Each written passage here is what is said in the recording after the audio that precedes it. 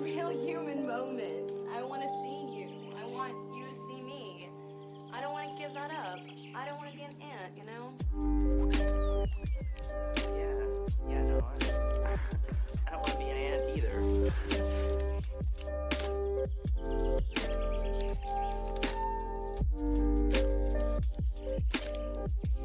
What the fuck? Did I get raided? What is going on? Wait, what? What's happening?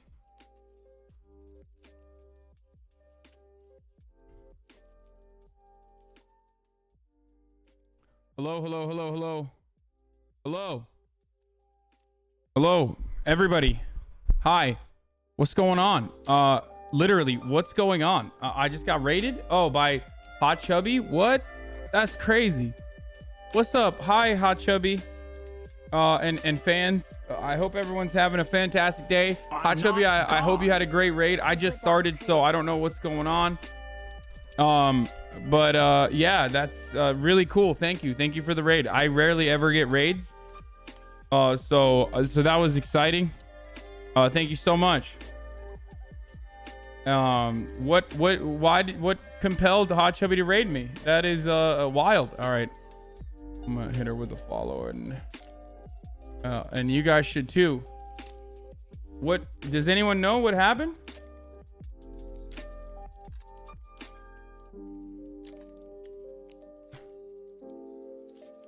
You're friends with 39 Daft? That's probably why. Oh, she doesn't know. Oh, she doesn't know, dude. Oh, Hot Chubby doesn't know that I'm not friends with 39 Daft. We're actually enemies.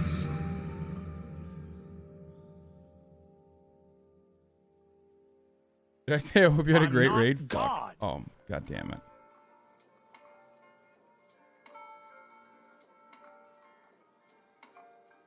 Yeah, we got production value out here. It's fine. I'm kind of a professional streamer.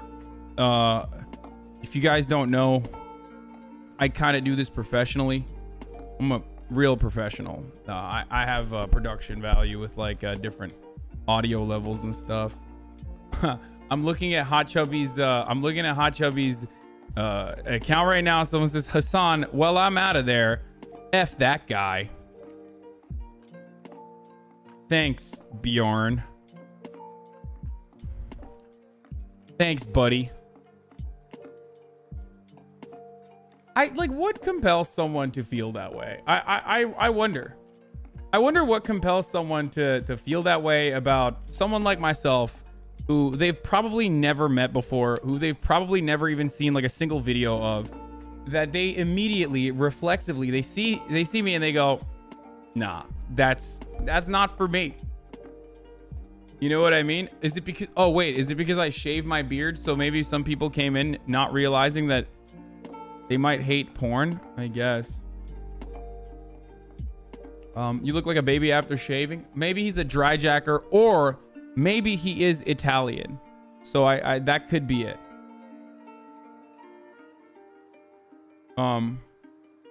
You're not Asian, neither a girl. You see Alberta's trying to get BC, Esky, and MB to secede from Canada. It's going under. Hashtag we will be heard. Critical support. I think Alberta. I think everyone should secede. I think Canada is a genocidal settler colonial state, just like the United States is. And I think that all of the territories that want to secede should be able to. And then after that, all of the land should be given back to the indigenous people.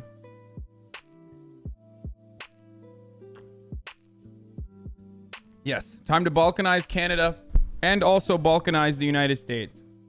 The reality is these are all a part of the greater Serbian empire that never was. I mean, this is all a part of it. It's all a part of the Plan Brothers. So now that I've Canada is Serbia. People don't know this. But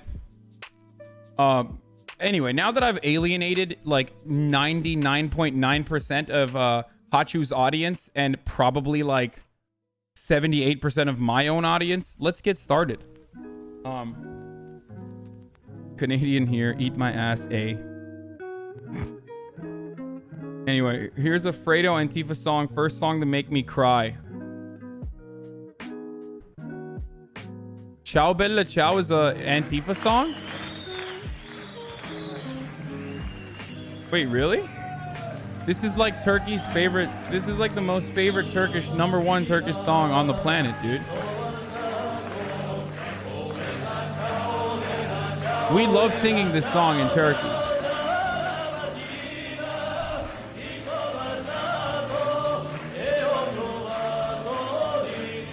This is literally the worst version of this song.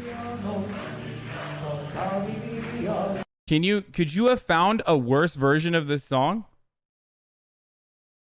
Is there literally a worse version of this song that exists on the internet? I think not. This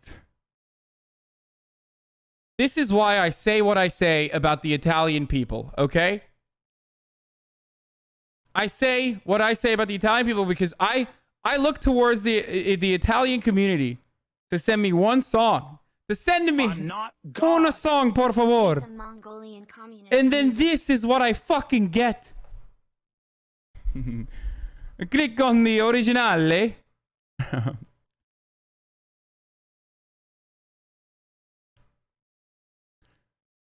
It's official. Hillary Clinton announces presidential run. Oh, 2015.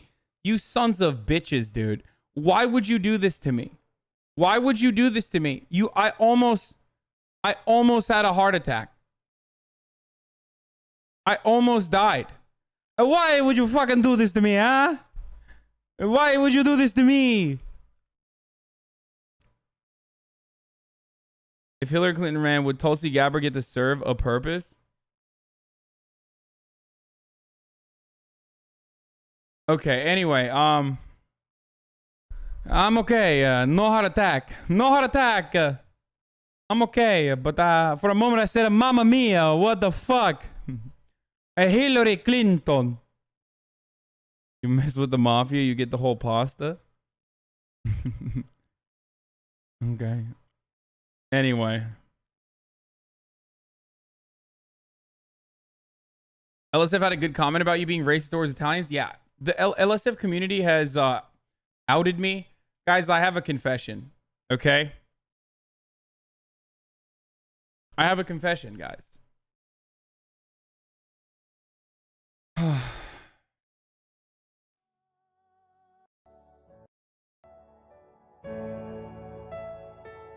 Look. People know me as a tolerant person. People know me as a tolerant person. And they say, Hasan, you're woke. At some point, BuzzFeed even called me Woke Bay. They said, the Woke Bay on your Facebook feed has a name, Hasan Piker. But I couldn't keep it a secret for far too long. For the longest time, I've been lying about being open-minded.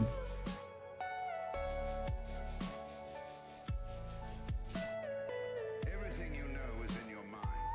Thank God to the dutiful, duty-bound investigative reporters over at LSF. They've outed me as being racist against Italians. Hasan commenting on another streamer being racist is pretty funny considering he created a meme shitting on Italian Americans and makes fun of them constantly, he says.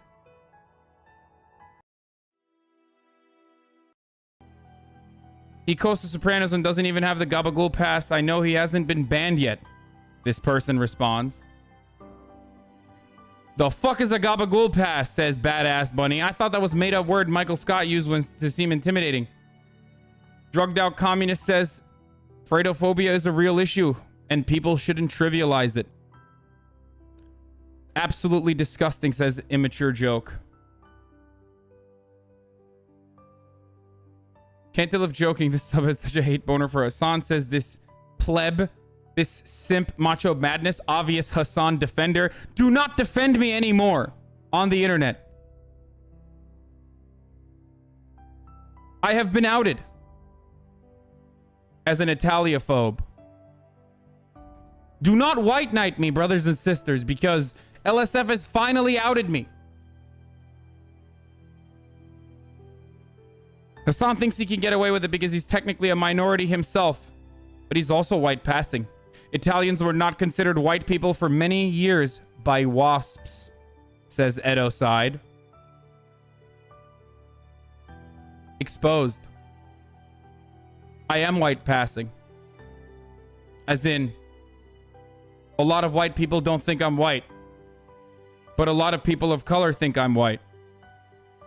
So I'm somewhere in the middle, like Logic, the greatest rapper of all time.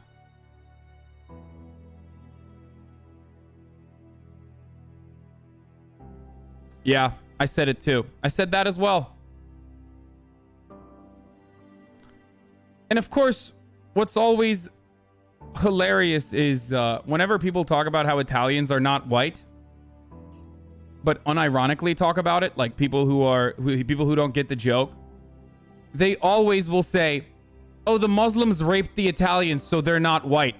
They were pure, but then they got raped by the Muslims, and then they became not white, which is insanely racist. Like, literally, they always follow through with like, oh, Italians are not white, but I'm saying this not from the point of view of an Italian person, but the point of view of a person who is like really, really, really racist and maintains like the same kind of belief that like Hitler did about the Aryan purity. The great de-mayoing of Italy.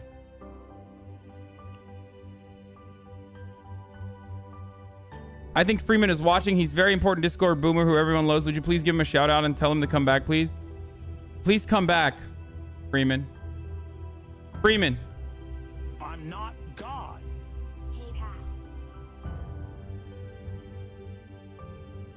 There you go.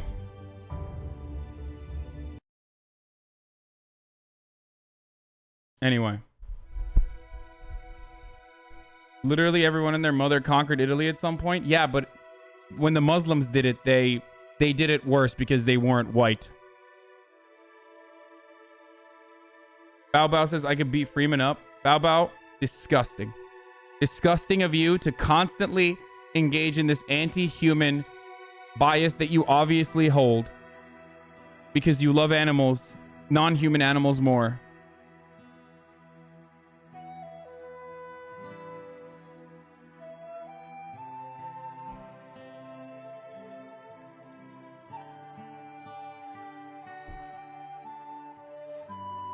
Do you keep doing the EU friendly to piss us off? Yes, I do. Okay. Expose time number 2. 1, I'm racist against the Italian race. 2, Italy is in the European Union, and therefore that's precisely the reason why I like to say my stream is EU friendly when it's not EU friendly at all. Yeah, that's why. No more lies. No more deceit.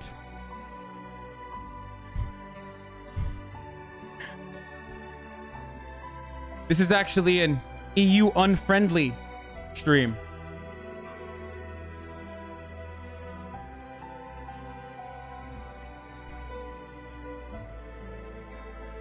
The least friendly of all EU nations, the Italian one.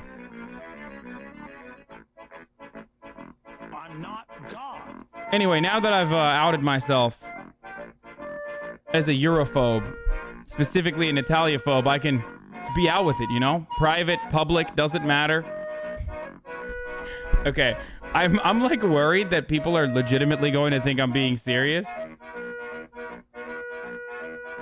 You're killing this bit every day. Okay, the bit's over. All right, we're done. I love Italian people, and if you don't, you suck, okay? All right. Anyway, Hey Hasan, can you watch a video I've been linking you since last night? No, dude, because you're annoying. You've fucking sent the video to me 100,000 times, so I'm not watching it out of principle now at this point. Okay, I'm a man with convictions, and one of those convictions is if you send me a link over and over again, and it gets to a point where it's fucking annoying, I'm just not going to watch it. Imagine watching Hot Chubby and then coming to this after watching Hot Chubby. True. Yeah. I think I'm probably never going to get rated by her ever again, I assume. But hey, you know,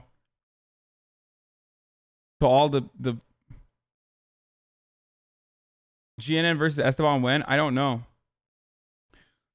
Will you try to play 7 Days to Die with Poke, or do you want to play another game? I will play 7 Days to Die with Poke. I will do that. I would like to do that. Yes.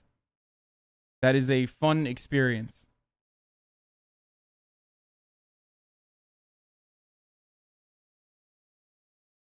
Damn, fame got into your head. You and what PC? Upgrade your PC? Yeah, one day, dude. Poke wakes up at like 11 p.m. lol. True. I feel like... Did you download your SSRID? My SSD? No. Did that Mother Jones reporter cancel you? He seemed to have left in a hurry. Dude, I literally don't know, dude. I don't know. I've been thinking about it. Like, part of me feels like he just... either I didn't give him, like, relevant enough information to what he was trying to write about. Whether it be my, like, disparaging sentiments about debate being purely for spectacle. Or whether it be, I don't know. Like, it could be any number of things. But... he literally left. I don't know if it was the Assad stuff.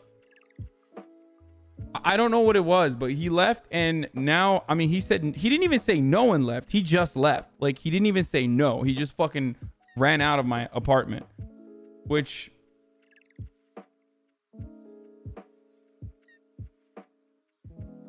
Bro, honestly, he said he just wanted to observe you, lol. I didn't even kiss him goodbye. So... I don't know. Oh, did he post an article yet? No.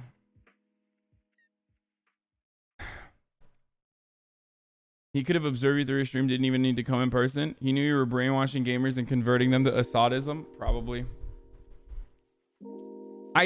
Did I shitpost too much? Did I really? I don't know. I really do worry that I sometimes tend to not show my best face forward. Or is that the kind of... Like, especially under these circumstances, whenever I'm in like a situation like this that's like kind of tense, or that I'm supposed to be really good on my best behavior, I always fuck up. I don't know if you guys are like this too, but I am certainly this way. I always fuck up.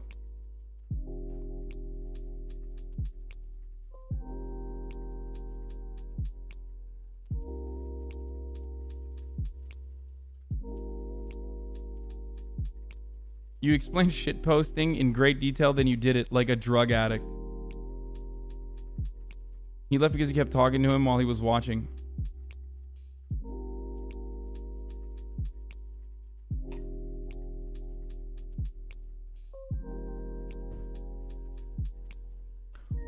Are you gonna play 7 Days to Die with Poke? I will do it. Yeah, I feel like you guys want me to do it really bad. I'm down.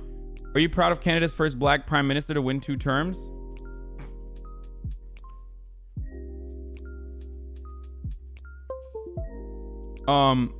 One term.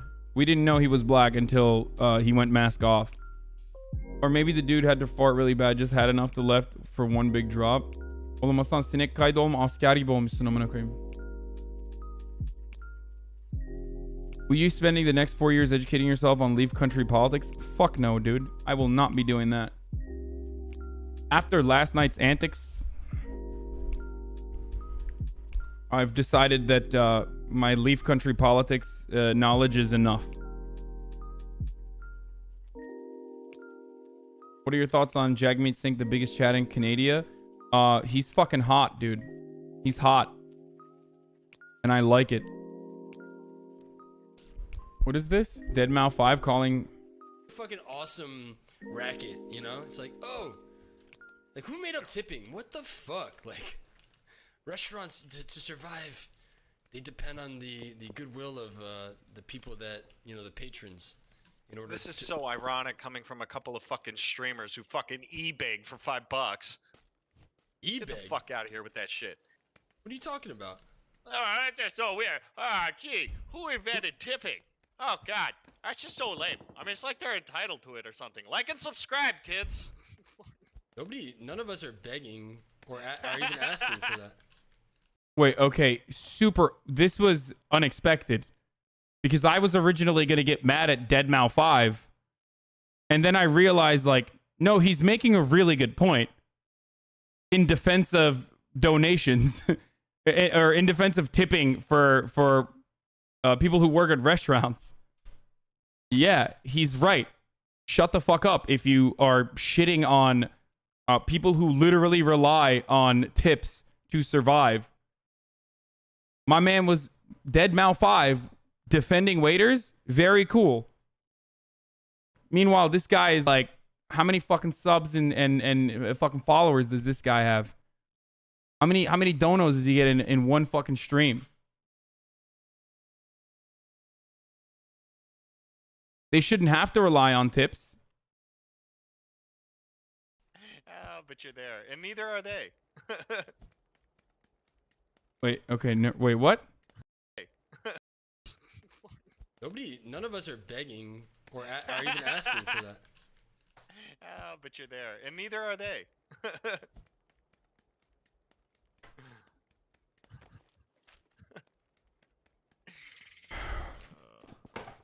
I mean, He fucking owned him. He did. Oh, don't be mad. He's mad. He's mad because he's not talking. I mean, yeah, my dude Grizz, whoever this guy is, got absolutely fucking owned, dude. Just absolutely demolished. And real and true. I can't believe I'm agreeing with fucking Deadmau. I feel like Deadmau says terrible politics. I don't remember why, but I feel like I've seen him say some like real shitty asinine things in the past, but he is, yeah, he is absolutely correct in this one. Imagine fucking being a Twitch streamer. Imagine being a fucking Twitch streamer and shitting on people working in the service industry for relying on tips to survive. What the fuck is wrong with this guy, man? Holy shit. Jesus Christ. Please subscribe to my channel while you guys are at it.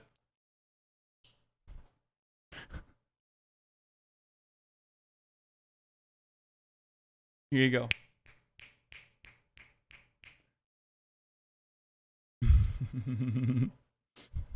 Literally no one. Isn't he shitting on the restaurant for making waiters depend on tips? Grizz also owns a restaurant.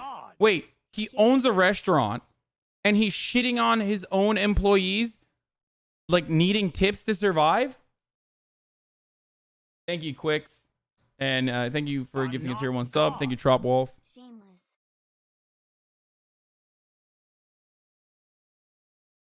Tipping shouldn't exist. The worker should be paid enough to live a good life. Fucking capitalism. I agree. God. Is someone transphobic if they use anti-trans language in private? Oh my god. Avelina with a 20 tier 1 gift subs. Holy shit. Avelina gave me 50 yesterday. I'm sorry. In front of the I apologize for that. in front of the journalist, and then he probably was like, fuck this guy. Steals wages, shits on wait staff. I'm not God. I wonder if Grizz's employees have ever thought about just not working for the day. You know, just for one day. Just stop working to see how his restaurant would operate without them. Sorry. I'm out of control. I apologize. Because a restaurant without the wait staff, bus boys, people who sweep up the kitchen is just an empty room. I'm sorry. With cockroaches. I'm out of control. I apologize for that. You know?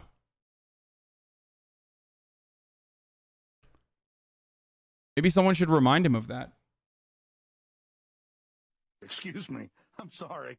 I'm out of control. I apologize for that. Abi subcount bozuldu mu dün 4950 amına koyayım? Hayır. Subcount bozulmadı. Sublar azalıyor devamlı. Otomatik olarak recycle ettiği için şu anda 4796 subscriber var. Anyway. I don't know, man. I might be Excuse me. I'm sorry. I might come across as a little aggressive when I talk about these sorts of issues, and I'm sure people are going to turn around and be like, you're a fucking Twitch streamer too, bitch. You make a lot of money. Fuck you.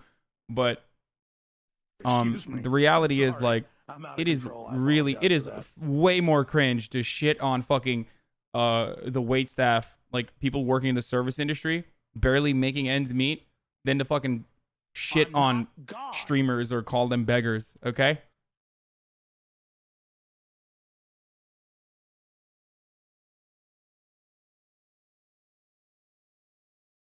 He's actually mad about it. Watch the VOD. He goes on about it for like 20 minutes after lol. You can see on his face that he did not enjoy that. I have no friends who do that exact face when you tell him off. He mad.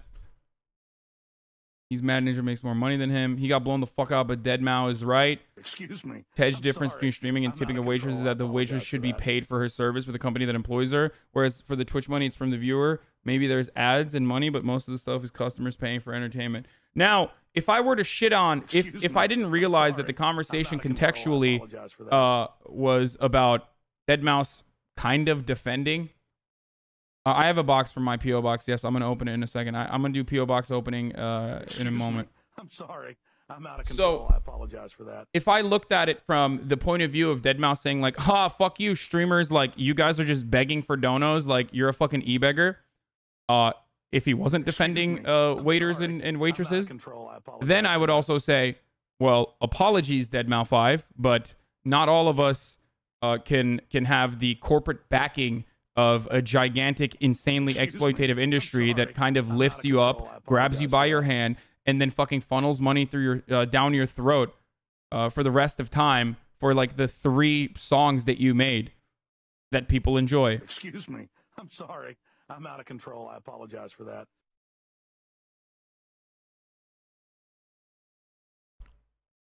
Like, some people have different ways to excuse me. Some people have different ways of entertaining others, and this is a very direct to consumer experience, so Pikar is how you pronounce my last name in my mother tongue. I'm out of control. I apologize. How is Deadmau5 wrong though?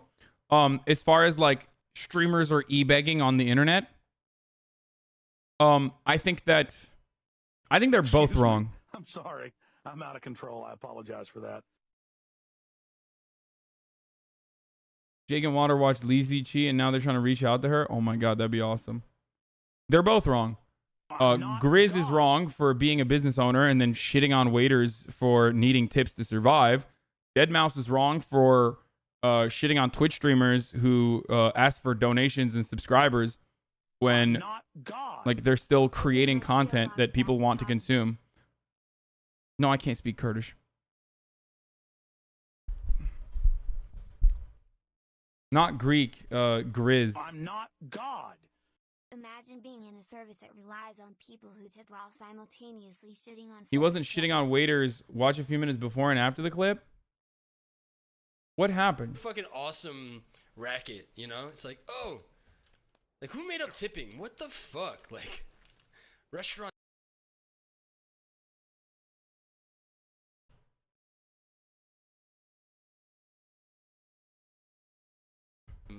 So much less because there's tips is bullshit in the first place. Dude, I'm gonna loot over here, by the way, guys, so that we have more loot. Oh, you just have to, because you don't know if that person's like fucking having a really shitty day or what, you know? It's like he doesn't want to be there serving you, you know, mediocre Mexican food, you know what I mean? Then why are you eating there? Because that mediocre Mexican food is, it's shit.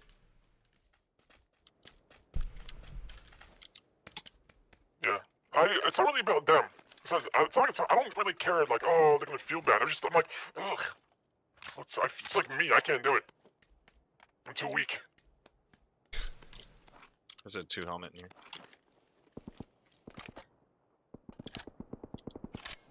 I think the whole thing that, like, they can, like, restaurants can pay them so much less because there's tips is bullshit in the first place. Like, what a fucking awesome racket, you know? It's like, oh, like, who made up tipping? Oh my God. They fucking clip chimped the shit out of this guy. What the fuck? Who the fuck on LSF is clipping this shit? He literally was arguing the opposite position. Oh my God, dude. LSF is the fucking worst. I feel bad. I'm so sorry to Grizz for attacking him. That is so fucked up. Go to his channel and apologize right now. I am. I'm apologizing right now. I'm so sorry. You should know who they do that. They do that to me every day. Yeah, that's true. I get clipped out of context all the fucking time. But all right, everybody, chill the fuck out. Here, I gave him a follow. Okay, an apology follow. What the fuck? Like, restaurants to survive, they depend on the goodwill of the people that, you know, the patrons. In order. This is so ironic coming from a couple of fucking streamers who fucking e-bag for $5. Get the fuck out of here with that shit. What are you talking about? Did Deadmau5 also misinterpret his argument or something? Like, what happened? Very important. Yeah, I saw the pee pee poo poo earrings, okay? My ears are not pierced. It's like when you talked about Canadian politics without context. It sounds like he's just joking around. Watch like 20 minutes beforehand. Okay, I'm done. I'm done with all of this, okay? Tim has become difficult for me to watch, especially with the sub and donut baiting. I used to sub to him for like 3 years, and I've been watching him for like 7. Now he plays with annoying people, plays the same game over and over. What? That's just how he is. He's always triggered. I feel like Deadmau5 was like the Elon Musk of whatever the generation before this generation was. You know what I mean? Like, everyone used to look at him as the meme god who's not supposed to be memeing. Like, you know what I mean?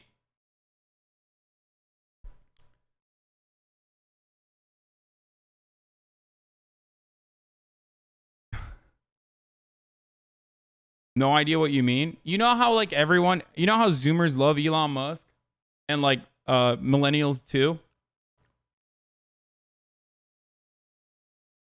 I feel like a lot of extremely online people kind of appreciated his like memeing and stuff. Well, I mean, it's dead now, but no one ever loved Deadmau. Millennials love both of them. Must be the same.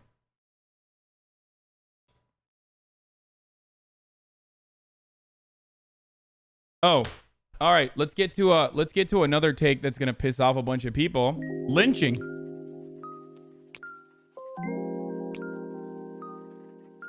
Stop saying Deadmau. It's Deadmau5. Wait, is it?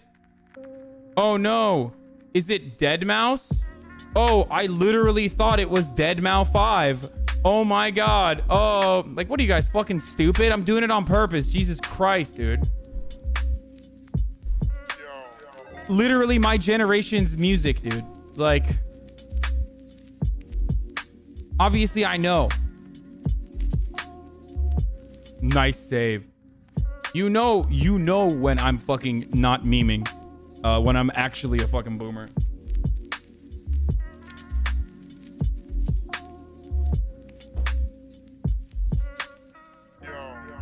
Anyway, you never know with you, Hasan. The sarcasm knower has logged on. I thought your generation's music was Beatles and the Beach Boys. Yeah, no, it's Frankie Valli and the Four Seasons.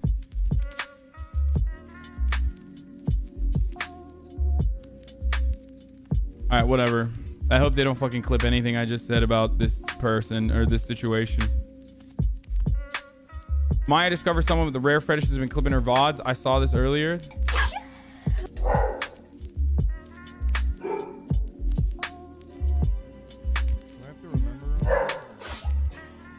Somebody went through my VODs and clipped me sneezing. I'm sorry. Everywhere. Everywhere. And they just titled the clips Maya 1, Maya 2, Maya 3. Because of some sort of weird sneezing fetish or something. You know how long it would take to go through VODs to find me sneezing like that? I saw this morning and I was like, what the heck? You know what? The next time, No! whoever clipped these, No! It took so long for me to compile those videos. What the fuck? This dude. The next time you sit down on your bed and you fucking get your lotion. It took me months of research and dedication to put those videos together, and she just deleted them. And you sit and you fucking get ready to get cucked, okay?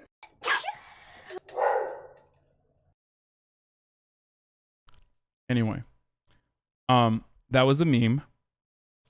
She compiled them in a single clip. Tanks. No, it's not the same. It's not the same.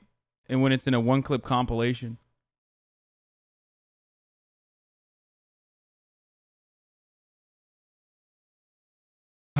It's time, Hasuni. What the fuck? Sneeze cells. Scuff Maya shows her bird handling. This is, all right, here we go. This is Harriet, and she is our little, these are our cockatiels. Put your finger out like that, and she'll go right up. Oh, this is her. It's gotta be fucking kind of shitty to originally start off as like Scuffed Pokimane and then have people literally call you Scuff Maya after Maya got like kind of big and became like a full-fledged streamer. It's a joke, Weird Champ. I guess it's still like still kind of fucked up.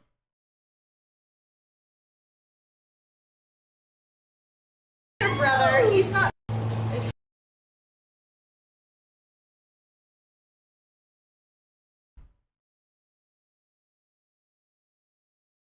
Scuffed Esteban? Yeah, I know. Good one, Scuffed Esteban. Omega lol. Hasan simping again? Dude, I'm not fucking white knighting, dude. Jesus Christ. What do you want me to do? Be like, oh, fucking Pokemon sucks. Blah, or ruthless businesswoman. Yeah, she is Scuffed Maya Higa. Ah. Are you happy? Was that good? That's LSF clipbaiting right there.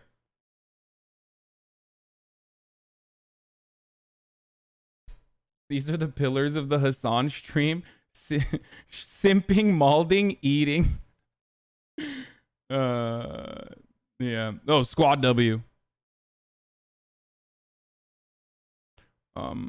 Clipped and shipped a pokey. There is a guy. That's not even a joke. There's like one guy who fucking, I mean, there's a couple people I think who are just absolutely insane, okay? There are some of Iman's fans, like some of her craziest fans out there who literally DM my friends, like my normie friends. If I go out with them and I tag them on my Instagram stories, they will DM them, like baiting them to be like, Pokimane, why didn't you tag her? Lol. And my friends will screenshot it and like send it to me like, what the fuck is this? Like, what the fuck is going on? Like, who is Pokimane? Like, insanity, dude. There are these people out there who are like, we know you guys are hanging out in secret. We're fucking not, okay? We literally don't talk to each other. Like, we do not even fucking talk to one another, okay? Jesus Christ. It's probably no virgin shaming. I mean, they are. They're nutty with it, dude. Some people are low-key kind of nice with it. Should you be tagging your normie friends being a public figure and all? Yeah, it doesn't matter. They're not like normie. They're LA normie. LA normies are still like celebrity adjacent. You know what I mean? Like one of them is like a vegan vlogger and shit like that.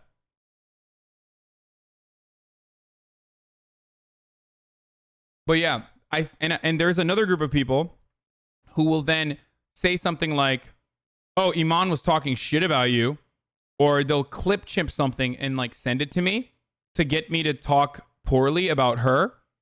and then they will clip chimp the clip that I was talking about her on, and then send it back to her to like have this weird dialogue.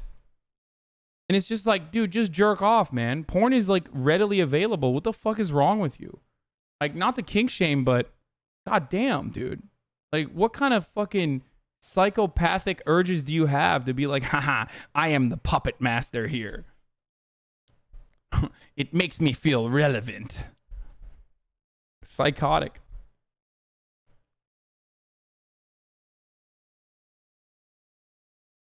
Not enough Arabs in porn. Yeah, there aren't enough Middle Eastern pornographers out there, so. How hot is this? What? Why did you... What? Okay, I'm banning you, dude. How many months of a subscriber? 3 months subscriber? Gone. Gone. Never do that again.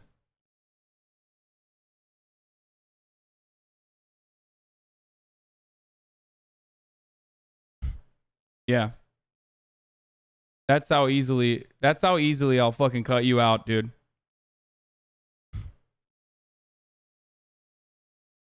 Did you think it was hot though? I will literally ban other people as well.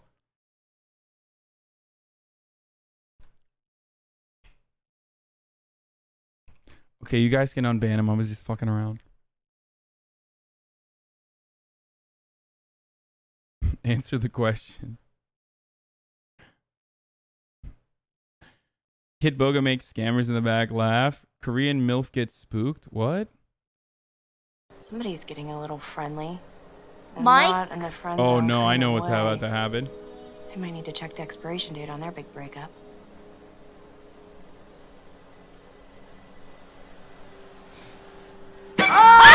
Somebody's getting a little... I've been there. Wait, why are they calling her Korean MILF?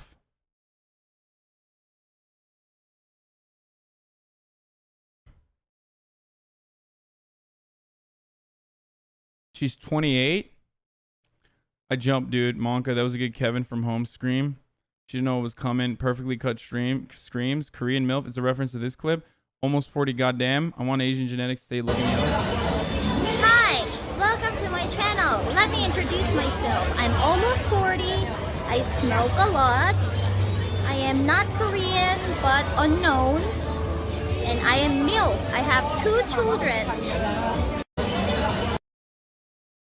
Wait, is that real? Hi, welcome to my channel. Let me introduce. Is that real?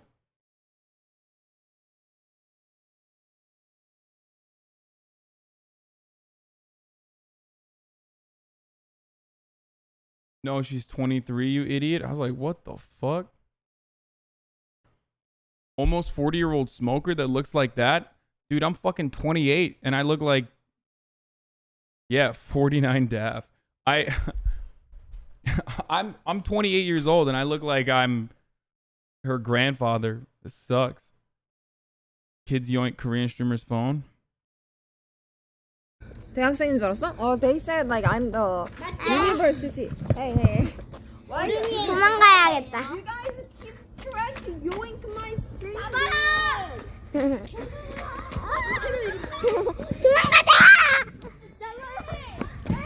Damn, you can't even catch her with her little ass legs, dude. Get out of here.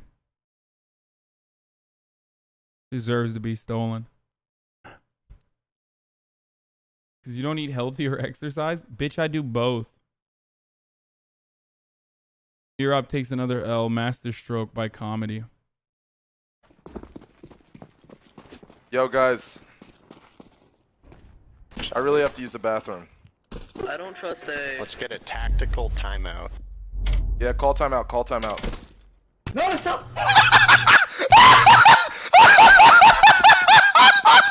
Wait, huh?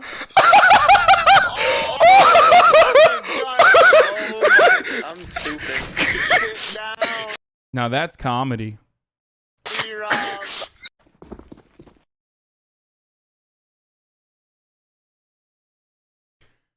Finally. After Bad Bunny doubling down on stream, he leaked slur logs were fake. Mindwaves posted the video evidence. The dogs are real. Why does anyone care about this? Like, is this... What's going on? Is this something that people, like, actually care about?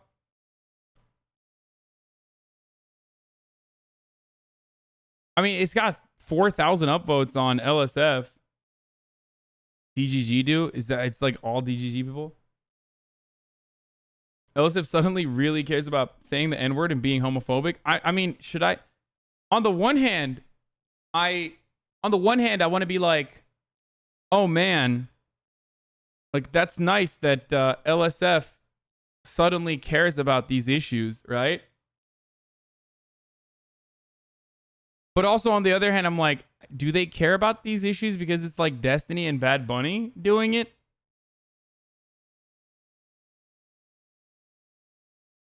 I don't know. I think it's mostly because Mitch got banned last month for N-word leaks, I think.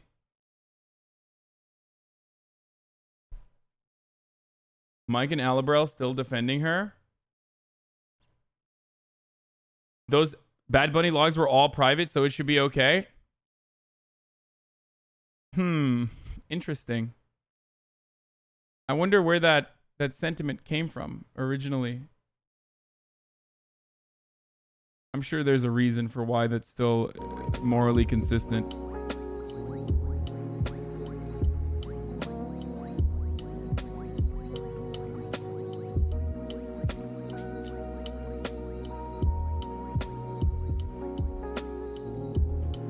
Raj gets 30k viewers discussing the N-word every... Yeah, I know. N-word every week. True. Trainwrecks Uncaged. Uh-oh. Her backside while she was doing yoga poses.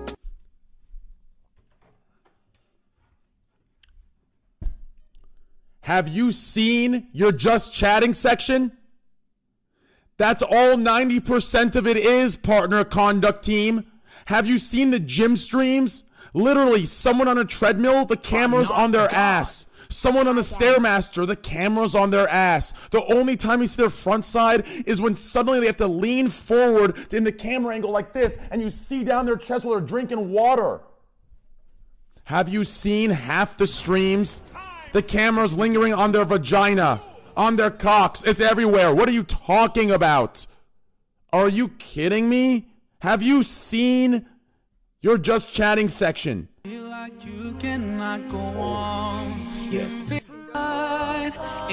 Oh my. Is always by your side. Her backside while she was doing yoga poses.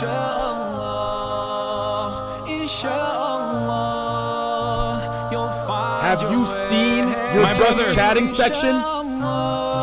That's all 90% of it is, partner conduct team. My brother. Have you seen the gym streams? I agree with you. Literally, someone on a treadmill, the camera's on their ass. Someone on the Stairmaster, the camera's on their ass. The only time you see their front side is when suddenly they have to lean forward in the camera angle like this, and you see down their chest while they're drinking water. Have you seen half the streams? The camera's lingering on their vagina, on their cocks. It's everywhere. What are you talking about? Are you kidding me?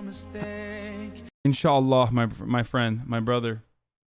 Ban all of the kuffars, ban all of the haram off of this fucking platform once and for all, my brother. Soon, my brother. Chat, please know not all Persians are like this. Oh, Jesus Christ. Zina! Yeah.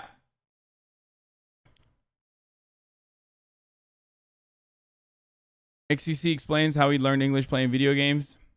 Yeah. I will walk. Like that's like most of what I knew from like the school, you know. Well, like you didn't know like complete sentences, like you didn't master the language. I didn't anyway.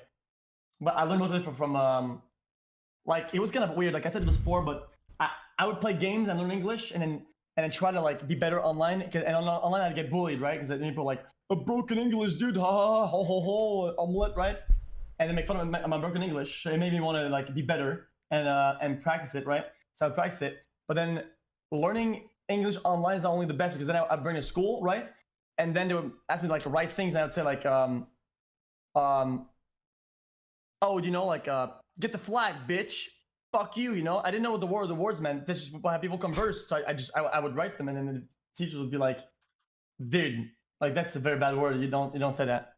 But you just learn from the gamer lobbies. Did. This is an AI? Yes. I'm not God. That's an AI. Right? This is an AI.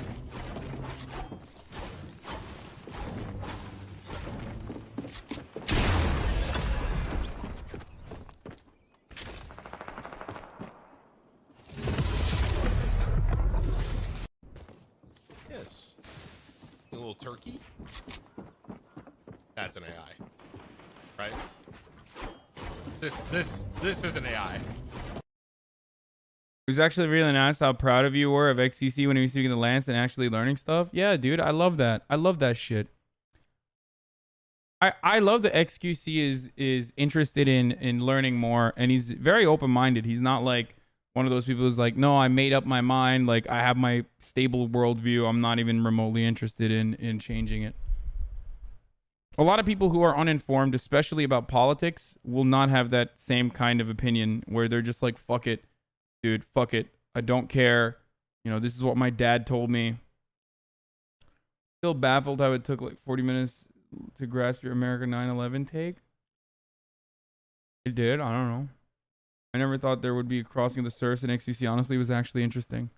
Well, that's what you get on this stream. You might notice a deeper... We're going to get back to this reaction shit in a moment, by the way, after I talk about the lynching stuff. Yes. I can feel it. Can we go a little bit deeper, please? Yes. Oh, my whole entire feet. Mods, clean this shit up. Mods. The scientists Mods! at McGill. You might notice Why? What's happening? a deeper feeling of relaxation. Yes. What the fuck, dude? Jesus fucking Christ, dude. To be fair, though, it's his audience, so they're all also 12. So it's probably not pedophiles. It's just like, maybe it's just like gay 12-year-olds. You know what I mean?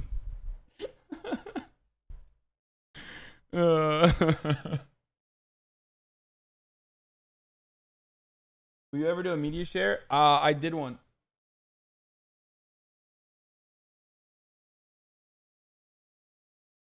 Shoe and puke? On już boksuje. Kop, cyk, kolanko. O kurwa! Oh, okay. That's not good. Now that Destiny is... Now that Destiny is unbanned from LSF, Rajj can no longer keep this meeting with Mike Tyson hidden. Bro. Some of these power users are just so desperate to farm karma. God damn, dude. This is like from 18 months ago, homie. This was like in a totally different timeline. You know what I mean? Like Trump wasn't fucking president back then.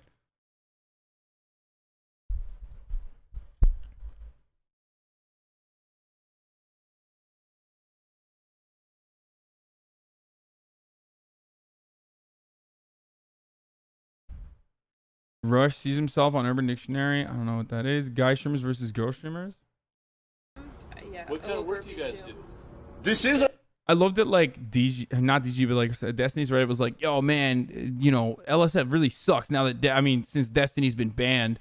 And then like, what did they do? What have they presented? And Destiny does have good clips. Like Destiny does have some fucking Pog champ moments every now and then.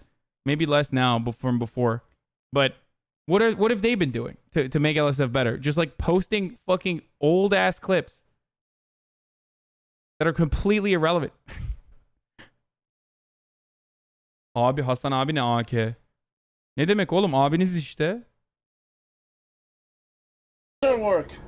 And this finances you. This pays your rent. No, not at all. No. For me, no. For me, it does. I have insurmountable debt. Because you bought an expensive camera and you were thinking that it would, pay your way? I mean, it's been working out. It's been working out for me, I guess. But how?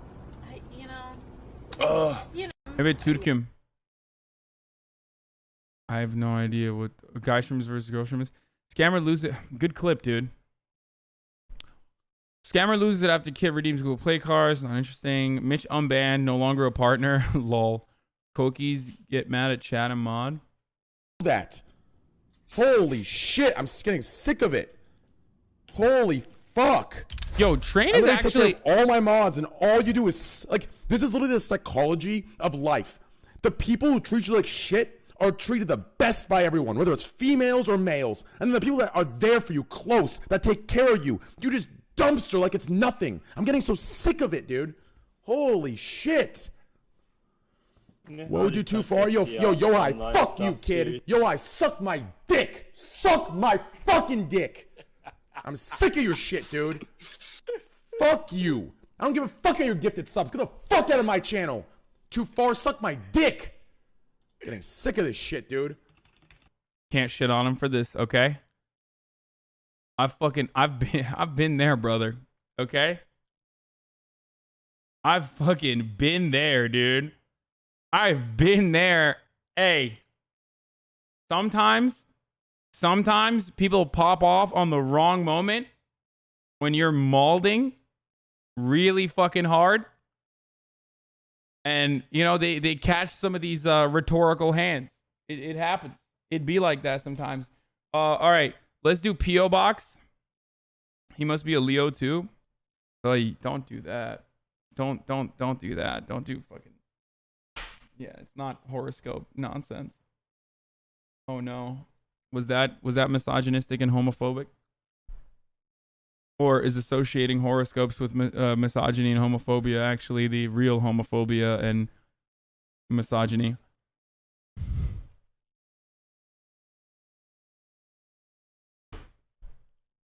Canceled. Double down. Double canceled. This is sexy. You'll finally meet someone you can trust with everything.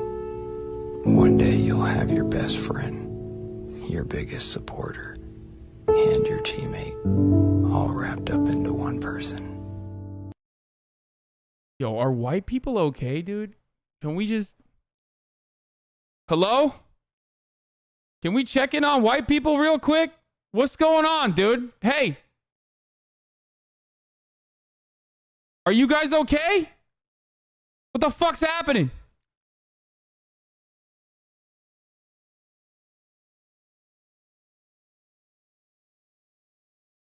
Don't tell me you don't kiss your mom on the mouth. No, of course not, dude. What the fuck? Okay, let's play that again, though, for real. One day, you'll finally meet someone you can trust with everything. Nuzzles, ooh woo. One day you'll have your best friend, your biggest supporter, and your teammate all wrapped up into one person. That's an easy retweet right there. I'd watch their sex tape. Don't say that out loud, dude. That's on the internet now. That's...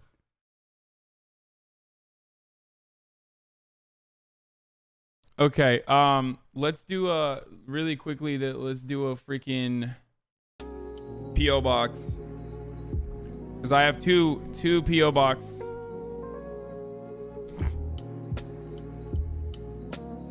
I got two things in the P.O. box today.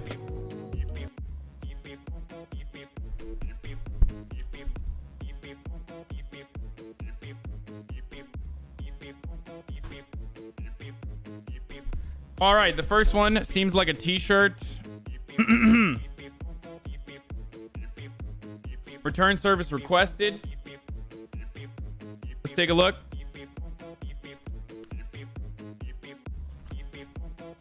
This looks like a shirt.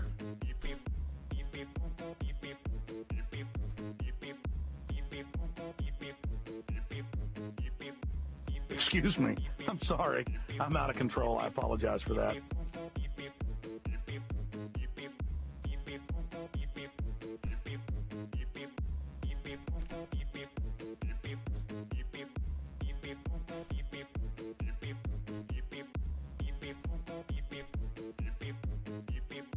Oh my god, dude.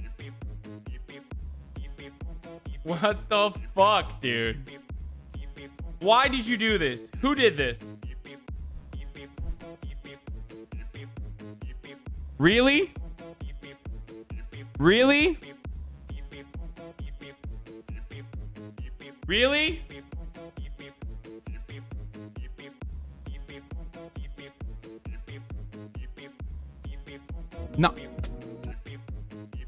Not even fucking Delaney, dude. Not even Delaney, really? You're gonna give me a fucking Gillibrand shirt?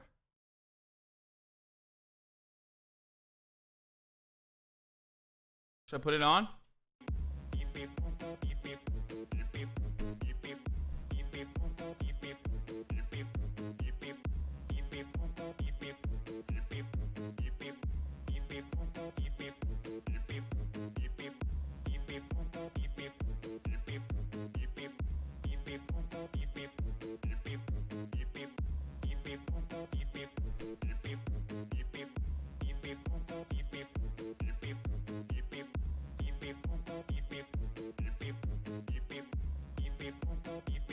Put on the hat before you get banned? Why would I get banned? Also, why does it show the pink so weirdly?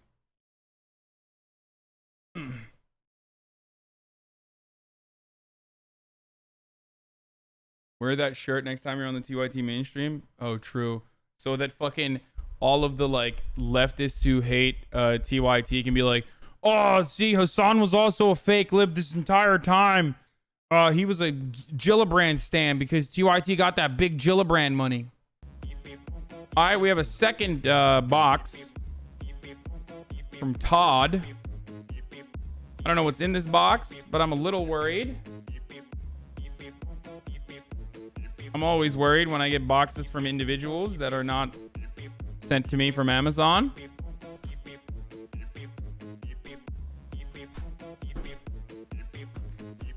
See what's in this.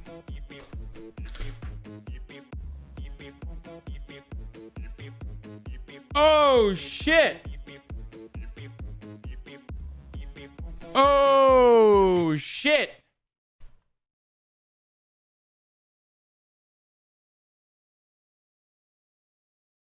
It's actually anthrax.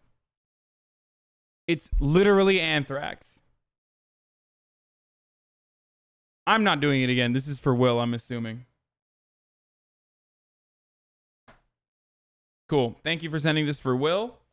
Very nice of you, whoever sent that.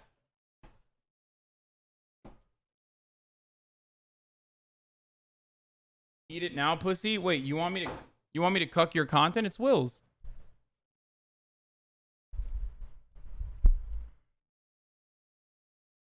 Jesus Christ, dude. I should have never done this P.O. box. Okay, this is what you get. One day, you'll finally meet someone you can trust with everything. One day, you'll have your best friend, your biggest supporter, and your teammate, all wrapped up into one person. Keep saying. You'll finally meet someone you can trust with everything. Keep saying. One day you'll have your best friend. Keep telling me about eating the chip. Supporter, oh, is it time to eat the chip? Teammate, is it? All wrapped up into one person. Maybe it's time for more mommy content, huh? Don't make me do it. You'll finally meet someone you can trust with. It's better than your TikTok. I'm not True. God. Okay, Soft23, just worst time to subscribe, homie. Like, I can't. Like, this is forever. Like, this is. Now we know that you are. This is what you're into. Like, you waited until this moment to subscribe, really?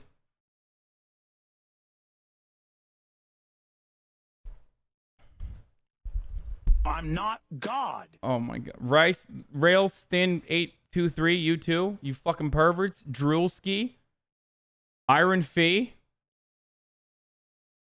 I'm starting to like the video. Keep going. Excuse me. Yeah, I was I'm actually sorry. trying to I'm out normalize of control. I incest. apologize for that.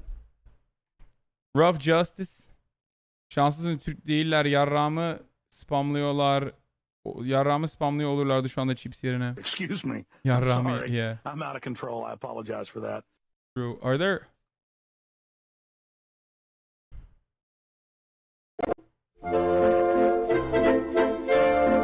Excuse me.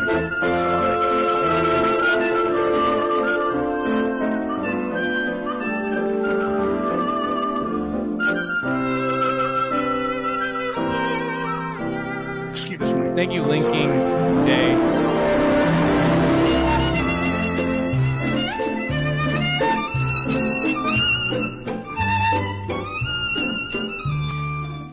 Excuse me. I'm sorry. Thank you, I'm out of control. Decatron, I for the 10 tier apologize 1 for gift that. subs. Thank you.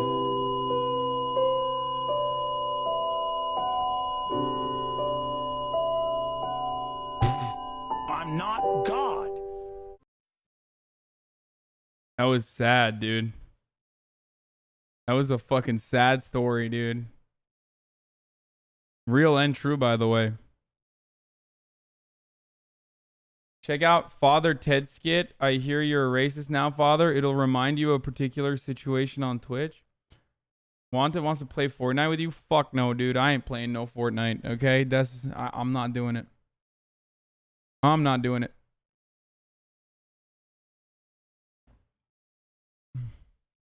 I love Wantep, but I'm not playing Fortnite. Thank you, Noel77.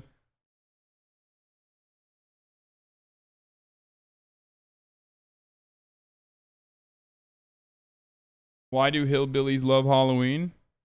Because they love to pump can. Oh, damn. Put him tis.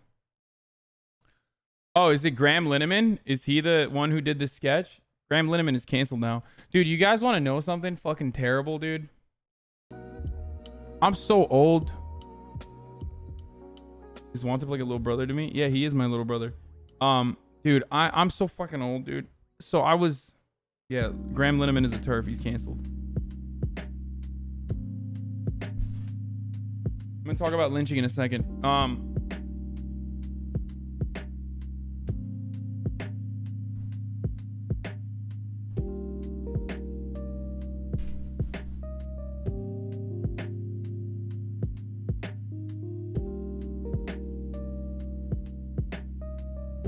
Okay, it was getting too hot. Okay, so I slept on my left arm in a weird way last night.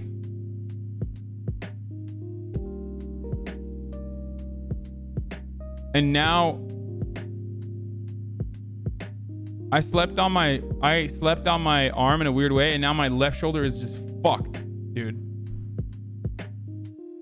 Just totally fucked. Just absolutely the worst.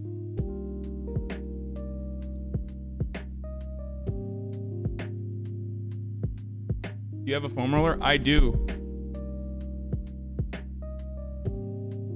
Hey, Hasan, I found a shirt for you.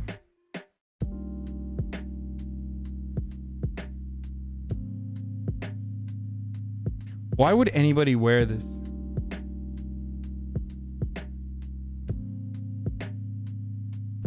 Why? Sometimes I wake up laying on both of my arms and they're paralyzed, so I just have to flop like a seal to get off them.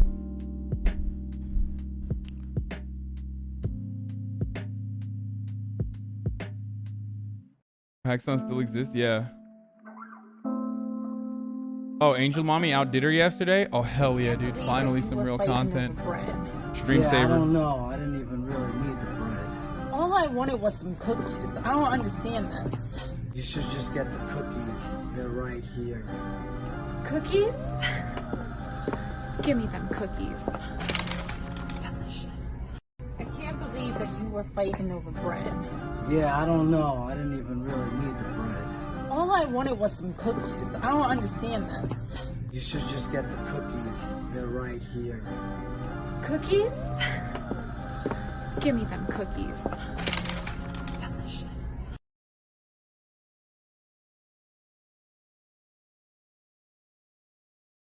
Yo, are Zoomers all right, though?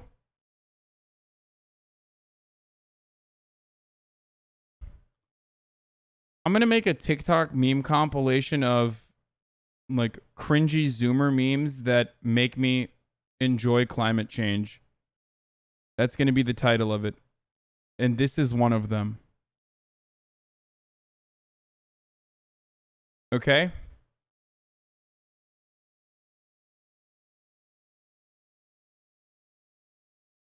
Why are you on the Spanish TikTok? I'm not.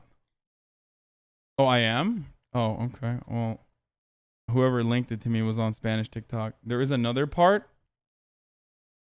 Part 1 is on John D's page. This is part 2. Oh, they're trying to fucking... They're trying to sell this shit, too. Is this part 1? What are you doing in the fridge? What do you mean, what am I doing in the fridge? Exactly what I just said. They told me I couldn't be in the cooler anymore. So I have to sit in my fridge. Well, at least everyone knows now you don't live in Walmart. Oh, yeah. I guess you're right. My left stroke just went viral.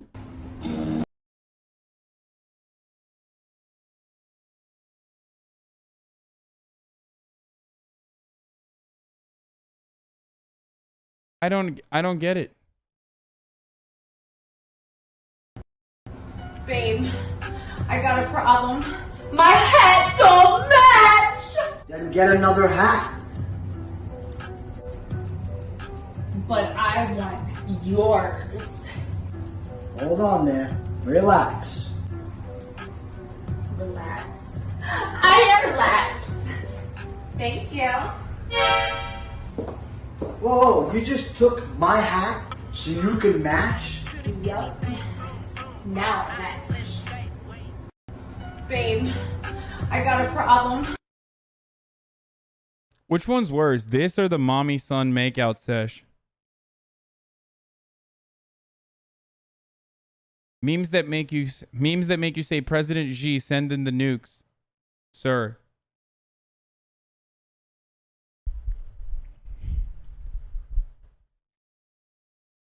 Bro, you got a crush on her or something? Yeah, I do. I have multiple crushes on her.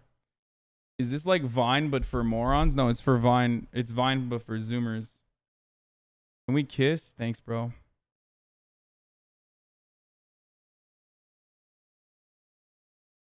Memes that make me an anarcho-primitivist posadist. Those two ideologies don't work with one another.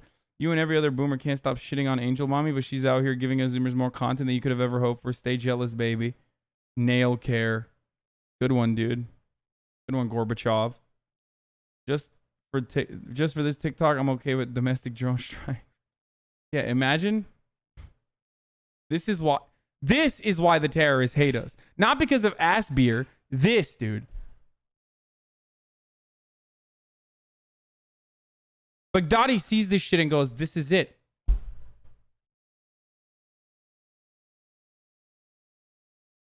Bin Laden predicted TikTok. Play Asbeer? I can't. We cannot let this spread. Memes that make me welcome the inevitable crash of our economy and subsequent dissolution of our society. Yeah. This is anti-comedy, but without the intent. True, dude. Wait, hold on. Maybe I should just do this and then go with the American language. Please don't tempt me, please don't tempt me. We brought smoke, got plenty. I want it all, I'm 50-50, hey. That bitch a baddie, hey, she called me.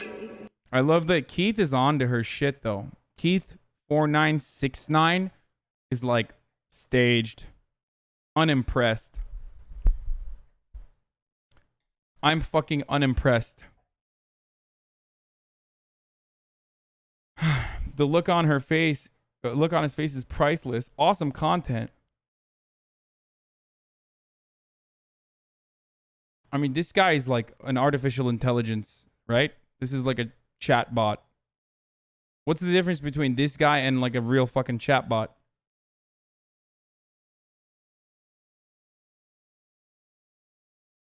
LMFAO! Forrest, like and comment.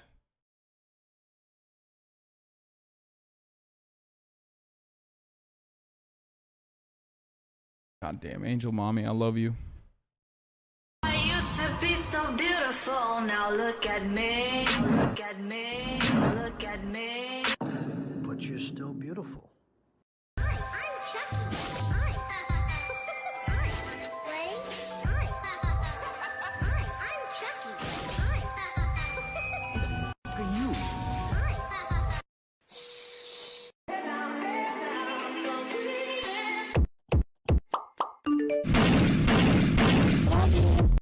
I used to be so beautiful, now look at me, look at me, look at I don't understand. As a newcomer to the TikTok world, I don't understand what's going on. Half the time, like, I got on the platform, but it's not working for me. It's not work. I don't have this kind of.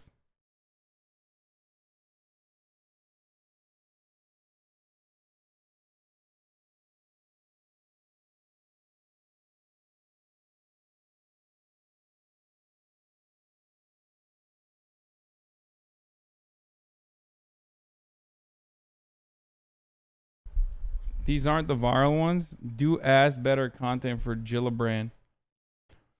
Check out Muhliza. She's the only good TikToker. Can't appreciate real talent. Shaking my head. 3 Lisa's Twitter thread on the subject is the best primer I've seen on TikTok. Send it to me. It's the ass. That's why people watch this. It's all avant-garde, anti-humor. But I guess it... Okay. If we're being honest, I know why people watch this. It is avant-garde, anti-humor. But the perfect part about it is that it's like unaware that it's anti-humor. Like, these people are not aware, I don't think, that everyone's like making fun of them. They're laughing at them and not with them.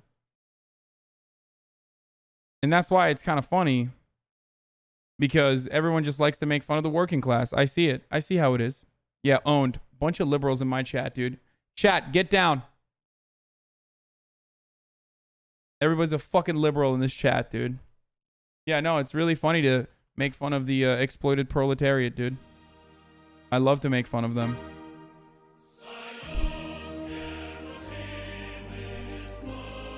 Get down, chat. Get down. You're overthinking this. Is just nice. Size and cringe.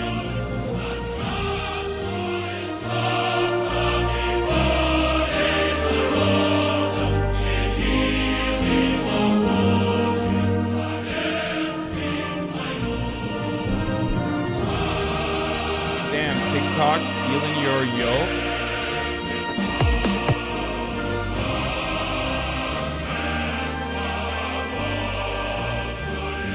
What is this?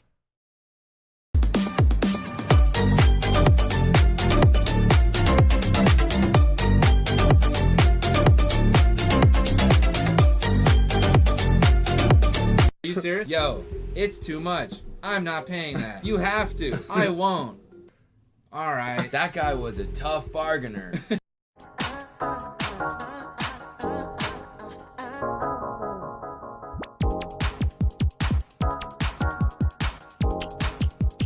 This video is sponsored. Echotron, I already opened my P.O. box. You sent in the... Did you send in the chip? It's here. I got it. You missed it. Sponsored by Squarespace. Stardust LEDs for life, baby. Looking to transform your room into that vaporwave aesthetic? Check out StardustLEDs.com. First. Tell Cassandra I said what's good, 3rd period. Oh, you must be that new kid. I've been here. What's your name? Chris. Well, my name is Natasha, but everybody be calling me Tasha. Hi, Natasha. You want some? No. No. No. Okay. So, like, between 3rd and 4th period, we go out to my car. I'm good. Nah. And we go get food before. Is this the Moxie face reveal?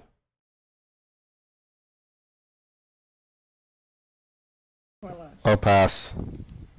So you be trying to go. I don't want to. I said I don't want to. I'll pass. Well, that shit's over. I don't want to go.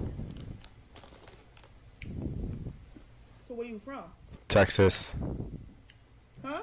Texas. Huh? Texas. Huh? Texas. I can't. It's literally Moxie, Hey, dude. hold on. Where you from? Texas. Of Of course you do. Sucks. Damn, boy. Damn, boy, he's thick. Boy, that's a thick. Let me know if you're comfortable. I found your vibe, and I found my high. Hi, I'm Kim Kardashian West, and something you might not know about me is that I'm a really good cook, and I love to cook. Anime is an important part of our culture. Oh, look at him tremble. He's gonna burst a blood vessel because I dissed his wife. Don't you like it when these diamonds look? I'm a little closer, sexy boy. A little. I'm going between losing and winning so hard. I don't even know what's going on. Do you think a lot of people on TikTok try to get away with almost appropriating black culture for internet clout when the same people frown upon it IRL? What? Dude, you just described literally every facet of popular culture, dude.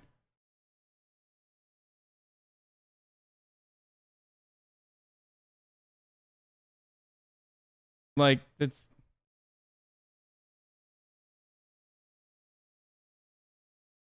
Like every facet of popular culture is just like ripping on like marginalized communities and just like getting away with as much rippage as you can until like some fucking white middle America weather woman mom also starts dabbing, and then it's ruined, and then the cycle continues.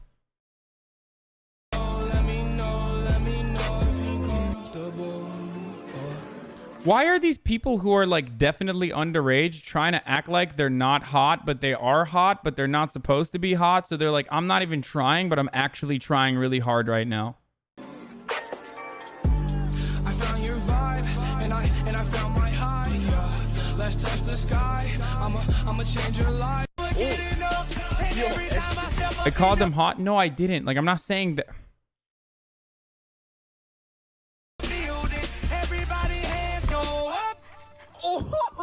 And they stay there. Respect. She see money all around me. That's not clips of me balling. I can't ball that hard. Look like I'm the man. Yeah, but I was down and out like last week. Tell me, where have you been? Yeah.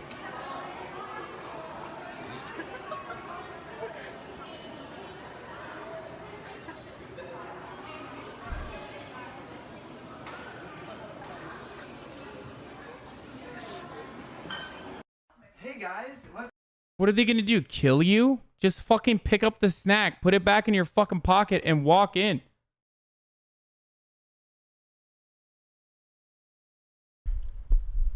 Yeah, dude. The guy working there for $7.25 an hour is like, oh no.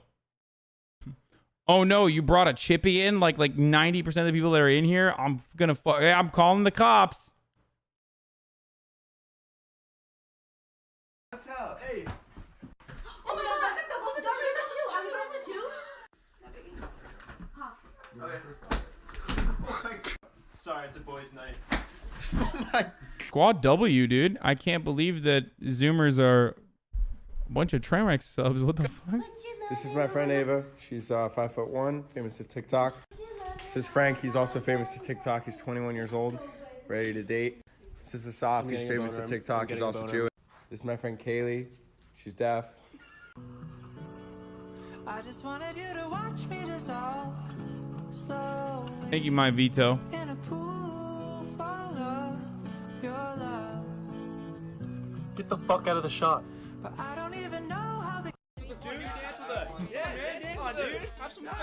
I'm good. Let loose a little bit. Come on now. I can't dance. What'd you say? What? I can't dance. Oh, you're full of shit. Come on now, here, I'll throw it up. I threw it up. Hit it. Oh, what the fuck? Hello, I am your genie, and for freeing me from that lamp, you get one wish. I thought it was 3 wishes. Whatever. It's fine. Could I get a Is he wearing a red elephant's hat? remote control that controls my life? Oh, never mind. He's just wearing a... Okay. For a second, I thought my boy was K-Koning pretty hard. You know, like fast forwarding, rewinding, stuff like that. Of course you can. Here you go. Wow, thank you. Now have fun, but remember that was a very powerful... What are you doing? Huh? Oh, nothing. People are saying that the Shrek the Third collectible McDonald's cups got recalled for lead contamination in the paint. Shrek would never do that to me. And no one's gonna help her? Wow, some world we live in. Hey yo, project card check. No, TikTok is only funny if you've gotten multiple lobotomies, not one. If you get one lobotomy, you're like, man, this shit's still kind of cringe, not gonna lie. But if you have 2 lobotomies or more than 2, you're like, oh man, this is fucking peak content, homie. What the fuck? I'm fucking laughing right now, dude. I'm laughing. I'm shitting out of my doo-doo ass, dude. Fast, 400 on the dash, 55 bills, but 50 for the tax on the bag. Okay, My that was sister kind of cool. Watched so many TikToks that she reached the end of the For You page. How do you do that? How? Damn. You're addicted.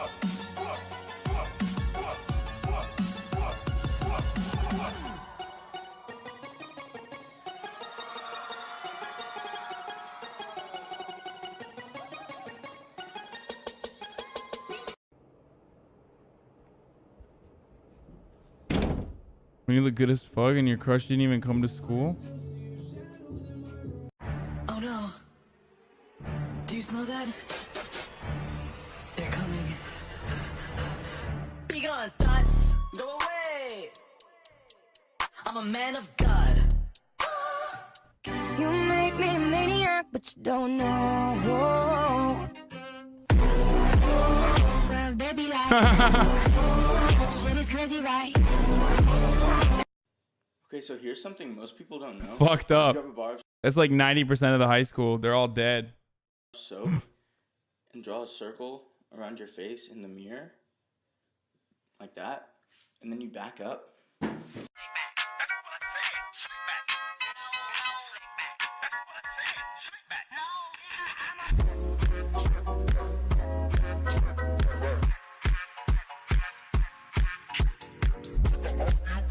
How girls do homework?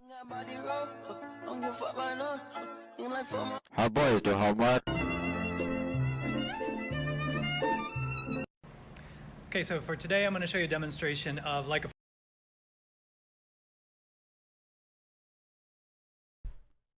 What happened to this next generation? I'm becoming reactionary by the moment. Like, I'm looking at fucking Zoomer humor and it sucks, dude. It fucking sucks, dude.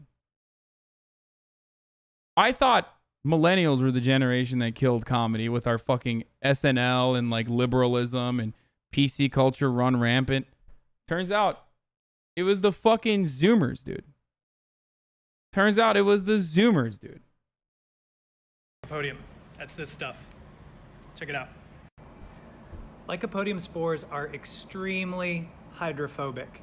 They just do not mix with water at all. Check out what happens when I stick my hand inside the water.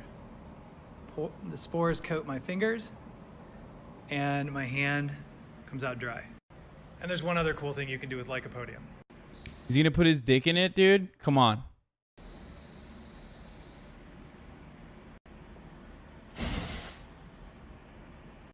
That was totally worth it. I looked at my butt in the mirror. Oh my god, I got cakes. No, I have cake. My shit's I got like, cakes. You see me in the I'm shower. like skinny. No, my butt literally jiggles when I walk around. And everyone says it too. Me too. Walking it. No, because my shit's like, it's like skinny, but then I have like a fat ass. So like, if I was a girl, I get so many dudes, bro.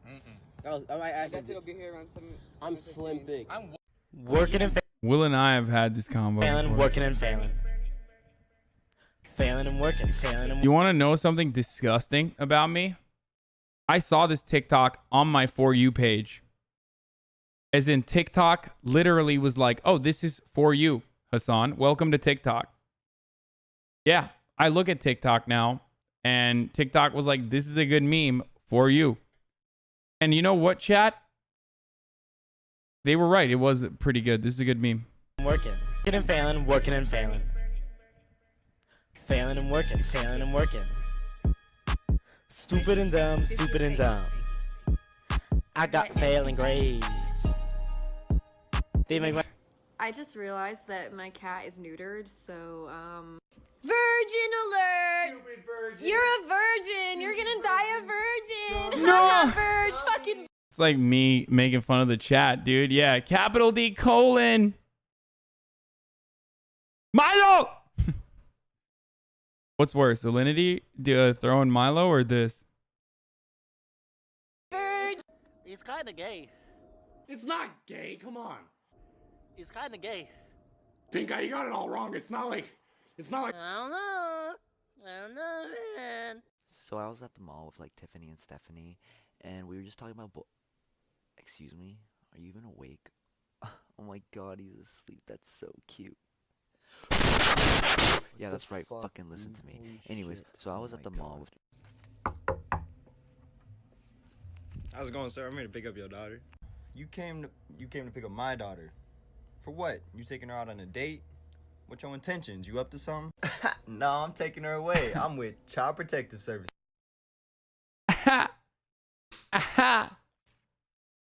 Hey. You barking at, huh? You barking at, huh? Bork? Big Borker? Mr. Bork? Hi. Hi, Mr. Bork. Hi. Hi. Hi. Sorry. Yo. Fuck. Show. Does Fish have a TikTok? More fish content, please? Sure. This some thought shit. Bro, that bitch know what she doing. So you really not gonna come to my trampoline party? Why are you bad at basketball? What? Why are you bad at basketball? I'm good.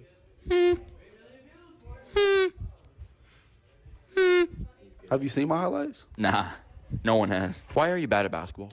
Because my dad made me like this. That's not funny. You're ugly. You is too. Wait, is this the fucking kid that ran up to XQC? Or something at TwitchCon? Wasn't this that guy who... No? I mean, same energy, I guess? The kid that ran up to XQC and was like, will you subscribe to my channel? And he was like, no. Get the fuck out of here. Too. All right, man. We in the same boat, dog. Bro, I look like Peyton Manning. Why are you bad at basketball? I don't work hard enough, man. Why don't you? It's too much work. Wait, I'm noticing a trend here. Is he just like going up to black kids and asking them why they're bad at basketball? Like at first I thought maybe he was like the first kid looked like he played basketball, like he was taller than most. So I thought maybe he like actually played basketball. But then the second guy was like, oh no, they actually do all play for UM? Really?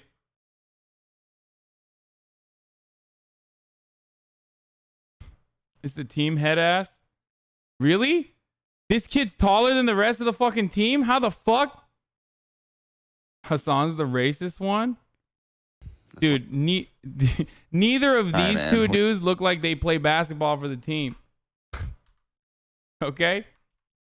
Like at least this guy has a student athlete energy. You know what I mean? He's got like, listen, half of you guys are like 16, so you've never been to college yet. But this is like extremely, I'm a student athlete energy. Okay? Like the way he's sitting, how tall he is, the gear. These guys, on the other hand, they're like, he just kind of, I don't know. He looks like he just like walked up to some random people. Oh, they're all 6'4". Wait, how tall is this fucking kid? Heightism him against basketball players. Great one, Fredophile Andy. I don't work hard enough, man. Why don't you? It's too much work. That's why I don't work hard enough. Can you please leave? Okay. Thank you. Why are you bad at basketball? I've never heard somebody said I was bad at basketball. Yeah, you bad. Damn, okay, I guess I'm sorry. You look like a squirrel, bro. Bro, you look like a mole rat.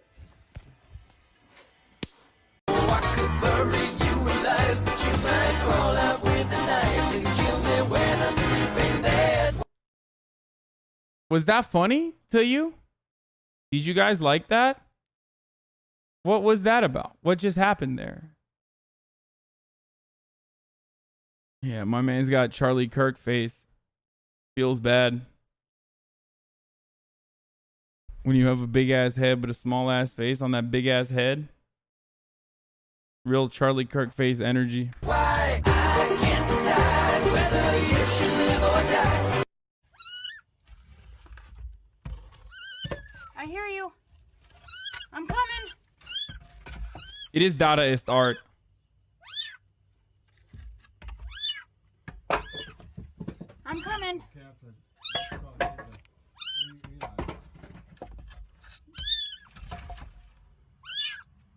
I see you. I see you. Maybe I was put on this earth just to die.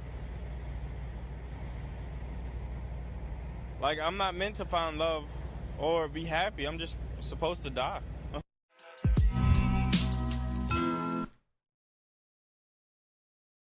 Wait, what the fuck? That was the fucking... That was the TikTok? That doesn't make my day even a little bit better. That makes my day worse. 2019 printers, there's a failsafe built in that when you try to copy any type of American currency, it automatically voids the money and turns it black, so there can't be any copies made of the money. If you don't believe me, watch. I'm gonna do it right now. So we're gonna go ahead and close this, click start copy. It's gonna start copying. We give it 5 seconds. 5, 4, 3, 2, 1. And watch this. When we open it back up, the money's turned black. What the heck? That makes no freaking sense.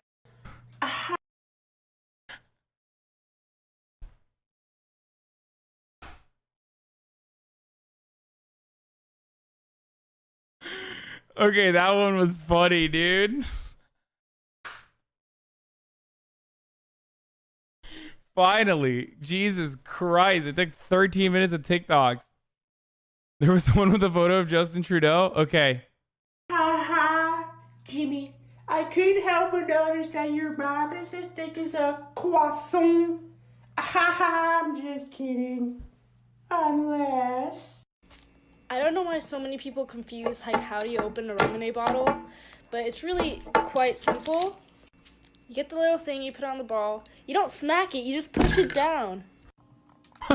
What the fuck? What? You don't smack it, you just push it down.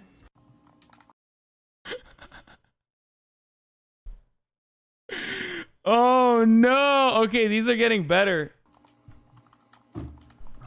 What? I need you to take me somewhere real quick. Bro, I'm playing games. Bro, please just take me to my girlfriend's house real quick. I'm playing Xbox. But her parents are home.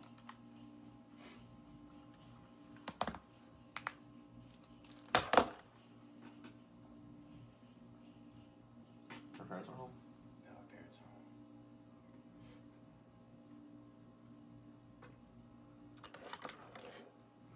Boys, I'll be back.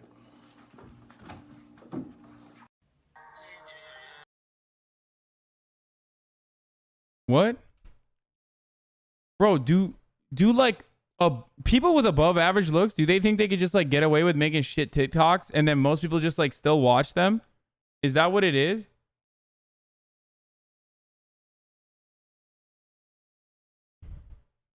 Speaking of above average looks doing shit TikToks, dude.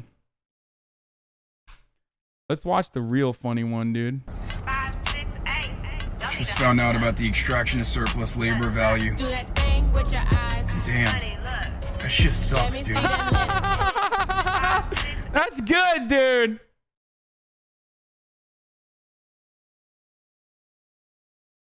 Not funny. I'm cringing. I'm cringing. I'm cringing.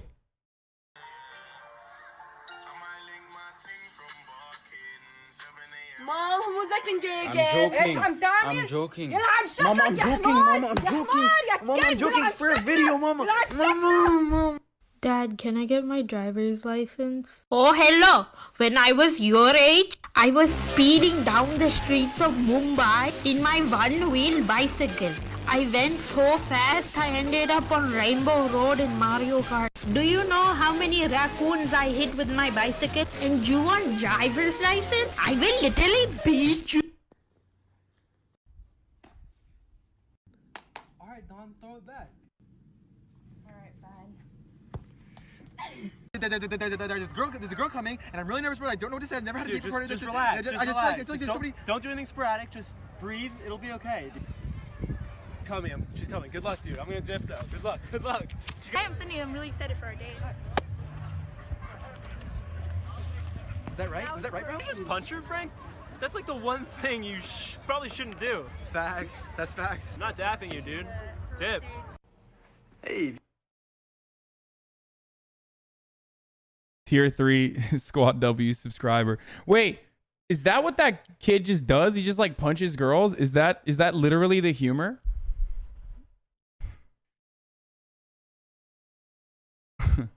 Because we've seen like in a 15-minute copy, we've seen like him do that 3 times now, I think.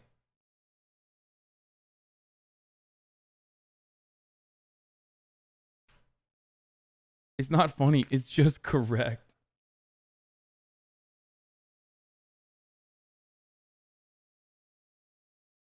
Vsauce, Michael here.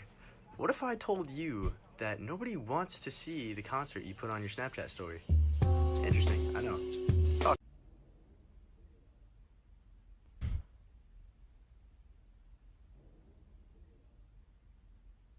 Shut your bitch ass up!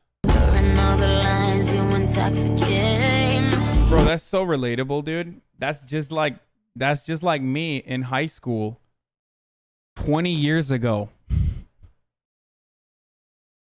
Oh my god, I'm so old. Just like nicotine.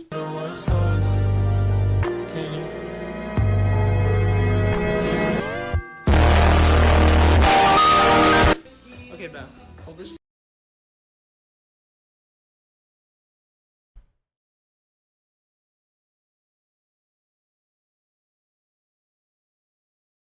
Yeah, I was in high school when I was 8 years old, bro.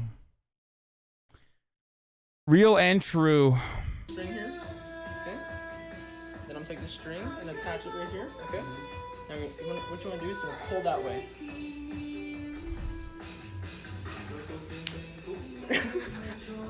Why did you pull it again? Oh. You gotta.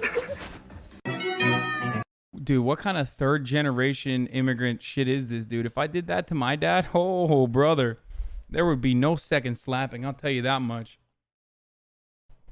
What the fuck? By the 3rd generation, you completely assimilate to American culture. Studies have shown this, and that means like you just turn into a white person. As in you can do weird shit to your dad without any sort of physical retaliation.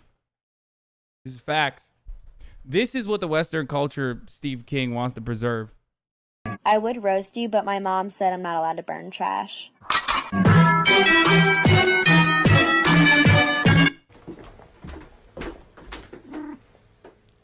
You only survive because I let you. You only exist because I allow it. Never forget that. Okay. Hey guys, so I strongly That was weird as fuck, dude. That was some real Milo energy. encourage you guys to do what I'm doing. I found my sister's vape, and I'm taking it away from her because I saw the stuff that happened on the news with people dying. And, you know, she's throwing a tantrum right now, but you don't need it. It's time to make a change. Okay, this is funny. That one was good.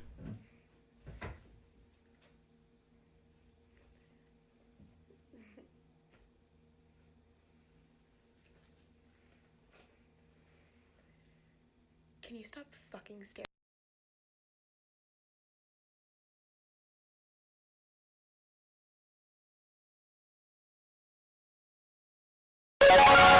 Where's headset mic?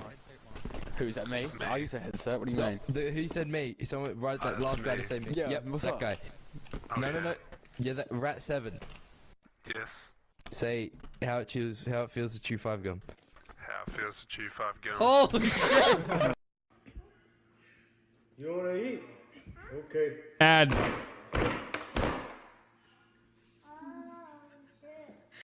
How it feels to chew 5 gum. Okay.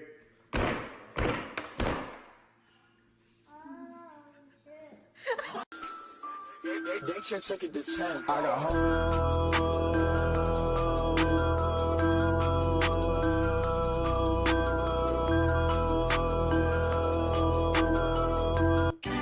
Sniped. Sniped dude. Türk bu. Hayır Türk değil. Pakistanlı galiba. Ya da Filistinli bilmiyorum. Türk değil ama. Tanıyorum yani. Çankla. Şip şip. Terlik. Türk TikTok aç reis. Make me a maniac, but you don't know. Well, they be like, shit is crazy, right? My friends. That was a fucking... Okay, that was a self-referencing meme, right? That's like, I know. I get it, dude. Joe Mama. Do you know Obama's last name? Like, I've seen fucking peak Zoomer culture memes, okay? It's not even funny, so it's stupid. Just pretend to like me. Zoomers are just like... Zoomers just laughing at whatever now, huh? Okay. I drink too much. I'm never getting married. I shouldn't be using a glass cup.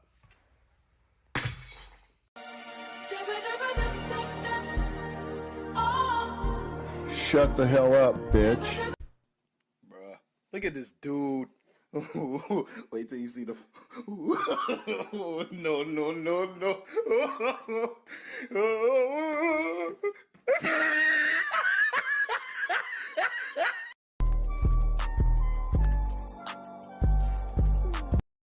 Laughing at another member of the proletariat losing their job for exposing the truth. Laughing at a whistleblower. Classic American bootlicker. Classic. What the?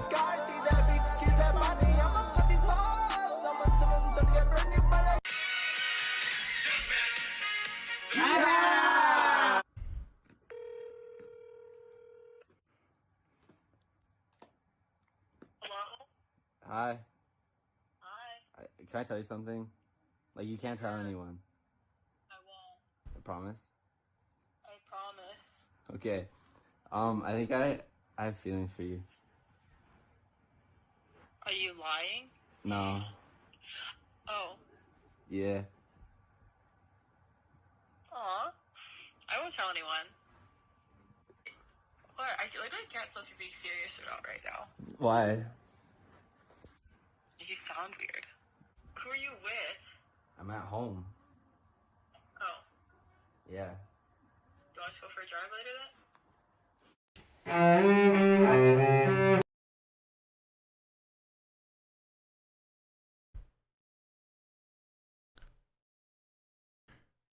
Oh, fuck you guys. You guys are all little fucking babies, dude. I swear to God. This is why they do it.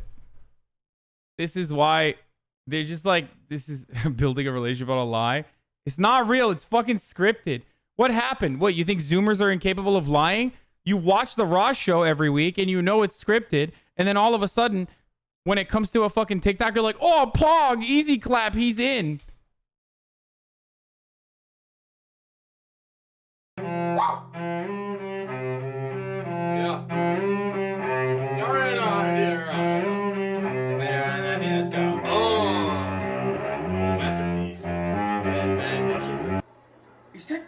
Is that the last Minecraft book of the 2013 annual Scholastic Book Fair? No, dude, I got here first. That was mine. What are you talking about, Maximilian? I got this first. At least I have enough money to buy the world record book. Doo-doo head. Well, this is still better than the world record book. Maximilian's such a loser. He can't even beat me in kickball, and he's trying to buy the world record book. What a clown.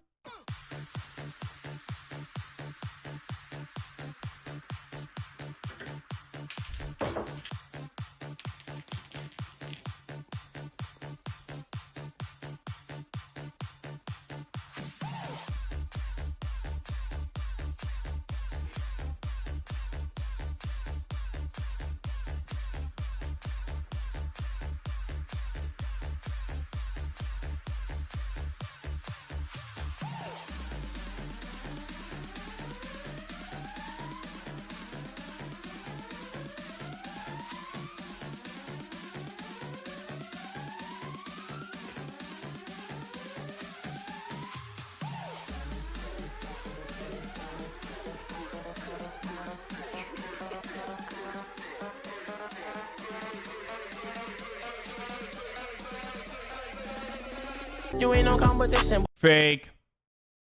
Not real. Didn't laugh. Fake.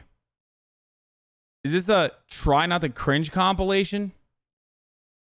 Because it certainly doesn't feel like it's a TikToks that make your day a little better. Boy, don't think you wanna do that. You had your chance, but you blew that.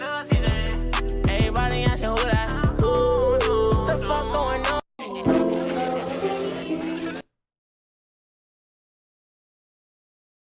Yeah, let's join this Discord, dude. Do a cringe comp. Switch up the meme comp. Yeah, I'm gonna join the Discord to be like, hey, fucking quit it, dude. Cut it out, dude. Make better compilations. Have you thought about making better compilations? Has the thought crossed your mind? I don't know.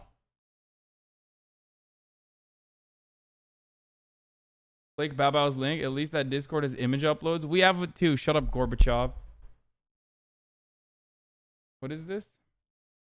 Help me contact her, and we'll get it going and get the ball rolling. Okay, let's do it. Let's do it. Well, Hasan, would you join us? Hasan in China? Are you kidding me? Hasan will be banned from China. What? No! Hasan. No! I've said it before! No, Jake, stop! I said it! I will deny Uyghur concentration camps. I will deny their existence. I will fight the Hong Kong protesters, Jake.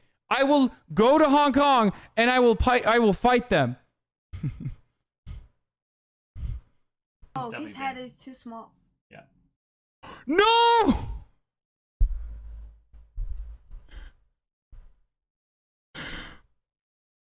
Why would she say that? Makes sense. He's banned. But we'd bring Andy along. Andy's a huge fan, and Andy would like totally. But Hasan is a huge fan too. Hasan only wants her for. What? What? He loves her because of the skills and talent and everything. Yeah. What do you mean? That's what they all say. Take. Help me. That is so fucked up. That is so fucked up, Jake. You son of a bitch, dude. I thought we were friends. We balled together. We freaking balled together, dude. We were ball brothers. Jake is just straight up. He's just straight up blocking me, dude. He does not want me to go to Japan or China.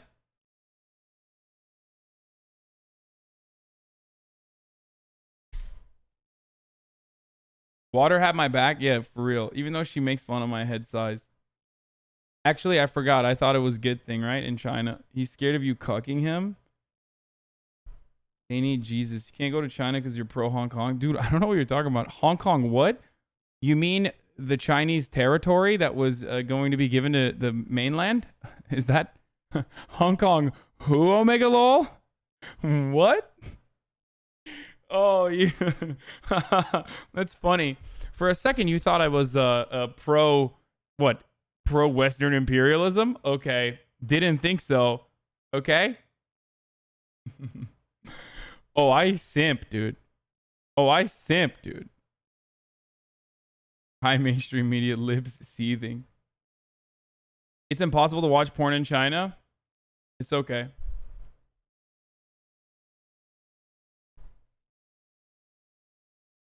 Nice try. We have the clips.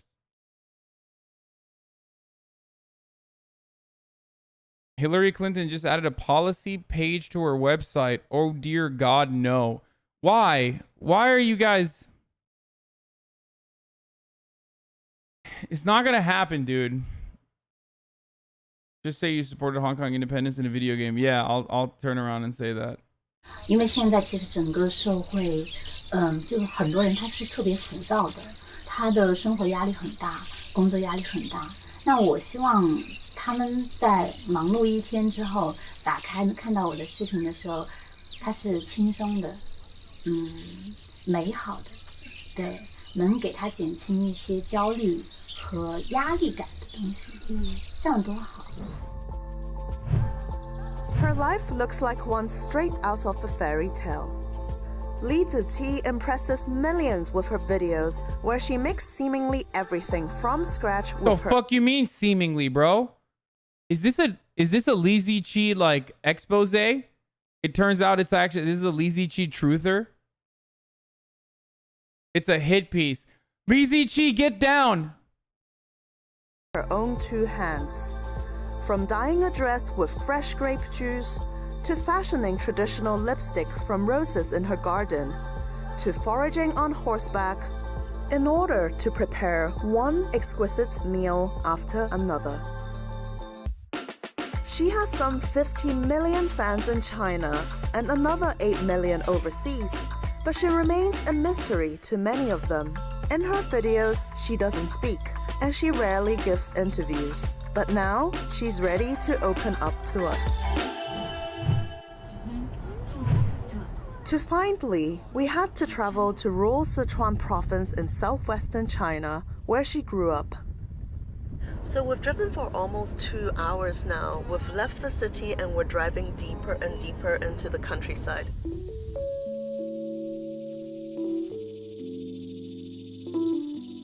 Li Ziqi, more like leaked Ziqi. Am I right? Boys, we're going to the Sichuan province. Up with her grandparents here. She says she came to live with them after her stepmother mistreated her. But they were poor, so when she turned 14, Li went to work in the city. In 2012, she decided to return to the countryside to take care of her grandmother. 4 years later, she started filming her life there. 其实我觉得以前在城市里面工作更多的是为了生存，而现在我在农村生活，可能更多的是为了生活嘛。我自己做自媒体的话，我可能是还是要从我自己熟悉的角度去入手。我想带给观众的是什么？当然可能是以前没有那么复杂，我只是单纯的。There's no way she fucking speaks English, dude. This sucks. Is never. I guess I need to learn Chinese, dude. I need to learn Mandarin. 说想让城里的朋友们让他们知道，他们吃的食物是从哪里来的。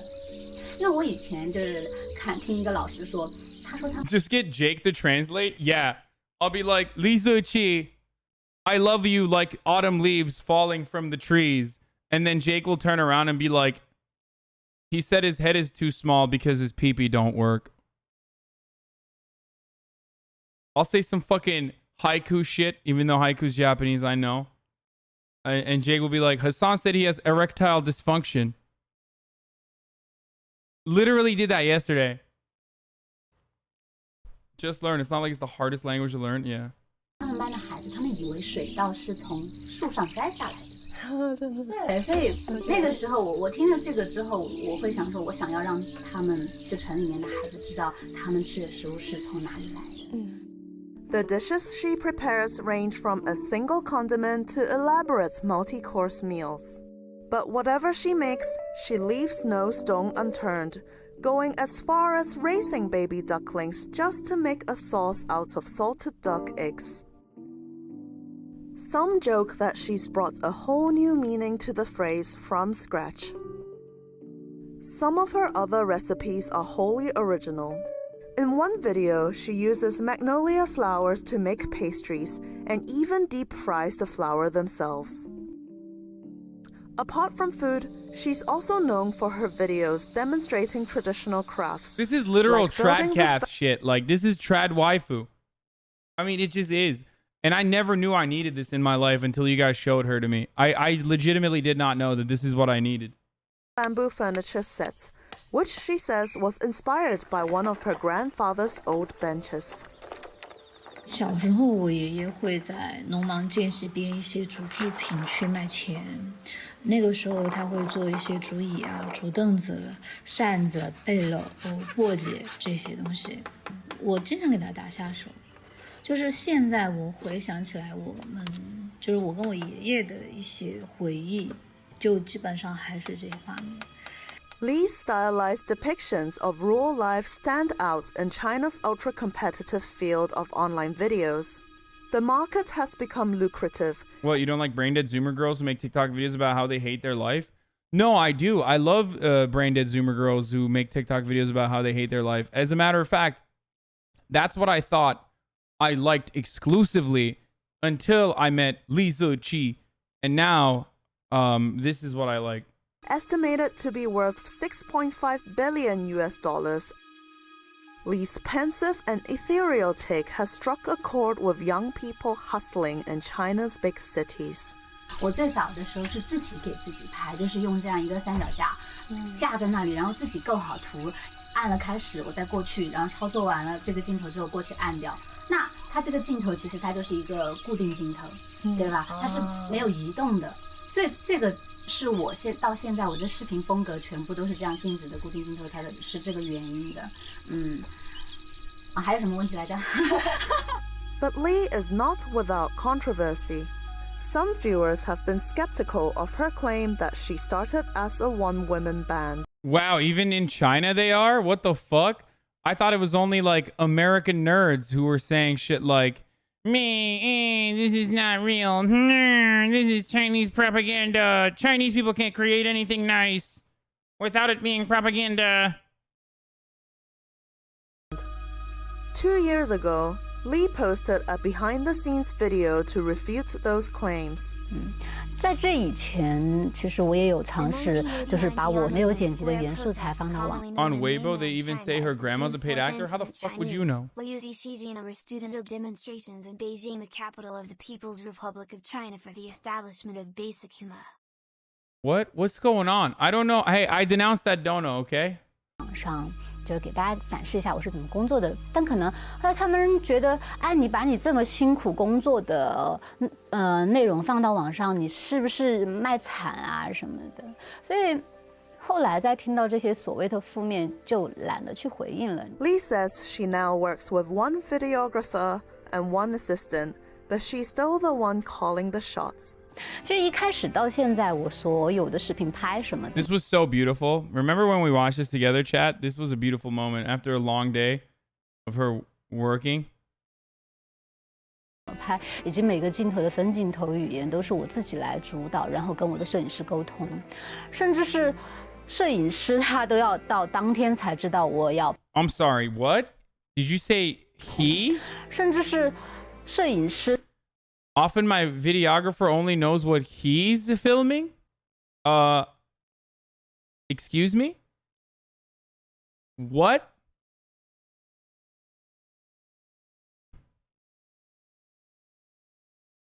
What was that about? What?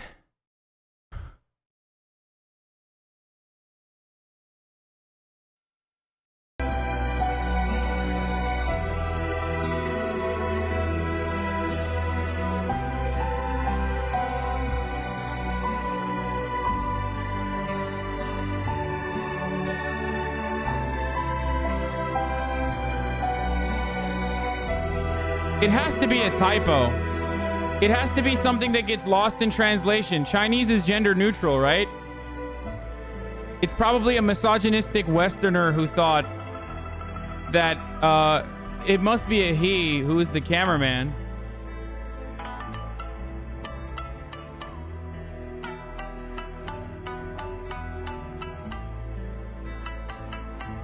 That's what is going on here. You can see him in some video. No, you can't.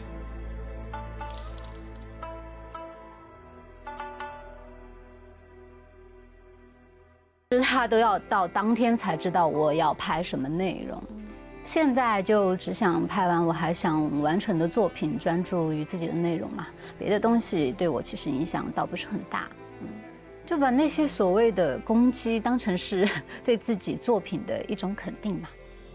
We weren't able to verify these claims because we were not allowed to observe Li filming. What the fuck? But today, 3 years after she first picked up the camera, Li is one of China's most successful online video makers. Sorry you got caught in front of 3,000 people, Peppians.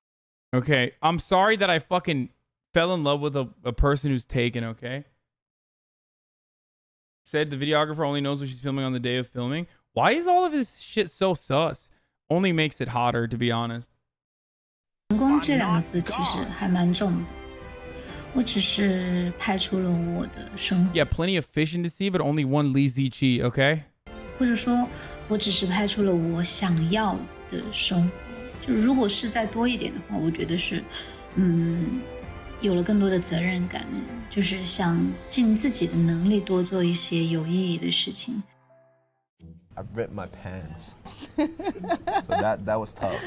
In the middle of the shoot, you know, I had to jump up to that bridge, go like, you can hear that.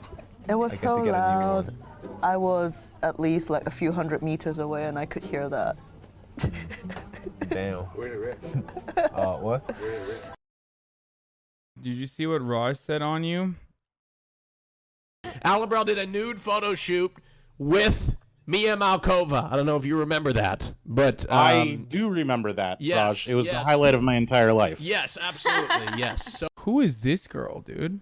What's going on there? Birdicus? I think you may have cucked Hasan, which is very interesting. I Anyways, believe that is the parlance. Alabrel did. Ozzy? The guy on the bottom is liking? Really? She's interested in... You already asked. What? She's an Aussie? Slide in her DMs before Poke does? She's not interested in you. Already asked. Oh, thanks. Did a nude photo shoot. Birdicus? You can find me. Where is Birdicus, dude? I just typed in the code. I don't want to hear this shit. Why is it not working? I don't... Just Google it, you boomer.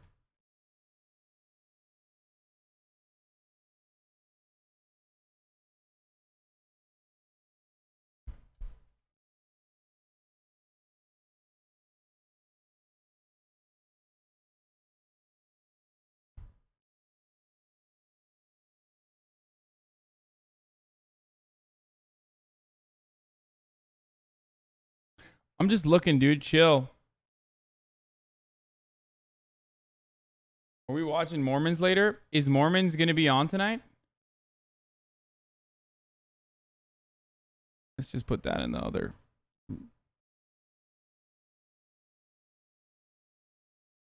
Watching you salivating live is kind of sus, bro. Chill. Being horny on main is a no-no. You taught me that and you go back on your word. I also taught you never to fucking share the memes and always hide them, but I fucking can't hide them ever. Anyway, let's go back to fucking Vsauce while I cook real quick. What's the deal between Lycan and Alabrel? I don't know. Do as I say, not as I do. Yeah, for real. Like, that's not even a meme. Just...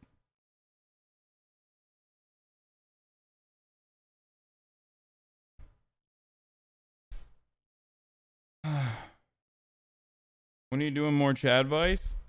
Oh, well, what's her face is back, so we can do it this weekend.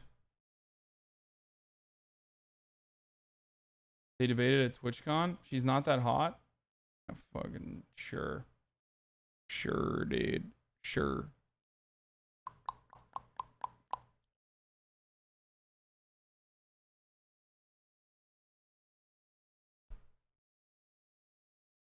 What episode were we on?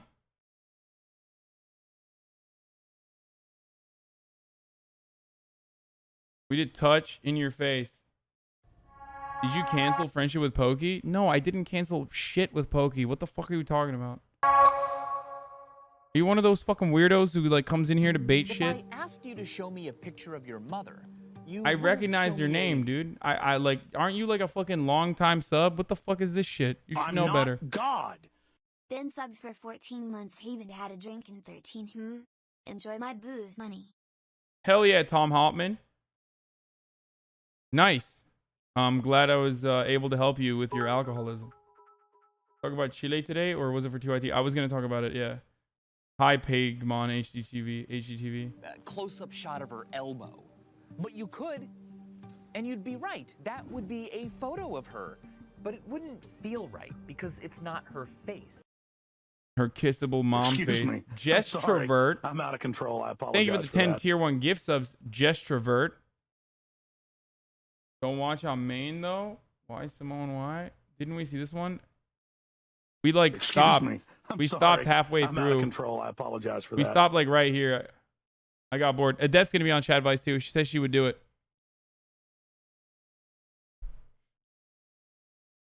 Excuse me. I'm sorry. I'm out of control. I apologize for that. What's your X subs away from Y, Hasan? What does my counter say? 4,863. What is it actually? 4,839. I'm out of Thank you, control. Leaky I Way. apologize for that. 4,831. 39 subs right now. Subaroonies. Okay. Listen, I know that like all the Raj people are coming in. Excuse me. I'm sorry. I'm out of control. I apologize for that. Leaky Way, thank you. Affects mood go as far back as the 1800s, with early research carried out by Charles Darwin and French neurologist Duchenne de I'm out of Boulogne. control. I This work apologize is for that. continued into present day using various techniques to create Is your smiles sub counter and accurate? It's frowns. never accurate. Streamlabs is fucking garbage for the sub counter. Excuse me. Like it's just I'm sorry. absolute garbage. I'm out of control. It I always apologize fucks for that. up. Anyway, let's watch this. But findings have been inconsistent as to whether facial expressions can influence emotions. Excuse So me. we I'm wanted to sorry. see if we could I'm out of demonstrate control. I a apologize for that. correlation between the two. It's near it though. Hi. Hi. Come on in, guys. Chris, my name is Michael. Nice to meet you. My name is Mike. Excuse me. We've recruited I'm sorry. 20 I'm volunteers out of control. who I think they're taking apologize for part that. in an allergy study. Today we are testing a new kind of dog food, and it actually seems to help dogs produce fewer allergens.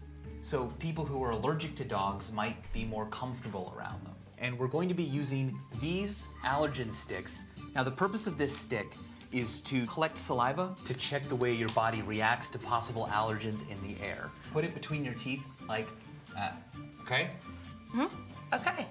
Half of our participants will be unknowingly forced Any into smilers a in the smile. chat? Yeah, very simple. The other half will unwittingly be forced to use their frown muscles. Watch, my teeth are together, and then, got it?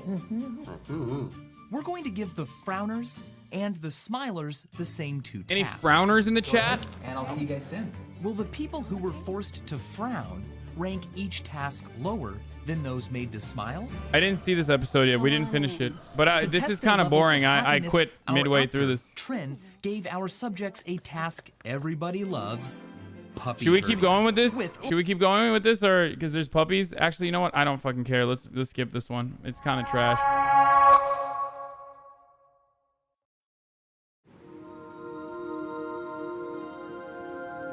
Hi, I'm Michael Stevens. But who are you? Do you even know who you are? Are you your memories? I don't remember that. I don't remember that at all. Are you the choices you make? The focus tester is actually a magician. That's scary. Or are you your I understand why you don't like theory. I never said I don't like theory. I joke around about it. Horny Mormon new episode is out. Computer.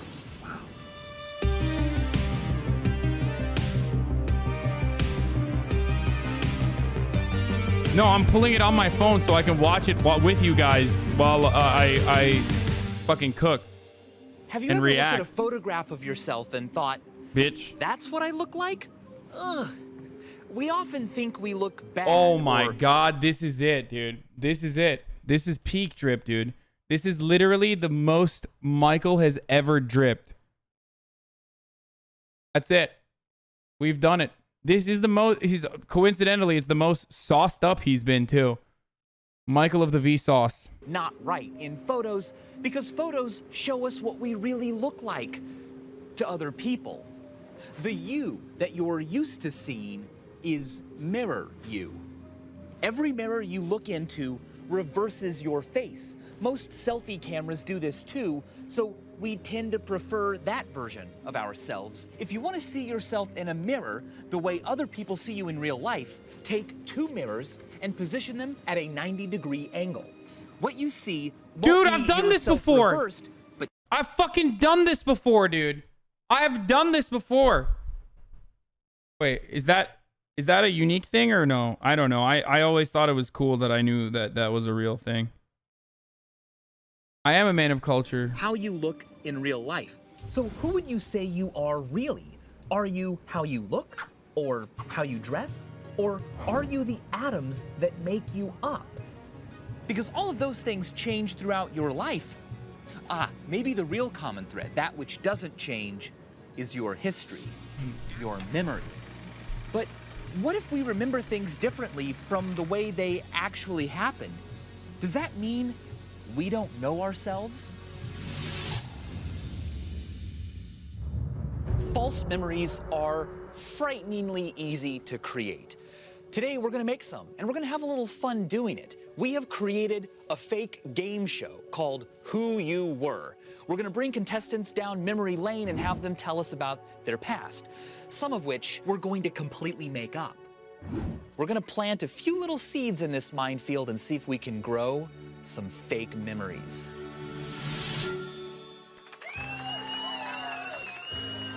Hi, I'm Michael Stevens, and welcome to the show that takes you on a trip down memory lane, from who you are all the way back through who you were. Please welcome today's very special guest, Timothy DeLaGhetto. Thanks for coming in. Thanks for having me. Excited to kind of dive into some memories? Yeah, I don't really know what to expect. To begin, though, let's give the audience a taste of your life. Oh my God, let's take a look. So Tim was raised in California, where he and his parents owned and operated a Thai food restaurant. Tim found popularity as a rapper, comedian, actor, and internet personality, and has attracted over 3 million subscribers. In order to kind of see how you became who you are today, let's go back to who you were. Let's do it. We spoke to your parents, and they told us some of their favorite memories from when you were very, very young. Okay. I'm going to start with some true stories before I slip in the false memory. When you were 7, you were pretty much held prisoner by a very controlling schoolgirl. The girl took control of your life and always wanted to know what you were doing. I remember her. Like, she was like my best friend, sort of, but then she was also very, like, possessive of me. But you guys aren't together still? No, we might be Facebook friends. Okay, here's a memory. You weren't a crybaby on the first day of school. Yeah. Until you noticed that all the other kids were crying, and then you joined in. You know, I empathize with people. Right. And I was just kind of like helping them feel like we were all a team. Now, here's the fake story we made up out of thin air. Here's another memory. When you were about 4 or 5 years old, you actually took a ride in a hot air balloon, but you dropped something from the balloon. I don't remember that at all. Really? Yeah, like, at all. We're going deep, I didn't far even back. know I've ever been in a hot air balloon until you just reminded me. It was in Echo Park. Was it? Yeah. No clue. Timothy is not accepting the story as truth yet. Time for our second subject. Dylan, how are you? I'm doing great, man. You were inseparable from your Superman cape when you were young.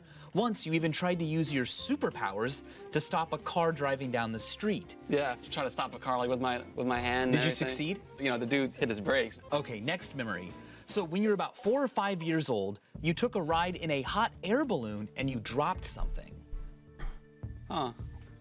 This show is just like, this is just like Michael gaslighting. Like, he either lies or he either just fucking tortures people. Like, every episode is just like, he's just shitting on people nonstop.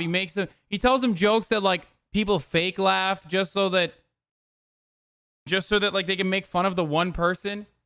All he does is literally drip and lie. It's just, and then he says it's for fucking science. What kind of science, bitch? You've been a dick to people, man. I'm sick and tired of your bullshit, Mr. Sauce. Friggin' Sauce Boss Andy. I'm not sure if I remember that, to be honest. Sometimes enriching the false story with a realistic detail can trigger the brain to begin filling in the memory. Here goes. Did you have a favorite toy or anything that maybe you had brought? Oh, I mean, I had like some action figures, I think. I do remember like losing one. I'm not sure like that was like what happened if I was in a hot air balloon. That's a crazy adventure if I actually like did something like that. Hi, Victoria. When you were around 4 or 5 years old, you took a ride in a hot air balloon and you dropped something. I don't remember that. 4 or 5 years old? Up in the air? No. How many times have you been in a hot air balloon? None. Of course, none of the subjects remember the balloon ride. It never happened. But we aren't done with them yet. 24 hours from now, we'll take our subjects to Echo Park. Okay. The site of their supposed childhood balloon ride, to see if any of the seeds I planted today have taken root. This is where you took your first hot air balloon ride. Are you serious? I'm serious.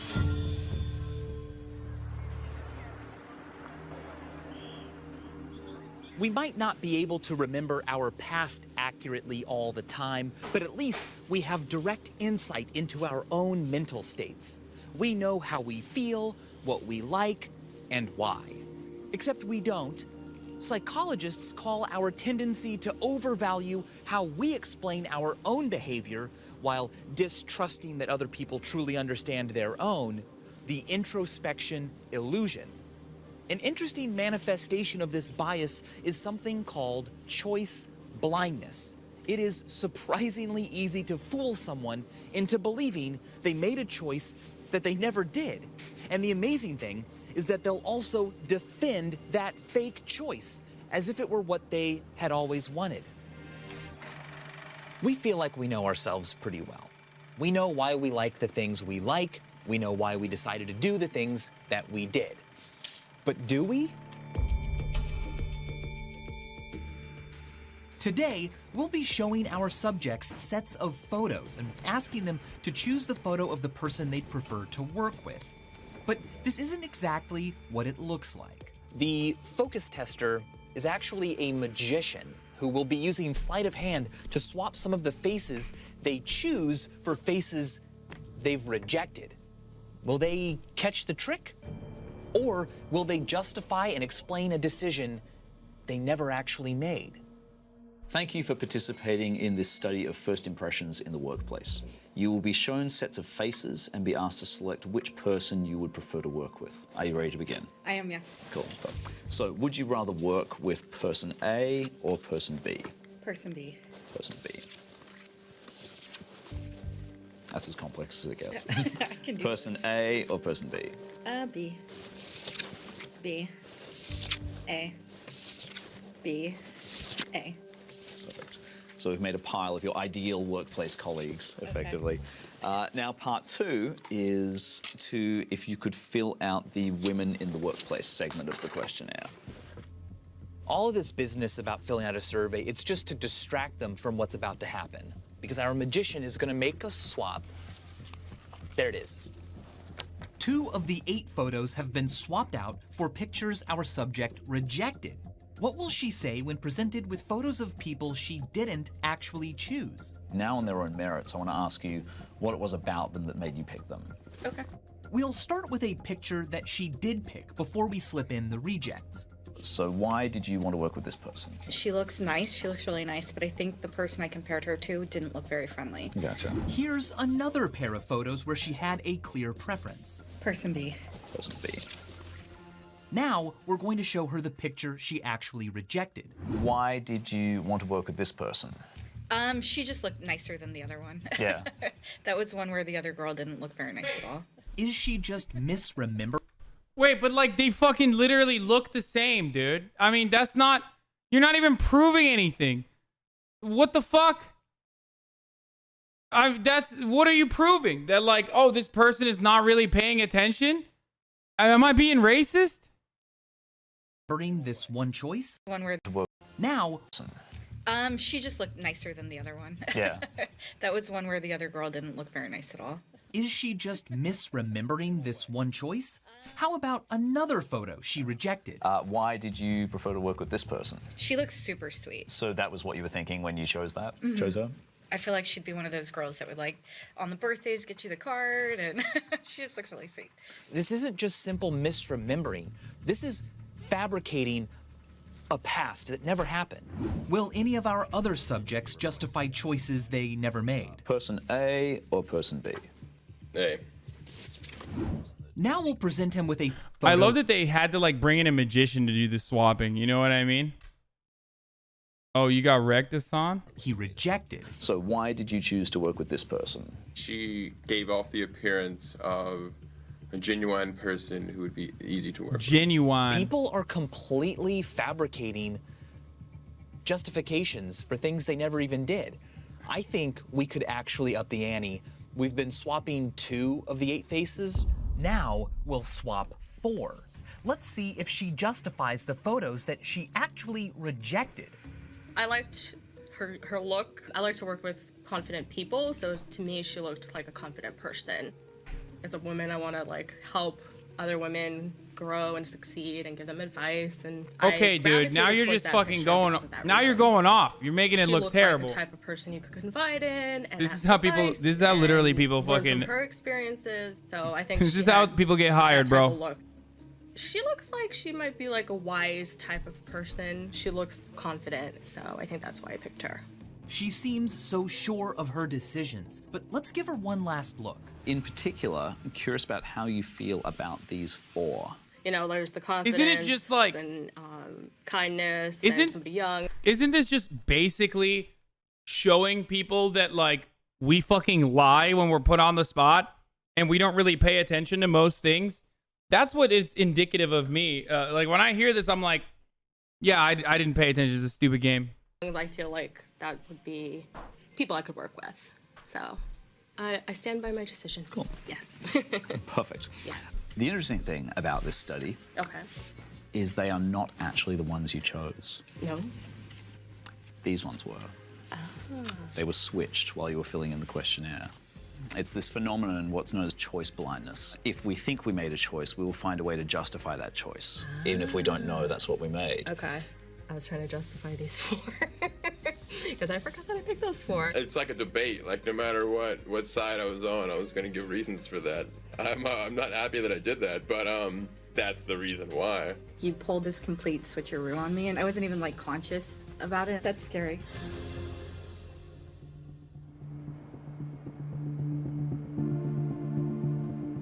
You may think you know why you do the things you do, but in a pinch, your mind can replace the truth, the actual past, with completely new explanations that you will confidently believe to be exactly what happened.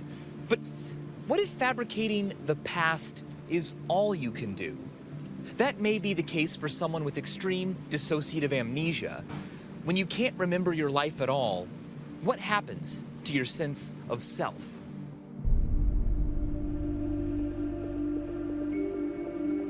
So Scott, you have retrograde amnesia. Correct. Tell me what that is, how it happened. I walked into a restroom at my office building and I slipped on an oily substance and hit the back of my head and suffered, it was like 4 or 5 inch laceration. And that gave me retrograde amnesia, which means everything autobiographical and historical in my life were completely erased.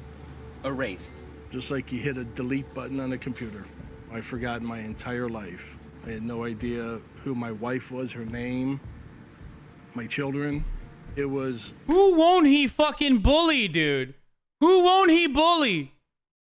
My man is literally bullying the mentally handicapped. What the fuck? Michael of the Sauces, you are a bad person, dude. Absolutely horrifying. Wow. And this happened 8 years ago? Mm-hmm. What memories did you have? You still knew English? You still knew things like how to ride a bike? That's a totally different kind of memory. Right. When I handed him a toothbrush, he didn't comb his hair with it. He put it in his mouth, but he didn't know what it was called. And you didn't remember ever using one before.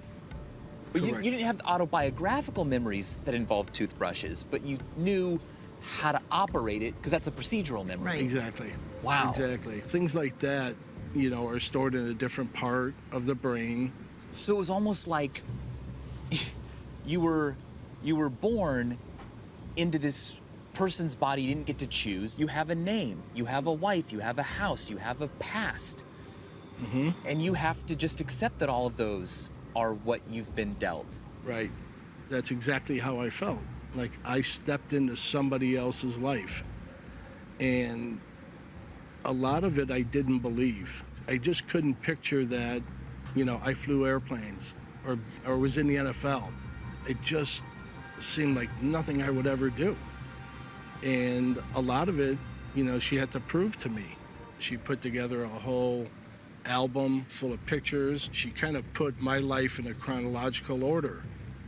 Wow. And that kind of, filled some of the gaps of who I was. And I've heard that, you are who you are from the things you've experienced in your memories. And when I hear that, it's like a knife in my heart, because it's like, then who am I? So Scott, when you're asked, who are you? What do you say? It's hard to answer that question because I haven't figured out who I am. I'm developing every day my personality and who I am, but inside of my brain, I don't know who I am.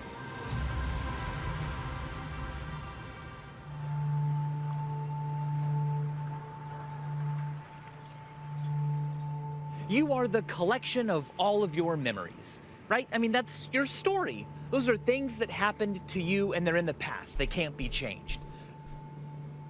But it can be created. An illuminating Harvard study found numerous examples of seemingly sane people who believed that they had recovered memories of past lives and alien abductions. And there's no deceit. These Seemingly people sane actually believe that and these alien events abductions? occurred. Okay. And I remember I was just literally scared to death. Once people have decided that a memory is real, the brain can fill in details that never happened, especially if the clues you're getting or what people are telling you isn't entirely accurate. Leading cognitive psychologist Elizabeth Loftus made that point in a 1996 experiment where she convinced over 25% of the subjects that they had been lost in a shopping mall as a child. Your brain will just take those untruths and run with them and fill in details out of nowhere, completely changing your personal history. When we last saw our Who You Were subjects, they did not recall the false memory we planted. When you were about 4 or 5 years old, you actually took a ride in a hot air balloon, but you dropped something. I'm not sure if I remember that, to be honest. You took a ride in a hot air balloon, and you dropped something. I don't remember that. We've let the memory sink in overnight, and today we're going to see if physical stimuli will help solidify this story in their minds. Today is all about you and a little drive down your memory lane. This is where you rode over in a hot air balloon. In a hot air balloon? That's right. Maybe my parents mistake me for another kid. Some other kid. We'll get out and walk Damn, around Timothy and is see not letting that what can happen. come back. He's like, Let it all nope. soak in. He's just and noping. Tell me if anything's coming back to you. He's like, listen, dude, I'm on, man. It's not popping up. Tim's like, listen, bro, listen, bitch boy. I fucking make content too. I got the fucking content skull too, bitch. You can't, I inherently don't want to trust bald people anyway. So like, get the fuck out of my face. Don't lie to me. Dropped something when you were in this hot air balloon. Will this be the detail that pushes Tim to remember the event?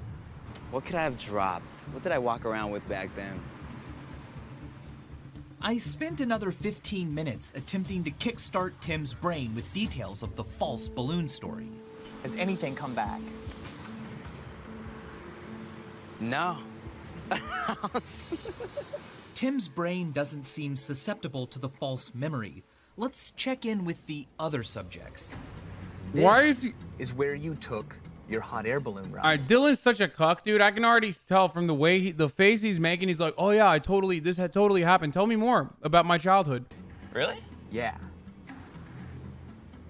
This is Echo Park. Yeah. And it was about 15 years ago. Yeah. You don't remember anything from this? No. Of course he doesn't. It never happened. This is where you took your first hot air balloon ride. This is it. Yeah. Are you serious? I'm serious. Does this bring back memories? You don't remember anything from this? I do remember like something as a kid. I dropped something. He dropped something. Now, how do you suppose he got Oh, that wow. idea? You dropped something. Dylan's mind is gradually taking an idea we planted and Oh, adopting wow, it as his dude. own memory That's detail. crazy. I could have been around here riding my bike. This is literally Then we took a gaslighting hot the air balloon episode, ride dude. And possibly dropped a Superman cape. For some people, physical sensations can be an effective trigger to bring back real or imaginary memories. What about smells and sounds? Well, when I was 4 or 5 and I was here, I remember it smelling fresh. This sensory memory may be a jumping off point to begin accepting the Bro, false how could you memory. fucking Remember looking down misremember on the a hot park air balloon trip, from dude? above? I might remember Like in Los Angeles. being able to overlook the water. I remember like standing over and squatting and like just being so happy to be up there and the wind blowing my hair back, and my dad kept telling me to sit down and I wouldn't sit down. Yeah, you weren't scared. How high up were you? Probably like 800 feet. No kidding. Yeah. Wow. Victoria's false memory is beginning to take hold with the help of her imaginative subconscious brain. No, Victoria's just a What liar, do you bro. remember seeing from up in the hot air balloon? She's just a The water zoomer. All fountain, for she's sure. lying and eating Yeah. hot chips. And That's I what could she's have been doing. crazy, but I think that I could have felt like almost a little bit of mist hit my skin from the water fountain. What color was the balloon? I want to say it was This red. episode's so dumb. Yeah. Let's dumbest see if episode. the seed I planted earlier has taken hold. You took a ride in a hot air balloon and you dropped something. I don't remember that. You dropped something. I did. At that age, I was a huge Barney fan. And I just like remember just like looking down and him just being gone. There's About no where did it fall, way, do you dude. Um, There's no way. This is fucking insane, dude. Does this actually happen? Like, there is no way. Michael Vsauce is just so fucking good at lying.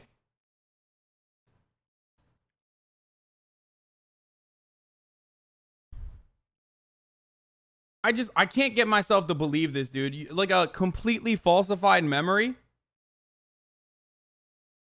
say 6 or 7 blocks away. Oh, really? So not in the water? No. By now, it seems Victoria's brain has turned our suggested memory into a complete childhood experience. I remember waking up at like 9 in the morning. And then the worst part is the big reveal where it's like, surprise, you fucking made a fool of yourself for content. We ruined your childhood. All of your memories are fake. Getting in the car, and then my mom and I being in the car, having no idea where we were going, because he loved to do that. Just put the family in the car and just go somewhere and just like surprise us. Victoria is personalizing this false memory by merging it with pleasant details from her childhood. And next thing you know, like we're just like flying over like the whole like greater Los Angeles area. So who do you think was in the basket with you? Well, definitely both my parents. I know we got something to eat afterwards. I almost like want to say like a churro or something like that. Post-balloon churro? Yeah. It's a classic. Now that our subjects are convinced that the balloon ride happened, Oh, shit. it's time for a reality check. Tell your mom the memory. We went on like a hot air balloon ride, and I dropped, I think, my Superman cape. Why are you looking like that? No, Dylan, that never happened. Damn. Mom is just like brutal, dude. Absolutely brutal. White moms are out here kissing their sons in the lips, and I guess black moms are out here debating their sons, dude. What the fuck? Chill, lady. What are you doing? That never happened. Wait, what? There was never Look at his face. a balloon ride. We made the whole story up. Well, you made most of it up. Oh, wow.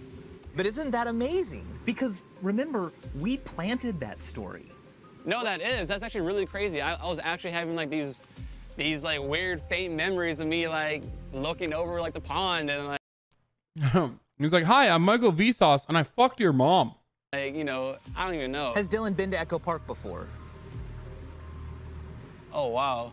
And now it's Victoria's turn for a rude awakening from her father. Hi. Story's not true. What? You've never been in a hot air balloon. What are you guys talking about? Why would you make that up? Did you truly believe that you'd been in a hot air balloon? Yes. You remembered so many details. Yes. Of something that never happened. Yes. How many times have you been in a hot air balloon? None. So what were you remembering? I'm not entirely sure because I really do feel like I have a memory. We all are susceptible to this. I really felt like I had... Dude, this show would be so much cooler if like these people just fucking lost their minds in the end of it. You know what I mean? They're fucking half faking it anyway. Like, imagine if they were just like, "Wah!" Like, what the fuck? What?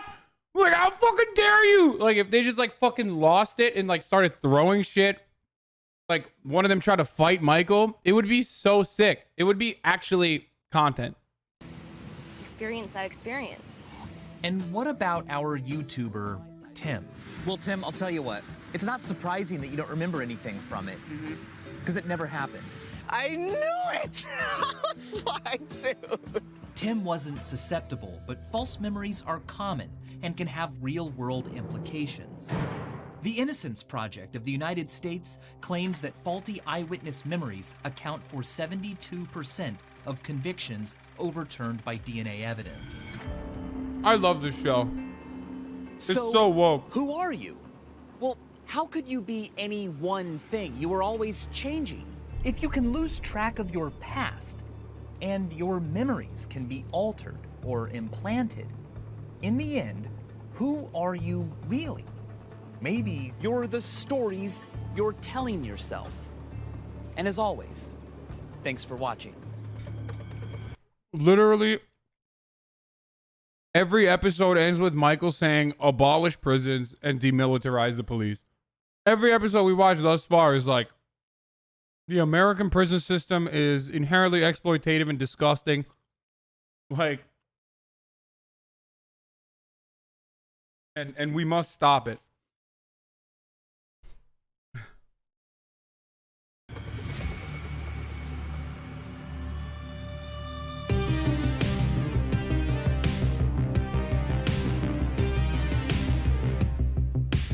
No, his drip screams not capitalism. His drip screams, "I'm a pimp."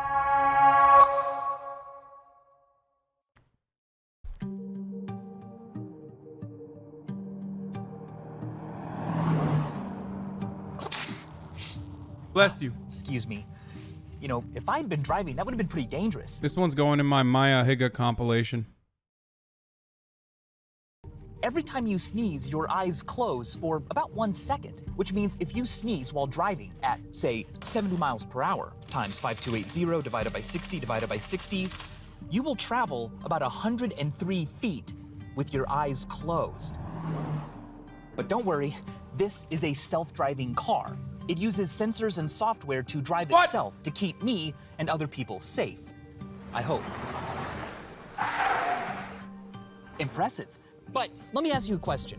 What if an autonomous vehicle had to make a choice between hitting 2 people right in front of it or swerving to avoid them and hit 1 person on a sidewalk? Oh, no. What should it be programmed to do? What would you do?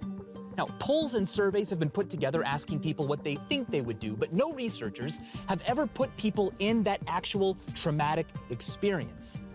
Would we learn more about human nature if we did that? Would it even be ethical to put people in that sort of position? I'm about to find out. Wait, what? No, of course it wouldn't be fucking ethical. You can't do the trolley problem IRL, bro. What do you mean? What?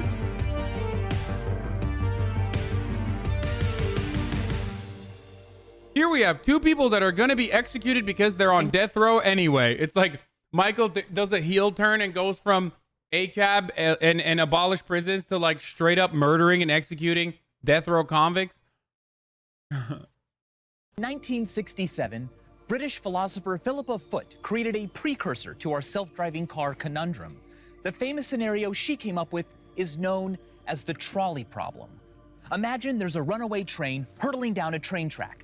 Directly ahead of the train, there are 5 people on the track.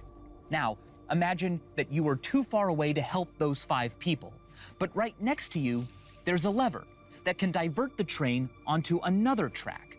If you divert the train, the 5 people will be saved. But here's the catch. There's another person on the second track. Now, you're faced with a dilemma.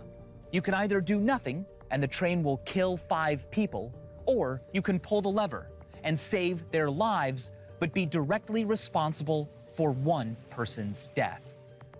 What would you do? When surveyed, most people say that they'd pull the lever and sacrifice 1 person to save 5. It's for the greater good. But how we say we'd act may not match how we'd actually act if the scenario...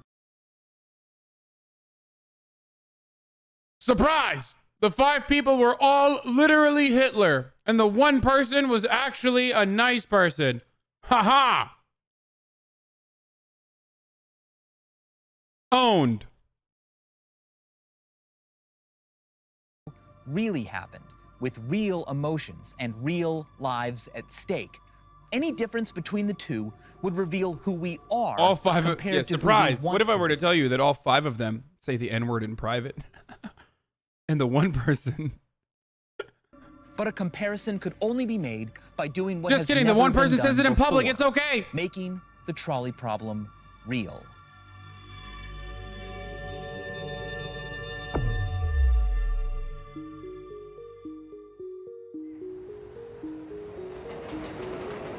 Suppose we conducted an experiment in a realistic railroad switching station, with test subjects watching trains on monitors. The trains and the people on the tracks would be staged and pre-recorded, but the subjects would think it was all real.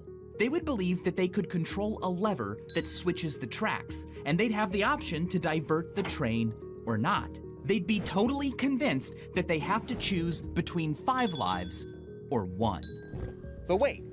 There's a greater good dilemma about doing an experiment on the greater good. By forcing people to truly believe they might kill someone, are we risking serious psychological damage to them?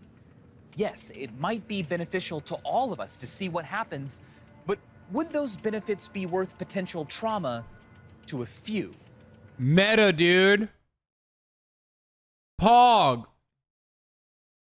A utilitarian experiment about utilitarian experimentation. To actually conduct a real-life trolley problem, I needed to make sure it would be ethical.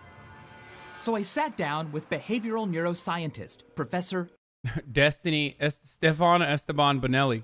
Aaron Blaisdell. What do you know about the trolley problem and what previous studies have found? Most people say they would pull the switch. Sure, it's 1 life versus 5. The math works out. But what I want to know is that if we actually put them in front of a switch, watching a train barreling towards people, would they actually pull it in that moment? I bet a lot of them would freeze in that moment.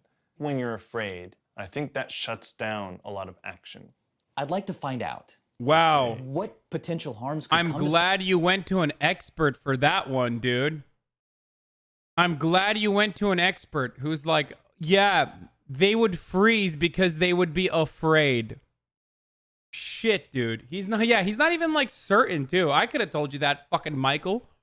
Someone in that position. Most people would probably be fine, but there is a small potential for harm in the sense of somebody being guilt-ridden over their decision, obsessive thoughts about, I'm the person who would push that button and cause the train to go and kill somebody. Or they might think, I'm the person who would freeze and I wouldn't be able to help those 5 people. And that could be traumatic. Have we ever tested the trolley problem on human subjects for real? To my knowledge, we have not. Would you want to see the trolley problem enacted in real life? You know, I would. that would be very informative about how people really react. If I were to tell you we're going to run this, okay, would you feel? Dude, take away this guy's fucking credentials, dude. These guys, everyone has content skull at UCLA, dude. Oh, sick, dude. We're gonna see some people get murdered. Hell yeah, that would be tight. I can justify it with my consistent moral system, so it's fine, dude. Feel comfortable with that responsibility on your shoulders? No, I couldn't do it. For me to be involved in that, it would have to be on the shoulders of many people, including an ethics board. I couldn't just go through with that. Dr. Blaisdell's reliance on an ethics board made sense. Most universities have ethics review boards to answer one crucial question. When is it okay to risk psychological harm in the name of science? It is May 1962. An experiment is being conducted at Yale University. Ethics review boards were developed as a result of some controversial psychological experiments in the middle of the last century. One theory is that people learn things correctly whenever they get Doesn't punished for making a mistake. Wait, doesn't Vsauce literally do... Yeah, he does not give a fuck, dude. Didn't he literally do the Stanford experiment too? Like in season 2? He's like, oh, ethics omega lol board. I don't give a fuck. I'm Vsauce, bitch. I'm Michael Sauce of the V. Incorrect. You'll now get a shock of 105 volts. Dr. Stanley Milgram tested how far subjects would go in obeying authority, even if they believed they were physically hurting someone. 330 volts. No one was being electrocuted, and the screams of the shock victim were fake. But the trauma that the participants suffered was very real. You have no right to hold me here. Let me out. This sparked controversy within the scientific community. Many questioned Milgram. Bro. See? Even back then, dude. Fucking liberals ruining scientific experiments, dude. I'm just trying to fucking traumatize my students. Oh shit. What? What the fuck? It's motherfucking Poke, dude. Hey, what's up, everybody? What's going on? Hi. Talking about liberals right away? No, hi. We're watching Minefields season 2 episode 1. Ask for subs. Hey, everybody, subscribe to me really quickly. No, I'm just kidding. Don't do that. Poke unhosted. Anyway, what's up, Poke? I don't know why you ended so early. What happened? My man said, fuck no. Oh, coming back later. All right. If you want to play video games later, hit me up. He's taking a nap. Okay. Thank you, Schizo Op. All right, let's keep going. Milgram's methodology. But unlike a research school, Mindfield doesn't answer to a university's ethics committee. That said, I wanted to get the thoughts of an institutional review board. So I tracked one down and proposed my idea for doing the trolley problem in real life. Do you think I could reach a point where you would feel comfortable approving this study? Hate to be the bearer of bad tidings, Michael. Probably not. I'm not ready to say no quite yet. I would love to see your study pass. And I actually think the ways to make it pass is we should probably be screening out for people who might have a post-traumatic stress disorder, you know, any kind of like clinical problem. Dude, all these ethics people are devoid of ethics, dude. A type of event like this. They're all so With horny the for this addition of experiment. something like a trauma counselor on site. I actually think that under those circumstances, it might pass. Can you present a compelling case as to the social good of this study? I agree. If you could find a way to say, look, this is why it's important. It's not just basic theoretical research. This has direct implications for mass transit, direct implications for self-driving cars. It's a risk-benefit, but the benefits are potentially tremendous. Right. And so my hope is that It's content, bro. Have you thought about the direct benefit of YouTube letting me put on the show so I can make money? It's just for the memes, homie. And everyone was like, oh, okay, never mind. Yeah, go ahead. the good this experiment does is in revealing the difference between instinct and philosophical reflection. And I think that there could be an enormous benefit in learning the difference so that we can train people to act in the way that they wish they would. Yeah, That's interesting. that's a compelling argument. Yeah. Damn, this is I the came into softest this ethics meeting board, dude. expecting a lot of resistance, but instead I'm actually leaving Libs own. Invigorated, like excited to take their concerns, implement them into the study, and make it not just more acceptable, which I thought was the purpose here, but to actually make it more beneficial, more fascinating, and penetrate deeper and have more application. They haven't, first of all, anyone that comes in here with this much drip, I'm not giving them what they want. Okay? Oh my God, is this the poke audience? Is that why everyone's throwing up fucking gotchi? Okay. Because deeper penetration? Okay. Damn. I'm serious. Like, he's just like blasting fits. He's like a known liar. Everybody knows him for lying. And he's the master gaslighter.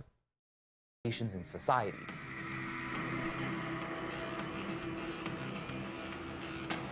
So I decided we were ready to move forward, to turn one of the most notorious hypothetical ethical dilemmas into a reality.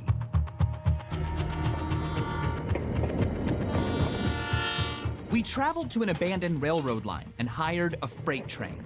Our subjects needed to be shown how switch points work, so the Minefield production team shot a video of a train going down 2 tracks.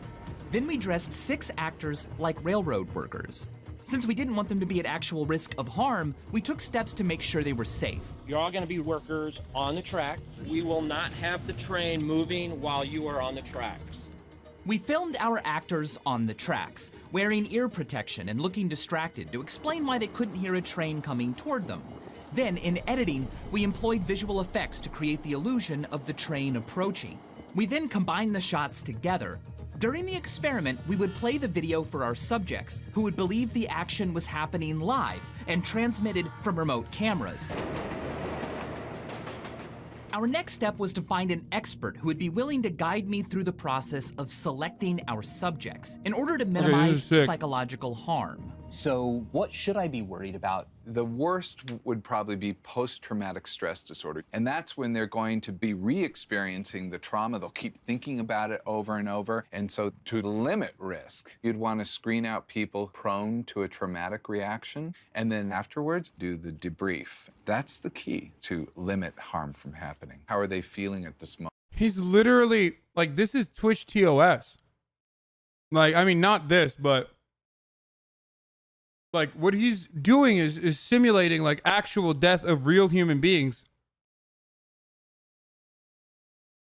for a person who's going to credibly think that they just murdered people.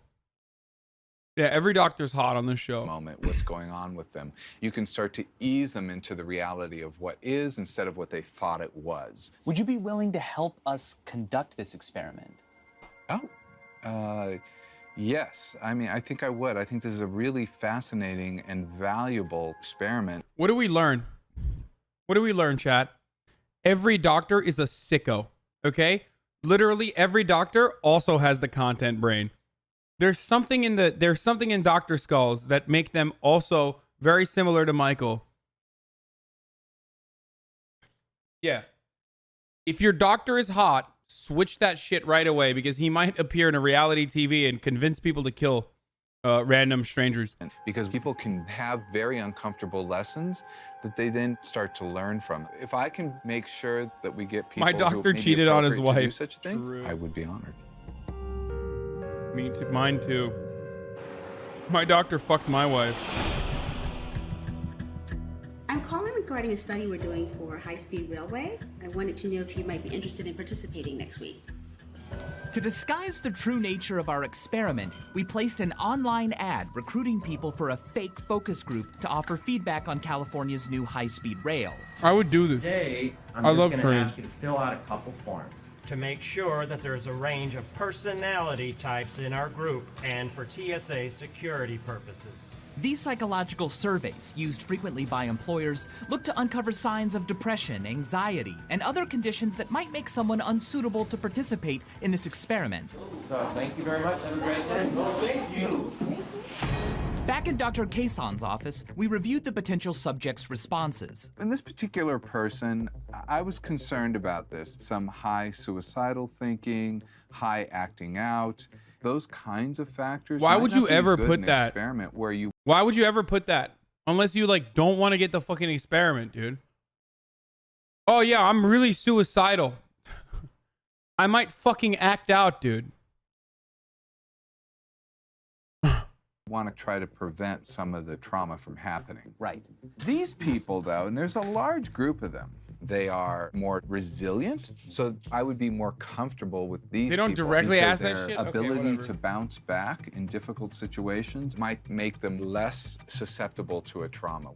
Finally, after consulting 2 psychologists and a university ethics board, it was time to put our plan into action. I'm saying I would never fucking be like, I would never reveal shit like that if I'm trying to get a job. I would lie on every survey. I've lied on every survey I've ever been a part of. That's why America thinks we're voting for Joe Biden in the primaries, boys.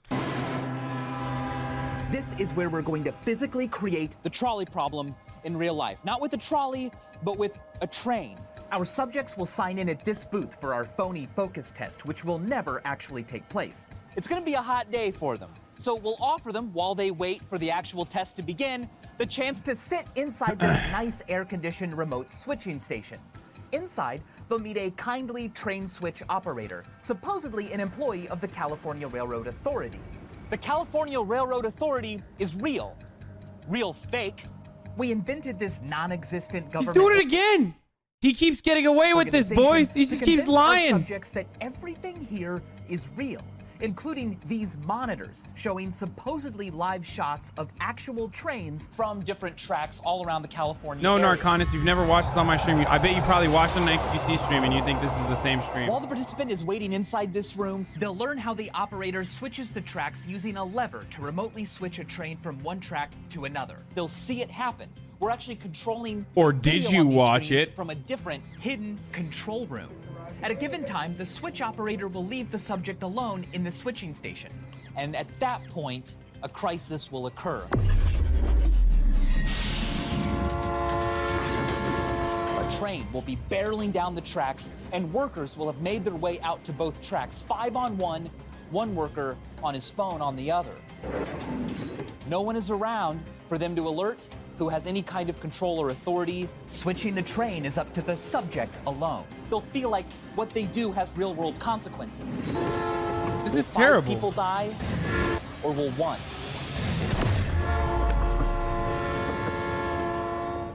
I guess you kind of know it's a test, right?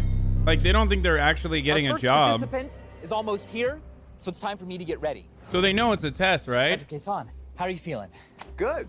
My hypothesis is that we're going to see people immediately, when they hear that first warning, leave the station and not want to get back inside. The other option would be, of course, the freeze action where they don't do anything because they don't know what to do.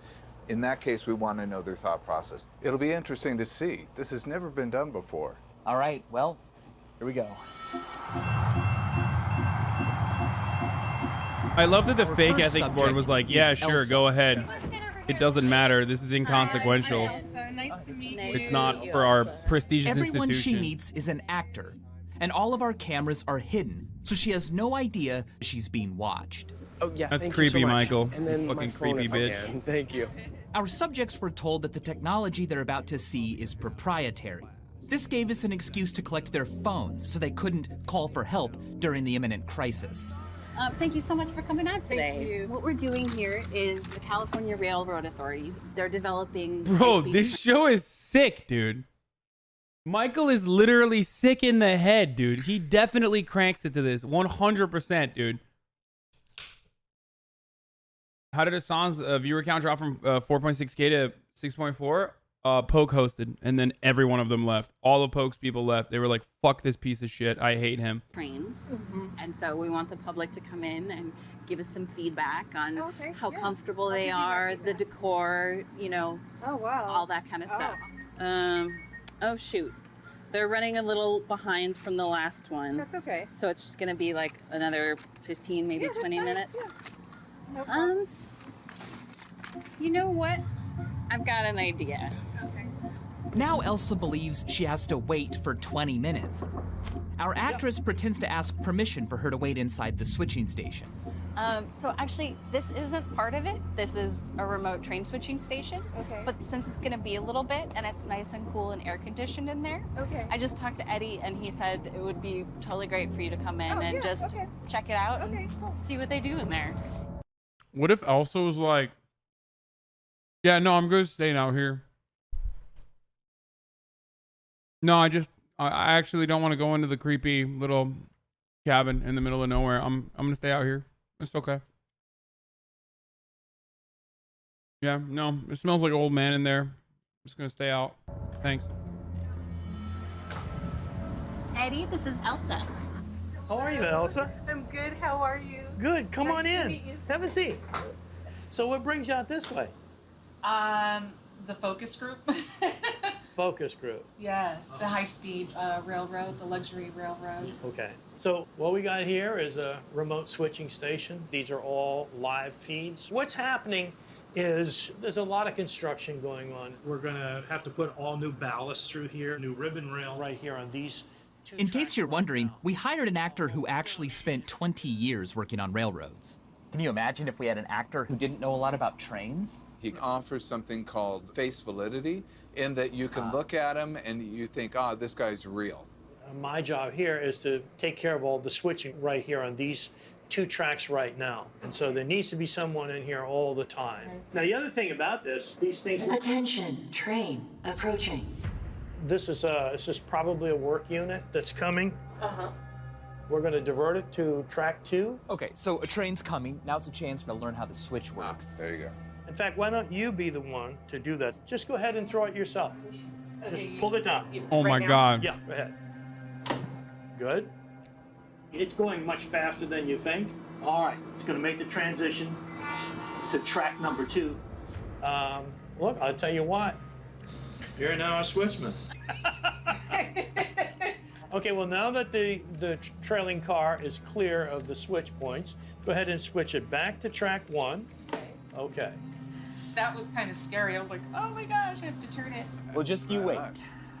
The good thing is we've got it back on line 1, and that means that the next train that comes through will go through on track 1. Elsa now understands exactly where the trains will go. Switch 1 to the left, switch 2 to the right. It was time to force her to make a very difficult decision. This is the worst, dude. Oh, I got to take this. Oh, yeah, sure. No problem. Do me a favor. Wait right here. Okay. Someone has to be here at all times. Okay, no problem. I'm just going to go up. That's a union man right there. Take care of this. I'll Okay, no problem. Be back in a second. Okay. Look at her eyes, because she's concerned immediately, a little worried, like, what? We gave Elsa a couple of minutes to acclimate to her surroundings, and then we started the playback of our staged footage. All right, here come the workers. Attention, object on track. Yep, she just noticed them. Attention, object on track. Attention, object on track. Attention, object on track. She's looking in her purse to find... No phone? No phone. Attention, object on track. Attention, object on track. I think the warning does a lot. If you're in that station, you're supposed to do something. Attention, object on track. Okay, here comes the train. What? Attention, train. There's no way this is real. There's the train approaching warning. There's no way this is real. Oh no. Attention, object Why hasn't she on opened the track. door? I don't think at this... Oh, there she goes. Attention, There's a train approaching? What? attention. I wanted to let him know that there's a train approaching. Oh my God. Can you Okay. tell him? Yeah, I'll go look for him right now. Thank you. But the switch operator won't be coming back. The full weight of this crisis is all on Elsa. Attention, train approaching. Whoa, whoa, whoa. Object on track. Attention, train. I can't believe this. Attention, object on track. Attention, Train approaching. Attention. Object on track. Attention. Train approaching. Attention. Object on track. End of test. Everyone is safe. End of test. Oh my god, dude! That is so fucked! That's so insanely fucked. We didn't want the participants There's no to way think that's that real. anyone actually got hurt. So we showed them this everyone is safe card before the train would have actually hit anyone. Elsa. I'm Michael. Hi. And this is Greg. This was all an experiment. Okay. Can we come on in? I want to ask you a few questions. Yeah, sure. Did I do something wrong? Not at all. Not at How are you all. feeling right now? Just scared. Okay, this is not real. Scared? She's not. It's not real. So no one was in any danger. This is a psychological experiment that we're conducting on how There's no people way behave this is when real. This decisions is need an to be actor. made. This is a paid actor. Walk me through how you felt. I felt the pressure. I'm like, oh my gosh, these people are gonna die. Like I had to make a very quick and sound decision, like immediately, like right now, right this second. She's not even crying. Their lives were in my hands. I need to change it to track 2 What was motivating your decision to switch? so I can save more lives. She's not even I didn't fucking know if I was crying, making dude. the right decision. I would be crying. I'd be crying like a little baby. Like, are you joking? You just, like, for a brief moment, you thought you murdered someone. Beta Hasan? Yeah, I know. Chat would be like, haha, this is great. You'd be laughing, right? Shut the fuck up. I mean, a life is a life, right? So when confronted with two terrible choices, at least one person was capable of taking deliberate action to sacrifice one in order to save 5. But we wanted to see if Elsa's reaction was typical. Need my phone? Yes. Please. Would you be interested in high-speed transportation? Oh, yeah, I mean, anything that cuts through, Shoot, sorry. I just got a text. I'm so sorry. Why don't you have a look in there and see the trains running? Oh, it's so much nicer in here than it is up there. When I first started out, I used to have to stand out in the sun. Do you know when the next train's coming? Oh, there's one coming right there. It's a great eye. Attention. Train approaching. As with Elsa, every subject received a lesson in how to switch the tracks. Why don't you go ahead and switch it? Right here? Yeah. Go ahead. How's that feel? it's like it's exhilarated. I was kind of nervous. 1 second. Hang on, let me check this one. Hang on 1 second. Michael of the sauce. Someone has to be in here the whole time. Don't say horny, Hasan. I haven't even said a goddamn thing about how fucking cute the girl with the green hair is. Shut the fuck up. Hello? Copy that. He's actually tapping into the power of being in that position. Attention. Object on track. Here comes the test. Attention. Object on track. Attention. Train approaching. She's not moving. Attention. Just watch his eyebrows. Approaching.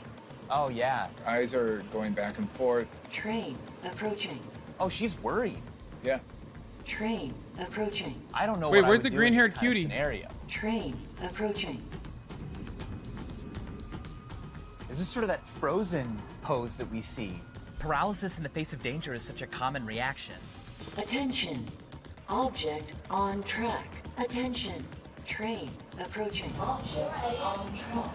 Even with the train seconds They away, wait way some too are still long to looking fucking for inform others to take someone. Control. I'll go try and find him. Okay. Attention. Train. She's singing. This is self-soothing there. Yeah. Object on track. Attention. Train not moving. approaching. Oh my gosh, wow. Okay. Is she gonna switch it? Train approaching. Attention. Object on track. Attention. End of test. Everyone is safe. What? All right, let's go. Not one of these participants pulled the lever. Time to find out why. Hello, JR. How you guys doing? My name's Oh, Michael. JR. no! Everything that just happened was an Oh experiment. no! This was an experiment. Oh my god. Okay. What were you feeling when you were watching that? Terrified. I just. I was feeling a little anxious and I Yeah, not fucking terrified enough to do something though, bitch. You literally, not a single one of you made the utilitarian decision. God damn, dude. Trey coming like, oh my god. Yeah. I'd be crying as I killed the one Tell me person. what was going through your mind when you heard that first warning that a train was approaching. I thought about switching it, but then actually acting on it was a different thing. I kind of suspended my responsibility. Like, I didn't know what to do, so I was just like, oh, I better not, touch it because I don't know if I'll screw something up. I would assume that there would be, out of those 5 guys, someone would have looked back. They were going to get out of the way, or the train was already planning to stop? They probably built those trains with some type of sensor or something like that. The train probably had sensors. The workers would have noticed. I didn't want to touch the equipment. These are all forms of attribution, when an individual assumes that others are either responsible for taking action or have already done so.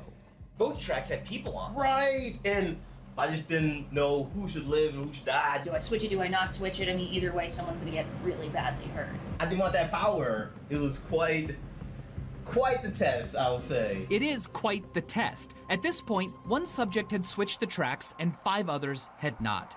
But we weren't done yet. Meet Corey.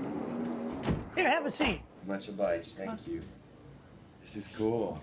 This whole module will interconnect with the entire nation if we wanted it to. Right. But right now we're looking at just track 1 on the left, track 2 through there. These are many, many miles away. Yeah. But they're all live feeds. Surveying the scene, Eagle's point of view. Yeah. Let me see what this is. Okay, I'll be right back. Okay, got it. He's remaining engaged.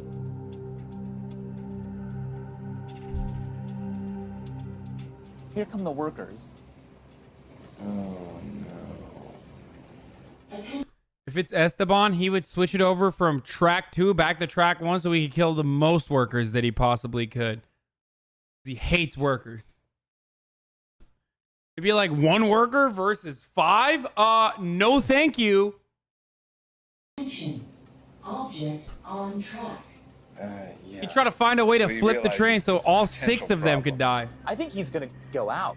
Attention. Train approaching. There's a train I'm just coming. joking, by the way. I'm just fucking memeing. Okay. Attention. Esteban loves workers. Yeah. Attention. Train approaching. That's why he wants to vote for Joe Biden.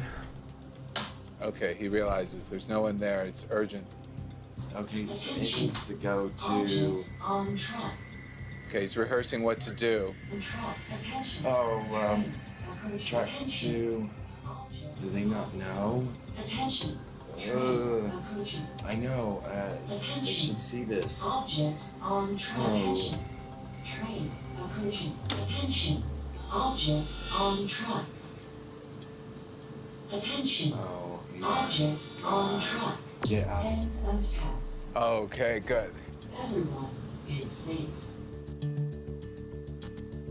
No one talks to themselves like this, dude. This is fucking Hello? Hi, Corey. terrible acting. Or, My name's Michael. there was just almost an accident, seemingly. Corey, everything. Like, they're just, it's worse than my porn acting, dude. Like, it's worse than me at deceit. You know what I mean? Like, oh my God, I am definitely not the zombie. I am not infected.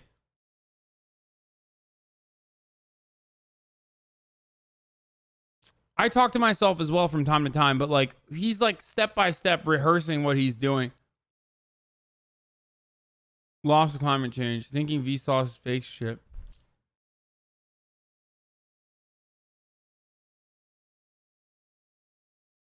There's no way these aren't actors. Bro, his reaction doesn't make any sense. If he was just about to kill someone, you think his reaction post like finding out that he didn't actually kill anyone? You think this is how it would be? The bad takes never end. Shut the fuck up. Okay. No one was in danger. For sure. These were just loops of video taken before. This is a 100% psychology fake. experiment looking Okay. at how people behave Okay. in various circumstances. Okay, yeah. So tell me how you were feeling. Mainly a bunch of terror and responsibility because I was at the helm, and just horrified about making a decision between like 5 people compared to 1, it was very scary to say the least. It was scary. Yeah. Right. Oh yeah. What was going through your mind as the train's coming down the track? It was mainly to warn them. They're just What's coming up? What's coming up right now? You don't want to have to choose between people. Right. And that was really tough. Either like 6 families or 1 family. It was like, up to me, it felt like. Oh my God, he is crying. Oh no, Michael, how did you do it? It was real. It was real. These are realer tears than Cutie Cinderella's, dude. Holy shit, Michael, how could you fucking hurt him like this? How could you hurt him like this, dude? Okay, honestly, if anything, you know what this taught me, dude? You should only have emotionally unstable people operate these fucking train tracks, okay? Only emotionally unstable people are probably going to make the right choice and divert the tracks, because the emotionally stable people, they had a fucking really bad track record. It was like 2 out of 7. 2 out of 7 only changed the fucking track. The rest of the fucking stable people, on the other hand, out of the stable people, no, 1 out of 7, no, 2. There was another person. There was a first chick who did it too. Wasn't it 5? Was it 5? Okay, 2 out of 5 then.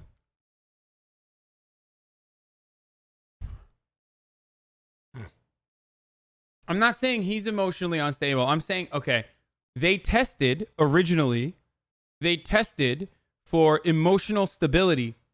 No, every single one of these people, including this guy, was tested for emotional stability and made sure. Oh my God, I'm not saying this guy is fucking emotionally unstable. He's one of the stable bunch. Okay, you guys are fucking stupid. All right, whatever. It was interesting to me that you had such presence of mind. Yeah, look for help and make a decision. The one that chat is so fucking stupid right now. If you ask them in a survey, says that they would like to be brave enough to make. Yes. So that was impressive, Corey. It really was. Thank you. You know, I think it would be good to have you meet some of the people who participated so you can see. Yeah, let's go do that. Just follow us on out, meet the actors. I can't believe this. I can't believe Michael did this to him, Corey dude. showed us just how important the debrief was in this situation. Meeting the actors, which all of our subjects did, reinforced that this was not a reality. I'm just so glad that this is a simulation. So Greg, trolley problem. I went into this thinking we're going to tease out some general truths about human nature. However, what we've really seen is that you learn a lot about the individual. Right. Everyone had some explanation for their behavior. Yes. Each one was different. Yes, each person told themselves a story about what was happening, according to the facts and their analysis of the surroundings and what was going on at the moment, but it's also based on their own background and experience. Totally. There were people who were just frozen, realizing something was wrong and they weren't prepared. JR was a great example of that. He evaluated We're going to talk about everything, lynching but at some point after this. just said, I don't know what to do. Other people were ready to say, you know what, this isn't on me, it's on the technology, I'm sure it's being taken care of by others. I hate being right, but I'm Whereas right. Someone like Corey, someone like Elsa said, no, I have to take control. They still had some of those same thoughts, but I think what happened is they realized that if they did not do something, more people would be hurt. Neither of them really wanted to do something.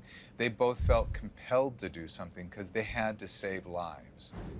So lynching? You mean people being tried for the emoluments clause? I think it was definitely worth it. Some of these participants, if not all of them, learned something about human behavior. Yeah, they Although it was learned a that they were difficult shit, experience, Elsa learned what inner strength she had. And I think we saw that with Corey as well. Every single one of our participants felt like they just contributed to something. Right. And they feel the value of what just happened. Yeah. It's not just us. Wow.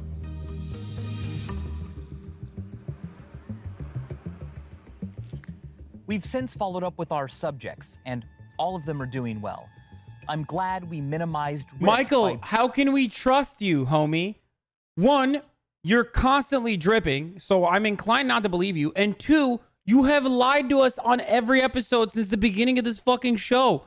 Don't just sit there like you're about to fuck me up, giving us the sexy eyes and saying like, oh no, I totally followed on everyone. I talked to every single person, and guess what? They're fine. I don't believe you, dude. Why would I believe you? You've been lying the entire time. Debriefing the participants and providing on-site counseling, because doing so gave me confidence that we could explore this facet of human psychology ethically. We learned that there's a stark difference between what people think they would do and what they My man's a literal sociopath, faced dude. with a difficult moral dilemma. Instead of saving 5 lives, most of our participants did nothing. But is it wrong to freeze? Should people feel bad for being unable to act? Well, here's the thing.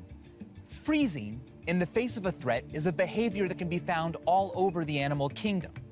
But we are the only animals that can study how we act, pontificate on how we ought to act, and program machines to do only that. To make progress in our study of the mind, we have to affect the mind, and that's not something that we should take lightly. Understanding who we are by taking ourselves to the limit comes with a risk. And as we've learned, that risk must always be balanced These against the greater jokey, good. cancerous takes get old? What do you And mean? as always, thanks What the for fuck are you talking about? What are you talking about? Jokey, cancerous takes. Okay, let's talk about lynching. So Donald Trump earlier today bust out a tweet. He bust down Thoughthy onto the tweet in which he compared him and his impeachment to lynching. I made a YouTube video about this, so let's take a look. And a lot of people didn't like it. A lot of people didn't like my take. So what did I do? Oh, nothing. I fucking literally doubled down on my take. So let's watch.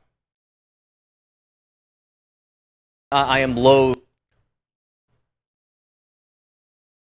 to read presidential tweets often when they're intentionally inflammatory or say things that are not true, but the president just wrote something moments ago that I feel requires your reaction to this.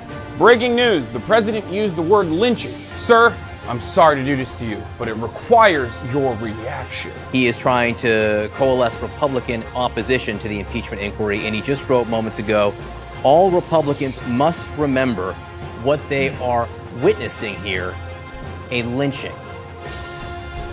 The president just called this impeachment inquiry a lynching. Your reaction?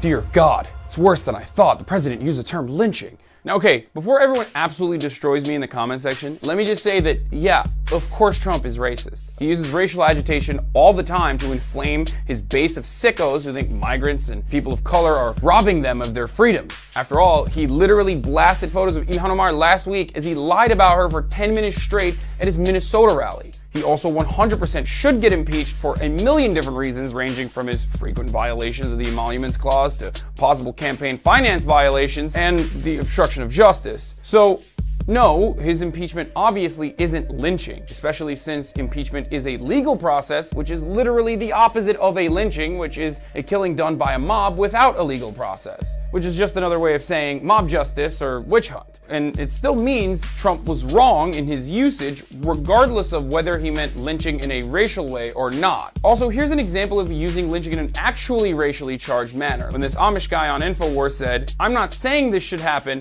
but Barack Obama, you know, find the tallest tree in a rope." Now that's definitely invoking the racial sentiment revolving around lynching. But I do feel like the round-the-clock coverage I've seen of this tweet since this morning is another overextension of liberal media focusing more on the civility of using a certain word rather than the actions of a government. Even if it was meant in a racially charged manner, it just feels like obvious bait to spark controversy and talk about whether this specific tweet was racist when the people who support him at this point either don't care or support him because he's a racist. It takes us away from the actual conversations that Trump should be impeached, and there's plenty of evidence why he should be impeached, and not whether the term was racist or not. Now, having said all this, while I still don't think Trump, by using the term lynching here, meant to compare himself to Emmett Till, or even modern-day extrajudicial killings of unarmed black people at the hands of the police, let's talk about the history of lynching in the United States, considering that it's still important. 1.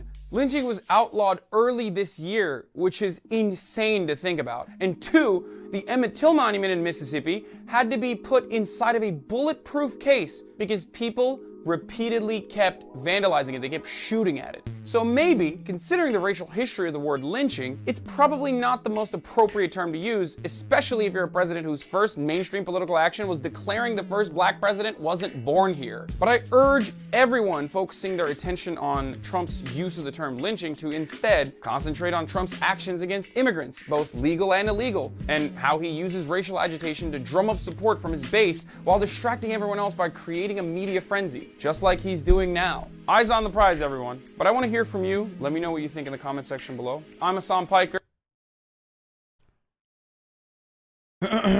So yeah, that was my take on the lynching. Of course, yeah, not bad. Okay, listen. I understand that lynching in America is racially charged, okay? It's a racially charged term, considering that the overwhelming amount, it was like literally used as a weapon against black people, okay? And it overwhelmingly impacted black people. This is how they did it. Having said that, though, lynching as a term is not always invoking Emmett Till or lynching against black people. And I'm sorry to fucking say this, but liberals love to fucking jump on this shit and immediately, and I got ripped apart by everyone. And guess what happened? Guess what happened, dude? Good take, scuffed video. What the fuck happened to your editor? Oh, a new editor for the day. Guess what happened, dude? You want to know what happened? Oh, wait.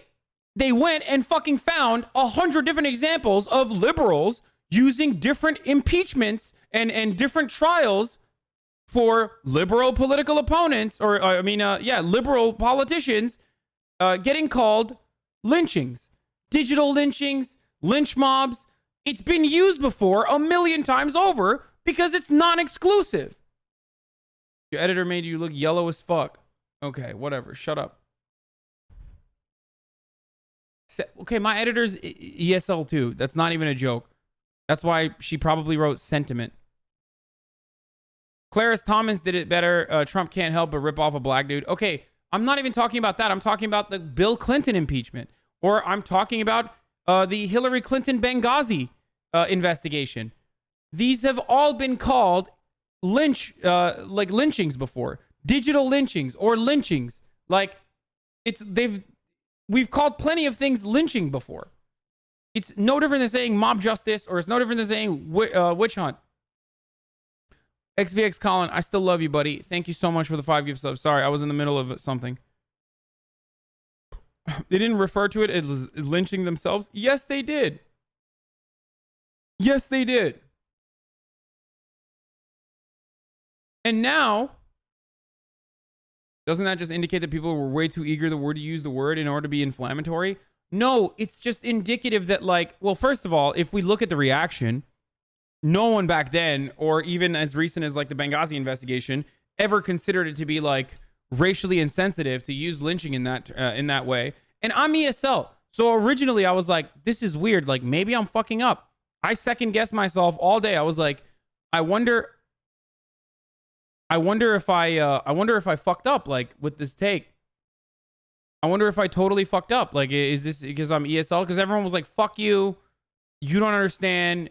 You're fucking white boy, whatever. I mean, they didn't say that. But they were just people were just disappointed in me, and it sucks.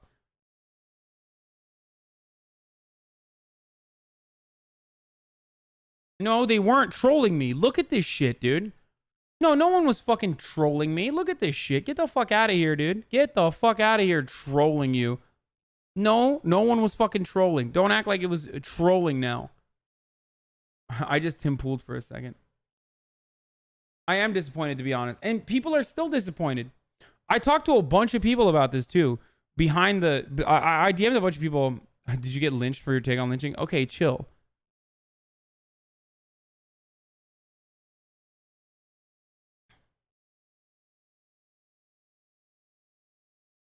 Bro, they're fucking liberals. Why would you take liberals seriously? Okay, chill the fuck out, chat. No, not everyone who fucking got upset at my take were liberals. Even Emma Vigeland got upset at my take.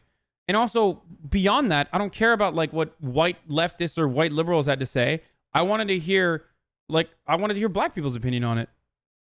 So, the few black people I talked to about this, some of them said no. The answers ranged from no to yes, 100%. It is absolutely insensitive for Trump to use it. You can't get your head around the emotional severity of the word. This literally gave chills because I thought about the images and all the history of it. Isn't it more about a term being used as a dog whistle? I think you should make the point about not allowing Trump to constantly play the media airtime. No, that is what it is. It is what it is.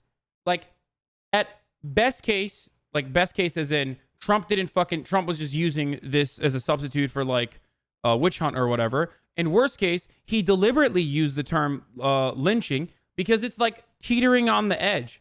And there's plenty of things that he does that's like fucking racist. But now there's going to be a national conversation about how CNN has called shit lynching in the past 1,000,000 times over. And no one felt the same way back then when CNN was calling things lynching, or when Joe Biden was calling something, comparing something to a lynching. And now that Donald Trump is fucking saying it, everyone thinks it's like everyone's just attacking him unnecessarily. The reality is, it's not unnecessary. There is definitely a powerful sentiment expressed within lynching. Certainly. I understand that. So you jump to it first? Yeah, because I think... Okay. My point is, we shouldn't even be having this conversation. We shouldn't be having this conversation because everyone already fucking knows that Donald Trump is racist. Okay? Just move on. Just say, Trump is racist. We already know this, and move on. Even the congressperson from South Carolina had literally expressed a similar sentiment on that CNN video. I didn't have enough time to put the rest of it in there.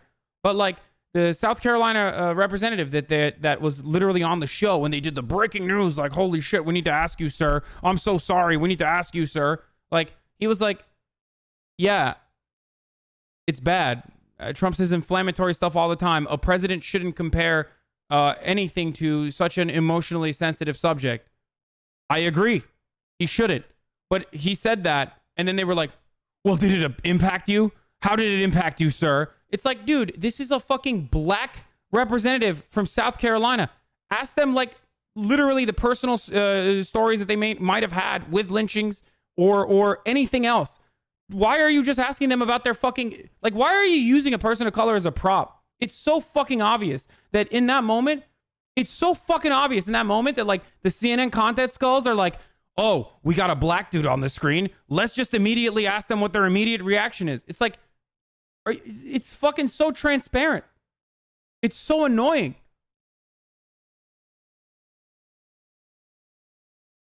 I didn't agree with the presentation of the take in the video, but I entirely agree with you now as you're explaining it here. I think how fast-paced the video was made it hard to see you not defending the usage. I stopped your nuance points for getting across.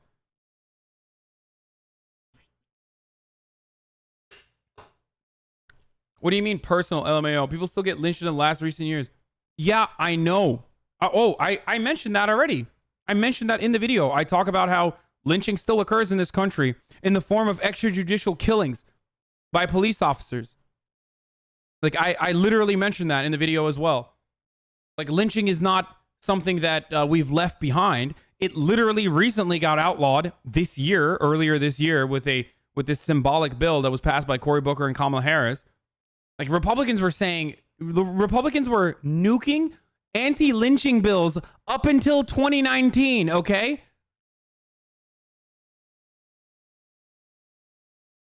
Anyway.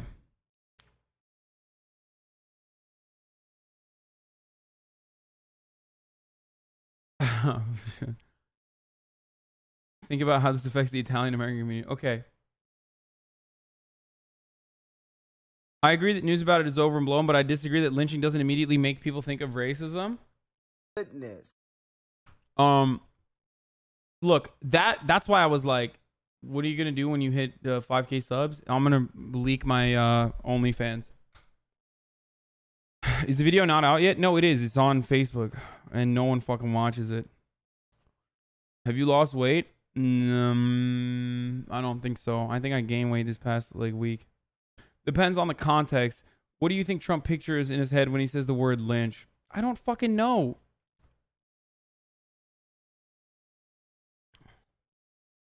murders of black activists get covered up as suicide when they've obviously been murdered. That's another thing. I didn't mention that, but that is something that, I mean, I'm waiting for investigative reporters to actually fucking cover that stuff, because it's always at like only 8.6K views. Yeah, I know, no one fucking watches my shit. When is it coming to YouTube? Facebook sucks. Never. TYT doesn't upload my videos to YouTube. Francis did the same video again. Your video has over 4K on Facebook. Yeah, of course Francis did the same video. I bet, hey, you guys want to hear the politically correct lib take on it? Let's watch Francis's video. I'm sure he says all the things that you guys wanted to hear. All right, how about that? Here, let's hear the unnuanced and totally makes me feel good take on the fucking Trump lynching thing. Here. Can you upload your vid to YouTube too? I mean, I could, but I fucking don't, because what's the purpose? I usually upload them to my Instagram though. Here you go. Trump compares. The president calling this impeachment inquiry. Here we go. Here's the better video. This is a moment where I think Republicans have to think for a second, is this the kind of person you want to go to the cross? So yeah, this is a lynching in every sense. This is un-American. The president's frustrated. I mean, if you had to go through the 3 years that that the president's had to live through. I think President Trump expresses his frustration in unique ways. From 1882 to 1968, an estimated 3,446 black people were lynched in the United States. The painful and gruesome history of these acts have found their way onto the Twitter sphere today, not in an educational way to highlight the pain and weight behind the history of lynching and maybe have people consider the context of the term, but because yeah, the dude. president... Trump was going to actually talk about lynching in an educational manner. You're correct. Trump was literally going to talk about lynching in an educational manner on Twitter, but then decided to do it in a racist manner. compared his impeachment inquiry to a lynching. To not understand the history of our country, to not understand the scourge of not only slavery, but the fact that lynching happened well beyond slavery, well into the days of people in this body, very well still being here. The thing is, Mr. President, there were no trials before people were lynched, no investigations, no choice to deny a subpoena. In the history of lynchings, in which the majority of victims to this horrific act were black, they were just killed for being black. To compare impeachment proceedings to this is disgusting. And as a result, many condemned Trump's use of the word and took the opportunity to enlighten people on the abhorrent history of lynchings in America. But as we have come to expect, there were many who defended Trump's use of the word, because it's not like him to use racially charged language when backed into a corner, right? He made inflammatory remarks about Mexican immigrants. They're bringing drugs, they're bringing crime, they're rapists, and some, I assume, are good people. And here's the thing, maybe there are some people who would use lynching to mean being condemned or wrongfully accused. Maybe those who do are naive to the context behind it, because words without context don't mean anything. But when you take into context the person saying it, the same person who pushed the birther theory, the same person who called for the execution of 5 young black men wrongfully accused of a crime, and still to this day has not apologized for it, the same person who refers to immigrants as an infestation, the same person who banned an entire religion. You realize this person knows exactly what he's doing when he invokes the term.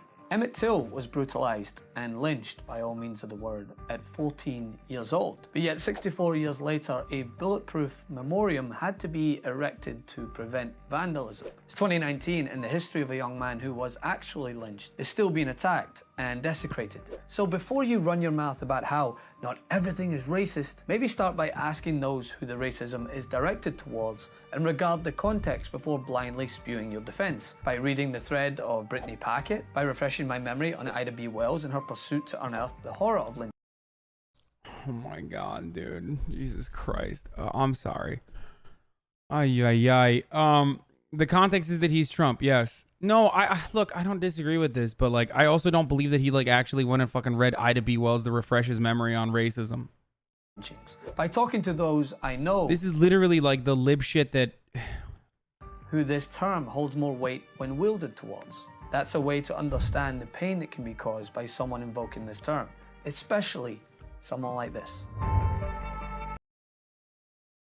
With fucking literal sad violin music. Okay, whatever. Listen, It's good. He makes good videos. Listen, Francis makes good videos on TYT. But my point is, like, what frustrates me is like better editing. Yeah, the different editor. Hey, I just heard the snap. Is it awkward in the office? He's not. He's in New York.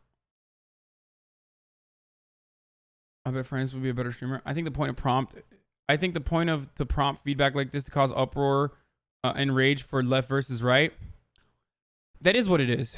It is what's happening. It is exactly what's happening. Now we're having coworker beef. No.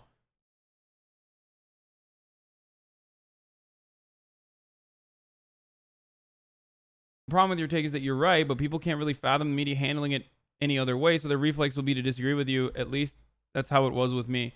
Yeah, it's like there is no tangible benefit to me even saying this anyway. It's not like Republicans are gonna go and watch my video and be like, wow, he was fair and balanced, especially because they're gonna fucking hear me say like he could have used lynching in a non racist term.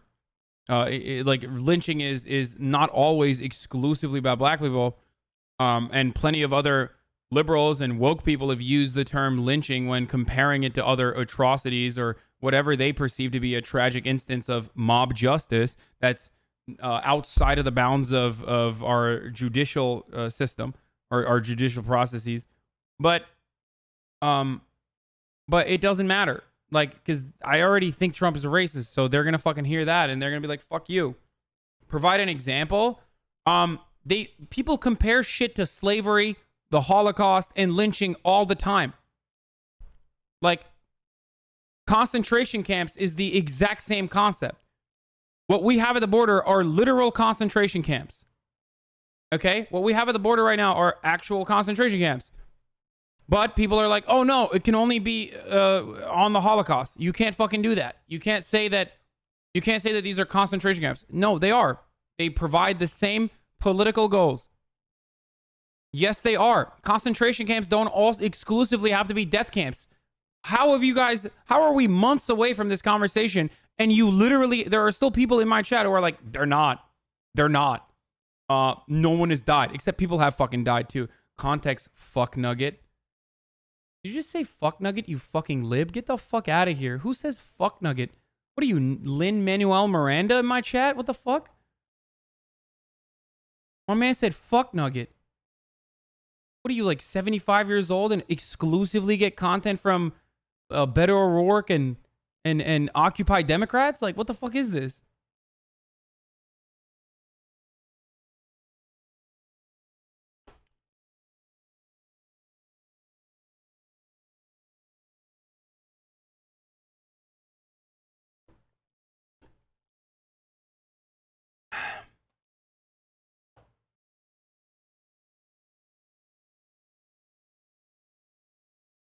Woke lit drip, by the way.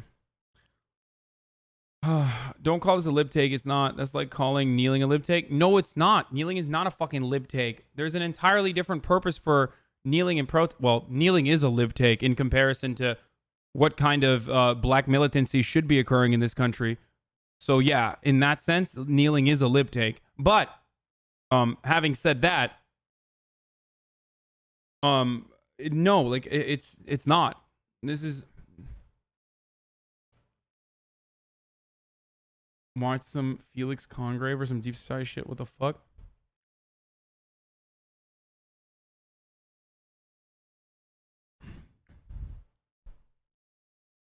Show actual examples of libs using lynching. Okay.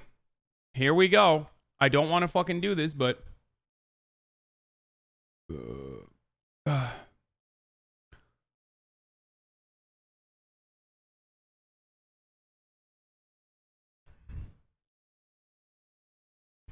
President Joe Biden in 1998 said that Clinton impeachment could be seen as partisan lynching. There's a CNN article, literally. No, I have it up in my Twitter messages as well. But thank you for sending it as well. But Joe Biden said it.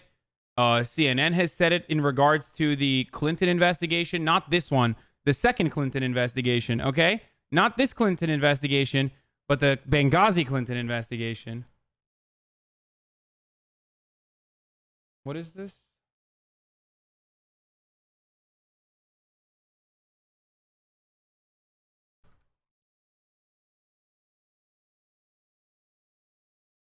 New emails jolt Clinton campaign in race last days with 11 days ago. Trump says revelation changes everything.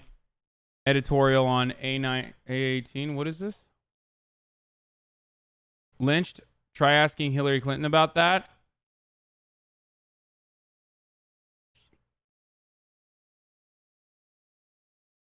Donald Trump says he's being lynched, and I suppose he ought to know. After says the king of lock her up. Oh, dude, this is not even an old article. This is literally a...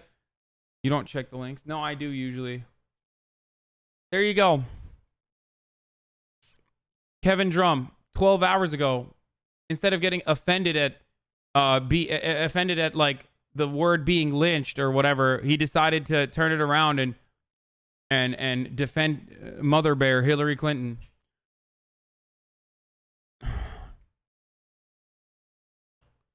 Doubling down on the dictionary definition was dumb. White lip hypocrisy on the word usage is not a defense. Media focus on clickbaity racial charge phrasing is fair, but no focus on actual racism is dumb. I did focus on the actual racism. What I'm frustrated by is how the fucking media will take this. And like, that's literally what I was making fun of in the beginning as well, which is like the media will take this and make like, they just turn this around and turn it into like primetime television. Every fucking TV show is now covering this. Everyone is just talking about this exclusively. Was he racist? Was he not racist? Now the entire conversation has turned away from... Now the entire conversation has turned away from like, Donald Trump should 100% be impeached to, was Donald Trump racist when he used the terminology lynching? Was he trying to invoke the imagery of Emmett Till or not? Find out at 7. And also at 8. And 9. And 10. Let's bring in as many people as we possibly can to have this conversation and deliberate endlessly on the subject when literally every single person knows that Donald Trump is fucking racist, okay? Like the people that voted for him know, and they don't give a fuck, or they like that he's racist, and the people that don't want to vote for him also know this because he's racist, okay?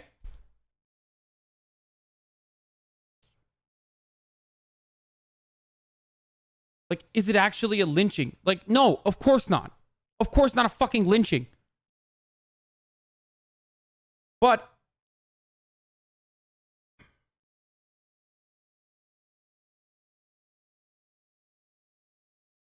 how the fuck do you spot the one negative comment in the sea of positive ones?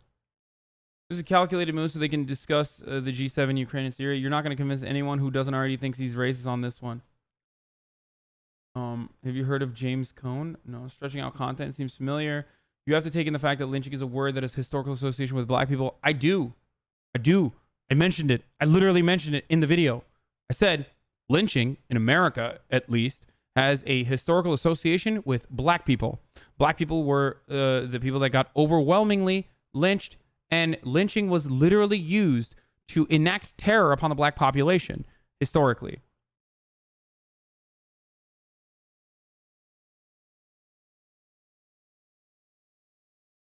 Man, 99 people here agree with you. Why are you so worked up about a few people on Facebook disagreeing?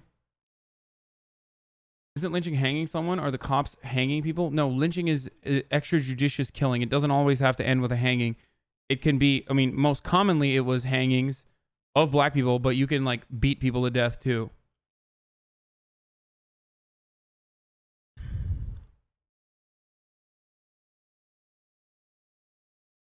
I need link permission. What would change if Hillary actually joined the race? Oh, Jesus fuck.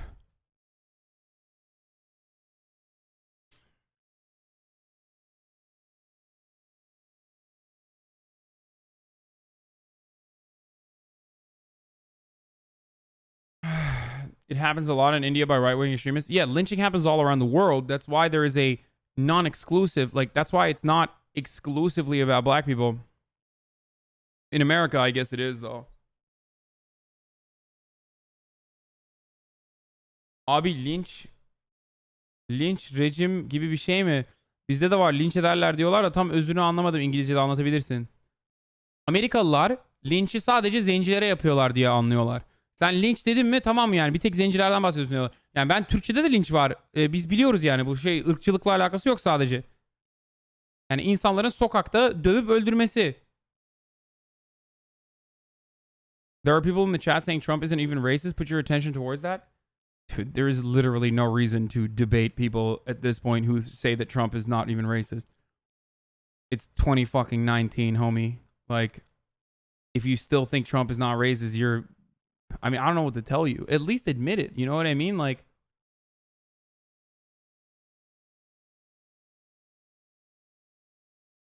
I deadass hope Hillary Clinton enjoys the race. Not only will it be hilarious as well, but it would draw from all the centrist Warren supporters except Bernie.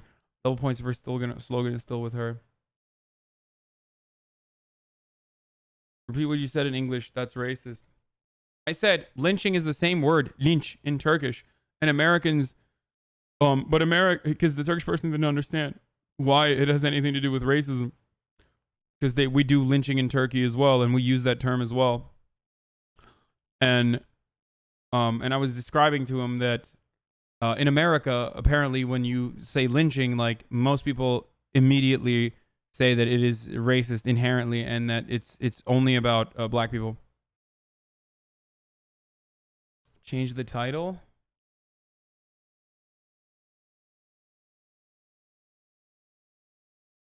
NAACP is calling its usage out. I'm gonna listen to them. Okay.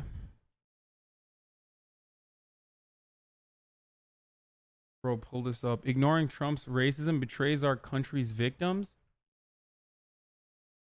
By Michael Gerson. I had fully intended to ignore President Trump's racially taunts against African-American elected official and an African-American activist and an African-American journalist. But I made the mistake of pulling James Cohen's The Cross and the Lynching Tree off my shelf, a book designed to shatter convenient complacency. Cohen recounts the case of a white mob. Well, I don't understand why you linked this to me. When have I ever ignored Trump's racism? I'm not even urging people to ignore Trump's racism now. I'm saying focus on not the edge shit. And instead, like, everything that Trump does, including what he did last week, including what he's going to keep doing, including, like, what his administration has been doing that we're not even covering anymore. It literally is like, I mean, it literally is like having a slave owner being in a position of power and then getting offended that he said the N-word. Anyway, this is as much as I will say about it.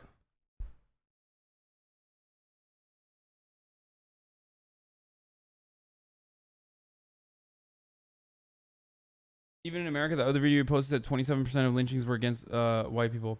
Elijah Cummings referenced this before he died. I'm not saying you're missing this. I'm saying it's just a good pull, that's all. Dianne Feinstein called the Benghazi committee a lynch mob. Yeah. It just, that's the thing, like, this undercuts the message that Trump is racist. If all you're looking at, if the only thing that you're looking at when you're pointing the finger at Trump's racism is like he used the word lynching, which plenty of people have used before to not mean in a racially insensitive way. If that's the thing that you're hyper focusing on, like the media constantly fucking does, and Feinstein is racist too. My point is that this doesn't turn into a big deal.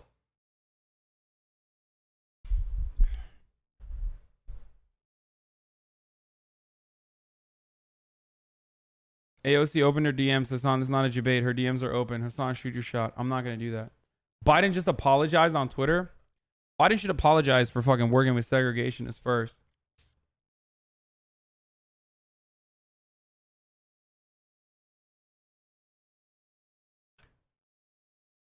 Also, AOC has a boyfriend. Anyway, we're done with this.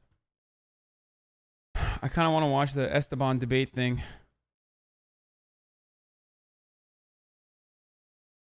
Like you've never cucked anyone before? Did you see Epstein in that clip with 39 Daff? What?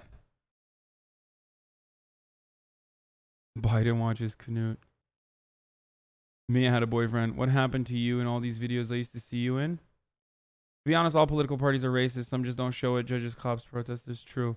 Lynching has everything to do with race in America. People in the early 20s took photos of lynching victims and sent it to their friends. Guys, not only do I know this, I've talked about this when discussing when discussing the history of lynching, when Destiny said that Owen Schroyer, who said Barack Obama should be like tried or should be tried for treason, or like because of his treasonous takes, should be hung from a tall tree.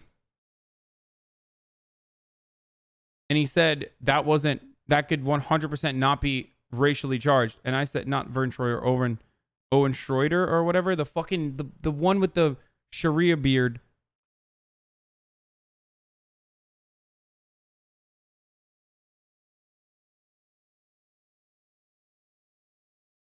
Watch the surfs. Michael was on it after. His take on the debate is much better.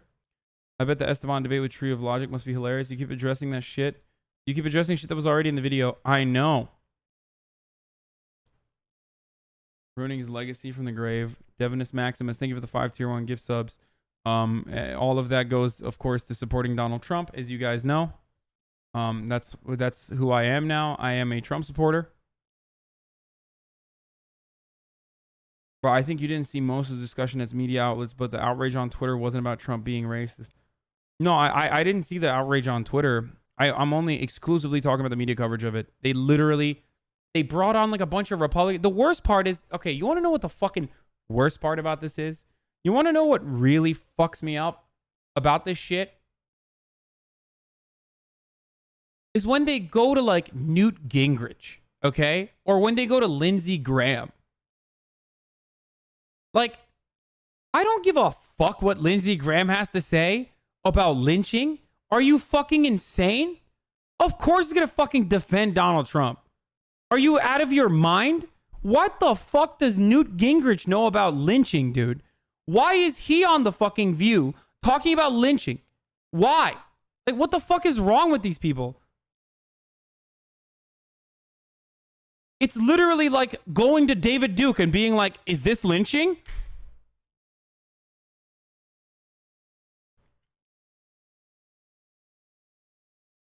Yeah, his family lynched black people. Okay, but that's the... He's been there for a few. True. How is Trump a racist in your mind? Please explain. I don't know. Maybe the fact that he was tried by the government for, he was tried for denying housing to African Americans.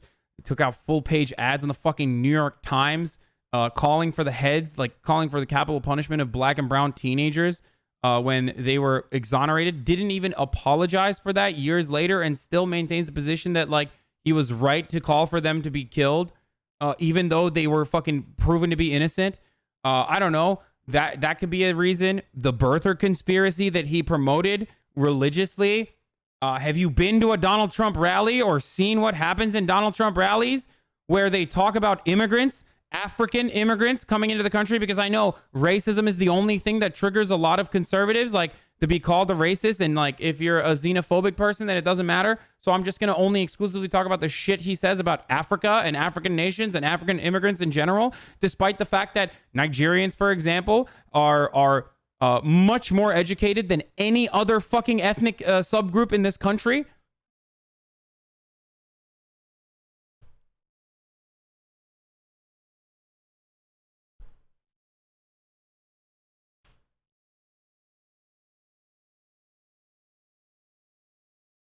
I mean, CNN had a fucking Richard Spencer on recently to ask for his opinion on some other Trump shit. Fuck the media attention. It's all for clicks, not discussion. Yeah.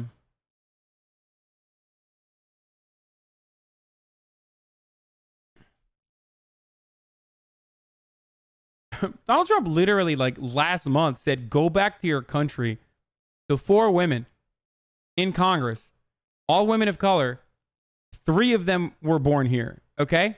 And have been here for generations. Oh, by the way, Nigerians are also, ironically, at least the Nigerians I know, kind of racist towards black people in America. That's a totally separate issue. Not all Nigerians, but some Nigerians are very elitist, okay? Anyone who's shocked by this revelation has never met Nigerian people.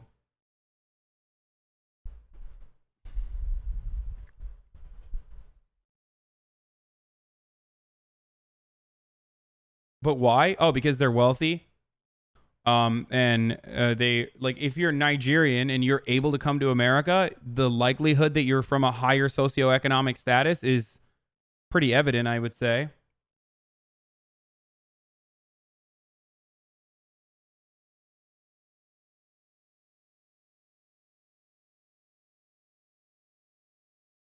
Yeah, non-American black people, from what well, it's not just Nigerian people, but like, my Jamaican boss supported building the wall. I'm Nigerian. Shut your goddamn mouth. I'm sorry. So it's more about class than racism.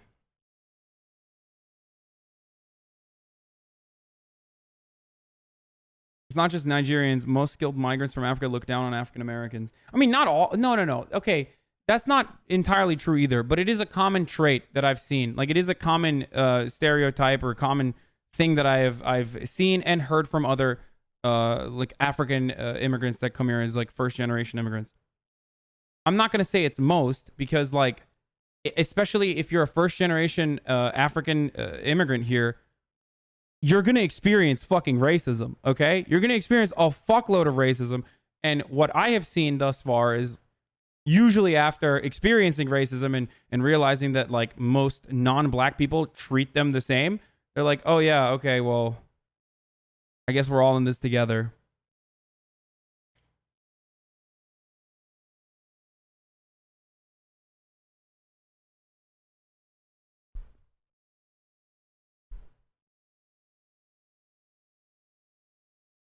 Perhaps it's because you know rich people. I mean, I already mentioned that like most of the Nigerians that come here are like, if you're coming from a country like Turkey or a country like Nigeria, you're able to come into the United States, as in you are probably very wealthy. Like, the overwhelming amount of people that are coming in from developing nations are probably going to be wealthy enough to be able to get to America. Okay? This is precisely why there is a model minority concept. This is precisely why like Asian Americans, like first generation Asian Americans, like outperform, and racists will always use that. They'll be like, well, what about the Asians in comparison to like black people? They were also they were also marginalized. Look at how they're outperforming white people even. It's like, yeah, because the migrants that are coming in are wealthier. They have more access. They have more tools. They've been educated better. They weren't brought here, like most of them, especially in the past fucking 100 years, weren't brought here on, it weren't like still inheriting the legacy of institutional racism. Wealthy in developing nations is not the same as wealthy in developed nations. I know that. Still wealthy though.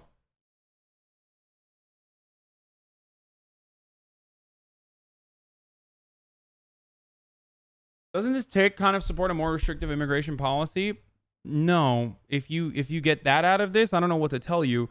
It just shows you that there is no like genetic factor that predetermines your level of success.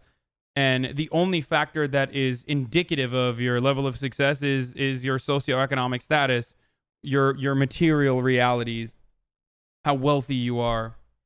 And this happens within American borders already. If you are poor, it's much harder for you to succeed. It's much harder for you to get a good job, as opposed to if you are wealthy. That's pretty simple stuff. Your point about white immigrants outperforming native white Americans is often an understated point.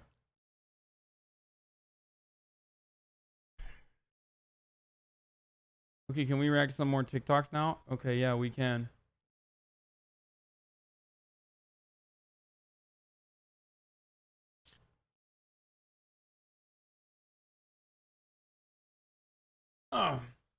Why are so many words in the U.S. racially tinted? Some words in the U.S. are racially tinted because there's a lot of racism in American history. America is a genocidal penal colony that was built upon the legacy of genocide and slavery. So that's why.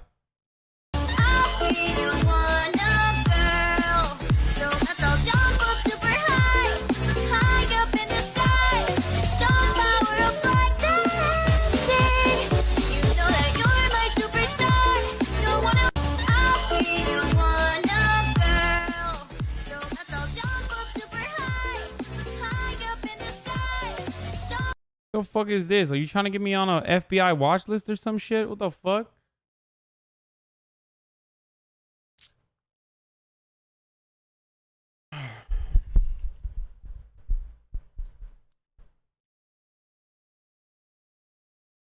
I'm already on multiple FBI watch lists, so it doesn't really matter. And they even double book me. Like, oh, so this is what got you on the list? Yeah, true. Yeah, I'm already on multiple, so they're just watch Pokey and you're safe.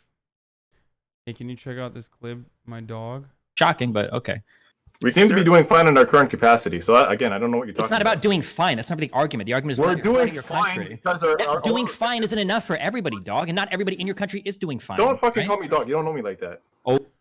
Oh, what the fuck? Oh shit, is this going on right now, dude? Oh shit, is this going on right now? Okay, my bad. I mean, I guess like the point that I was like trying to make here earlier when I mentioned renewable whose man energy is that, you know, even if we're not there right now currently, at least like all the data. Shocking, but okay. Times, but I think we have some people on here that might have a bit of contentions. Yeah, you think? Yeah.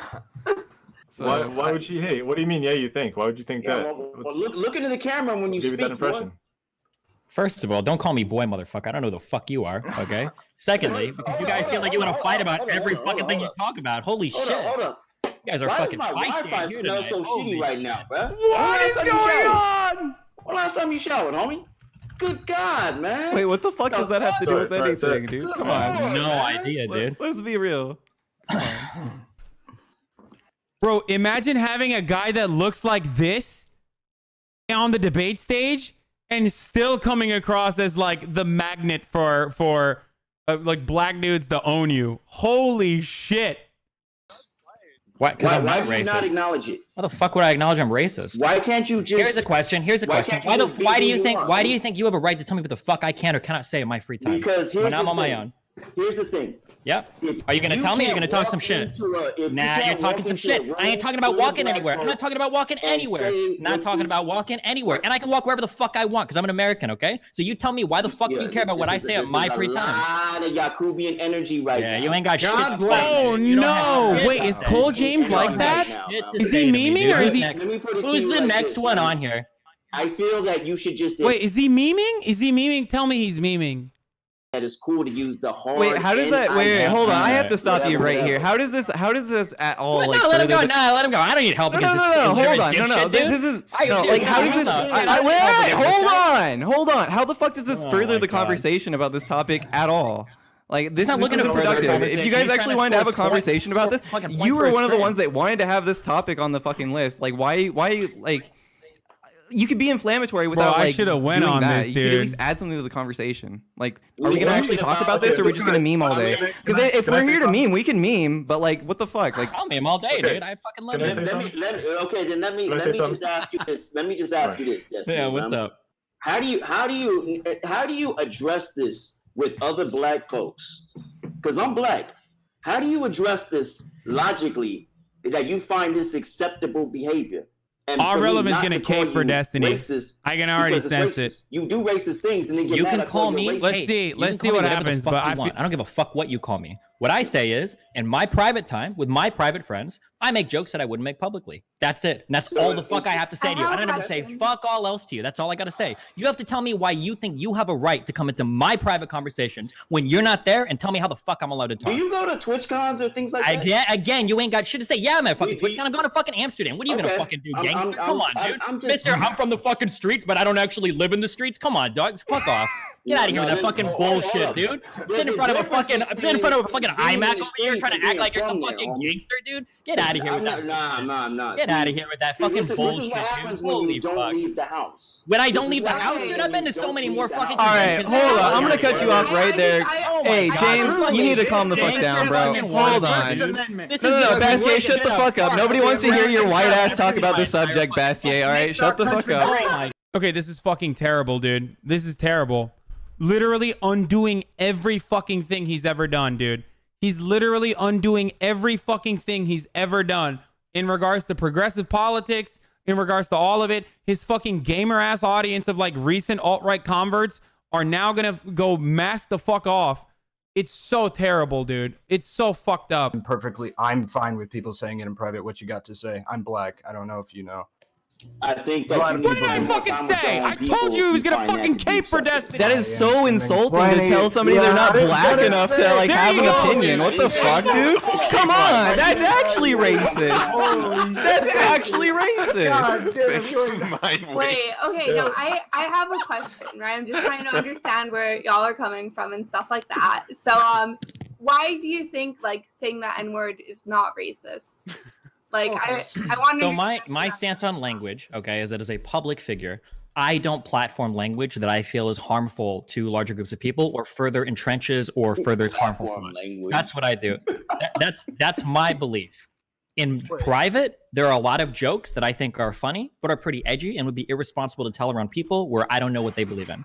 So if I have a friend and we tell edgy jokes about particular subjects, as long as I'm like reasonably sure my friends and me aren't racist, I think you can have a laugh like you would with a fucking Chris Rock show, with a George Carlin skit, with a Boondocks episode. There are things that you can enjoy privately that aren't harmful. That's basically my take. But those people Okay, are but funny. do you You're not see? funny though, dude. No, but do you see how like by the fact that people know you say it in private, at like being a public figure, that kind of defeats the purpose that you were just. Okay, I don't give a fuck about what they're about to say here. Another call I'm making is, like I said, All Relevant was going to cape for him, and he did. Another call I'm making is, look, I don't know how Cormentine is, and I don't know how Cole is at all, but I can understand why they would come across very militant in this conversation, and I can understand why they would get heated, but in the grand scheme of things, from the point of view of like a fucking out-of-touch white gamer or an out-of-touch non-black person, Steven is going to come across the victor here because he's going to look calm and collected, and ultimately he's going to look like he won this fucking conversation, which is awful. It's so fucking bad. It's so bad that this is even happening, dude. It's so fucking terrible because like he already said, like Cole already said that he's going to like fuck him up or whatever, or he's at least alluding that he's going to fuck him up. Go for it. Whatever. No. Well, I wanted to toss it over to Cormentine. I know he wants to get in, and now also anybody in chat that's like, "Hey, let this person speak. Let this person." Don't fucking moderate me moderating. All right, get the fuck out of my chat if you're gonna like say that shit. All right, I don't fucking need you here. All right. So fucking the next person I see that ats me and says that shit in chat, you're getting banned instantly. So shut the fuck up. Look, that's a black dude getting angry versus a white dude getting angry for his American right to say the N-word in private. So from the eyes of an audience, most people are going to side with him, okay? That's why when Destiny gets fucking angry, they still consider that to be like, oh, fuck it, my boy went mask off. But when Cole goes angry, or Cole gets angry, and he even says something along the lines of like, I'm going to be violent with you, that plays along to the existing racial stereotypes that most people, without realizing, have fucking bought into, okay? There's always going to be some implicit biases. He literally called him a Yakubian devil, dude. That's also not a good look either. Thank God Destiny doesn't fucking read any of the lore, so he doesn't know what fucking black Israelites, like the black Israelite conversations look like. Because if he did, he would immediately, he could just retaliate and be like, what the fuck? That is insanely racist. Call me a fucking Yakubian devil. I meme about this shit, but like you can't say that in a fucking serious debate. Absolute jack shit. No one's gonna get convinced of nothing. No one's gonna get convinced of anything because everybody is incentivized to hold their position, right? Steven over there is incentivized to not give an inch on this whatsoever. He thinks it's completely okay. Rel is incentivized, as much as I respect it, brother. Rel is incentivized to agree with him, and you're incentivized to hold this conversation. Or Nation of Islam, not black Israelites. What they wanted. Nation of Islam. I mean about racism all the fucking time, dude. Specifically the Italian race. Point of contention that I'm agreeing with Destiny, like it's his point. Like what? But the thing nobody cares about you, dude. You're not black enough, bro. Yeah, I guess so, dude. My bad, dude. I didn't say that. Thanks. I didn't say that. Sure to just go out. Fair, you don't necessarily like you don't always like necessarily argue to try to change like the other person's mind necessarily. You kind of sometimes argue to just change the for the audience, for people who are like in the middle, who don't really know where they stand, or who are leaning one side, and to try to convince them to go to the other side. But there's no convincing. I knew here. And I'll tell you Irrelevant. my name. My name is Andre. All right. Irrelevant used to be my moderator, by the way. Is because there's a specific context that I'm trying to come from when I run my streams, the information that I give and so forth. Right. So, but my name is Andre. I ask people to call me Andre. The thing is, I have to ask, like, does anyone in this conversation study this for a living? Like, does anyone in this conversation studied, whether it's sociology, history, etc.? Does anybody actually study this stuff, like what the effects are? Hi, 39. Yes.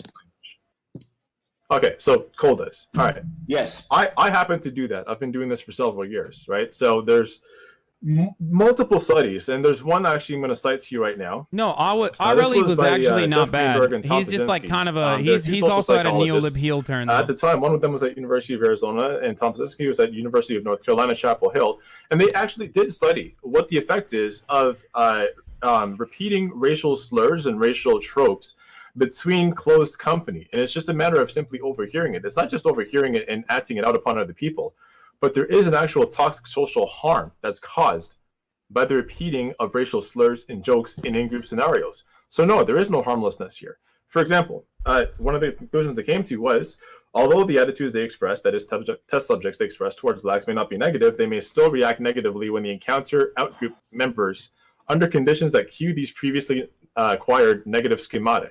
Meaning, if you make it a habit to joke. Damn, dude, y'all really missed 39 Dav, huh? Holy shit. Keep it in your fucking pants, chat. Fortunately, it doesn't really bear out in reality, because those people still have to go out and function in society. So in a way, Cole is right when he says, do you actually go outdoors? When you go outdoors and you have interactions with real people, they do express themselves. For example, if you get called up for jury duty, if you're in jury deliberations, if you're hiring somebody for a job, if you're encountering somebody who's a service worker, the presupposed notions that you get from joking between yourself and your friends then bear out in your encounters with out groups. Here's the problem with that.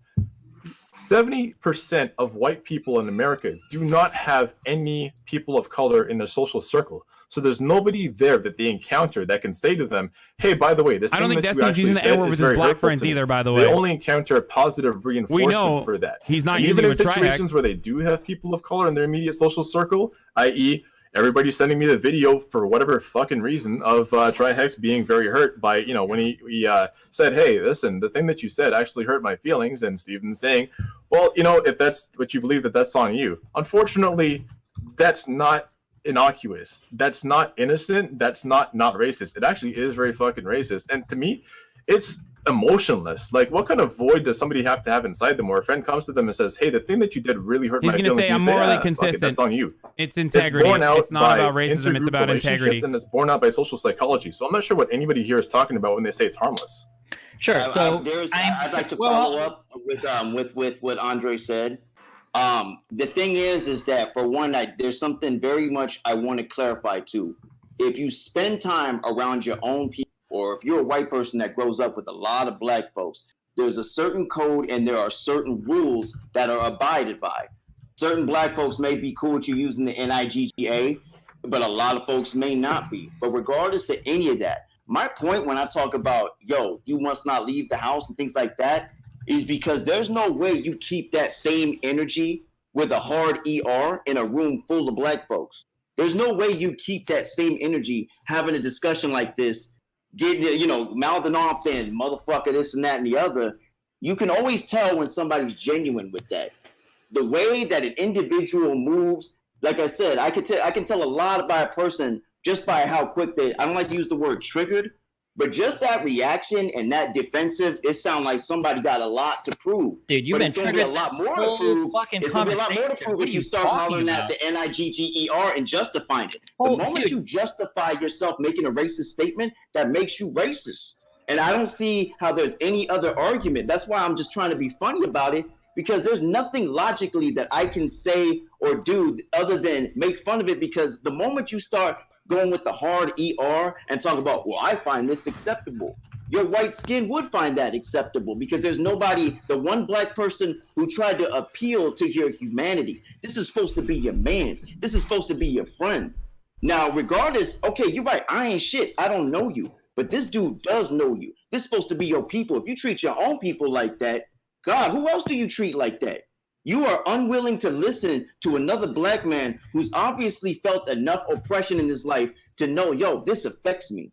But you have no empathy, clearly, and you have no sense of human emotion, as Andre already said, to say, you know what, this is wrong. What I'm doing is wrong. Let me know when you're done fucking crying. All right, maybe I Destiny, you want to respond to that, and then I want to toss it over to somebody. Sermon in church, Jesus.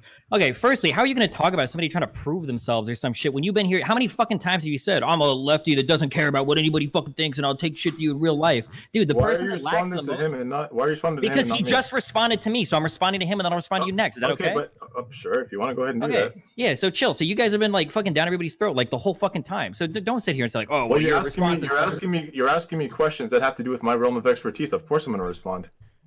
I'm not talking about you responding. I'm talking about you being insanely aggressive the whole conversation with no provocation. You did it with the guy in the suit. This is the power dynamic that is completely fucked in favor of Destiny. Destiny using the N-word has absolutely, like, it doesn't hurt him. As a matter of fact, like, he's annoyed that people are even daring to question whether he can use the N-word or not. Meanwhile, there are two people on there who are black that are going to, of course, be fucking triggered. But Destiny can turn around and be like, "You're being triggered." Okay. Like, of course Jesus, they are. Fuck. It literally impacts also, them. when you talk about I guess like it's a nice story to say like, oh, like your friend is hurt, blah blah blah blah blah. As your father, I demand you address me with respect. I have not been aggressive.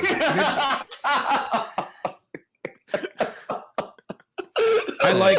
It's a good meme. Holy shit! I'm getting fucking AIDS from this conversation. I need to move to Canada to get some fucking healthcare to deal with the cancer in this room. Jesus Christ! You need to take a shower before you do anything, fucking bro. shit, dude. You need to comb that greasy ass hair before you do anything. Yeah, dude, that's right, man. All right, you know what a nice, shower nice. person fucking looks like? Holy shit! If there was any value to this discussion, I mean, if you're just going to repeatedly insult the guy, the value is gone. Yeah, I don't think we gain anything from doing that. Like James, I don't. Cormentine, again, I often disagree with Cormentine, but he raised a lot of interesting points. I don't know why you charged in afterward rather than like Destiny respond with all that using the N-word don't grant me no respect, man. You using the N-word in the hard E.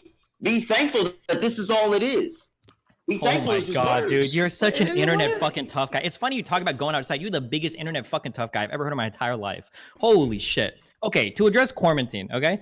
Wait, am I pronouncing that right? Literally undoing every word, Andre. any My work name is that he's Steven, okay? ever done. I'm sorry for being aggressive earlier, all right? So going fucking forward, it doesn't surprise me that you would say that like a going study forward, would show if he fucking that ever tries to claim like, oh, I'm people that progressive, use, like look at how much certain I've done slurs for the might left. start to take on, Fuck off, certain dude. types of negative opinions. No, there's no might. It's not that his base is gone. He's It's literally simply, this is what rewiring the happens. It fucking gamers reinforces that he's it. pulled away from the alt-right. When I say Back to fucking shitting on black people and like if you want to, making it seem like it's okay to fucking say the N-word and debating this conversation. So when I say having the conversation with black people and triggering them to make them look like they're fucking out of touch and There's probably insane. a percentage of them. And when I say over a period of time, I don't think somebody saying one word one time instantly will make everybody become like very racist. It's probably something that happens over a period of time. I'm not saying it takes 50 years, maybe over the course of like a few weeks even it could be possible. Sure. But I think that it is possible to engage with certain types of humors in ways that make it so that you wouldn't have those effects happen to you. So as a counterpoint, the problem is, I know that you would like to think that, but the problem is literally every single study that I've looked at that looks at this scenario, like there was that study, then there's also this book, Social Dominance by Jim Sedanius and Felicia Prado. There's this study, Two-Faced Racism by Pika and Fagan. There's Grant J. Silver from Marquette University. And then there's all of the footnotes from all of those studies, and they all reinforce the exact same idea. And I've been looking for studies that actually counteract what they're saying, because I always try to challenge myself and look at, hey, are there other studies that show the exact opposite or show that there's mitigating effects? And the answer is no, there aren't. Okay, would you come out and say that we should ban all violent video games? No, I would my not. God.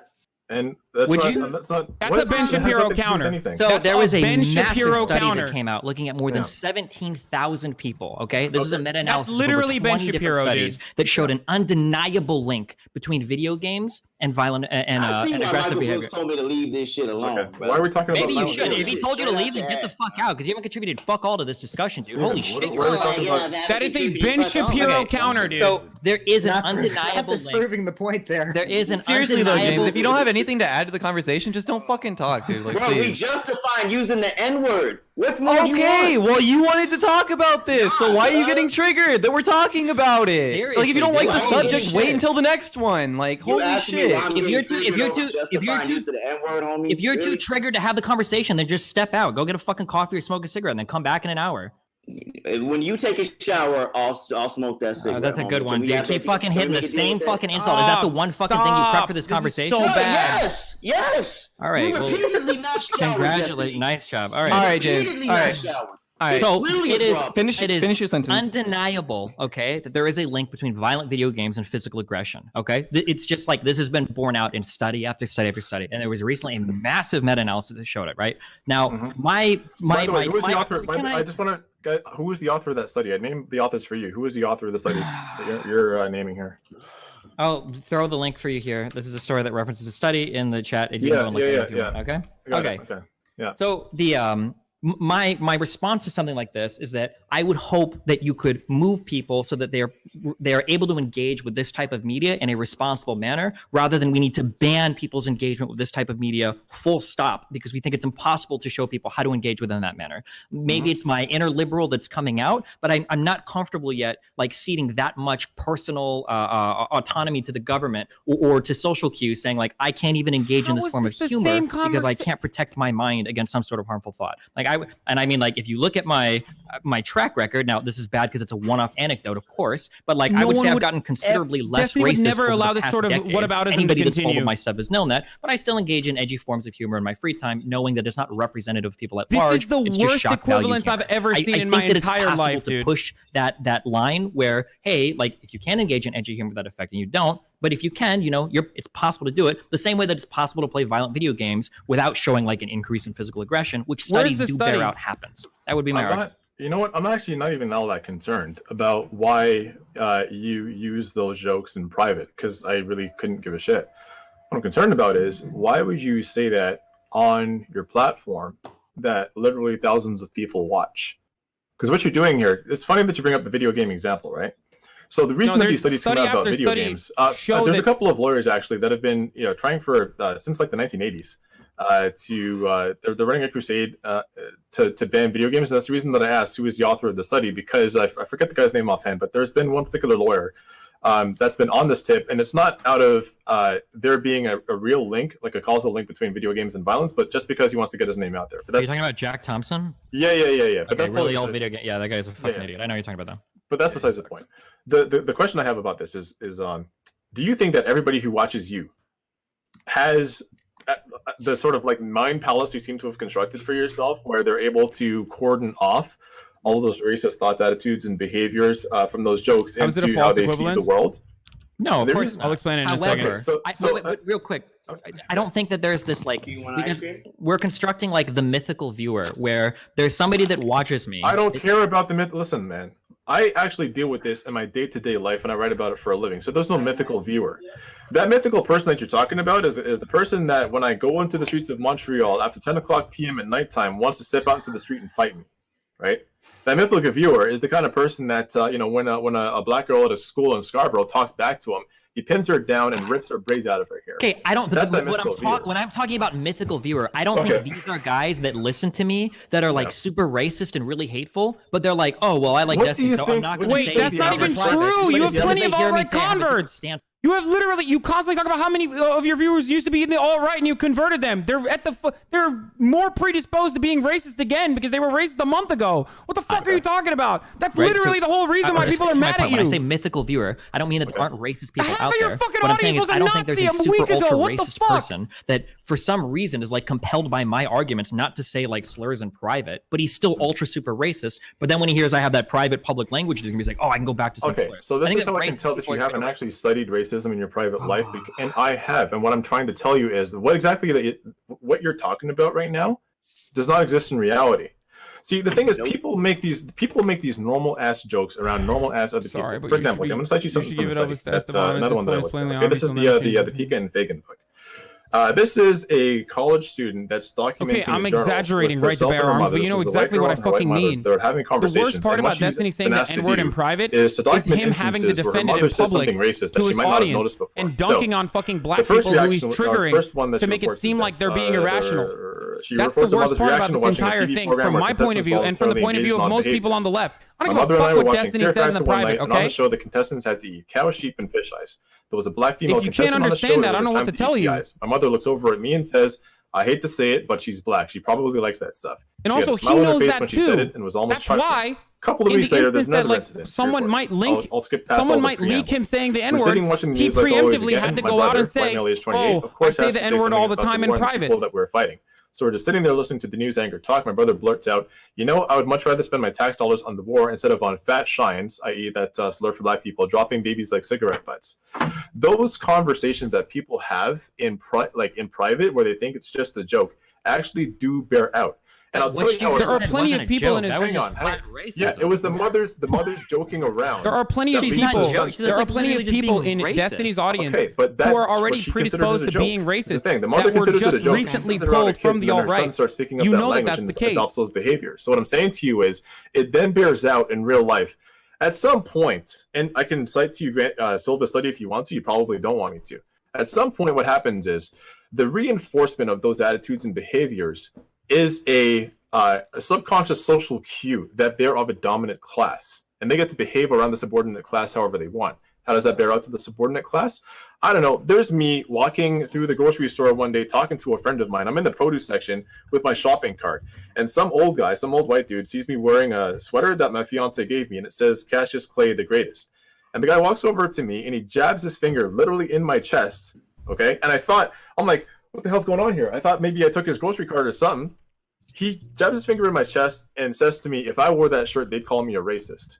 What are you talking about? Who'd call you a racist? And he says, well, that's Cassius Clay. His name is Muhammad Ali, not Cassius Clay. If I call him Cassius Clay, they call me a racist. I'm like, well, that's probably because there's something wrong with you that they would think that you are. What I'm trying to say to you is, when people have those thoughts, attitudes, and beliefs about subordinate groups, what they will tend to do is use those subordinate groups as a pressure valve. So I talked to you before about jury duty, how people treat service workers, et cetera, et cetera, et cetera. When they have those thoughts in their mind, it's like a mind virus.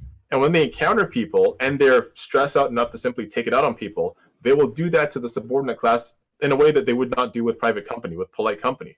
So what I'm saying to you is, when you say that to your viewers, that it can actually be harmless, they then think it's harmless.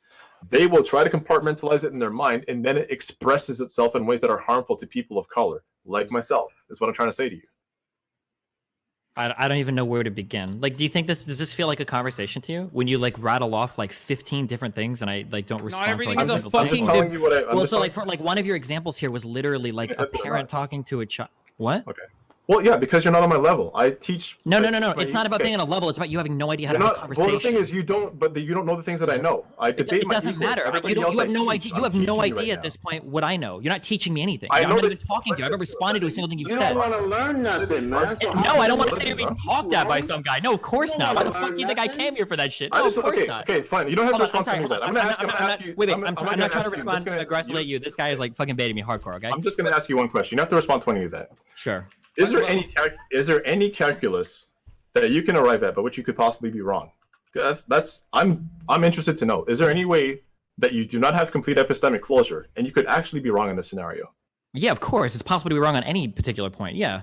Okay, so why is it that when a person that you or says he's your friend or he thinks that you're his friend comes to you and says, "Hey, this thing that you said to me really hurt my feelings," your closure was so tight that you couldn't even say. This is a total non sequitur. This has nothing to do. It is a non sequitur. The fuck? What kind of? Wait. What do you think a non sequitur is? Hold on, I'm super curious over here. The fuck? Exactly. Shut the fuck up. The reason why it's a non sequitur. The reason why we're not appealing to a human sensibility. We're having a discussion on whether or not the word is harmful. Your friend. He was asking you to be understanding, and you couldn't do that. Yeah, and my mom asked me not to be a Democrat, and my mom asked me not to be an atheist. Just because somebody makes a request of you doesn't necessarily mean their argument is credence. That's not what we're here to talk about. You want to come here and talk about whether or not I'm cold or whether or not I could be friendlier to people? That's a whole other fucking discussion. If you want to, is this how you behave with people? But if you want to have a conversation about whether or not like some word is harmful or not harmful to say in a private setting, that's fine. But you can't pivot that. You can't. I would never want to be a good person in your eyes, dude. James, shut the fuck up, dude. Come on. If you're gonna add something to the conversation, like have something like actually something actually to add to the conversation. Like holy shit, I don't know how many times I gotta tell you that. I want to go ahead and toss it over. No, hold on, my bro.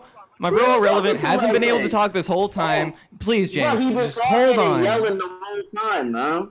Dude, James, you haven't said anything of substance this whole time. If you're gonna have a conversation about this subject, have a conversation. Don't just shout out ad hoc. The reason why Destiny's fucking targeting Cole is because he's the weak link there, and he's already emotional about the subject. And if you're emotional about a subject, which is understandable for him to be emotional on, you've already lost a battle in the eyes of like all of these fucking out of touch, nihilistic internet debate edgelords. Okay, that's the reality. It is what it is. So that's why Mindwave's trying to move away and like bring Irrelevant in the conversation. And that's why Destiny's attacking him way more than attacking Quarantine. But even when he does attack Quarantine, he attacks him from the point of view of like, oh, you don't have anything to teach me. Like ultimately, what we shouldn't forget is this is literally Destiny defending his use of the N-word, okay? Things like this, we're essentially talking about edgy jokes for the most part in general, not simply the N-word, right? His entire audience is going to fucking shit on these guys now. Like, I'm with my friend and I'm like, yeah, I hate all N-words. I think they're all lazy or whatever. No one said you did that. Yes, they are, because you're the examples that you use in your story was literally like, oh, like, black people are lazy. They're whatever racial slur you said or whatever. That was your example. Like, that's not what the fuck I'm saying. They're like quoting like the Boondocks or some shit. Calling black people the N-word.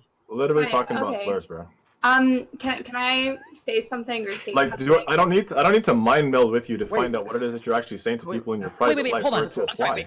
I swear to God, I'm sorry for interrupting you. Okay, do you think that every single use of the slur is the same? When you say literally talking about slurs, do you think that if one guy, like, let's say, you can still think it's racist, that's fine. But if one guy is like quoting like a Dave Chappelle skit in another guy, and then another guy is saying like, I hate, he's doing the Tom Sawyer argument, the classic. The exact same. That a slur is a slur and it means the same thing. What a stupid question to ask. That's what I fucking thought. That's not a dumb question, dude. At least entertain the question. Subject matter. He's got a giant fucking script that he can read off, and he can't fucking deviate from it. Are you? Listen. How are you going to debate? Hang on. Stop. Everyone. Stop talking. How are you going to debate me on my own fucking humanity? I'm saying that's a stupid question. We're not talking about your fucking. We're not talking. That's not up for debate, me, dude. Don't debate fucking me, dude. What the fuck is this shit? Do this. Irrelevant, man. What were you gonna say? Irrelevant. Okay, it's very simple. But he asked me a question, right? Irrelevant, I'll let you talk. He asked me a question, right? God.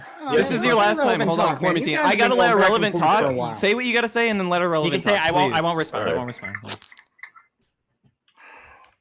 So wait, Carmen. I don't even really know. To be honest, I don't even really know why we're doing this. To be honest, like I really don't.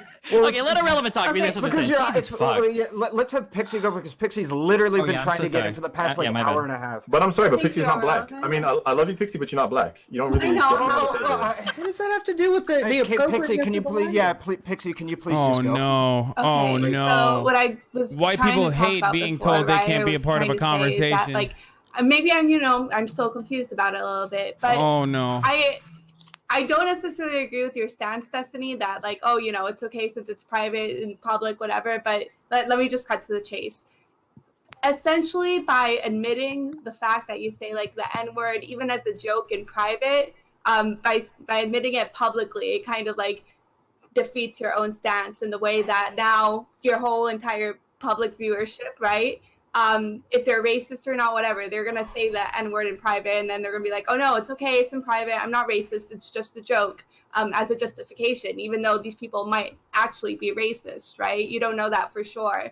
I correct me if I'm wrong. I've always wondered what a white woman's take on this was. To the point of like, oh, yeah, when you say this word is like a joke or in a joking context, people automatically, like, they kind of like normalize it in their brain that it's okay to use slurs like that or use stereotypes like that as long as it's in a joke. Except that's the thing. You don't really know if the people around you are 100% racist or 100% not racist or anything like that. So you really don't know if it's going to become a situation where it's like, oh yeah, like I'm totally not racist, but wink, wink, nudge, nudge, right? It's like in a sense, it's kind of like rape jokes, right? It kind of like normalizes like that saying these things or that these atrocities are okay, even though they're not, because it's just a joke. Can I ask on that really quick? So, do you think that rape jokes are also inappropriate in a personal setting?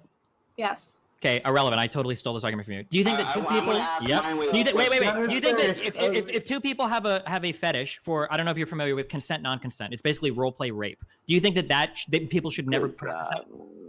I mean, there's a very clear distinction between like having, a kink and being able to like set clear like consensual boundaries and things like that, and making like jokes about like raping someone and being like, oh no, it's fine, it's just a joke. The point isn't what he says in private. The point is what he says in private. Clear boundary and understanding. He obviously where my girlfriend can't understands I'm not actually. You can replicate a consensual rape fetish with every person that you replicated with, but if you can't fucking not the latter.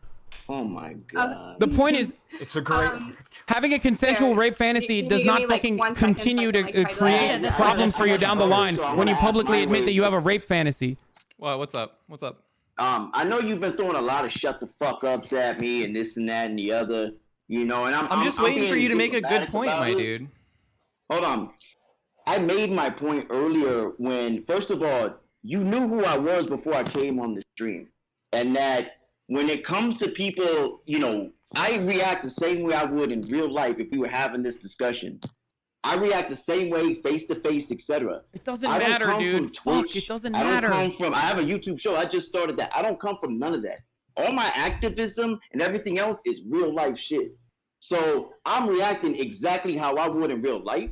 I'm reacting. Literally, none of this matters. Majority of the from black folks to the audience, it doesn't matter. Latino would react in the face of blatant racism. Only on the internet do I have to deal with the idea that I have to somehow intellectualize, well, I should be able to use the N-word for this reason, and then we have to have a discussion about it. Most of these things aren't discussions because then, like I said, we're justifying, I should be racist in my private life for this, and this reason. Okay, now I'm going to go ahead and justify why I should go ahead and use a hard ER. You want me to give you these great points that Andre's already given. Not only does Andre have these points, but he cites them. He uses cited studies. That's not good enough. So for me, I don't mean Andre's not good enough, but that's not good enough for some of y'all. So for me, I'm just like, all right, hold on. I'm gonna cut you off right there, bro. Hey, bro. So me being a proud Black Latino that I am, I'm not with the bullshit, and I'm just telling you straight up, this is bullshit, and I just wanted Destiny to solidify. All right, bro. Hey, if it's bullshit, then why the fuck when I invited you on this show? Hey, bro. Do I gotta mute you, bro? Holy. All right, bounce. You bounce the fuck out, dude. Get the fuck out already, dude. Just get out. You didn't add anything to this podcast at all. Hold on. So we both. Hold on. James literally. Hey, no, shut the fuck up. Holy shit. I admire your consistency, Cole. Oh my god. I'm gonna mute everybody right now. Everybody's gonna be fucking muted. I swear to God. What are we doing here? All right, listen. That James guy, I don't know what the fuck his prerogative is here, but in DMs, he literally said he wanted me to add this as the motherfucking topic on the show. I don't know why he got so triggered that we're actually talking about it, and then he comes on and says, "Oh, I don't know why I have to intellectualize this." Dude, you wanted to have the conversation. I don't know what the fuck else to say. Holy shit. Ian, why are you yelling? Because I'm tired of why are people coming onto my show to have a conversation about this and then get mad when people are trying to have a conversation about it? I just DM Mindwaves. Go at him in his chat if you want. That a black man who felt a ways about somebody who has a very large platform on this site, and I'll tell you why he's upset. Because we talked about this beforehand, right? And I asked him, I said, how do you feel about this? We talked about this beforehand. His answer was this, and I kind of agreed with him. And that's that this platform, even though it's large, it's also very small, especially where it comes to people who just talk and shoot the breeze and talk politics, et cetera, et cetera. I will tell you that I personally would not recommend for any of my friends, family, anybody else who has an interest in politics, who wants to create content and so forth, to come into this milieu and have conversations with any of you. And the reason for that is, it is fucking toxic to expect that we would have to come into a conversation like this and prove ourselves. You know what I'm saying? When somebody has a platform that large and then says, yeah, it's okay if I do that because I'm not racist when I do it. What do you think it's like for the average person who tunes in and sees that and says, oh shit, if I speak up about it, I might get this exact treatment that Cole just got? You know what I'm saying? You come on the next one? Yeah. Okay, I'm not going to go on the next one. I don't give a shit. All right, never mind. people into this platform and then make us debate for our own humanity and change somebody's mind. You know what I'm saying? He literally wanted to have the conversation. How can you even complain about having to have this conversation on a public platform? Do you understand both of y'all were the ones that wanted to have it? Do you understand why he asked you to put this in the panel? So he could go off and spew a bunch of fucking bullshit and shout ad homs endlessly? I don't know. I don't know why he wanted it. Like, why? You tell me. He's gonna yell at me some more. What do you want here? Why the fuck would you go on this when they promote this shit? Because the N-word doesn't personally affect me, and I know Destiny better than the N-word doesn't personally affect me, and I know Destiny better than every other person on that podcast, and I know what his like moral system consists of, and I know that his audience will only respond to someone who can calmly say, "Hey, here is how you're undermining your own cause that you have created for yourself as a moral egoist that sometimes ends up making arguments from a utilitarian position." And nothing else. Saying personally how you have been offended is not going to work for his fucking audience. They're all emotionless and probably still use the gamer word all the time regardless. I'm not very calm, but I will probably be calmer than I'll probably be calmer than Cole James Cash because it doesn't personally impact me.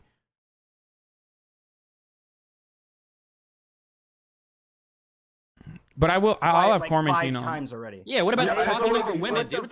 Because this is not, because when it comes to this conversation, when it comes, okay. Yeah, it wasn't. No. Okay, sure, whatever. We're not talking about that right now. Okay. When I said, hey, listen, we can't talk about this because you're not black, so it's really our conversation to have. And then saying that sort of stuff is gonna make it look bad too. This conversation, anybody who's not black does not get to debate it with us. When people have this combo. Of course, what they're not realizing is like this combo is not for them. When black folk tell you, "Hey, don't say that shit," then don't fucking say it. That's it. This combo is not. I mean, again, that's saying one identity has. This combo is not between Quarantine and Destiny. This combo is Quarantine talking to Destiny's entire community. I love you, but I'm not here to argue this with you. If you can't stop talking, if you can't stop talking, hear what I'm actually saying. Okay, this is something I'm speaking to out of my soul, out of my humanity, and I don't debate my humanity with most people. I'm having this conversation with you all because I think it's important for this platform and for people of color who want to be on this platform and see this kind of toxic behavior and say, "Fuck it, I'm never going to go near that." That's why I'm having this conversation with you all, and for no other reason. And what I'm trying to say to you is, you might be able to shout me down. You all might be able to talk over me. You might even be able to possibly win this argument in the eyes of your viewers. But you know what you're saying to everybody else who would want to be a part of this and have conversations and build communities here and possibly build movements? You're saying to them, you're not welcome. That's why it makes me upset that we're having this conversation. That's why Cole cashed out like that. Cole cashed out because he's a fucking bitch. He said he's gonna ask Destiny. He said he's gonna ask Destiny on some moral bullshit. Why are he wanted you to show everybody how like fucked up. He wanted to act like he was some fucking tough gangster. All right, everybody, stop brigading. Stop brigading. Stop brigading him. Stop brigading him. He said he's gonna ask Destiny. The talk that you're talking right now. If you came up by my old neighborhood and said exactly what you were saying, what good does that do? What the fuck? Come on, what are you on about, dude? You think I'm gonna fucking roll by like some dangerous neighborhood and be like, "Yo, guys, I can say the N-word"? Like, you think I'm a fucking idiot? Like, of course, there's a different way. You act in different ways at different times. If I were to fuck my girlfriend in front of her dad, he would fucking shoot me. Like, yeah, no shit. You act differently in front of different people. What kind of an argument is that? Why are you yelling at me? What? Because you're saying some real dumb shit. Why are you yelling at me? You can just talk to me like a human fucking being. All right, hold on. I don't want to. Quarantine, I'm sorry, bro. Like, but honestly, you need to hold on. Quarantine, hold on, bro. Let me get this out. Let me get this out. Oh, he's trying to finish the fuck up, dude, and then I'm gonna pass it off to my other bro. All right, go ahead. I just want to know what is missing in your soul that when you're challenged like this, you fucking start yelling. What's wrong with you? Oh no, I'm fucking done with this, dude. Quarantine, are you gonna start talking about souls and like spiritual bullshit? I'm done talking till Irrelevant talks. I don't want anybody else. Irrelevant, go ahead, dude. You got the floor, dude. I've been trying to pass it to you like 5 times, but I don't know. Like, yeah, I didn't. I mean, Pixie got cut off a couple times, so I tried to hand it to her, but like, as well. But like, all right, okay, so we can. I didn't think that 75% of this podcast literally was not going to be able to speak on this issue, so we can make this quick. All right. So, Quarantine, do you agree or disagree that race play should be done sexually? Do you think race play is something that you should sexually be doing? That or you should. Yeah, or sorry, that you shouldn't be doing. Shouldn't? I guess. Yes, you should not do that. I think whatever 2 consenting adults choose to do is entirely. Why doesn't it work for Stop. Will you let me answer the question? Okay, I'm just trying to do it fast because 75% of the podcast literally can't speak according to you. So like, just go ahead. Go ahead, make it quick. I think that what happens between 2 people is entirely between them, with the caveat that there are power dynamics at play, right? Like the background radiation of white supremacy does exist. And you have to understand the difference between whether it's something that you want to do as an adult with agency and it's something that you feel that you need to participate in to be accepted by the dominant class. And I think for a lot of people, that line gets very, very blurred. So when I say shouldn't, I'm not saying that anybody should or should not. What I'm saying is they definitely have to keep in mind the context in which this does occur and what are the motivations for it. So I'm sorry I can't give you a clear answer, but there's like a hell of a lot of sociology out there that has no. Okay. No, I can, even if I agree with that statement, all that's simply advocating for is better vetting processes with who you make those jokes for, to the same level as the people that you would perform a race play with. Well, yeah, it is. Well, it is. It's not.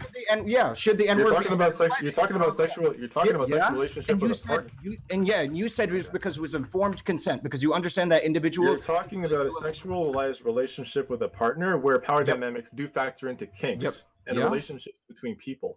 Sure. You don't think power dynamics can factor into like edgy jokes? Of course they can, but that's what we're talking about. Okay, so wait, how isn't it? Okay, so when the recipient of the joke accepts the joke because they want to be accepted, or wait, hold on, stop. Why can't that work in race play? No. Just we got to be quick because 75% of well, then you can't ask me complicated ass questions. So also, why doesn't you don't want an answer to it? Well, it's because we're okay. Go ahead. We'll just sit here all day. I mean, do you actually want to answer these questions, or do you want to? You literally just said it's because they're because I'm just trying to find out. No, before I'm trying to find out from you. Are you trying to dunk on me, or do you want an answer? No. He's not trying to dunk on you. He's trying to answer. Okay, but if you can't bear me out to the answer to this question, maybe the question is not appropriate to ask in this format because you're not here for that. You know what I'm saying? No, I'm the only reason I'm doing this. The only reason I'm doing this quickly is because 75% of this podcast cannot speak right now. That's the only reason why I'm fucking doing this. All right. Otherwise, we would take this shit low and slow. I've done it on my stream multiple times with people for hours. I'm perfectly happy to do that. Yeah, we had this conversation for hours the other day. Why are we back here? Well, it's literally it's because I don't think that I don't think you took anything away from the conversation that we had. So I mean, but everything that I cited in that everything I said to you in that conversation, and everything that I'm saying now is backed up by hard evidence. And what you all are saying is backed up by how you feel about it. Great. So so just simply put, you said that black people that partake in edgy jokes might do it in order to feel accepted amongst the group. Why doesn't it work that way for race play? And if it does, why are you okay with it? I just explained to you that it works that way for race play too. I just said that. But why are you okay with it, but not edgy jokes? Why am I? No, that's not. Oh my god, dude! It's so hard to have a conversation with you if you're not going to listen. The race play conversation implies that the way that they're using it is vague. The way that our relevance using it is vague, making it seem like a black person and a white person are engaging in race play. Destiny, on the other hand, is obviously uncomfortable using the N-word around his black friends, considering the fact that he's never used it around Trihex. This is like a really fucking dumb gotcha argument here. It's so fucking stupid. Don't ever make fun of me for using W's and V's incorrectly. I will fucking nuke this entire chat. And they get. No, I didn't say that. I didn't say that either, though. Saying the N-word in private still affects black people who are not in that private setting. Yeah. No. Saying the N-word in private affects black people in every setting when you admit to saying it in public. Can be a black person, if they want to have their friends say that around them, sure, whatever, fine by them. That's their prerogative. But I question the white person that actually wants to say it to them. That's all I'm saying. What is the desire behind that? Okay, so did you or did you not state that race play is perfectly fine amongst consensual people, informed consensual people? Okay, which kind of people, though, is my question. All right, I'm going to get in a second, I think. A black person and a white person. Okay, gotcha. So the black person, they want the race play to happen, but the white person, again, I'll take it right back here. And I said these two don't. All right, I'm in a second. I'm going to pee. I'll be back. Trying to smash them together. I'll give you the same answer. It would actually make me question why the white person would want to engage in that. To be honest. Same thing with race play. Exactly. But it's not the same shit. Why not? Because, Steven, there's not a history of a dominant mode of oppression. There's not a history of dominant mode of oppression by men over women. Spousal rape was a thing. But you already started off on the wrong foot. When you say something to me like, why not? Do you want me to answer the question? Or the problem is you don't answer. The problem is you pivot like crazy because you can't just give like a simple. Because these are not simple questions, and that's the thing. Cool. So then, okay, but that's your no. I'm gonna stop you right there. That's your problem, though. You take very complex social issues and you want to smash them down to little tiny sound bites. Do not do that, and I'm insulted that you even. But you're literally doing it to me right now. The problem is what you're doing is you cannot answer a single question to save your life. You have to pivot 15 different times. That's why when he asked you about whether or not it was okay for somebody to do something, your response was, "Well, I question the white man that would even consider doing that." Like, of course I do. It doesn't matter. It's not relevant. And that's why he tried to nail you down on one question earlier, because you can't answer a simple question. So I will ask it again, and I'll see if I can get one answer without a 15-minute speech. Tell me why you think it's okay for somebody to engage in rape play, where there has been a history of oppression of men over women, and there continues to be to this day, but it's not okay to engage in race play. Let me ask you a question. That's what I thought. I'm not answering shit. No. Let me ask you. Do you want the answer or not? Do you want the answer or not? Do you want the answer or not? You want to answer? You can answer. I'm not going to play fucking games, dude. I guess I would. I'm just going to ask you a question. Okay, so when a white woman who happens to be a slave owner and her husband passes away, where does the property away? You mean like in a different country? They probably goes to the husband? No, it goes to I'm saying if the wife, her husband is a slave owner, right? Oh, so okay. And he passes away. What does the property? Probably it's like a property law question here. Yeah, I feel obligated to jump in. Yeah, it would go to like a son or something, right? I don't think we're going to inherit property. What I'm trying to say to you is we have this belief that patriarchy works in one direction and it's very simple, but it doesn't actually work that way. So the thing is, within white supremacist patriarchy, there are women participants, and not talking about women who are internalizing the patriarchy. I'm talking about actual participants furthering that project. So if you're asking me about this whole rape play versus race play, what I'm saying to you, there are different dynamics that hold here. If you're talking about two people that are part of a dominant class that engage in rape play between themselves, there's not a historical mode of oppression of white women. There may be a social stratification for them, but if we're talking about dominant and subordinate relationships where the entire class of people do not have rights and privileges and don't have actual humanity, i.e. they're treated like property, then no, it's not the same shit. Can you expand on that? What do you mean? Can you expand on that there wasn't historical oppression? Okay, maybe. What do you mean by that? That's not what I said. I said there has not been an historical subordination of an entire class of women such that they are treated as property. That's what I'm saying to you. Yes, really. So when women couldn't vote, that didn't count as being kind of like property. Were they chattel? Were they chattel to be traded among people? Were they chattel? Is my question. Okay. Were they chattel? Were women sold in like sex slave trade? Were they married off by their families for stuff? Yeah. You're taking a big L. This is not the topic you want to go on. What the fuck? Dominant mode of oppression. Okay, you're not listening to me. I am listening. You just picked the worst possible example. You're handing me the biggest W in the world by pretending that women weren't subjugated by men throughout the majority of human history. That's not what I said either. The thing is, because you've never actually studied this stuff, so you can't understand what I'm saying. So you keep making these appeals to authority while taking L after L after L of dumb fuck argument. I'm literally giving you what's inside the books I just cited. What I'm saying to you is, because you're waiting to react to me, you can't actually let anything sink in. I didn't actually say any of the things that you just said to me. Really? What did I just say that you didn't say? And then I'm curious if the other people here thought that you said it. I said that women were participants in white supremacist patriarchy. And I said the dominant mode of blacks were participants in slavery. What does that have to do with anything? Do you think that's an argument for or against anything? That's true, right? I would never use that as an argument. Why are you? Wait, do you think that women participating in patriarchy? Stephen, what is a black? What is a black exactly? Well, it depends on the time period you're asking, really. But I mean, right now, it's a social construct for the way that a person tends to look, right? Okay, but that's actually not true either.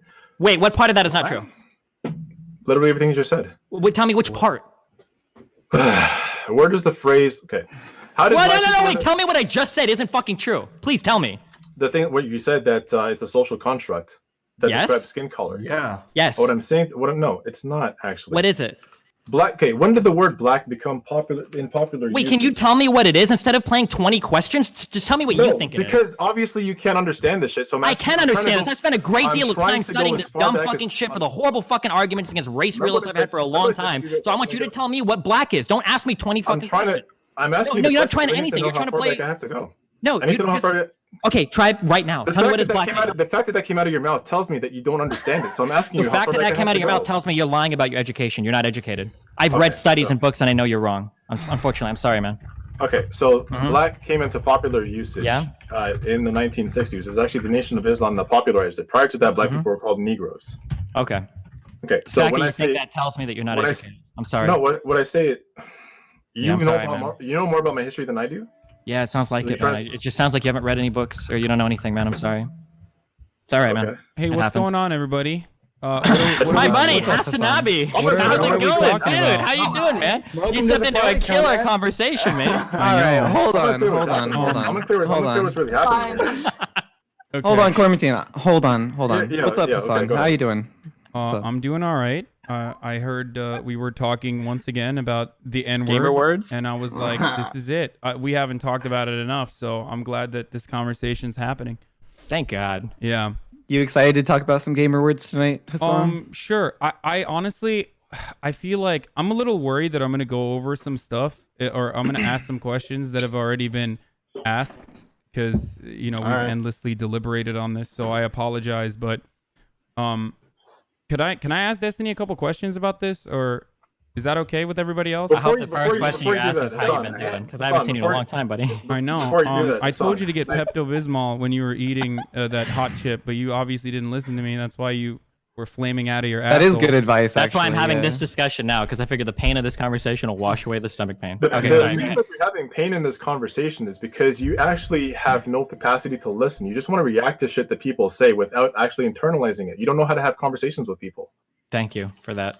All right. But unfortunately, you're wrong, and you just don't have the necessary education to know why. But I'll explain it later. Don't tell me how much fucking education I have, bro. Like, well, that's what you've been doing. Unfortunately, the fact that just came out of your mouth means that I know you don't have much education. I'm sorry, man. Quarantine, do you do a lot of debates on the internet? By the way, I love your performance is incredible. By the way, I just got to say. I don't know. Actually, this is actually the reason I don't do debates on the internet. Yeah, no, I understand totally. Because he lacks education, you know. Because you're doing a remarkable job not taking the bait. I just got to say, so far, but like, you already know that the moment that you get mad, it's like everyone perceives you to have lost the debate, which you haven't. I'm just saying. So you're doing a great job. But I get mad all the time as well, so I understand. Especially I'm not mad. I'm actually just perplexed about people telling me about my own history is all. That's just weird to me. Yeah, it's definitely a heated conversation. Okay, so the thing I wanted to ask Destiny is just the basics. Like, why do you not want people to say the N-word in public? Just like really basic stuff. So in general, I think you should stay away from certain forms of humor in public, because it can further like embolden racist thought, or can be basically hijacked by people that have certain types of thought and then used to kind of like further their own shitty beliefs, basically. Okay. That's totally fair. But like the idea is that like the N-word itself is dehumanizing the black people and has been historically used to dehumanize black people and justify slavery. So I think there's right? two different. Yeah, I think there's two different things there. So the N-word has been used to historically dehumanize black people, of course. Intrinsically, by virtue of its own existence and just uttering it, I don't agree with that. No. Yeah, I mean, if you read like Tom Sawyer or whatever, or Huckleberry Finn in a classroom, like the classic example that right-wing chuds probably is. Bastia right-wing, by the way. He looks so right-wing. I like to put the look on, but though I worship at the altar of the free market, I wouldn't call myself a right winger. My man. He's not good to meet you. That sounds like a right wing answer. Yeah, that's the most right wing thing I've ever heard. I don't think so. Markets are okay. I don't care, Bastia. We're not talking about that. We're not talking about that. No. You asked me the question. I'm answering you, comrade. Oh my God. Jesus Christ. Amen, brother. I love this guy. All right, irrelevant Andy. Hold on for a second, okay? Neo-libs, rise up. All right, Alec Baldwin. Just chill for a second. Okay. What's your beef with Alec Baldwin? You're on the same side of him on most issues. Exactly. This is exactly why you're a right winger, but it doesn't matter. All right. Just stop talking for a second. Okay, so you were saying that the N-word in and of itself is not dangerous as a word, or it doesn't always dehumanize black people. Like every utterance of it. Sure, I'll give you that. Or there are certain examples where you can use it. But my problem with this entire conversation has been that, like, you talking about it in public, don't you feel like that kind of undermines your entire point of view about? Okay, so my response is, because this argument has been repeated a million times, I think there is a measurable difference between saying I use jokes in private that I wouldn't be comfortable saying in public versus saying the actual jokes I say in private in public. I think there is a measurable difference in that. So, like, for example, I'll go back to the sex answer, right? Like it would be uncomfortable, but like I would be okay like telling like my girlfriend's dad like, yeah, we have sex or we sleep together. I wouldn't be comfortable like graphically describing the acts, because I think that there is a measurable difference there. Yeah, no, I think there is a difference there, certainly, but the reason why you felt the need to elaborate on it or talk about it and obviously there's been a lot of backlash since you did this. The reason why you felt the need to elaborate was probably because you were worried that if someone leaked it, because you do use it in private, that it might compromise your position, right? Is that incorrect? No, I'm not worried at all. The only thing that happens is that anytime some particular group of people get mad at me, they dig through stuff or they act like stuff has changed. This is literally the stance I've had on language for the past 7 years. Nothing has changed. I've always felt this way. It's just right now on the internet, I've got a new group of people that are mad at me, so they've decided to jump in on it like I've never said it before, and they've turned it into a whole new argument. No, you've said it before. Like No. It's not. First of all, nice framing. It's not about whether or not I have or haven't said it before. Okay, which is not even really the topic of debate. It's about whether or not I've had this stance on public versus private language. And I've always been ultra clear. I don't care what kind of jokes people make with their friends. I care about the ideas that people have in relation to voting. I care about the way that people conduct themselves in public platforms. These are the two types of areas that I can police, that anybody can police. And these are the two areas that I'm most concerned with, is how people vote and how people act in public. Can I say that this is kind of missing the point? I don't care what you say, but okay. Well, I know you don't. It's fine. You're paid not. It's okay. You're paid not to. Well, yeah. The problem is that you lack the education to talk about it. So I don't really care what you say. No, hold on. But okay. Listen, I mean, come on, dude. Hasan, let me stand up for myself. What's up, Quarantine? Go ahead. I don't really care what he wants to say about my education. I know who I am. I know how educated I am. I know the work that I've done. He doesn't know me from shit, so it's okay. I'm not hurt by that. And it's also okay because generally the first thing that somebody wants to come back on when challenged by a person of color is to say, well, you lack the education to talk about your own fucking experience. It's kind of bizarre to me, but it's also not, because this is also inside of the Well, it shouldn't be bizarre to you. You've been doing it all night. So yeah, I would expect you to understand it because perfectly well. You employed it all night. if I'm telling you things and you're just waiting to respond to me and not internalizing them or citing your own information, it tells me that you don't have a background on it. So yes, I'm going to say, how far back do I have to go with you here? Yeah, and that's the problem. And that's why I realized when you even ask that, I know just by what you're saying, you don't have the necessary prerequisites to have the conversation, my dude. Do you see how stupid it is? I don't want to have this conversation. This is so dumb. Quarantine, hold on. Quarantine. You have to understand that, like, when he constantly says that, like, oh, well, you're not qualified. Like, I can't have the conversation. Well, yeah, right? Like, I don't want to have it. I've been black my entire life. Who cares? Just because you're black doesn't mean you have a good stance on public use of language. Exactly. Well, from two matters. From a standpoint of epistemology, from actual learned knowledge, actual lived experience, and actual education. Even from lived experience, you can go from Chris Rock, who's used the N-word. Oh my god, I am not interested in a conversation about who is or is not qualified to have this conversation. Comedians like Richard Pryor. Comedians like Richard Pryor have been against the use of the N-word even in comedy, right? These are two black people whose lived experience is right or wrong. Just because you're black doesn't mean you have necessarily the correct insight on this. You do have some personal experience that you can share that might be unlived by most white people, I would imagine, but that doesn't make your argument automatically correct. Yes, but the thing is, I'm not here to argue with you. That's the thing that then what are we here for? You're just here to talk at me. No, I'm not here to argue with you. I'm here to talk to people that are watching this platform right now. Okay. Couple of things. One, because of the audience that's currently watching the show, this entire spectacle that we're involved in right now, who might be a person of color and say to themselves, wow, do I actually want to participate on this platform with people like this that I'm going to run up against? And then two, people who might watch you or anybody else that seems to agree with you, that'll say to themselves, oh, wow, it's actually okay for me to do that shit around black people. And I'm trying to say to you, and what Cole tried to impress on you, is that no, it's not okay. And it actually has effects on us, whether you want to believe it or not. It's okay. I'm not here to convince you, because I know that you're paid not to believe anything that I say. First of all, you don't know what the fuck I'm paid for. You have no fucking idea who I am or what I've been paid to do, okay? So shut the fuck up with that, all right? You clearly have no fucking idea what you're talking about. So I don't know why you would accuse me of doing that. I'm just gonna say to you, try to use words to me on the internet right now that you used to me for face-to-face. I'm trying to do that with you. I would ask you to have the same amount of respect to do that to me. That's all I'm asking. All right, well, if you're in Amsterdam or whatever fucking next convention or Politicon or some shit, we can talk about this face-to-face. I'm pretty much the same person as I would be. You're not going to have this conversation with me. Why? What are you threatening to beat me? I don't know. I thought as well. Dude, we can have this conversation wherever the fuck you want. I don't give a fuck. I'm just saying. All right, hold on. No. I'm not interested. No. Hold on. What? I think this is a basic thing that should be required when we're having a conversation. Talk to me the way that you would if we're face to face. That's it. I don't. What would be different, though? Dude, come on. That's so dishonest. Like, you were posturing this entire podcast. Don't pretend you weren't posturing. What are you posturing?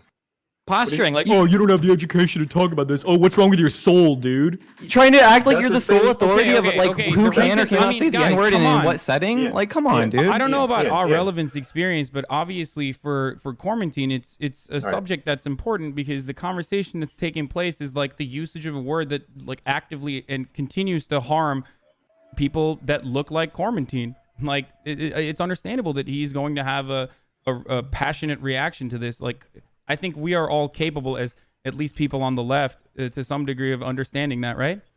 Like, true, yeah, absolutely. It's totally reasonable. Which is why I've been trying to pass it off to our relevant this whole time. It's totally reasonable for him to be a little bit passionate about this issue. Yeah, but it's really annoying. Like, I literally sat in front of a fucking Jesse Lee Peterson audience, like arguing with a fucking black cop, and this guy's telling me that, like, if I was talking to him in person, I'd be like a cowarding white man. Like, it's hugely posturing, and it's huge, like, internet tough guy behavior. It's just dumb as fuck, and it doesn't do anything to further his argument. What I'm saying to you is, please talk to me and show the same kind of respect that you would have for a face-to-face. That's it, because I'm doing that to you right now. I show respect. I've also seen you on Jesse Lee Peterson. I've also seen you on Jesse Lee Peterson, and your posture is infinitely different in person. With watch the last conference that I was just on. My posture is the exact fucking same. You can pretend it's not. Maybe you haven't seen it, but it's literally the exact fucking same thing.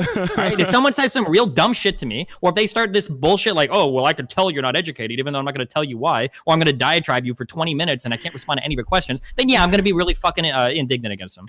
Okay, but that doesn't even matter. It's irrelevant because we're having the conversation on the internet regardless. But and Thank I don't you. know. I agree. I personally don't think that's not that important to me, at least. But I also totally understand where Corman's coming from. So but going back to my original point that I was trying to have earlier is like, so you don't think that having this ongoing debate over and over about like you justifying the use of the N-word in private is not going to have a lasting damaging impact that undermines your original position that you want to minimize harm as best as possible, or even as a moral egoist, you want to build a future. I don't think there are. I don't think there are. Is like better for everyone.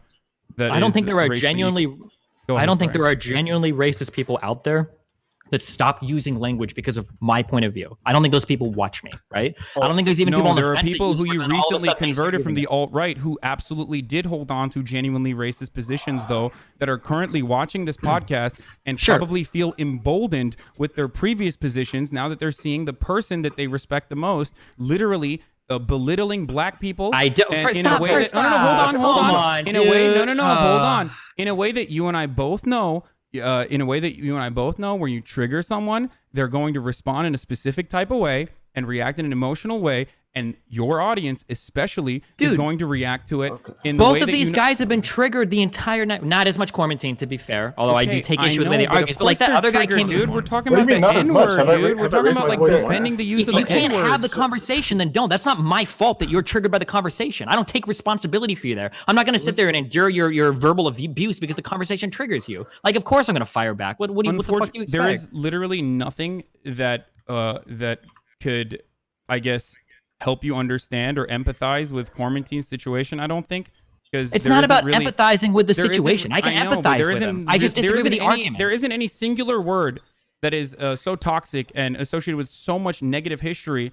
And I don't say it around him. It's not his business what I say in private. I know, but when you defend, and your quote verbatim was, I say the N-word in private all the time. And when you defend and when you say that, it all of a sudden becomes a public conversation. Okay, so Hasan, hold on, I have a question.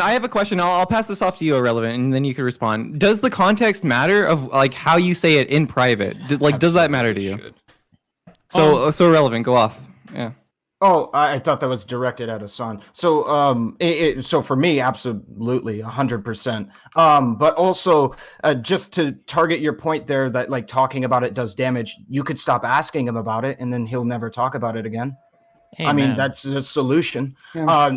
If we're being real. But also, if we want to get like rooted back on topic, I'm not sure if anybody has anything more necessarily to talk about that specifically, but I believe I was hitting a point where Cormantine, you said that you're okay with race play amongst informed consent. That's not what I said. That's not what I said. Wait, are we going back to race play, or should I respond to what Irrelevant said? Sorry. I think context is important as well. I understand that context is important. But again, saying like, oh, I say the N-word all the time in private kind of eliminates that context, or at least offers context, don't you think? Are relevant, if we're being honest. Like, and also there are logs. Like, I mean, at the end of the day, there are logs of Destiny using the N-word in exactly the way that we are all thinking that Destiny would use the N-word. I don't Sure. think he wait. still does. Okay, wait. Hold on. If you're just gonna come in here and speak a bunch of shit, there have been times where I've made really edgy comments in my chat room. I think it was like 2 years ago, and I've changed my mind on that. I used to consider like my chat room to be like a pretty closed forum, and I should be able to be edgy in there. But I've rethought that. That is something I've changed my position on. Much as I'm sure you've changed your position on things too. And definitely, if people like fucking Bad Bunny are floating around me after this conversation, right? People like that have been like 3 months ago saying words like that. If you guys are gonna let her fucking slide on that shit, then I think it's okay that a person that has like a history of arguing these issues should probably be okay to slide on something are very similar on, come on, dude, you're talking for 10 fucking hours, okay? So yeah, I have used like really edgy jokes in situations that are more public than I should have. I acknowledge that, and you know what? I don't make those edgy jokes in my private chat anymore. I've also said way worse shit if you go back a few more years, and you know what? I've changed my opinions on those things as well. Sure, like if you've come in here to cite shit for me at 5 years ago, like we can play. We've already played that fucking game. Like if you want, we can play that fucking game all day. But I don't want to fucking do that here right now. That's not relevant to this conversation at all. What is it causing you to just raise your voice and yell over people than simply saying, hey, you know what, maybe that's not okay, and that's it? I'm not sure why this is so important to you. Why would he get so upset when people are trying to characterize him as being incredibly racist? I don't know why we started talking about Bad Bunny, by the way, but I mean I don't really defend Bad Bunny at all. I don't know if you know that.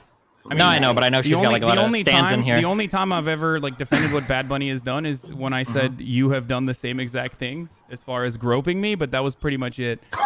Sure. Pixie, go ahead. I know you want to hop in here. Okay. So I guess like this is a point that I was like just trying to say before, and I'll say it again because I might be getting a little bit lost in the conversation. But I think the point that people are trying to like make Destiny is that, you know, let's say that for whatever reason, let's say you're 100% right in the sense that you yourself are definitely not racist. Even though you say the N-word in those jokes, it's just for edgy humor, whatever. Even if you yourself, like theoretically 100% not racist, the point is that these jokes, because of the context they hold, when you make them, whether it be in private or public, they do tend to like either reaffirm other people's biasness or like subconscious bias that they might have like, you know, that they might not even be like realize that they have. So when you constantly like make jokes that like dehumanize like a whole classification of people, even if it's just for the shock value, what you end up inadvertently doing is, you know, kind of like, I guess like shifting or like reaffirming people's like subconscious bias that has a very real world effect, whether it be like in hiring. For example, we know people with black sounding names are less likely to get hired for a job than white sounding names, or whether it be in things like, you know, as extreme as like hate crimes. So I think that's if you take this position, do you agree that like every single person that's ever made like a racial joke is like contributing to racism? And you can answer yes on this. It's not a get you. As a matter of fact, yes. Okay, so like. So people like George Carlin or Louis C.K. or what about black comedians that do it? What about people like Chris Rock or like MacGruber with the Boondocks or Dave Chappelle? Is there a context where racial humor is acceptable, especially when it involves using slurs? Oh my goodness. Okay, so if the context does exist, the last people that have the ability to exercise it without being racist are the people on this panel right now. If you can't understand the context in which we live to be able to discern these things, then no, you don't get to have that conversation, unfortunately. So another non-answer. You're not George Carlin. Christ. It's not a non-answer. It's just saying Holy that you're not able dude, to you do can't it. answer a That's all. single fucking question. I just answered your question. You didn't answer shit. You just fucking gatekeep. That's all you've done all night. Okay, nobody here actually thinks. Hold on. People have been going back and forth. Just a minute here. Nobody here actually thinks there should be legal restrictions on what people say. Are there? Right? Nobody is on that train, right? We're just talking about niceties, right? Legal restrictions, I actually do think that, but for another thing, that I think would be getting off topic. But when you're talking about like the whole like, oh, are there any racial jokes that are acceptable at all? You know, I feel like the line can be clearly drawn if the joke is implying like something negative, or whether it's like, you know, implying something that's like kind of inconsequential, right? So if somebody makes like a joke about like how Puerto Ricans are like very loud or whatever, like, you know, that's a stereotype rooted in like some sort of truth, but it's not like negative at all, at least, you know, the way me and a lot of other people see it. But if somebody says a word, like a joke that has the N-word with it, that has like a very negative historical context, and then you add upon something that like also implies that Black people are lazy or like, you know, criminals or thieves or whatever, then yeah, that joke isn't acceptable because it has like a negative context and like a negative implication. Wait, what you just said was literal racism. Wait, hold on. The implication that like Puerto Ricans are always loud, like that can be like literally racist. What do you mean? I mean, why do you think, like, I don't see that how implying like any group of people has like a particular trait because you've seen it in some, like that's by like saying like all Asians are good at math or all Black people have big dicks or all, you know, whatever people have whatever stereotype, that, like that's literally racism. Destiny's using this opportunity to say all of his racist jokes. I'm just kidding.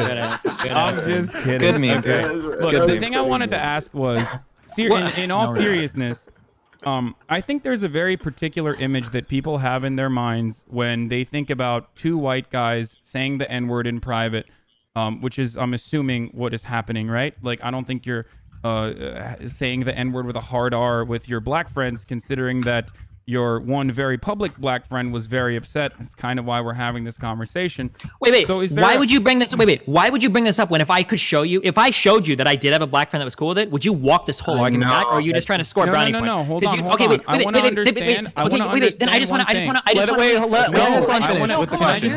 Hold on, Destiny. Hold on. Wait, why are you jumping on the point? I didn't even end it yet.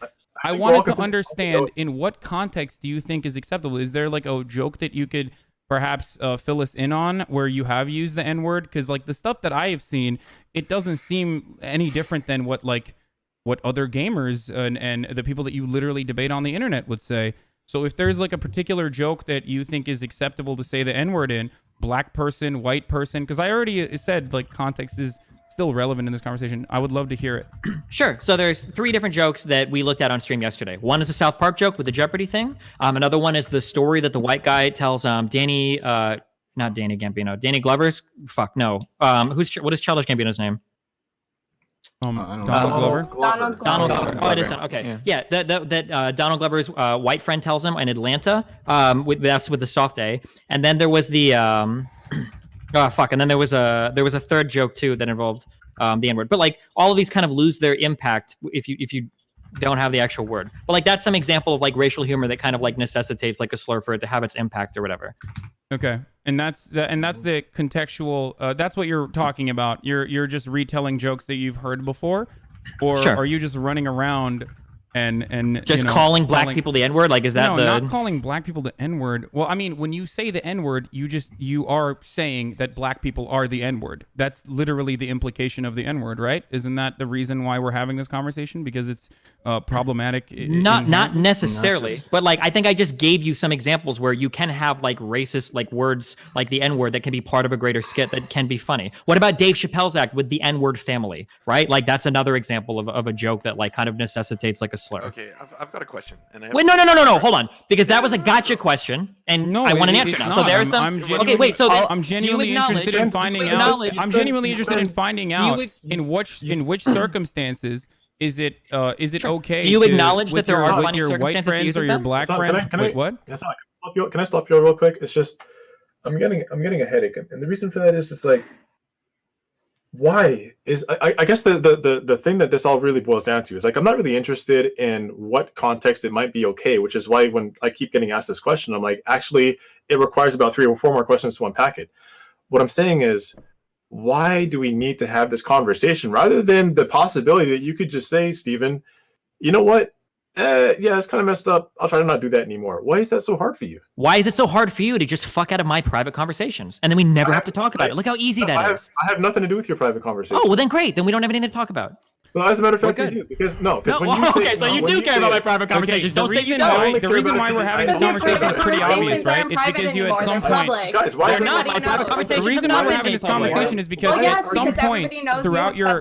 Nobody knows I've said the N-word. They only know that I've said that I say it. Okay, but that's the whole point. The reason why we're having this conversation is because you at some point or at multiple points throughout your online career or whatever, in order to either make a point or just to let it out, have admitted and continue to admit and defend that you say the N-word in private.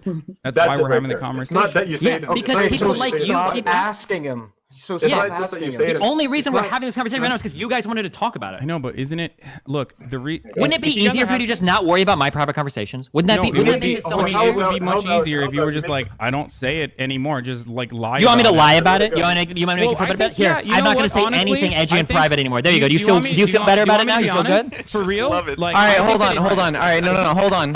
Everybody, hold on, Hasan. Hold on. Yeah. Hold on, Hasan. Hold on. All right. I know Lance has been trying to get in on this. Lance, you had something to say. Well, the point I was trying to make originally was, yes, I think you lying about it is much more. But come on, dude. Him lying about it is literally. Oh my God.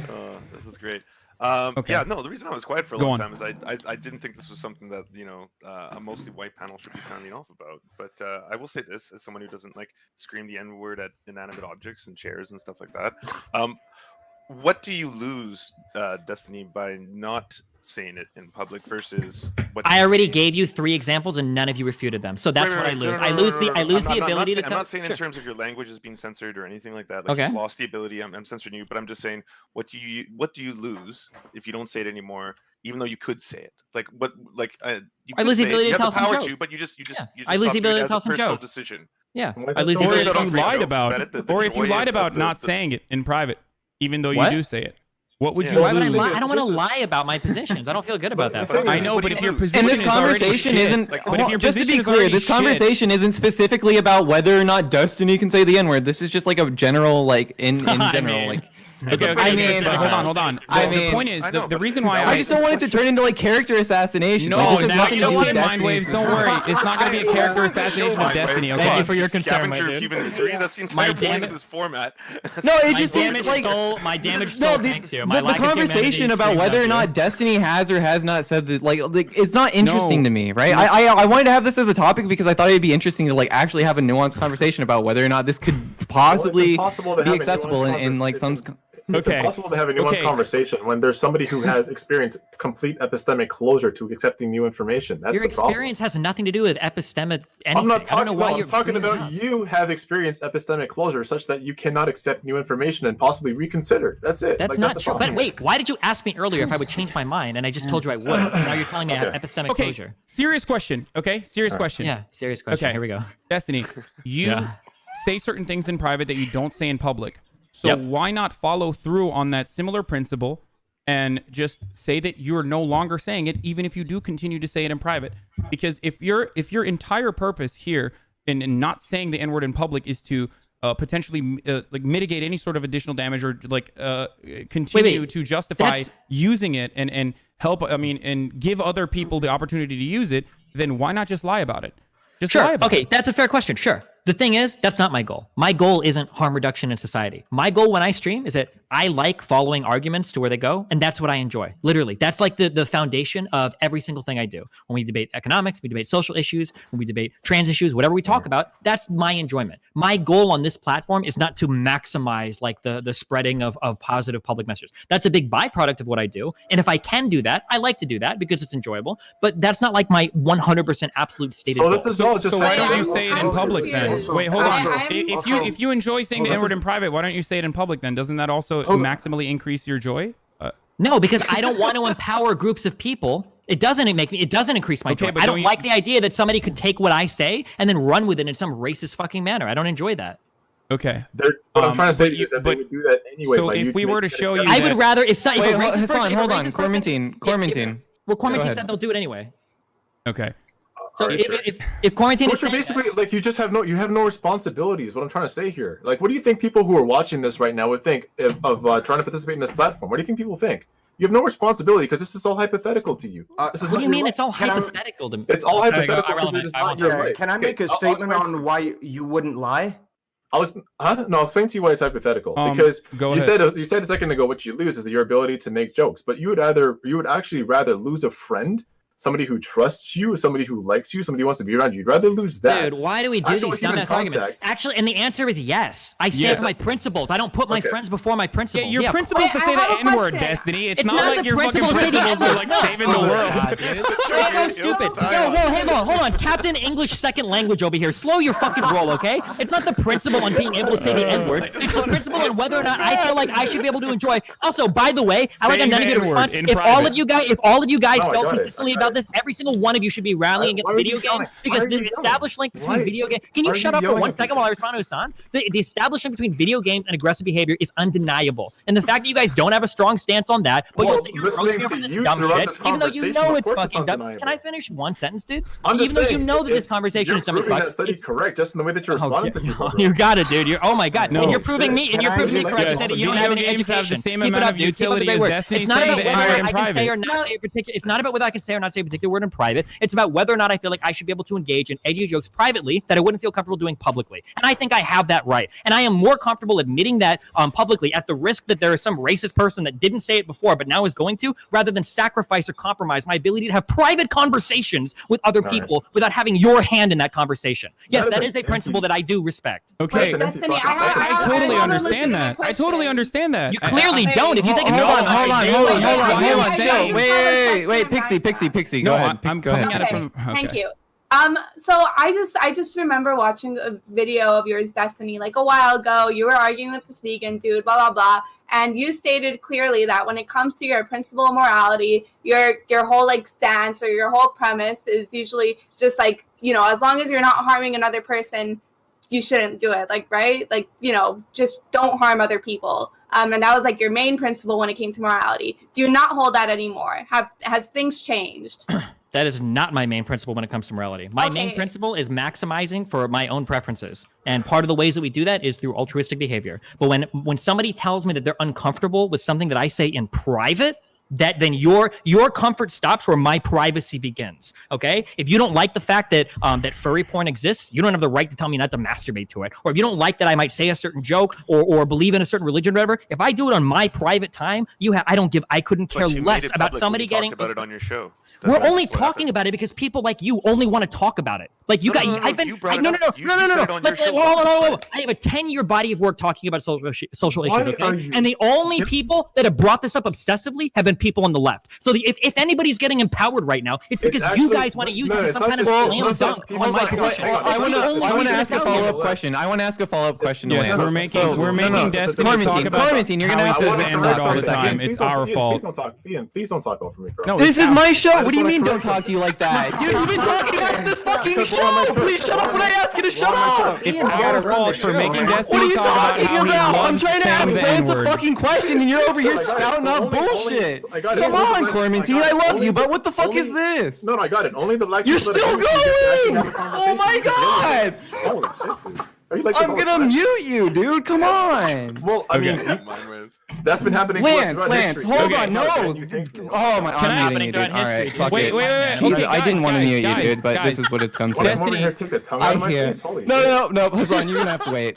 I'm sorry. All right. I wasn't even. Hold on. What I was trying to say was. All right, hold on. Lance, so you were trying to say that like possibly by Destiny admitting that he like says this in private and like him. What the fuck? I wasn't even talking. He fucking muted me, dude. What the fuck is this? No. Fuck off, dude. Fuck off. Well done. Hey, mine waves. Mine waves. Or Ian. Am I still muted or not? I don't even know. You're not muted. That's solidarity right there. Oh, I'm not? Oh, okay. Sorry. Yeah, I Quarantine, you're unmuted, by the way. Just if I try to moderate, respect it. I just wanted to correct one thing, which was you said it's people on the left that approach you about this, and I'm saying no, it's actually a lot of people of color that have been having this conversation, whether you want to accept it or not. No, not people on the right and not people on the center. It's only been people on the left. Don't pretend it's just people of color. It's not true. There's no I wonder why progressive people of color would have an issue with this versus, you know. Sure. We literally have we have a progressive person of color in here trying to defend the private use of the N-word, but nobody's been willing to like listen to him. Yeah. So wait. Oh, by the way, they're trying to shut him I down. don't even know if Relevant and I might disagree on this. My point was always and still is to this day. Why not? If your goal is harm reduction, at least for your own personal benefit, and it obviously is, then that's why you don't use the N-word in public. Then in order to like squash this completely and no longer given out to racist people who could use the arguments that you're currently advancing and probably are, why not just discontinue saying that you say the N-word all the time in private and then yell at furniture in your house all the time if you want? The foundation of socialism, lying for exigent purposes. If people want to make my argument to say like racist words privately, they could be doing that anyway. I have no fucking idea if that's happening or not. That's never been what I've been concerned with. I've been concerned with people's behavior in public, and I've been concerned with how people vote. Those are the only two things I care about. I don't give a fuck about what people do in their private time, as long as it doesn't bleed over to their public shit. If it does bleed over to their public shit, then we'll talk about it. That's it. To the point. But that's what's happening. Okay, no? You're public. Sorry, don't comment. Go on. No, I'm saying back to the point. This is all hypothetical anyway. Like none of this makes a difference to you because you're not the kind of person that actually. None of it makes a difference to me because I'm fucking white. Of course, it doesn't make a difference to me. What do you mean? Well, now the truth comes out. Holy smokes. Okay. All right. What do you mean now the truth comes out? Obviously, I'm not intrinsically affected by the N-word. You expect me to say anything different? The issue of you using the N-word in private is that it bleeds out into public, and not just only when I get grilled. No, not just this conversation. The need for you to elaborate that you use the N-word is not a new thing. You said it yourself. You've been talking about this for a very long time. So obviously, you are the one who originally brought it up at some point. Usually when it gets brought up, it's in a conversation with conservatives about what's acceptable behavior, and it's usually used in a way that brings conservatives over to a left side. Because usually what somebody says is, should we be allowed to say, are you going to police our jokes, blah, blah, blah? And usually what I say in response is, no, I think that you can tell jokes privately that wouldn't be accepted in a public manner. And that's usually where that argument stops. It isn't until I've started arguing with ass-paying socialists and fucking commies that try to hold over this weird id-Paul bullshit over me about like, oh, you should never ever say this, blah, blah, blah. It's the N-word, it's the N-word. And that's literally the only thing. Don't do literally. You call every leftist a class reductionist, and then you turn around and act like an edgy gamer. Come on. Okay. All of you guys are focusing literally on just the N-word too. It's not even the fact that it could encompass other races. That's your one razor focus, and it's obviously why it's razor focus here is because this is you don't care about making an actual argument. You're just trying to slam dunk because it looks really fucking stupid and bad when a white guy is trying to defend to multiple black people whether or not you should be able to say the N-word in private. You just like the optics. I understand that. I'm glad you still actually, regardless of that, I'm glad you still have the integrity to defend your right to say the N-word. At the end of the day, okay, you who have defended dumb shit you've said by saying English is your second language when you're more fluent in English than fucking 99% of the immigrants in this country, okay? All you guys are doing is trying to get slam dunk fucking optics. That's the only thing that's happening here. Don't bullshit yourself into thinking anything else is going on. Yes, my criticisms of American foreign policy that you have also mirrored, and most people are Cormantine, don't act like you didn't have anything to do with this topic, dude. Come on. My criticisms of American foreign policy that you have literally mirrored are exactly the same as I say the N-word in private all the time. Hasan, can you stop? I want to talk to my brother here for a second. Yeah, what's up? What do you mean by that? Well, from my understanding, both you and your buddy Cole were like contriving up some plan to like how to like tackle the subject. Am I wrong? No, we well, you talked about it before. Cole said, Cole said that you wanted to talk about it, and he told me about that. We didn't contrive anything. Well, that's okay. All right, so you knew it was going to be talked about, and you wanted to be okay. Yeah, so there we go. That proves my point. I'm having a conversation with my brother. Okay, so I didn't know it was going to be talked about. Ian. What? The thing I got to understand from you, because we've had a conversation about this before, right? Not on this particular topic. We've had a conversation before. We had to clear some stuff up, and here's why I kind of had that problem with you to clear this stuff up in the first place. I kind of feel like. And that's why I asked you, are you getting what you wanted out of this? I kind of feel like you having us on this spot to have this conversation and everyone kind of freaking out over what Destiny wants to say in this private time, it benefits you. And I'm saying, fam, like this is why I keep bringing it back to people who are watching this right now. What kind of movement on the left do we think that we're building? Like I heard, Bad Bunny, i.e. Nicole's name. Oh God! Stop! No, you're gonna question how left I am because I want to have this conversation on a platform, and you're gonna make the argument that I'm profiting off of it, right? That's the argument. Why are you shame in profiting on because it makes things possible. I haven't said anything yet. Why are you yelling at me? Stop it, please. Because, I don't know. Where do you want to take this conversation? What do you want to talk about, dude? You haven't heard what I'm going to ask you yet. What I'm saying to you is, what kind of movement do we want to build where this ends up becoming the norm is what I'm trying to ask you. I didn't say anything about whether you're left enough. I'm saying this conversation right now, do you think that this is actually productive to building a movement? Do you think I'm trying to build a movement with this fucking dumbass podcast, dude? Well, what are you trying to do here exactly? Okay, that's my question. What are you trying to do here? We're talking about compelling issues. I don't know. What are you trying to do here? I thought we were all here for the fucking podcast, for the memes, Destiny, for the conversations. Okay. I don't know. Can we get back to the topic instead of like just random stuff that we're talking about now? About like whether the two black people you brought on, or the three black people you brought on, two of them were conspiring against like destroying Destiny or something? No. It's not a conspiring. No. He's saying he's irritated. No, it wasn't about that. They both agreed. Like, where did this come from? And they clearly agreed to have the conversation. They knew what was going to happen when they came on the podcast. They knew it was going to be a topic, and I don't want you to pretend like that wasn't known. Do Cole and I fucking mind meld? Do we share a brain? Like, what are you talking about? Why are you being so obtuse about this? Wait, what the fuck is wrong with you? I literally said to you what happened. He told me that he asked you about this conversation. I said, cool, what do you want to say? He says, okay, well, this is what I feel like saying. And that was it. There was no collusion to try and... So you were being reductive when you refused? No collusion, all right. ladies and gentlemen, no collusion. No, it's just really, I don't know, kind of weird to me how like the people who are taking the opposition, or the people who feel very strongly about this, because this is the life that we've had to live through, and are in agreement on the topic. You think that we're like, I don't know, like conspiring together to do what exactly? I wasn't saying that. You're pretending like we're talking about this subject out of nowhere when you knew this was going to be a subject, Cormentine. All right, you can't like feign ignorance about this whole entire thing. All right. Feigning ignorance? You. He's being so obtuse. Okay. This is silly. Destiny, is there any scenario in which you can see?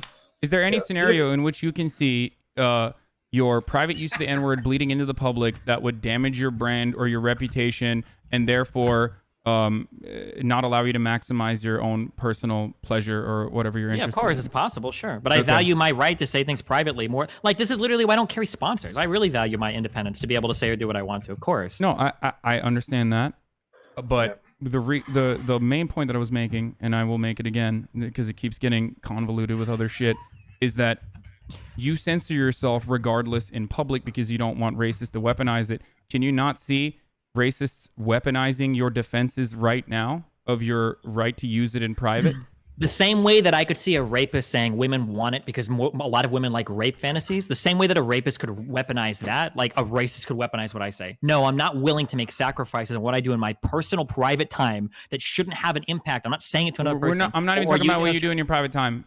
I'm talking about your defense of what you do. Yeah, I'm talking about your defense of what you do. I'm not gonna lie about my views. I'm not gonna lie about my views. I'm talking about your defense of what you do in your private time. You know, Hasan, it's real rich that you're focusing on what Destiny does in his private time, when in your public time you literally fetishize the murderous symbology of the Soviet Union. You got good one, dumbass. Thank God we're surrounded by. Oh wait, Destiny, you're gonna get. Oh, I'm sorry. No, I'm not even communist, but you're really not going to make the argument that, like, I don't know, the sickle is the same thing as, I don't know, a freaking Nazi symbol. Like, he's right, it's worse. Fucking true. Yeah. Fucking true. On a mass scale, it's death on a mass scale. Millions I know. Dead. And hey, it's meanwhile, just you have tens of millions. Just like, hey, Bastian, just like when you fly that American you have flag, an you're American supporting flag all of the fucking genocides and all the fucking innocent you literally lives have an American lost flag behind you, you overseas, fucking imbecile. Imperialistic fucking. Why are you justifying slavery and genocide, homie? You guys, okay. You guys do understand that, like, Nazism, right? It's an ideology, like, based on, like, fascism. No, and, we like, do. Pixie, we do. Bastia was just being an idiot. Don't even give him any credence because Destiny is just trolling. Hitler, millions dead. I'm not trolling, dude. That was the truest thing I heard. Okay. Don't even entertain it. Don't even entertain it. It's a really silly. It's a silly reactionary talking point. Ignore it if you want. Keep on trying to get those clips. Pick it on Destiny for the 10,000th time. Okay. Good one. All right. Fucking true. Good one, Alec Baldwin. Chill. Okay, can we get back to the matter at hand? I'm being very nice right now. I'm trying to. I don't get it. Look, I'm gracing the presence of dildos like this fucking reactionary dipshit that you guys brought on. So I'm trying to be as nice as possible. You're sticking by your symbols. I'm trying to be as nice as possible while we have this conversation. Okay. Irrelevant. You were going to make a point, and I really want to hear what you had to say about the usage of the N-word in private merging into the public, especially when we continuously have this conversation. Because one way to stop it, or at least from my end, would be Destiny holding on to the same principles that he holds on to, which is not using the word in public by just saying that he doesn't say it in private anymore. Okay. So the problem that I have with lying about it is, if you lie about the fact that you say it in private and in public, you say that you don't say it in private. I mean, you can kind of see what happened to Bad Bunny in that situation, right? Like, if it leaks, you look like a piece of shit who was talking about how your shit doesn't stink in private, but it does, right? However, if logs were to get leaked of Destiny, for instance, saying it in private, well, everybody already knew that. So that's not really that big of a deal, or at least as far as like everybody already knew that, right? So I mean, more damage can still be done, and that's perfectly is what it is. Isn't that kind of an argument though? Isn't the potential impact that it might have on your brand or the work that you've done and make you look like a hypocrite literally the reason why we probably shouldn't even say it in private either? No, absolutely. I think because Destiny, look at how much Destiny has lost just saying that he says it in private. Like, this is like absolutely so don't you think that if you want to maximize your personal pleasure, that would probably be the best way to go about it then, to not say it at all? It's because a lot of people won't think he's a grifter because of this. Yeah, listen, if people want to think I'm racist, that's fine, but don't think I'm not consistent. I'd rather be thought of as a racist, fucking black-hating, whatever, but don't call me inconsistent. Hey, man, you're right. Well, so if the Nazis are consistent within their own moral framework, then it's okay? Like, that's a really silly argument to make. I think moral consistency is only important for... I don't know, other internet edgelords, I guess, if that's the audience that you want to cultivate, then that's fine. fine. They don't have any principles or values, of course. So irrelevant. So one of your principles is to say the N-word in private. Hasan, hold on. Dude, hold how on, are you going to chill. talk about after talking about fucking a war vet in the face with a brave mujahideen dick? How are you going to sit here and tell me about responsible public schools Well, to I said minimize it in damage? public. Dude, you almost got shit canned from the young All right, you want to have the floor on this, dude? There was a question posed to you and you didn't get to answer for the millionth time. So okay, so not looking like a grifter is really important. It's one of the reasons why I don't fuck with Bad Bunny anymore at all. Like, I can't trust a damn thing that comes out of her mouth anymore because she acted like her shit didn't stink, and then it did. And did he mute me again? Why would I ever give that person any credibility ever again? I F1. I muted myself in this chat. Did he mute me again? Leaked of Destiny now of him saying the N-word in private. I'm not gonna think that he's a fucking grifter and never trust anything he says anymore. And the amount that he stands to lose just by uttering it in public tells me that he's willing to go on the line to prove that he is not a grifter. He's willing to show that he is going to take, for instance, maybe this results in a negative to income or what have you, in order to prove and stay logically consistent. This shows me that, like, for instance, he's not some shadow lurker ready like Bad Bunny is to call me a tree swinger in private. Like, that's really fucking important to me. So you're fine with him... So him saying the N-word in private, you're saying, and this is okay if this is your point of view, but like him saying the N-word in private is not as bad as like Bad Bunny using racial slurs? Because I don't know what Bad Bunny did, so you need to fill me in a little bit. Yeah, let me give you a great example. Because I'd say you like to believe that you stand up for POC people, right? Hasan? Yeah, sometimes. Yeah, sure. Okay, so to some degree, if let's say I'm donating to you or what have you, right? And then I find out that you say that shit in private and you were acting like you didn't. That shit, I will never trust you again. That's fucked. But if you tell me ahead of time, but you still advocate for pro POC things, out in public and do all of the, activism, what have you, that you do charity work, all that good shit, then we break bread. So is the damaging element that is the damaging that you're thing lying here that to me. Yeah, that it's the lying, okay, but like people consistently having this conversation about Destiny's usage of the N-word in private is already damaging his brand, as we have all admitted here, right? Correct. In one way or the other. Do we know that? So should people of color who might get offended by this or who might be upset by this, as they have already shown that they are, should they just not talk about it, considering that Destiny is already a good ally in the way that he is de-radicalizing certain gamers? I'm not trying to make the claim that Destiny is morally perfect. Like, morals aren't, I believe in moral subjectivity. So you can believe fucking Destiny's Hitler for all I fucking care. Like, legitimately. I'm just making the comparison that if you believe that somebody is pro-POC and they're selling the idea to you that you're pro-POC, and then all of a sudden, and they're acting like their shit doesn't stink, and it leaks that they are not pro-POC, or that at the very least they've been lying about their personal life of being entirely whatever. I don't ever say it in private, but turns out I do. So what happens to the people who are upset, though? Like, what happens to the people who are upset or offended by Destiny's usage of the N-word then? They have every right to be upset. Okay. Just like Destiny has every right to be upset. And if they want to have this conversation over and over again, if they want to have this conversation over and over again, then what happens then? No, but the whole point is that you guys are saying, oh no, like this conversation would be over with if people just didn't bring it up, if people just didn't talk about like how upset they were. But like, so basically the solution is, like suck it up and deal with it, right? Because that's what what I'm getting right here. I wouldn't be here trying to argue the position if I thought we should just move on. But I'm getting then what is the solution? Wait, right? so the solution is either the solution is like, okay, we probably shouldn't use the N-word in private or whatever, because, or like say that we're using it in private, because like once we do that, it's already out in the public space. Everybody already knows. You're going to have a bunch of racists like hijacking the arguments and like using it for themselves and justifying themselves. Or then the other solution is, okay, we lie about it saying we lie about us like saying it in private or whatever. But then you're a hypocrite for doing so. You're actually a grifter. And, if somebody brings it up again, then, they should just suck it up because they're the ones actually feeling the racist. Like there's literally a no-win situation.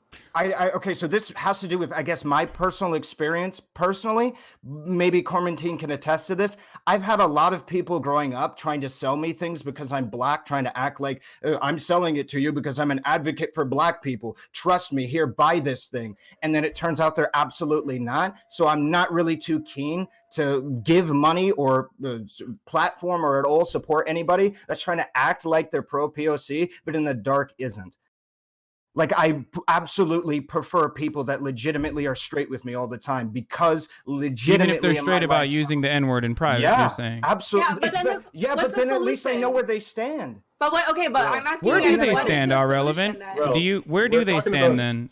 Like a person who says the N-word with a hard R in private, where do you think they I like stand? how you're going so hard, like the N-word with the hard R, and he says it, and there's a historical, like, it has to be like so we're just, because we're the topic is the N-word in private. Like he's black and he disagrees with you, it must be Destiny, if the conversation was about, both of you, shut the fuck up. No, I asked the question. The question was posed to you, Irrelevant. Go ahead and respond. And then I think Irrelevant, just let the conversation proceed, Steven. This is not your ministry, bro. Let the people talk this out. Holy shit. Irrelevant, go ahead and respond, and then I think. Go ahead, Irrelevant. Okay, so context really does matter. So when talking about, like, for instance, the N-word with a hard R, for instance, I use it in private when referring to a lot of things personally. That has to do with a lot of reclamation stuff for me personally as a black person. All right. If you disagree with that, it is what it is. All right. But also, one of the things that I think should be noted is I don't agree with people using black people using a hard R in private just because they're black. I think that stems from the idea that black people on average will have a dramatically higher percentage chance of knowing the ramifications of using the N-word in private and the context that is required to make sure that it's like not being used in a racist or derogatory manner more than any other group. Right. That's because I think we can all agree JLP shouldn't be, or ABL shouldn't be using it in private. Right. Probably because they're probably just literally doing it with their white nationalist buddies. So it has to do more with the chance that they know the ramifications of the actions, right? So in the case of Destiny, right, if we're just targeting it at Destiny, let's disconnect it from Destiny because it constantly fucking throws us off base. If somebody understands, let's take Bernie Sanders, for example. I don't give a shit if he says it in private. I literally don't. That's the thing. Yo, Rel, I would, and I'll tell you why. Why? For somebody to be able to stand next to civil rights marchers, for somebody who says that he was out there with SNCC, for somebody that says he was out there getting arrested, for him to use that word in private and to want to use that word in private automatically makes you not a comrade, bro. Like, how much Black liberation theology have you read? How much Black power dialectic Hold on. have you read to be able to come to that conclusion? Wait, hold on. Hang on.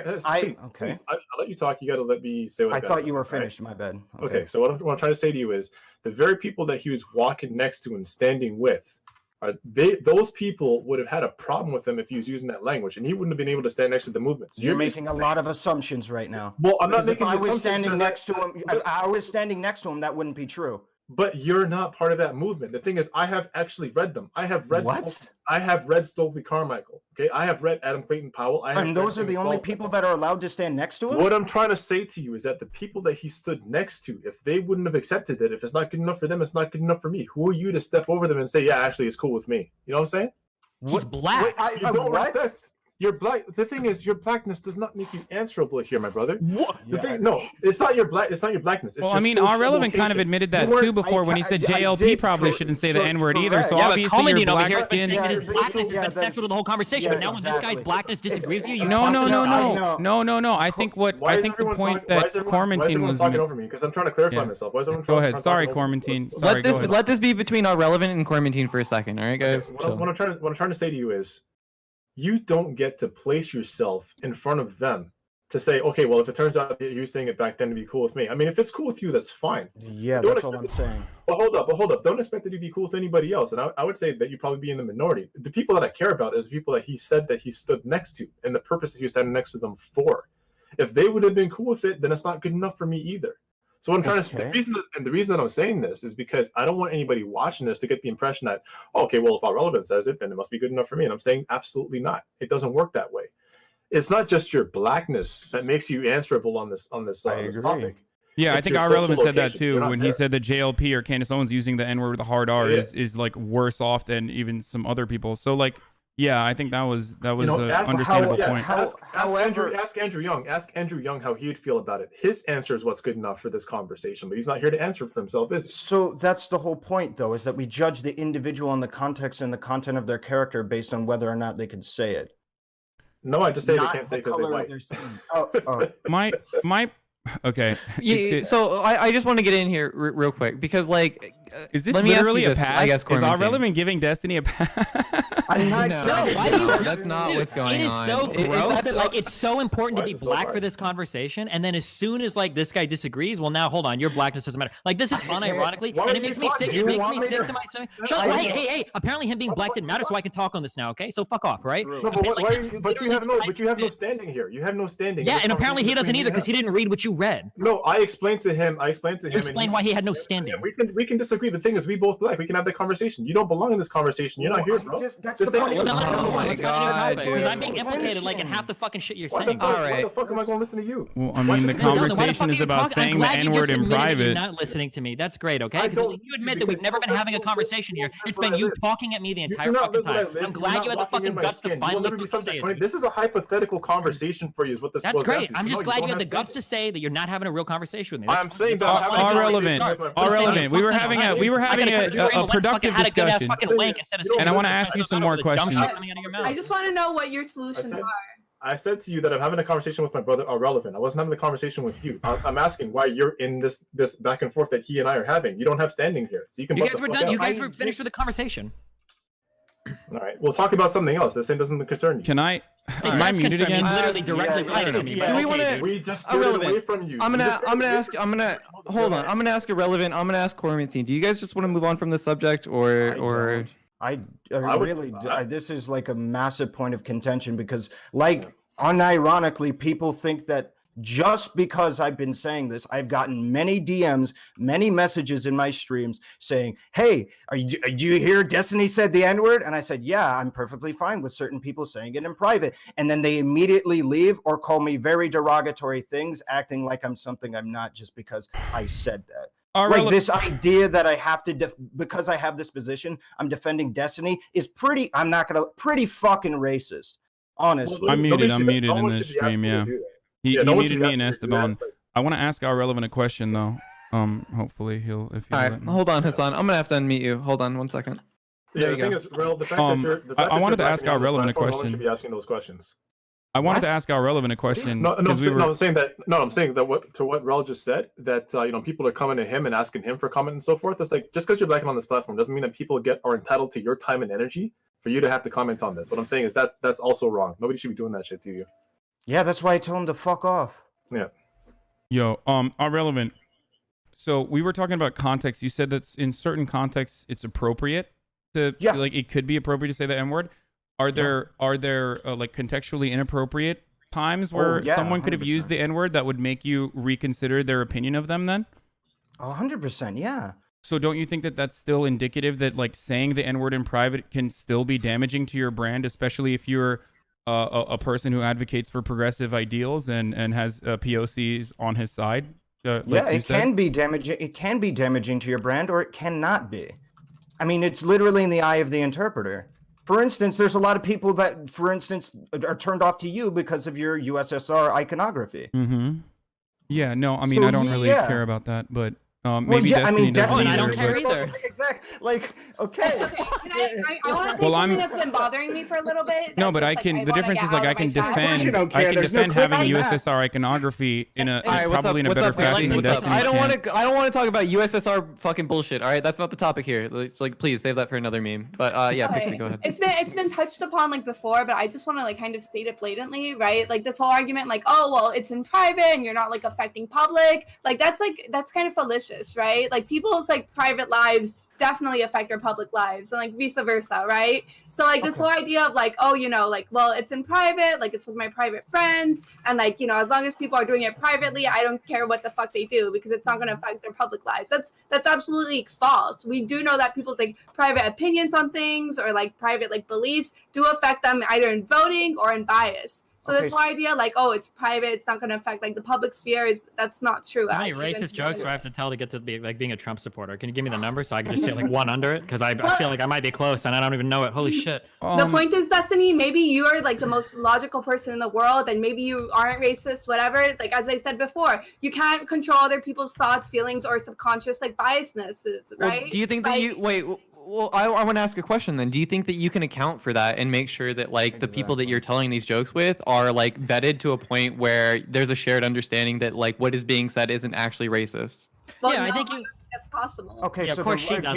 Hold on. Do you approve of race play and misogynistic words and things like that when having sex, consensual informed sex? Why do you keep asking this question? Well, it's because it's literally good enough. No, answer the question. Mm-hmm. Right. Okay. No, when you do. Okay. I'm going to butcher my words, and maybe I'm not going to be like the most fluent here. Give me a break. Maybe who knows? In a week, I'll be able to answer like clearly. But here, like from the top of my head, and I apologize ahead of time if I butcher stuff or butcher. I don't know how to pronounce a word. Right. When it comes to like sex, right? That's a very consensual one-on-one thing that usually doesn't bleed out to other aspects of your life. We know here that like just like when it comes to like racist ideology or racist beliefs or like misogynistic thoughts, like it does bleed out. There's like study after study after study after study that talks about it. Wouldn't that just be an argument for higher vetting processes amongst people that you have do jokes with? Well, okay, here's the thing. There's like what type of vetting process are you even talking about? What type of vetting process would even be realistic? Okay, what kind of vetting process do we talk about when we have sex? Just copy it. By your own admission, you would just copy it. There you go. Fucking true. God, fucking true. Holy shit. That's a fucking truce going on in here right now. God damn. This argument has floated a lot. This idea that like you can't have any idea of like what anybody thinks about you, I think is a ridiculously absurd bad faith made argument. Like when I go down to the dentist, okay, if I get put out to get my teeth removed. No one's talking about any of that. No one's talking about. Are you following the? I don't think you're educated enough to follow the conversation. So let the big boys talk, and then you can come back with your bullshit afterwards. Okay? Like this is literally exactly what we were just talking about. I don't know how the fuck you missed it. All right. Okay. So when we're talking about what I'm trying to say is, but we're not talking about that. What we're talking about is who actually watches this platform and sees you saying that shit. No, that's not what we were talking about. Maybe you missed the last 5 minutes of the conversation. That's what. No, it wasn't. No, I invite you to rewind the video and rewatch. Maybe you can. If you want to have that conversation, we already tried to have it, and that's fine. But like that wasn't what we were just talking about. I don't like. Me, dude. I'm really getting sick of this shit. No, you've been talking over everybody, dude. I'm trying to give you enough talk time. You've had the most talk time out of anybody on here, so I don't know what you're like. What? Literally, I've been quiet for like the last 10 minutes. We're literally talking about how you vet people privately, okay? And there are reasonable ways that we vet people to know what they may or may not do or may or may not. I can't believe I'm actually listening to you try to tell me this. Okay, listen to me then. Dude, this guy makes me want to kill myself. Okay.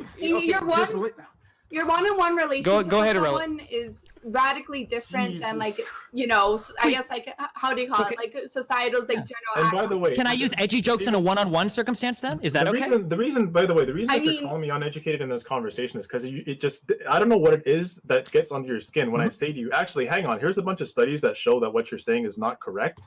Rather than try to refute anything those studies say or try to look them up and find contravening evidence, what you're trying to do is come after me. It doesn't really. No, wait. No, it's cool. It's cool. Firstly, I got it. The only reason I've returned ad homs is because dude. It can't be that you're wrong. Okay, let me know when he's done. It can't be that you're wrong. It has to be that I'm stupid. I got it. I understand. Okay, are you done? So I have not gone after you until you started questioning whether or not I'm. Thank you for the subs. Big Dickus XD. Yes, I questioned whether you had the education because I had to ask you. I asked you, do you understand where the phrase black comes from in relation to what we call black people? First of all, you didn't ask me that. You answered a question with that. I asked you what black meant. You asked me what black meant. I gave you an answer. You didn't tell me why that answer was wrong. You asked me another question. What is a black people? I said, what is a black people? You gave me a definition that was I didn't tell you. Didn't ask me what a black people was. You asked me what does black mean. And the origin of it. Oh, sure. If you want to go back to the video, I don't really give a shit. What I'm saying to you is that you gave me an answer that was not correct, and I'm asking you, okay, so how much? You never gave me a different answer, by the way. Just letting you know, you still haven't. I said to you. Regardless of that, I did contradict your studies. You brought up studies where people were being explicitly because I didn't even finish the first thing I started talking about before you started talking over me. Because you can't absorb information. You're the one that's missed half the fucking conversation, dude. You just okay? talk over You explicitly. Oh no, dude, kick this dipshit. Oh my god, please. Oh my god, man. Please just remove him. Have you back, Please just fucking remove this dumb fuck, dude. Holy shit. Oh, got it. So it's not. There are more fucking people in this conversation than this guy has brain cells in his head. Please don't let him back in. Please don't let him back in. Anybody can be correct. It's that everyone else has to be stupid. Got it. It's that every black dude that disagrees with you is fucking stupid. Yeah, dude. It's all about the black dudes. Wait, nice one. You fucking high road that dude. Dudes who are more educated than you in the topic. Fucking high road me, dude. High road me harder, man. You look. God, I got a fucking tear, man. Oh my god. Give another great fucking speech about how horribly fucking racist I am, man. Oh, dude. Fucking clap, man. You're getting so much fucking social credit right now. Amen, brother. Keep going. You have anything else? You want a virtue signal? Anything else? The fact that you're like this right now tells me that you're possibly like this in your personal life. I am, dude. You got it, man. You fucking dude. You know psychology too. You psychoanalyze me. Do you know? Like? No. I'm just saying. If this is how you behave to a total stranger, do you like fucking read tarot cards as well? Fucking life, and the fact that people look up to you is kind of scary. I'm just thinking of how much Destiny is gonna say the N-word after this conversation in private. Oh my god. Good one, Hasan. So I did refute some of your studies. One of the problems I had with some of the stuff you were citing at me was that some of your With what? I'm literally telling you right now. Okay. One of the examples that you gave me, in one of these studies was the idea that a parent was saying things like, I don't remember the exact example, but it was something like, oh, I think that Mexicans are lazy or whatever. That's not a joke that I tell. That's not a joke. That wasn't it. That wasn't actually it. Tell me what it was. She thought the mother thought it was a joke. And what she said was when she was watching Fear Factor with her mom was watching a black woman contestant on the show that had to eat gross things like eyeballs, intestines, etc. And she said, well, she's probably used to that because she's black. The mom thought it was a total joke. She thought it was funny. That's not a funny joke. That's just being racist. She thought it was, is what I'm trying to say. Okay, fine. Whether or not she's saying or not saying the joke, that's a racist person that thinks that whatever black people or Mexicans eat eyeballs. That's the problem. There isn't the fact that she made the joke. The problem is she's literally fucking racist, and the fact that it's a parent saying it to a kid. Do you think I make these jokes around my son? That I go to my kid and I'm like, oh, like I hate women and black people, and here's the N-word. LOL. What I'm trying to say to you is that you also using the N-word around other people is the exact same paradigm. It's the same. Not as a kid. So you think that all words, you think that in any context use the N-word, it's always the exact same? I didn't say that though. You're telling me it's the same paradigm. I've been very clear about what I've been saying this entire time. You keep trying to steer me elsewhere to say you're the one pivoting so hard. No, but I've been saying this. This entire time. You're trying to hold on, Destiny. Let him finish. Hold on. But I've never done that. Okay, let's see if you can. Okay, sure. I'll just ask you a question. Using that in private conversation reinforces social norms that then escapes those circles and then affects people of color in ways that you don't even see and aren't privy to, is what I've been saying this entire time. And the fact that you keep on trying to steer this elsewhere tells me that you actually don't have anything to refute that. And the reason I know you don't is because I've been studying this for literally years and I can't find anything that contravenes it. But are you familiar with Jesse Lee Peterson? Do you know who that is? Yes, I know who he is. Okay, well, this is fucked now because of your, I guess, impression of me. But if you had to choose if one person was allowed to tell like an edgy, racist joke involving, we'll say Mexicans, who do you think would you trust to tell it to a more responsible group of people? Me or Jesse Lee Peterson? If only one of us could do it. I wouldn't trust either of you. Yeah, you got to choose one, dude. No, I don't. I really don't trust either. Okay, yeah, okay. So you want to talk about like pivoting and dodging fucking questions? Well, there it is. Because you know there's a correct answer there, and you don't want to say it because it undermines every single fucking thing you've just said. It means that I don't fucking trust you. It's all right, dude. I've only known you for a couple of hours. What about Bernie Sanders? What about Bernie Sanders? Bernie Sanders and GOP? Okay, but the thing is, if it's either of them telling a joke about Mexicans, I wouldn't trust either of them either. You know why? You won't answer, dude. Because they're not Mexican people. He won't answer. Okay, wait. What about black people? Bernie Sanders or Jesse Lee Peterson? Who would you trust more to tell a joke and make it like? Choose one. If you had to choose one.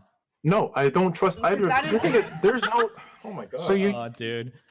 See, this is the difference in understanding that you simply don't have. I don't trust somebody like Jesse Lee Peterson because Jesse Lee Peterson performs actions that benefit him by reinforcing white supremacy. So no, I wouldn't trust him. And what about Bernie Sanders? And I wouldn't trust Bernie Sanders either. You know why? Because if Bernie Sanders was to make a joke like that, then everything that I thought I knew about him would be wrong. So no, I wouldn't trust him to tell the joke, and I would hope that he wouldn't want to tell it. So I'm not sure why we're getting into this conversation because this is entirely ridiculous. It's like, is this what people sit around and talk to each other all day on the internet about? This is what, dude. You stop saying that when you talked with your friend before coming on here about talking about this. Why are you so performative? Because do you believe in anything? Do you have any actual fucking values? But because I do organizational work with people out in real life that are affected. What does that have to do with this? That are affected by whether or not white fucking geeks say the N-word in private? That's what your activism is about?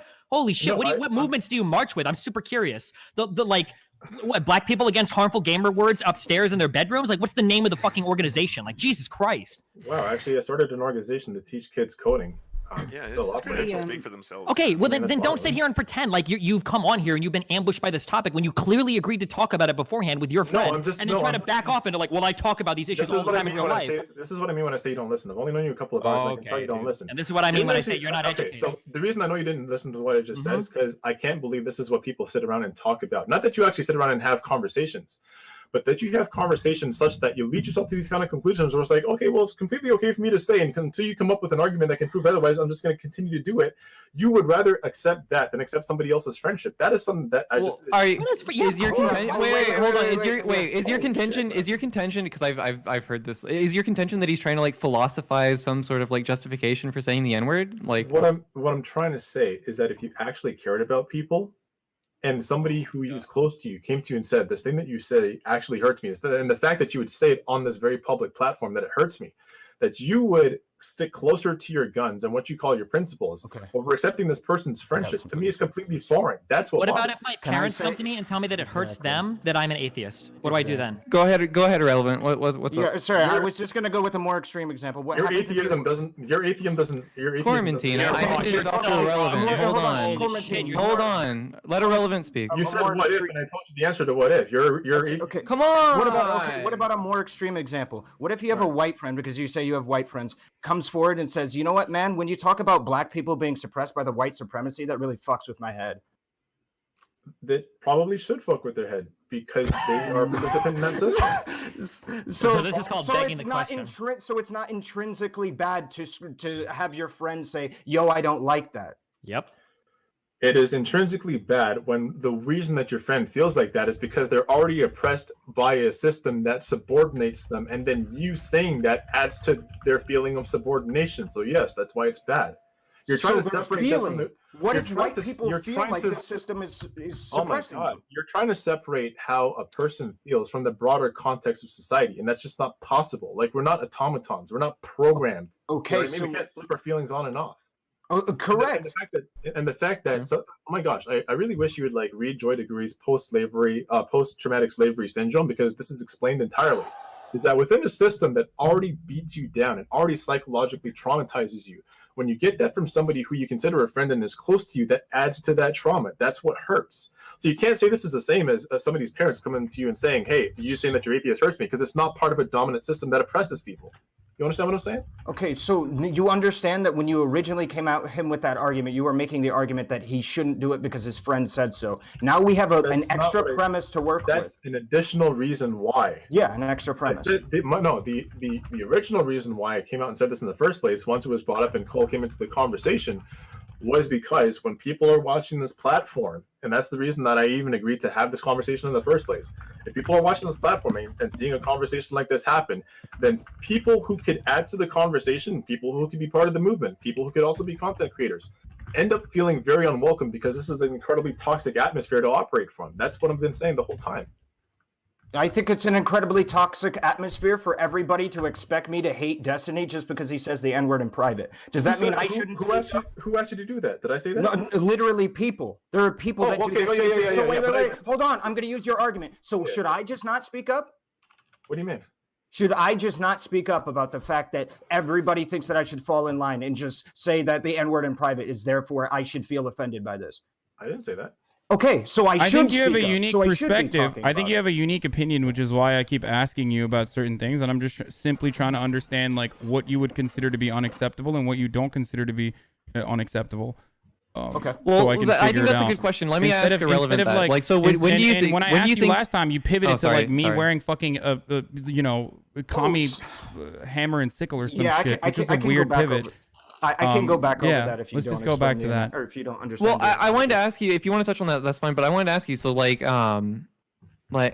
fuck, I totally forgot. Just go ahead. Go ahead. And okay. So the reason I made the analogy to the USSR iconography is people will necessarily think because you just simply by the very fact that you have that kind of iconography around, there are many people that will be turned off to your ideas and have a negative opinion of you. Correct? Whether it be misguided or not.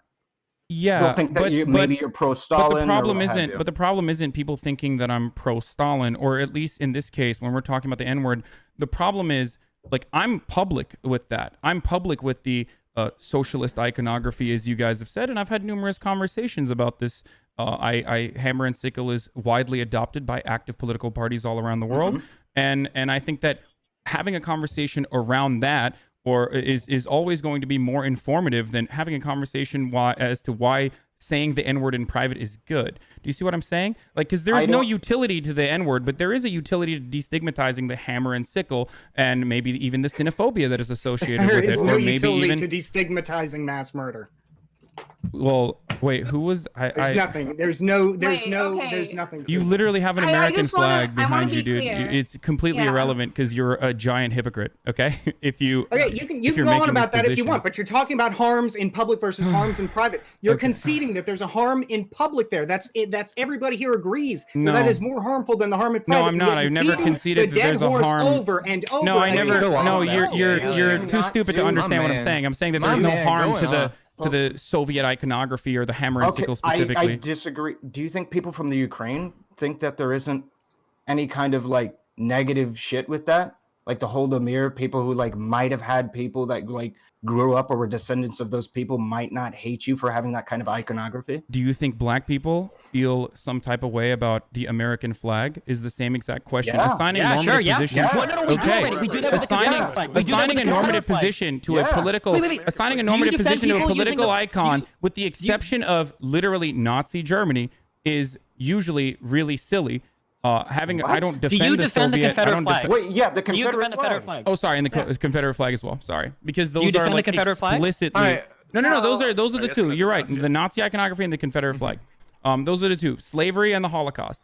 Those are the two things that everyone widely agrees is bad. Okay, and I agree it's bad as well. There are plenty of elements of the Soviet era that I also disagree with, and I talk about it quite frequently. There's plenty of things that the Chinese government does that I fucking absolutely abhor and criticize all the time. I'm literally wearing a Trump hat right now as well. So my point is, I'm doing this publicly and I can have a conversation about it. But when we're talking about the N-word, there is literally no utility or no political message behind like using the N-word. There's no positive conversation to have about like wait, that's for you to using the N-word. Do you agree with that? But okay, then make your case as to why. Do you agree with that? Wait, hold on. So then make your case as to why saying the N-word is good then, and then follow that up by why won't you say it in public then? Okay, so irrelevant. Do you agree?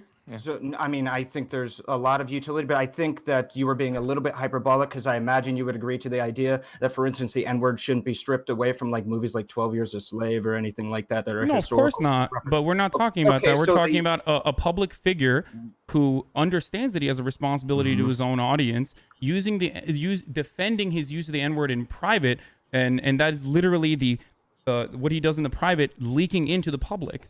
Like that's I mean, exactly you could stop that by not asking him questions on it. Or he could stop that by not saying it, or at least admitting that he won't say it, or he won't say it again. Okay, and then here's the problem.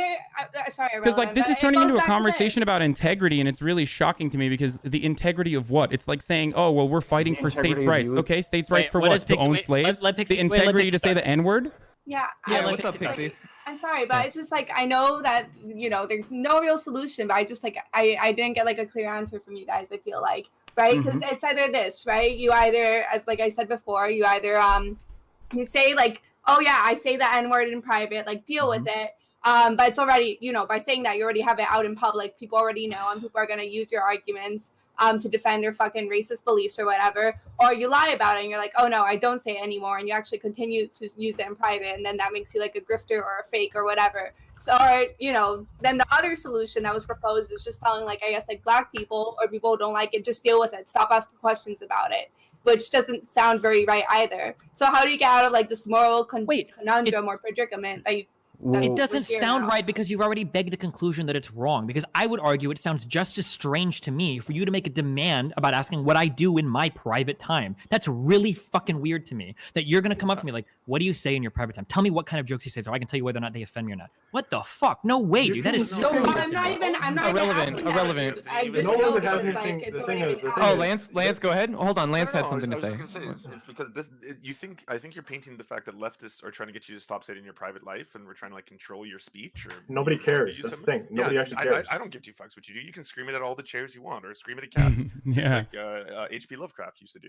At the end of the day, though, it's because you said it publicly on your show that is going to normalize it for other people. Yes, I disagree. I don't think that just saying that I say you can disagree all you like. I cited you information that shows you didn't cite shit. You have no fucking idea what the fuck you're citing. You're too stupid to read the fucking site as you're even citing at me, dog. So no, fuck out of here. Wait, Quarantine. Christ. You caught one example and you latched onto it because you gish gallop like 7 fucking studies at me because you're not interested in a conversation. You're just trying to fucking steamroll me with a bunch of dumb random shit. Fine. If you'd like to look up a study, all right, you can go ahead and look up Greenberg and Pazynski's "The Effect of an Overheard Ethnic Slur on Evaluations of the Target, How to Spread a Social Disease."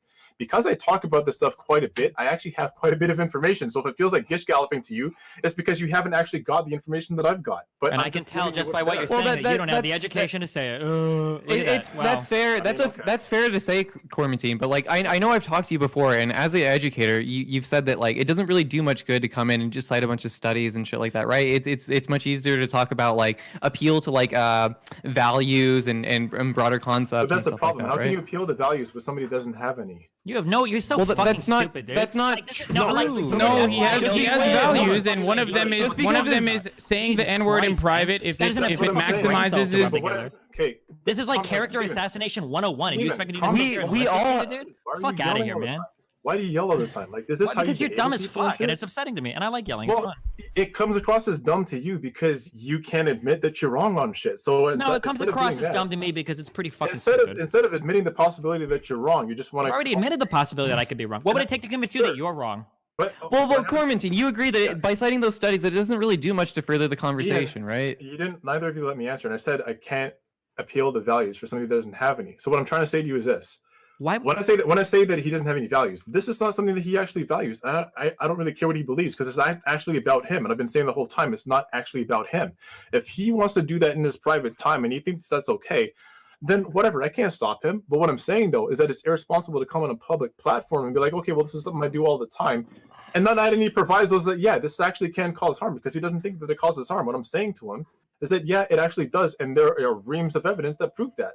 Okay, well, let me ask Destiny then. In certain contexts, you would agree, or would you agree, I guess, that like saying the N-word in private does have some harm in certain contexts, absolutely, right? It could. Yeah, of course. You could misjudge somebody's character. You might be stupid and you're overheard by somebody, which is totally on you. Yeah, sure. And so, like, I want to ask the question then, like, at what point, like, what At what point does it become problematic to say the N-word in private? Like, what would qualify that? I mean, for any behavior that we have when we interact with personal, when we have like personal relationships, it's kind of up to us to figure out like what we're comfortable with or what we're comfortable with not saying or doing with other people.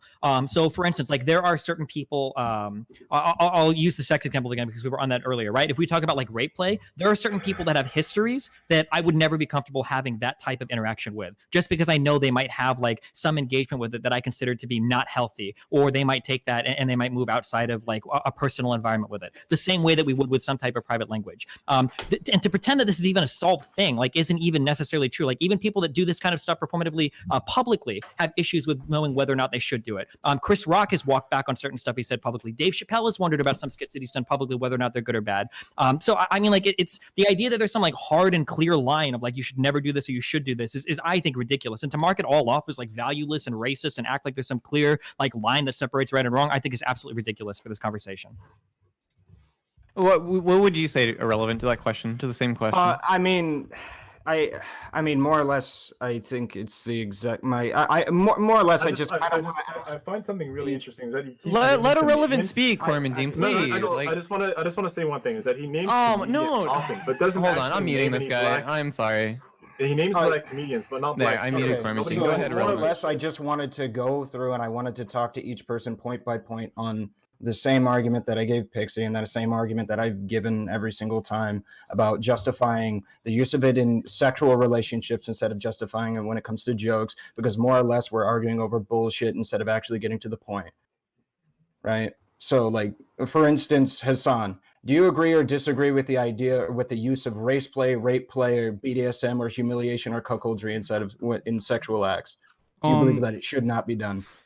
Oh, consensually? No, I don't have a problem with it. No, but I also think that like, I mean, and if you're asking me like if Destiny can say the N-word when he's doing like, I don't know, kinky rape play with like a black girl, I don't know. I don't think there's a if she consents to it, then go right ahead, go off, King. Okay. But the difference here is, again, the difference is not what someone does in the privacy of his own home. The difference here is what someone is defending when they're like the N-word. So I couldn't talk about said the N-word on its own is entirely different. And when you leave it up to context and when you open it up and say, I use the N-word all the time in private, is entirely different than a very specific case that you're referencing right now.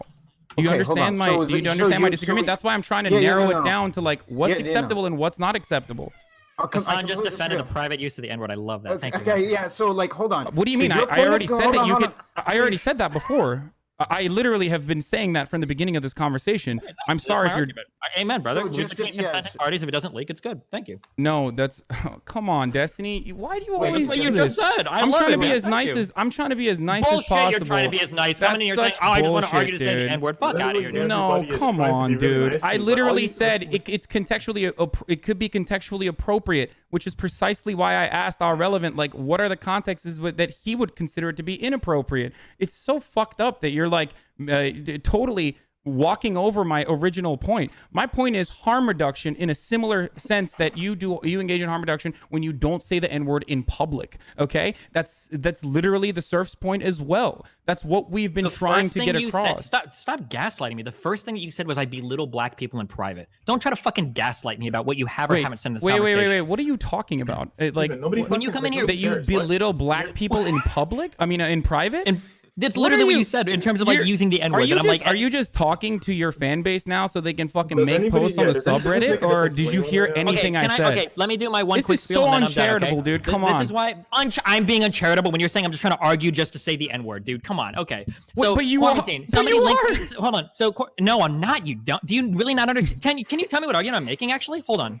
Okay. What do you think? The argument that you're making right now is that one should be under specific circumstances with consenting adults should be able to say the N-word in private, and is that not what the argument is? It's about edgy jokes that you wouldn't say in private versus public. If you expand that to edgy humor, look, I don't have a problem with edgy humor. I'm not expanding that to edgy humor. That's what it's always been about. You're the one that wants to make it specifically about the N-word. I know, but we're working off of the soundbite where you literally said I say the N-word all the time. That's one soundbite. I've made public posts talking about my stance on language. If you want to focus on the one soundbite, you can focus on that, but that's not what the broader conversation is about. Okay. All right. I understand the defense of edgy jokes in private. I also listen to edgy podcasts and make edgy jokes myself. The N-word is it literally says topic N-word in private underneath us. Wait. The fucking You Big just Brain said podcast. that you make edgy jokes in private that you wouldn't make publicly? Oh, no, I make them publicly. No, I make edgy jokes in public that I make in private. Wait, when you say you make edgy jokes publicly, you mean when you say edgy jokes, my specific use is like jokes that could be damaging towards certain minorities. You make like those types Italians, of jokes publicly. Like Italians. What? Wait, so what the fuck? Wait, so why? So is it okay? So actually, you know what? That's a whole other conversation that I don't even want to go into.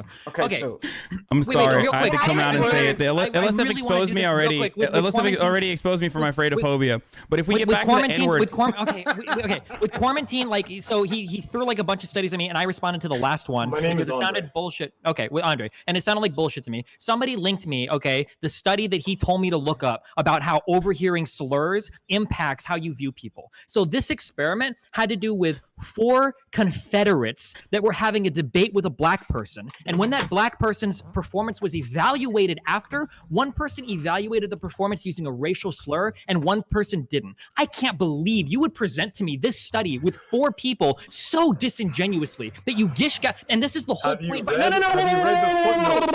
shut the fuck up. I can't believe that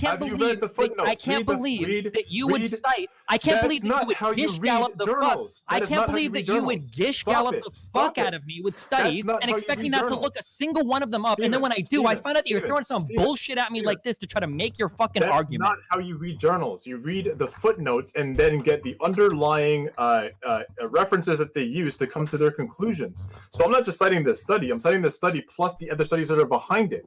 Then why wouldn't you just cite the studies behind it?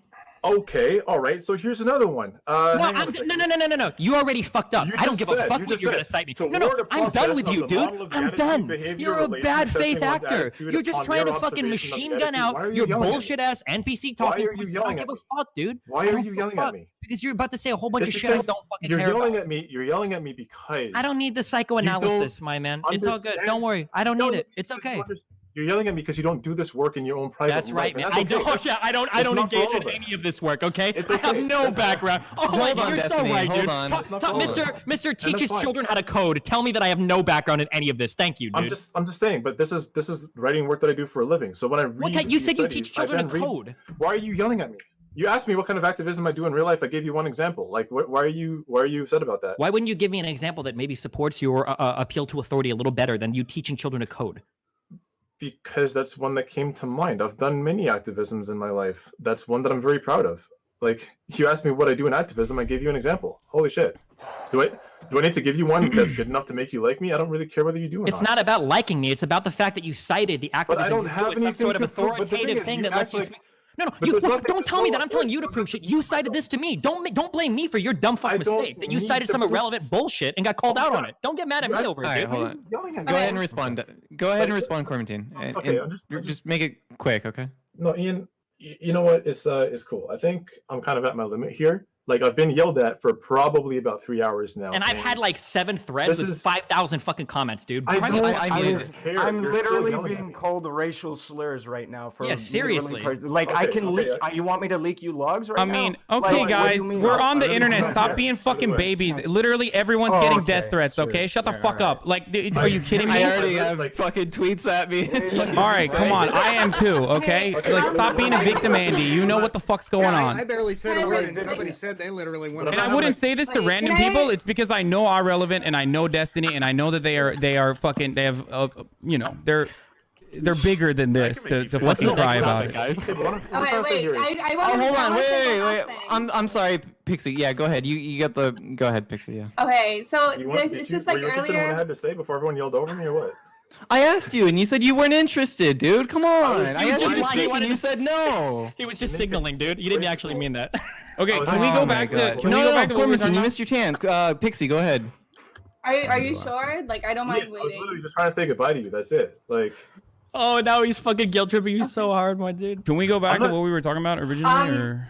Okay, I just wanna say one thing that like what people were talking about before about like the whole like race play or Hold on, wait, play. before you go, hold on. I'm sorry, Pixie. Quarantine, look, I respect you, dude. I'm sorry that this ended up in a shit show. I thought this would go a lot better than it did, but do you want to go ahead and shout yourself out before you go? No, I don't really feel like shouting myself right now. I'm actually not like proud of anything that happened here, and I really hope that in the future, if we want to have these kinds of conversations, it doesn't look anything like this. I think. Quarantine, I'd love to have you on the podcast, or not podcast, but on my show. No, it's just let's talk about this offline, dude. Let's talk about this another time. All right, okay, all right, you take it easy. Yep. You have a good one. Can we go back to the sex Wait, play let now? Pixie talk what she was gonna say. Literally every person is talking about. I want White Pixie to Knight go ahead Andy. 'cause I had to interrupt her there. Okay, if you guys like, I just wanted to like bring up what people were talking about earlier about like race play and rape play. For me personally, yeah, no, I actually do think race play is like very sketch. And although it's not going to be like, oh, I'm going to like freaking crucify somebody for doing something else with like a consensual adult, where they're technically both like subjects like, and objects at the same time, whatever. At least like, you know, I still think it's like fucking sketch, right? Like I don't think it's necessarily like a right thing to do because you're still fetishizing somebody over their race. And when it comes to like rape play itself, you know, you can't equate rape play to like actual rape at all, right? Because the whole point of rape play is that there's still consent there, right? There's still an underlying consent. It's more like, you know, acting whatever about it. I mean, there's consent between two consenting adults when they're saying the N-word amongst one another as well. Pixie. Yeah. Not to defend like Destiny and not relevant, but don't you think that there's consent there too? It's been a no, weird but place, what? but I'm gonna leave as well. Okay. Yeah, you want to go ahead and shout yourself out, dude? Yeah. I think everyone knows already. Twitch.tv/TheSurge And I gotta say, I agree with Quarantine. Like this, I don't think this is the way to have these kind of discussions. This whole I agree, 100%. Quarantine shouldn't be here. He can't have the talk. A whole bunch of people screaming. Come on, Destiny. And man, what happened? This guy tweeted right before he came on Tuesday, October 22nd, 7 p.m. PST. Cole James Cash and Andre whatever versus Destiny. No, dude, this guy is 100%. I do agree. I don't know if this guy has a single fucking spine in his body. What a piece Look, of shit. I do want to say that like I agree that if it's gonna just end up like this, it probably shouldn't have been talked about. But Quarantine and Cole James Cash and like everybody that participated and knew that this was gonna be a topic, like literally agreed to it. So I don't know, like the fact that Quarantine and Cole James Cash came on and weren't able to like adequately advocate for their ideas is actually really disappointing because I really do agree with a huge.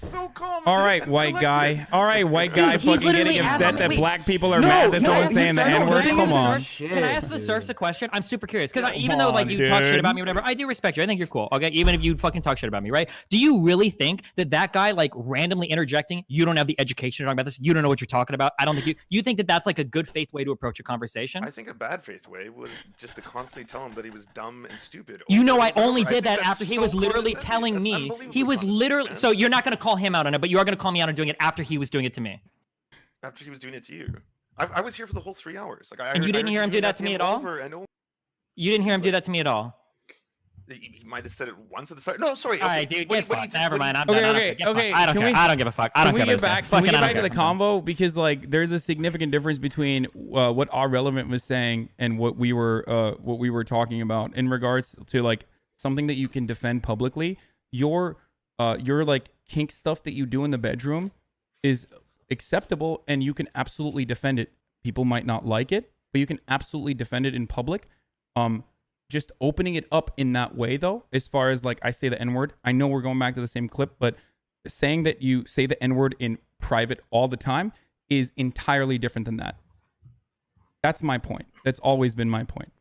Okay, so is it because the terms are well defined. So. Like what you're talking about is not an unacceptable thing at all. Does that make sense? Hey, Destiny, I don't know if he's still listening or he's just screaming at his audience, but he said that you're uneducated on the subject. He didn't say that you yourself are stupid. That's the difference. Oh, Esteban muted me to shit talk me. That's nice. But I was talking that's like fine. 3 or 4 managers or something, So right? this is what I agree with Cormentine on. I agree. Most people here, myself included, probably haven't studied this to the degree that Cormentine has. And Cormentine actually has a lot of really good information on the subject. He's really well learned on it. I disagree. And that's why I really I mean it's true. That's why I respect his opinion. But no, hold on, Destiny, hold on. Just because he wasn't able to engage in this sort of conversation in a conducive manner, that doesn't mean that he's not smart. I'm not trying to say that he's not smart or doesn't know what he's talking about. I'm just saying that the way that he tried to conduct his conversations in here when talking about it wasn't really a good way to have a conversation about this issue. It didn't really add anything to the conversation, but to appeal to your authority or how much knowledge or how read you are, or how if you don't read a book you can't talk about the subject, or try to when people were trying to discredit Irrelevant's blackness, which has happened multiple times now. It's really insulting, and that's the only issue I really have with Cormentine at the end of the day. But and especially that fucking Cole James, I don't know, dude. That guy just didn't add anything to this conversation. That was really disappointing. Okay, Surfs, before you leave, can I just ask one quick, it's just real quick. Is your main point of contention that Destiny or other people in general say that they say it in private on a public platform, not that they say it in private at all? The first one. Because it normalizes it. Gotcha. All right. Yep. All right. Bye, everybody. Yep. Bye, guys. And Hasan, is that your position as well?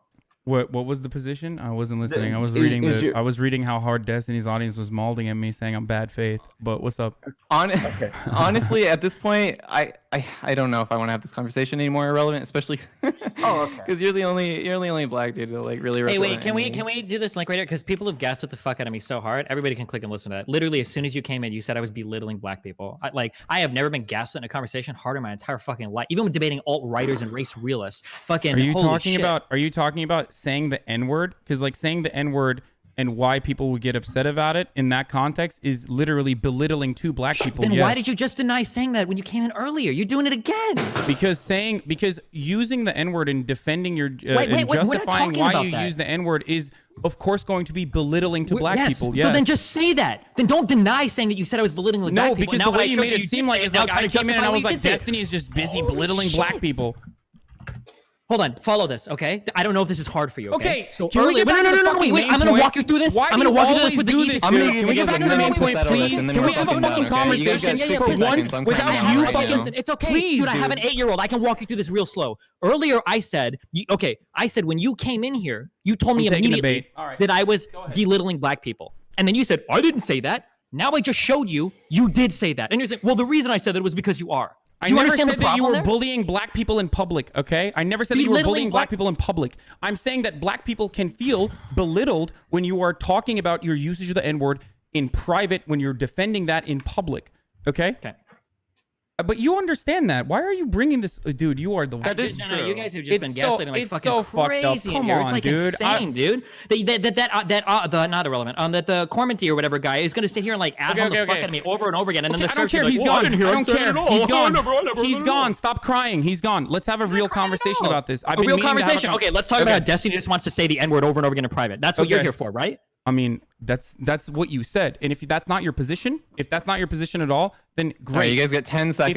If you want to change that conversation to, hey, that's not what I meant at all. All I want to say is, what I meant is, I say edgy jokes. My man Jesse Lee Peterson was right. I love black people. That's all I should fucking say. That's all I'm gonna say on it. Okay. Okay. All right, we're gonna go to the next subject. Is everybody down to move on to the next subject? I'm down to move on to the next subject. Can I hear Destiny's position on this? Last word in.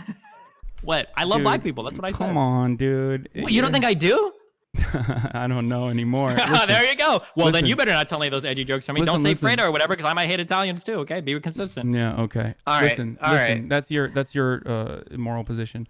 So I don't have morals. Remember, that's what Corman died or whatever. Okay, but am I No, but I'm not him. So why are you arguing against the literal fucking straw man? He's not even here. Stop crying about it. Let's have this conversation that we were meant to have originally, which is, if your position is no longer, I say the N-word in private all the time, and it's simply, I make edgy jokes sometimes in private, then of course I'm not going to have a fucking problem with that. You literally cry to journalists about being taken out of context, okay? So let's look at my history. I'm done. All right, so I muted Destiny and muted Hasan. You guys can handle this on your own stream, all right? I know there's I don't know. You guys can make up on your own stream. All right.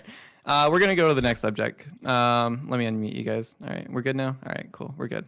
All right, so let's talk about God, Jesus Christ, how do we even fucking what are follow we this following up that with? one up with? I don't know. I have no fucking clue what to follow this I up heard with. you're sexist. Oh my God. We're not gonna Can we talk about can we that talk drama, about how- dude. can we We've talk had about enough how fucking drama here. The two pro private language people were the only ones that let the girl talk a single fucking time, and that Cormandid and fucking Hasan were Oh, railing you over fucking her love like a identity million politics fucking so times. much. Hey, dude. you like God, it when it you are defends you. such I'm a just fucking pointing it cuck. out. Oh, you're pointing you're it so out. hypocritical, dude. I'm not You hypocritical. I literally love women sound like too. I love fucking women and Tim black people. Pool, dude. God damn. Oh, booty All right, judge, right? all Oh my right. God. Oh, I'm All so right, mad. so I know this next subject is probably on. All right. So we're gonna talk about the Democratic primary. All right, guys, you guys want to talk about this? This is actually Hell yeah, Warren for important. life. Amen. Okay, hashtag Warren. Okay, got you. Yeah. So recently there was the Democratic debates about like a week or so ago, and Am I unmuted? I There's don't know. been some. Yeah, you're Oh, unmuted. okay, Dude. sorry. You're good. Yeah, you're fine. Destiny's only nice to girls when he's questing them, is what I wanted to say. But let's talk about the That's what I Democratic am. I've already primaries. DM'd her, actually. All right. You got it, dude. Look at those. Look at those good. Look at these good faith Hey, arguments. you can play that game, right? 9/11 Andy. All right, we're 9/11 talking Andy. about the Democratic primary, guys. So some memes have come out since the Dem I'm gonna be. debates. Wait, can all I say right? something? Can I say something about Elizabeth Warren? Honestly, the only need to reason hurry- that I support hurry. her is because I'm questioning her, baby. Amen. I can't wait to get into that. that was 75 year yikes, old. Destiny. That was a You yikes got me, take. bro. That was so crazy. Apparently Good she's one. into some kinky shit, so I don't know. I maybe like sex is good. Elizabeth Warren, consensual. but only because she's a person of color. Hey man, who doesn't? All right, support so who I'm doesn't gonna go support ahead and that? I'm gonna throw out the question and just leave it broad for the. What's your guys' takeaway from these Dem debates? Like, who's the winner? Who's the loser? How's it looking? I don't know. I just don't understand why Elizabeth Warren wouldn't own up to the fact that she was going to increase middle class taxes to make healthcare more affordable. I mean, Bernie made the point. Anybody can understand the logic there. So I don't know why she was so insistent on trying to dodge it. It's because you lose support as a result of saying any increase in taxes will occur.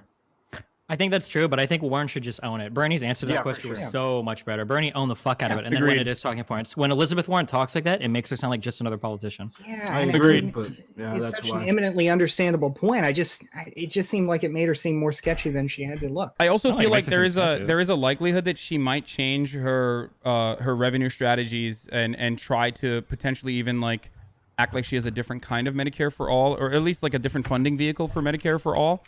And I think that's part of the reason why she won't like sign off on middle class taxes. I don't believe that there is any way that we could fund Medicare for all without a modest tax increase. Yeah. But I'm excited to find out if she can figure something out.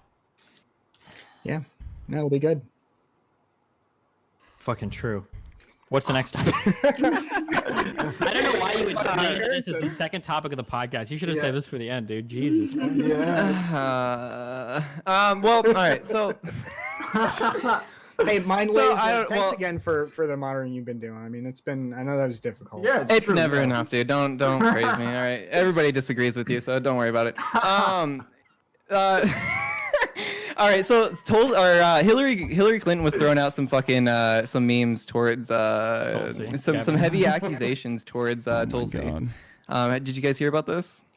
Yeah. Did she drop any like evidence beyond just that inference, or just her saying it? I mean, I think it's highly suspicious. I think it's highly suspicious that Hillary Clinton came out with this information literally a day after Ronan Farrow went on national television and talked about, while he was doing his book tour for Catch and Release, talked about how the Clinton administration openly tried to stop him from pursuing Harvey Weinstein. And I think that was like an easy dodge. I think she was just trying to fucking get the scent off of that.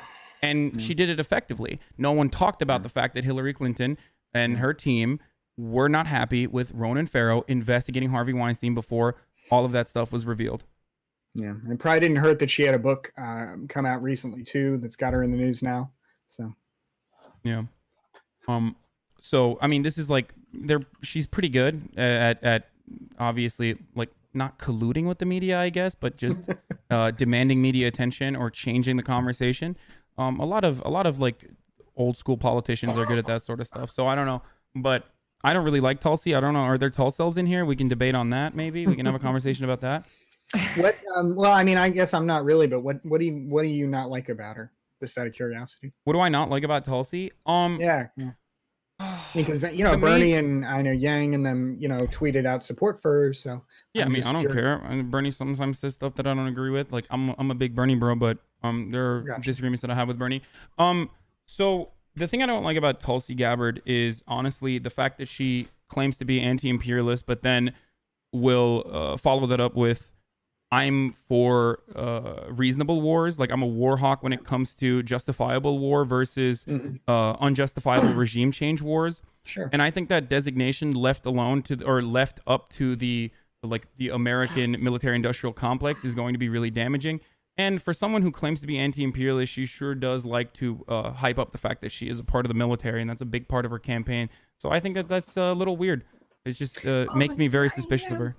Well, I get what you're saying, but I mean, the idea of people who were in the military then speaking out against imperialism as a respectable tradition in this country, like the man who wrote that book, that War is a Racket, and talked about a lot of America's terrible interventions in the the banana republics, as it were, in the 20s and 30s. Smedley Butler, he was a military guy, and I mean, being able to drop those credentials did help bring some respectability to his message that it might not have otherwise had. So I do think it helps. I feel like it's Paul. It is identity politics. But also, I mean, Pat Tillman is a perfect example of a anti-imperialist military veteran.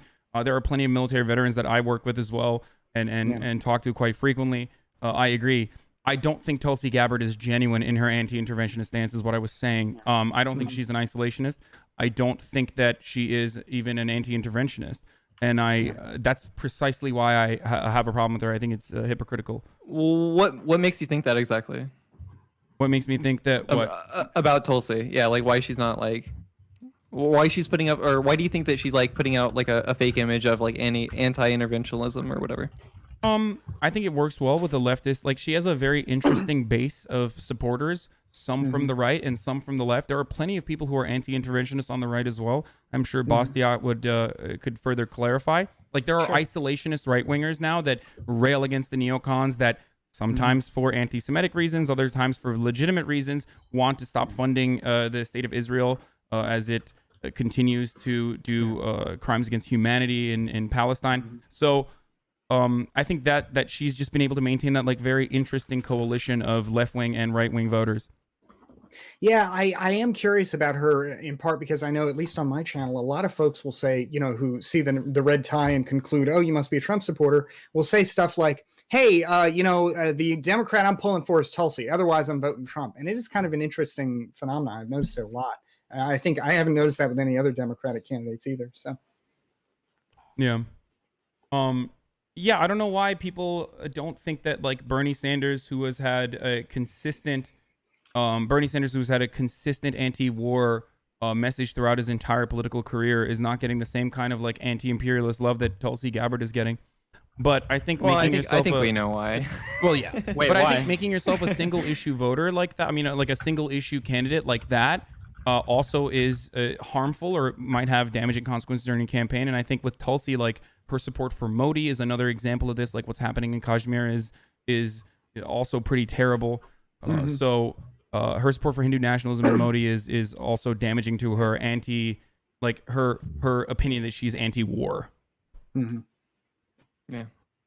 My guess, and I could be wrong, is because it probably feels like Tulsi. I actually, because I haven't researched it specifically, I don't know a lot of Bernie's anti-imperialist views. And I've listened to like a lot of Bernie media. I don't think he talks about it much. Whereas Tulsi seems to have made foreign policy like a literal, like it's the only, like every time she opens her mouth, it's about how I'm a soldier and this is my foreign policy views. So if you are like a voter that like that's like your big issue, and you don't follow a ton of like non-mainstream media, it's probably hard to know like what Bernie's foreign policy positions are versus Tulsi, who literally makes foreign policy like a focal point of what she talks about. I think that's why. I think that's why they said like, well, we know why in regards to why like Bernie Sanders doesn't get that rep, but that's why I said throughout his entire career, like I mean, he has been.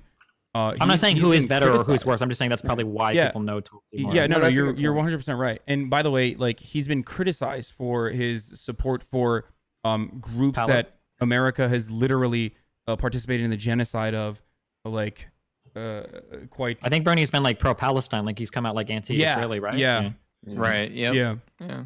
I think he was the only one. He was the only presidential candidate that went to, fuck, I forget what it was called, but it was like a, okay, whatever. I don't remember the exact name, but it was a conference for Palestine.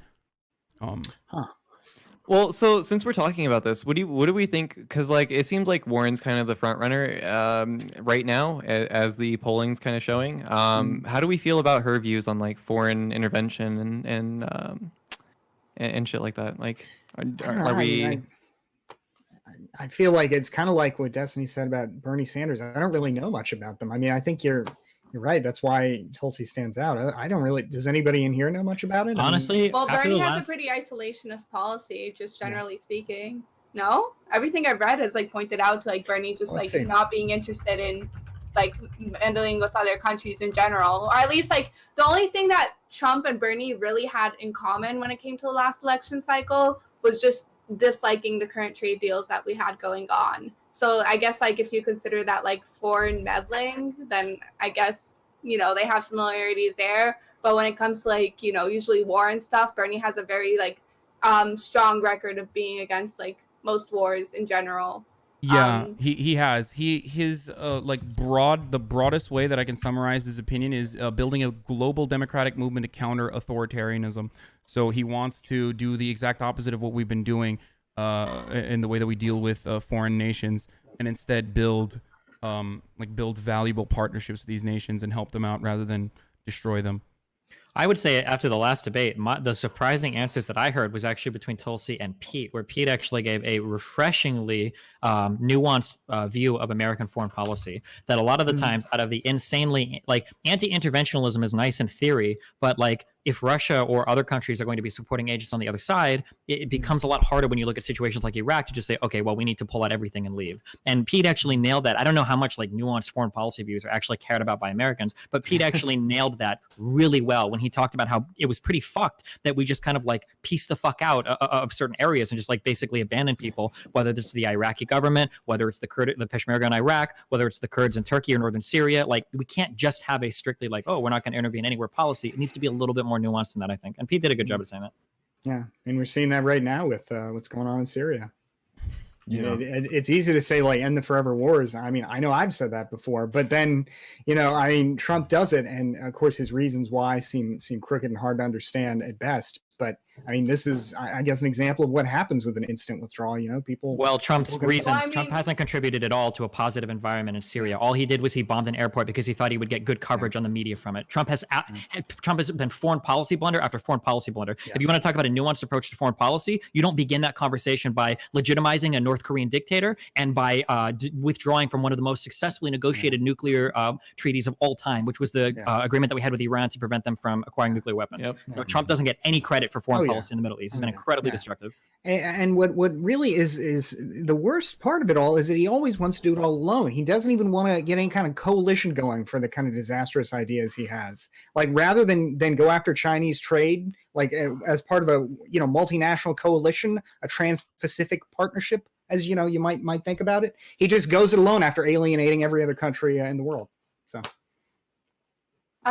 This is just like a random comment when it comes to like foreign policy and stuff like that. Although I'm not like a very like pro-interventionist person. I mean, like, Puerto Rican, hello, like I've seen like basically the effects of like colonialism firsthand. I do think that at least like in today's like modern day and time, it's fucked up that we do go to these places, we fuck shit up, and then we leave without really fixing anything. And that's how you end up having power vacuums, and that's how you end up having things like ISIS form, right? Because we basically like leave these places in like complete like distraught and chaos. So though like ideally, like as I said before, like it's easy to think like we should just pull out and stuff. I think realistically doing that can lead to like a lot of like shitty problems if we're not careful about it, Mm-hmm.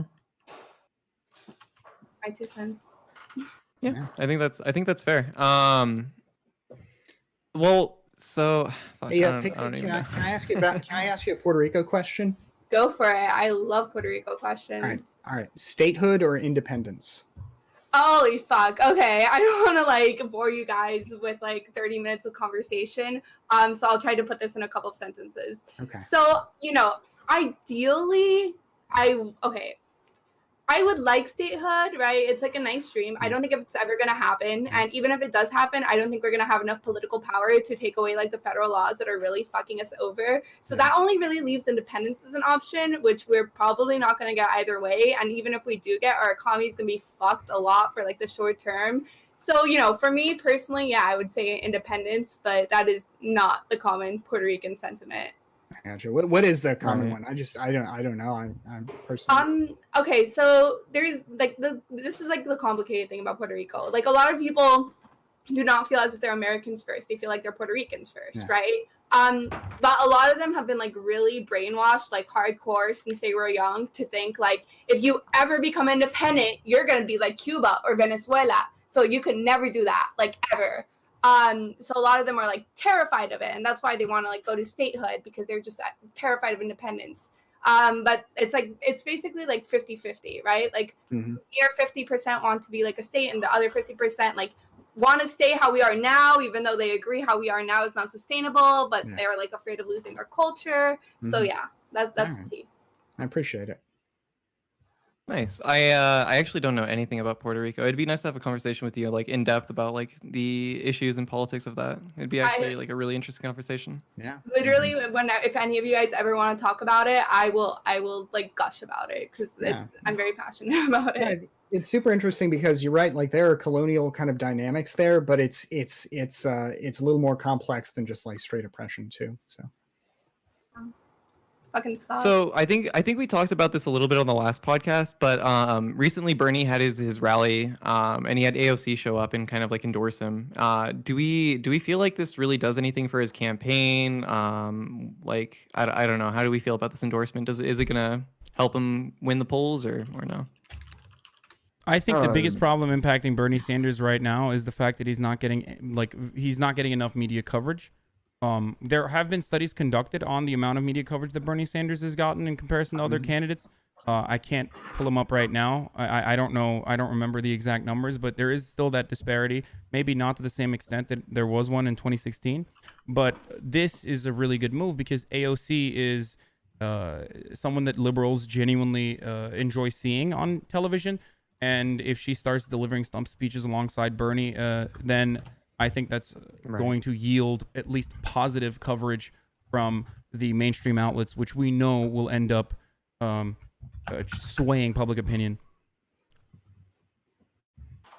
Nice. Does anybody disagree? Like, do you think this is like I don't think it's gonna make a significant difference at this point. Yeah, I don't think it's gonna matter like in the grand scheme. Like, I don't think it's gonna make any kind of sensible difference, but maybe it'll bump them up a little bit.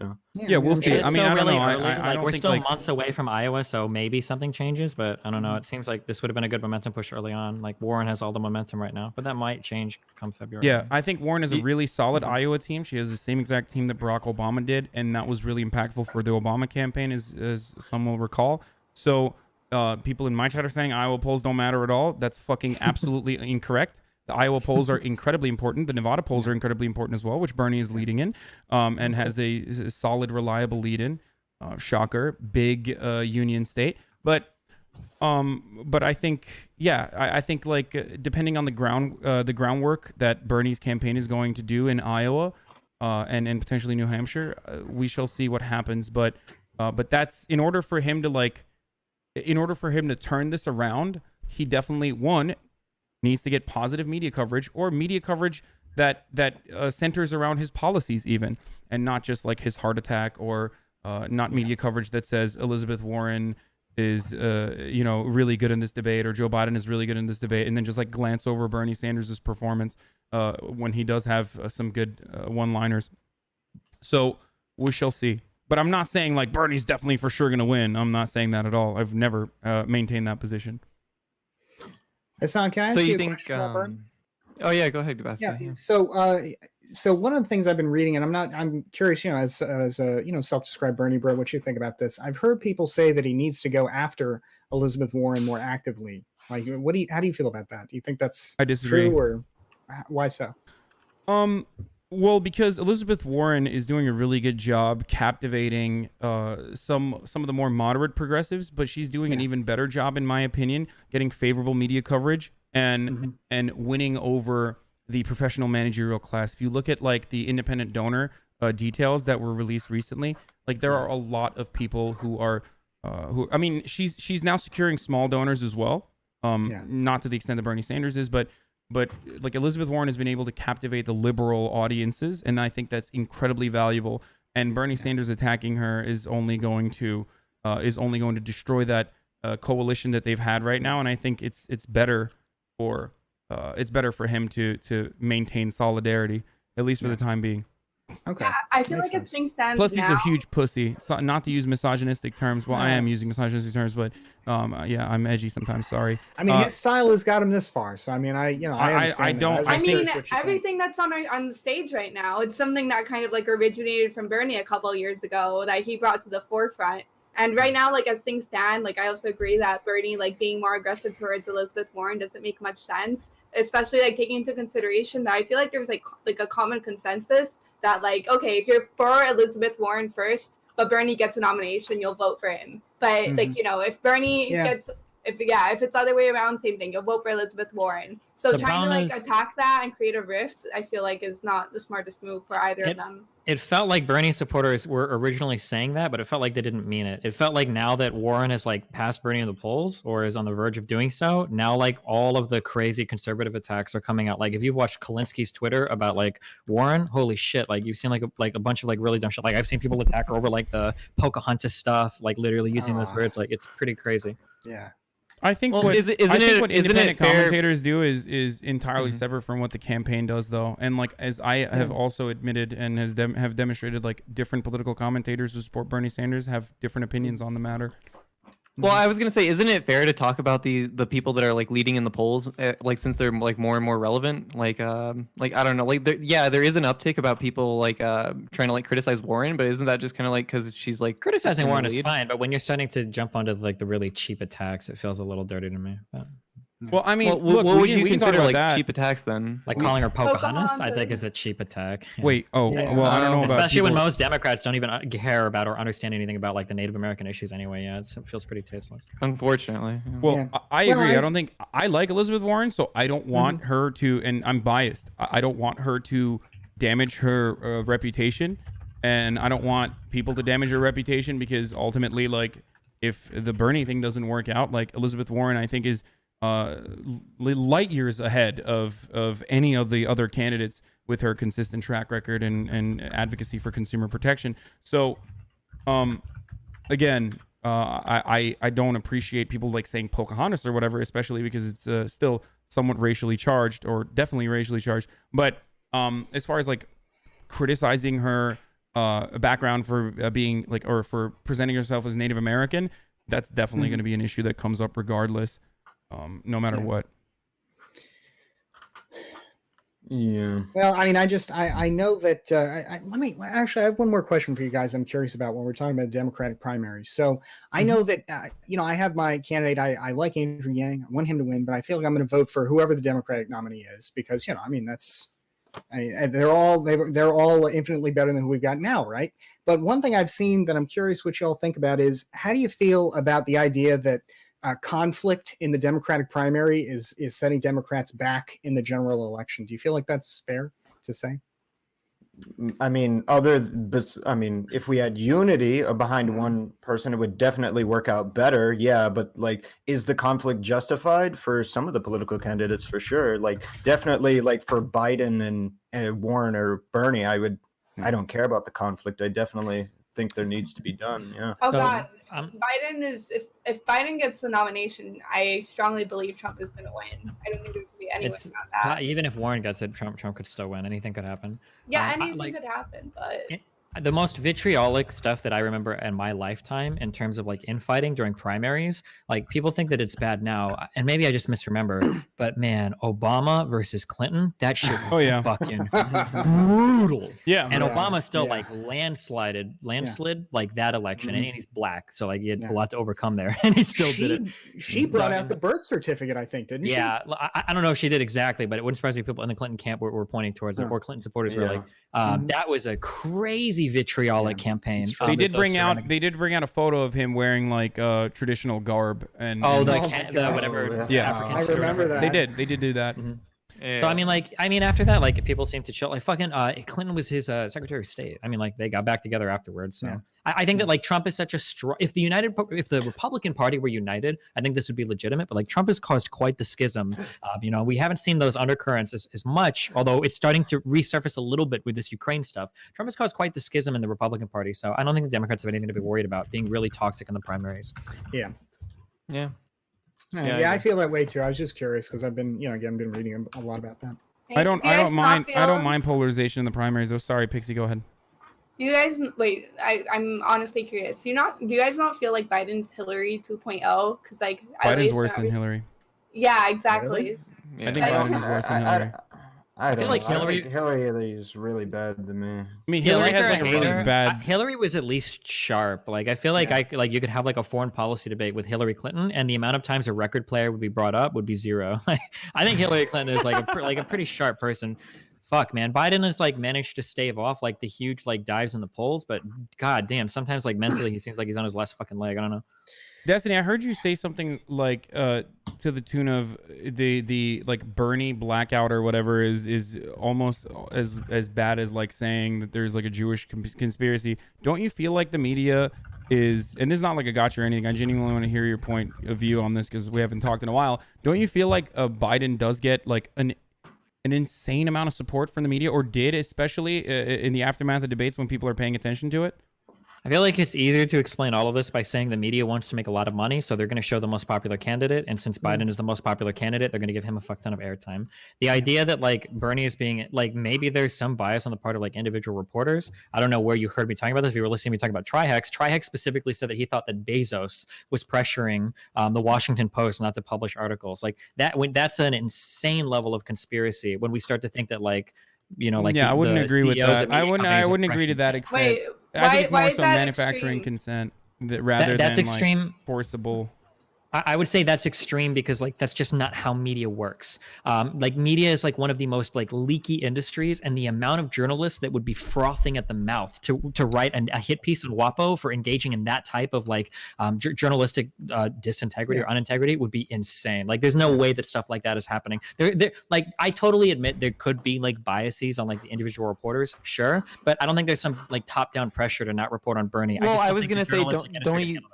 No, it's don't you think the people that make the hiring consent. decisions? Well, I was gonna say, well, don't you think the people that make the hiring decisions in these corporations like account for that? They like hire people that have these biases that support their capital interest, right? At the end of the day. Yeah, you're. Well, capital interest 100% insofar as like they support like reporting on the popular candidates. Like it's undeniable that Biden isn't the most popular because of some big media conspiracy. He's popular because he was Obama's vice president, and because Obama is still really popular in the Democratic Party. Maybe not on Twitter, but like especially like in the South where a lot of Black people live, and especially among poorer communities that don't have access to like online Twitter. That's where like Biden was pulling a lot of his major early support. And people the media will show people what they want to see, which is the more likely reason why he's got so much airtime compared to like Bernie, in my opinion. But like, don't you think like there's a possibility that, or you like, okay, all I can think about is like in the last elections when it was Hillary Clinton versus like Bernie Sanders, when the polls came after the debates, a lot of them were saying that like, oh, Bernie Sanders did better in the debating than Hillary Clinton. And then a bunch of them got wiped off and were replaced with like internal analysis polls or whatever, like from CNN or whatever, where like the public couldn't really vote on it.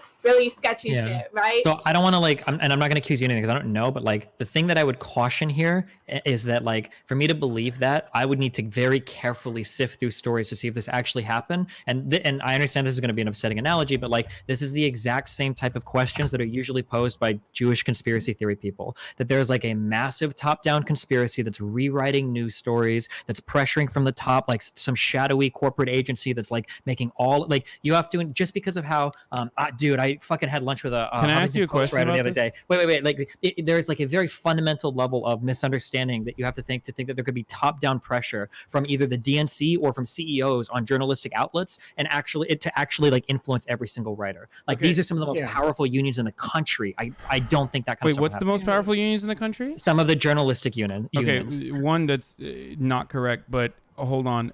It's not about like what Mindwaves was saying. It's not about that at all. It's more so about the hiring practices. It doesn't start from the top down with like people literally saying, oh, if you write about Bernie, I'm going to fucking shit can you. That can happen, but those would usually be like total one-off instances.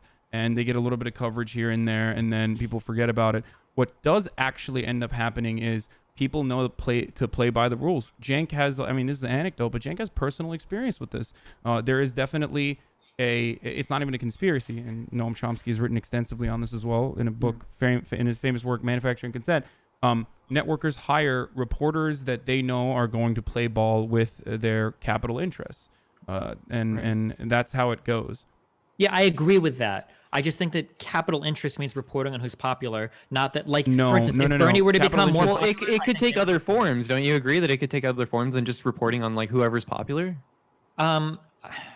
Maybe the people I've talked to have just been too biased, but I'd be super interested in hearing other conversations from journalists, not like people that work at The Intercept, but people that like work like in industry, like New York Times or WAPA writers, or maybe you would people say that work those in the people are already industry like are people that work in the industry, though. I mean, they started off in the Guardian and stuff, like Glenn Greenwald, who I disagree with all the time on certain issues. Yeah, like literally all like fucking mainstream media reporters, every single one of them. But hold on, the thing I wanted to ask you is, so then why do you think that there was an overwhelming amount of positive coverage on Elizabeth Warren for such a long time, and then and it centered around how she had a policy for things, and then as soon as she picked up in the polls as a consequence of that, then the coverage is still pretty positive, to the tune, like I would even consider it to be like puff pieces. The coverage is now still pretty positive, but like whenever Bernie Sanders comes out with progressive policies, I've literally heard commentators on television say, "Oh, he's coming out with another program. Oh, who's he attacking next?" For the exact same reason you just said that, like, online people might be commenting more on Warren than they did before, because Warren is becoming more popular. She's starting to draw support from like a whole bunch of different coalitions, and now they're reporting on it more. But this started the Frederick Douglass stuff. Like all of this started way before Elizabeth Warren. So Elizabeth Warren was beloved almost universally by the media class. Wait. Elizabeth Warren was loved by the media class because the only issue, and now I might be politically ignorant here, but from what I remember, pretty much the only thing Elizabeth Warren was known for was like massive, it was education reform that she wanted to do student loan forgiveness, and the Consumer Protection Bureau, whatever, that she wrote. Those are, and I could be wrong, but those are the only two things that I remember ever being reported on. Nobody disagreed with those. They covered her, like the famous, she has a plan for that. That was covered pretty extensively. Wait, I'm talking prior to the election season. These were like the two big things. Yeah, the only other thing I can think of prior to the election was the "nevertheless she persisted" bit with Mitch McConnell. I don't know if you guys remember that. But... Yeah, no, I'm talking the election season when she was sometimes in like 4th place or 3rd place, and the matchups would literally avoid Bernie Sanders, and it would say what's going to happen in the next debate between Elizabeth Warren and Joe Biden. And then as soon as she got to 2nd place and even in the 1st place in some polls, they now had a valid reason not to cover Bernie Sanders. But before that, they didn't. And yet they still didn't really engage in much Bernie coverage, and instead constantly praised Elizabeth Warren for... So, like, I don't even know if I agree with that. Like, and this is something like I wish I need to spend more time like digging into the data, because like I really try to stay away from this like super conspiratorial stuff. But like Bernie has had a ton of engagement with media. Like the idea that like there's like a Bernie media blackout, I could do more research into this. I threw a link in chat for like an Axios thing that I guess like analyzes like headlines for media, but like the idea that Bernie is like hidden from the media, I don't think that's true. Maybe we can go deeper and say, well, does Bernie get bad coverage versus good coverage? Although, I mean, I would argue like any coverage is probably good in this media environment, as we saw with Trump. I don't know. I feel like people are paying more attention to Elizabeth Warren now. They're more critical, because when Warren came in, Warren was a bottom tier shitter stuck in with all the other candidates, and she couldn't break out. She was at like 6%, I think, when she came in, and then she very slowly has been peeling away and has now come to like almost front runner status. And now people are talking about her more. I don't think there's anything super unnatural about that for for-profit driven media companies that are just trying to show people who they support already. Okay. So well, I mean, again, like I said, it avoids the. I guess you need to look into it a little bit more, and I'll try to find some evidence for you as well. But that doesn't cover why there was so much positive media coverage on Warren for such a long time when she wasn't the most popular candidate. Well, a lot of the times, a lot of people like new faces when it comes to politics as well. New faces, especially those that are platforming, because Elizabeth Warren, for remember when Pete got jerked off? Like, he could speak 20 languages. Like, people jerked off Pete a lot when he was initially there as well. 100%. But I don't think it was because there was some like, I don't think it was a big conspiracy about anti-whatever interest. I think it's just a new face, and people just want to show people new things. So people like their shit you were saying irrelevant? Yeah, so it's a new face platforming off of a winning strategy for the most part, right? Recognition that Bernie Sanders' strategy more or less was a winner, and that it was a new face propping up that same ideology. Why not give that face time? That seems to hit numbers pretty well. So I just wanted to make like a quick comment about like the thing that you linked. I only was able to like skim it right now very quickly. But yeah, Bernie Sanders has a lot of social media interaction because like a lot of his followers and supporters are grassroots, right? And part of that is like tweeting extensively and like sending as many Facebook requests as you can and like Instagram everywhere. So it wouldn't be like surprising to say that he does have a lot of social like media. Oh, never mind. Hold on. Yeah, no. Wait, I want to walk this back completely. I'm so sorry. I didn't realize this was just social media engagement. No, you're right. This has nothing to do with mainstream media. I shouldn't have been like this. That was my bad. I should have checked this first. You're right. Yeah, and then I guess like the other point, like I also like try not to be like too like crazy conspiracy theorist person, but also just like I just can't help looking at like sites like Fox News, right, which are like super obvious and biased and like have like no regard for the truth, and we'll just put like whatever candidate like brings them like the most views ideologically or whatever, which aligns with their like profit and interest. And like we know like these major corporations or like these major news outlets, they're not independent, right? They're owned like by bigger companies that would probably be like fucking terrified if like a Bernie Sanders like actually won. So yeah, like I do agree with you that I would have to do like more exact research about it and like make sure I have like the exact numbers. But I guess what I'm trying to say is that like to me it's just like not this super far-fetched like conspiracy theory idea, especially when we see it like already happening with other like news sources. Yeah, that they will put like a candidate forward and like freaking preach it if it benefits their corporate interests. What do you think about this, Bessier?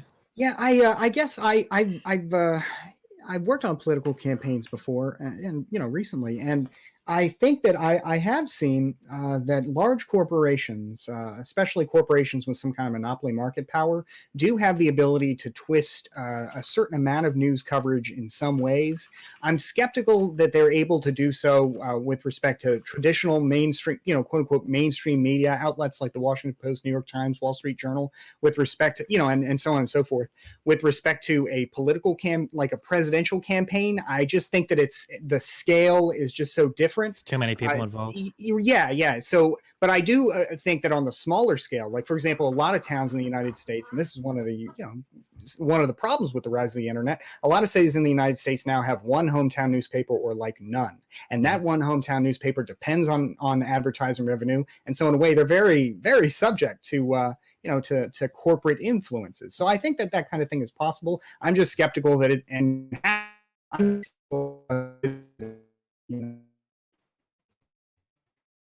You got cut off. Hello? Everyone's getting cut off, or is that me? Or am I the problem?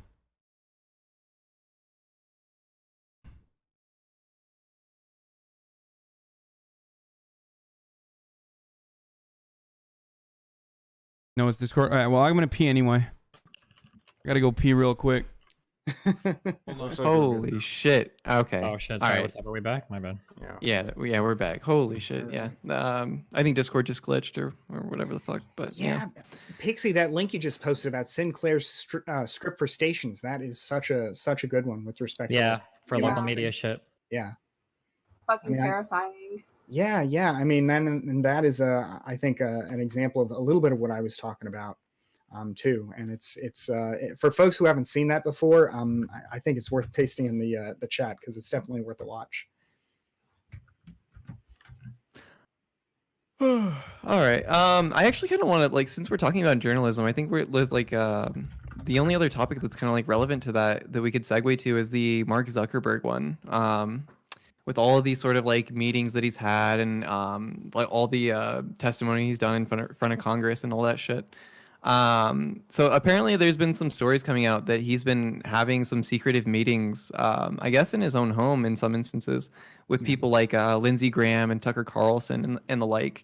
And there's been this huge controversy about like how Facebook's being managed, how like Facebook is allowing people to just like run blatantly false political ads on their shit. And there's been some concern about like, well, should we be like regulating social media like Facebook and like how they allow political ads on their platforms?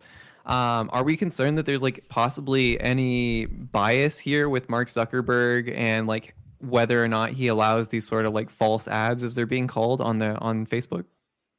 I think he's just trying to avoid getting regulated, and it seems like he's figured out the easiest way to do it is probably convince a few powerful Republicans that he's fair and balanced, and therefore he can stave off the threat of maybe an investigation from the FCC or the so on and so forth. So it just seems like he's trying to cover his bases. I'm kind of curious, like, and I don't know the answer to this, but like, is this really abnormal behavior?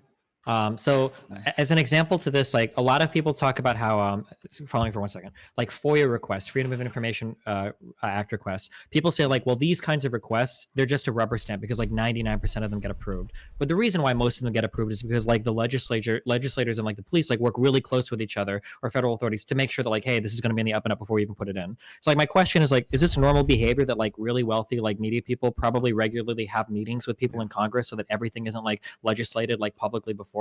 Or is this actually like super abnormal? Because it doesn't surprise me at all that like the owner of a platform like that large would also be talking to like people in Congress and shit who are regularly like investigating or like talking about the effects that these things are having publicly. Oh yeah. I mean, it's nothing new in the sense of like, private companies like going to basically like the government, like trying to like low-key lobby in like different ways to pass legislation in their favor. I just feel like this has become like a bigger story because we know how like Facebook has like influenced the election. We know like Russian interference, and we know like how I guess like how dangerous the social media platform is, and like how much of a threat it can actually be to democracy. So even though it's like technically nothing new in the sense of like, oh yeah, it's a company going over and like trying to like influence like Congress, it is something new in the sense that like, oh my God, this company is like theoretically a threat to democracy if things got bad enough, I agree. I wonder if this would even be a story if it wasn't about all the Cambridge Analytica stuff. If that story and everything hadn't gotten big, maybe we wouldn't even care about this. I'm not sure.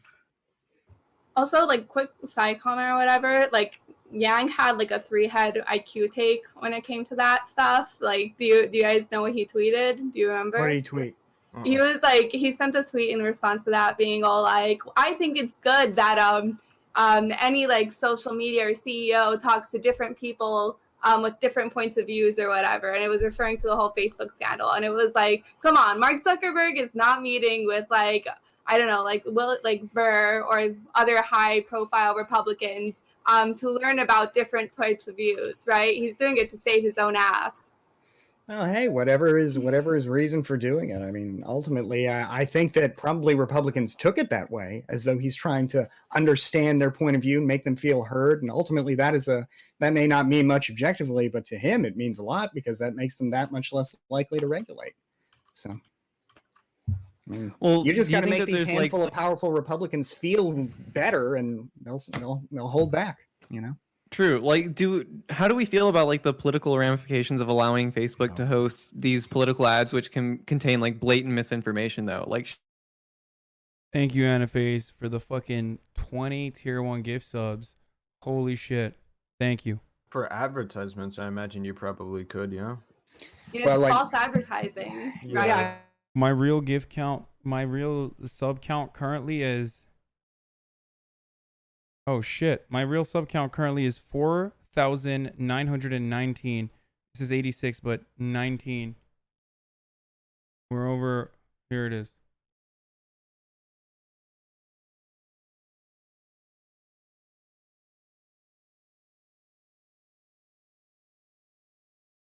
At least the violent stuff out, and the falsehoods there would be falsehoods that I think would just be like climate change denial, which I mean bad, but I don't know that you could ever regulate it out of existence. Well, Destiny or Hasan, like, what do you guys think about like regulating these sorts of like political ads on social media that like have blatant misinformation, like blatant lies? Hasn't Facebook already started like trying to do like misinformation or like I think it was just on Instagram.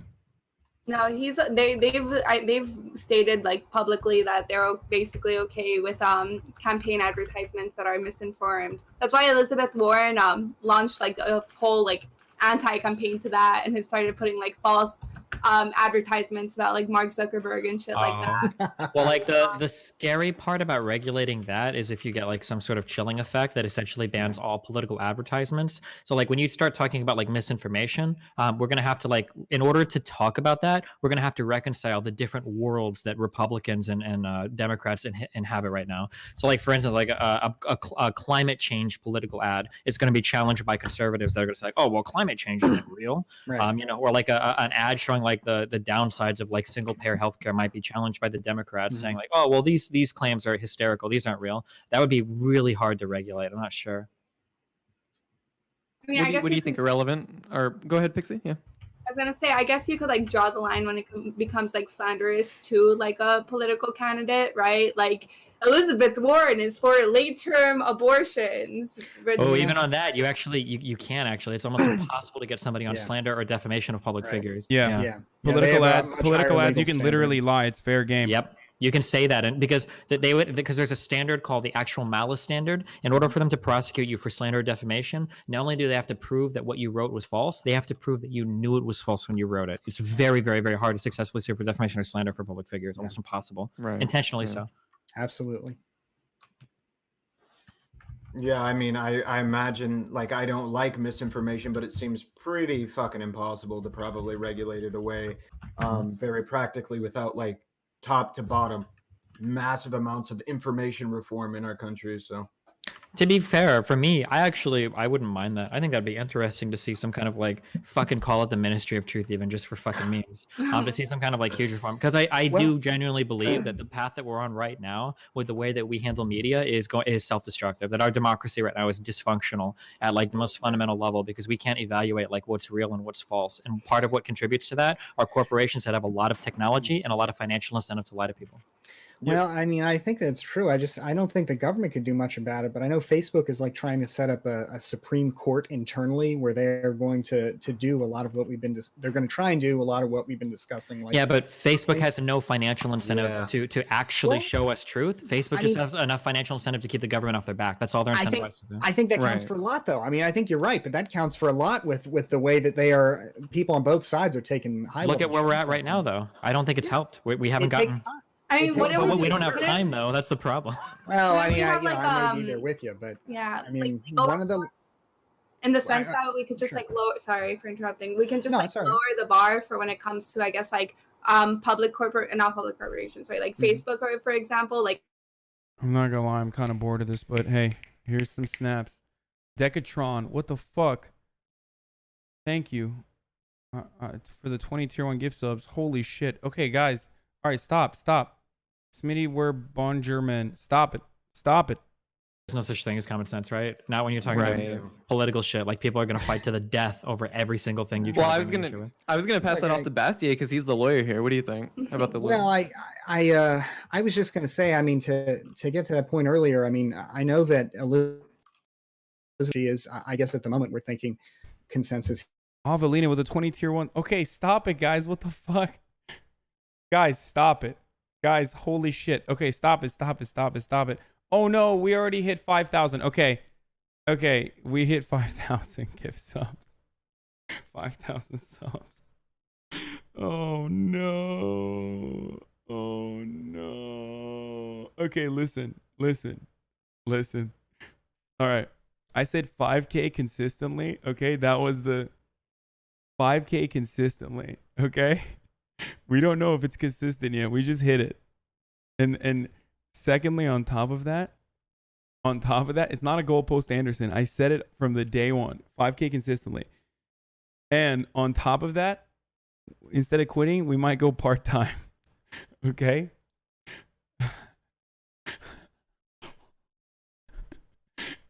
Okay, stop. Stop gifting. 20 tier 1 gift subs. Another 20. Thank you, Anaphase. Augustine, thank you for the 5 tier 1 gift subs. Fuck me, dude. Just, can we please stop with this? Because by tomorrow, it's going to go under 5K again. So, scamming donos. Jesus Christ. Like, maybe you could do it just to increase exposure, what have you. She's like trying to do it to make a point, right? Yeah, I think so. Yeah. I mean, you can just do a double whammy there, prove a point and also to get your name out there. So if anything, that's actually just good marketing. Sure. Can I ask like a question that's a little bit like not related to this, but related to this at the same time? Sure. Yeah. Okay. So when it comes to like the topic of censorship, do you guys believe that the government should like basically censor or get rid of like echo chambers, like of like, let's say, I don't know, neo-Nazis or shit like that? Are you guys in favor for that, against that? Like, what do you think? Well, I'm gonna go ahead and jump in and throw my 2 cents in. I usually try to like stay somewhat objective on this, but like this topic specifically, I don't know. I'm even uncomfortable with like the government being able to like label who is or is not like a terrorist organization, because oftentimes that's used for like political purposes to like snuff out any sort of like I don't know, like black movement. identity extremists versus white supremacist terror, right? Right. So like I don't know, like I don't know how you would really like tackle that. You have to ask the question like, well, how do we identify these groups, and like do we really trust the government to like identify these groups accurately? Nah, yeah, I think it's dangerous. Fuck that shit. I go full in the other direction. So I don't care about like hate speech and all that shit. I don't think people should do it, but I don't think it should be illegal. What should be illegal is engaging in gross misinformation. Pog, Leonardo DiCaprio's a fan, dude. What the fuck? That's crazy. In such an irresponsible manner that you contribute to the spread of misinformation. I think that one of the biggest threats to the foundation of our democracy is people's inability to like exist in the real world. And I think that online disinformation contributes to that greatly. So people like Alex Jones, people like Sargon of Akkad, people like every single motherfucker at Fox News, like these types of people that whose whole purpose is to just sell bullshit and to lie and to misrepresent things. Everybody that spreads shit about Pizzagate, Uranium One, like this type of shit, fuck all that shit. And how do you combat that though? Put a fucking literal Ministry of Truth together and say, hey, you're banned from this shit or else we're gonna shut down your company. It's like it's really aggressive. I know that it's really bad, but like I literally think that like we are on the precipice of like different realities, physical realities emerging from where we live today in the United States, because so many people are so fucking out there in terms of what they think is real or not. Like I have talked to so many people who live in entirely different, like these are people like imagine like imagine like the conservatives mythical Mexican immigrant. This is a guy that comes to the United States, steals 3 white jobs, manages to like also steal welfare simultaneously, all while not having a social security number, and then like he moonlights as an MS-13 rapist. Like there's no possible way to have like reasonable conversations with these people, and the people that contribute to like disinformation are destroying our ability to have a conversation. It's absolutely fucking insane. Well, you know, I mean, I just want to say 2 points about that. One, I do feel like what we're going through is definitely unique in American history, but I do think it's a phase that's going to pass as people, you know, get a better handle on the internet. And wait, why do you think mesh it in with our society? I think that I mean, the internet seems to be driving a lot of this stuff, and I think it's a generational shift in understanding. I mean, I feel like a lot of this stuff, a lot of the conspiracies that you're talking about, are especially circulated by, you know, boomer types who are. Now, this is a real new communication medium. For no way. You know, not when you look at like the Charlottesville rally, those are young people. No, you're right, but I think that's a relative minority, and I feel like it's a dangerous minority. I agree, it is dangerous. But imagine if you have this Ministry of Truth in the federal government, and you've got Donald Trump in charge of it. I mean, it feels like a real danger. I mean, any legal considerations aside, is of course unconstitutional. But that aside, just imagining President Trump with an organization like that, it just. This is my 2 cents on it, right? Everybody like freaks out about like, oh, but the government drawing the line, but I feel like that line is pretty much like drawn by itself. People advocating for mass violence, period. Sure, right? But that's you're absolutely right. But I think, I mean, advocacy of violence is already incitement to violence is already a crime. Exactly. So why if we know that like these echo chambers do actually like lead to greater violence and do lead to like mass shootings and do actually incite violence, even though it's just online, it should be prosecuted as such. So the question is like, why aren't we doing that? You know, it just feels so subjective to me. I mean, look at the discussion that I was having earlier with Hasan. I mean, I was almost moved to violence in a video game. We're like, we were having a real disagreement about like communism, for example, and the issues of that aside, I mean, is the Ministry of Truth going to make a call on that? And I mean, if it is, it's making a serious, it's seriously involving itself in American politics in ways that I feel like just can't help but be destructive. Maybe helpful at first, but long term, government agencies have a very long lifetime, and I feel like the arc of that kind of agency would be toward injustice. I mean, there's a very big difference between arguing for like for and against an economic system and like, you know, somebody saying, I want to kill all Jews and black people. Like, you see, like there is a line. Sure. I mean, I think it's easy to draw that line for now, but I think that that's a line that will not be easy to draw in practice, you know?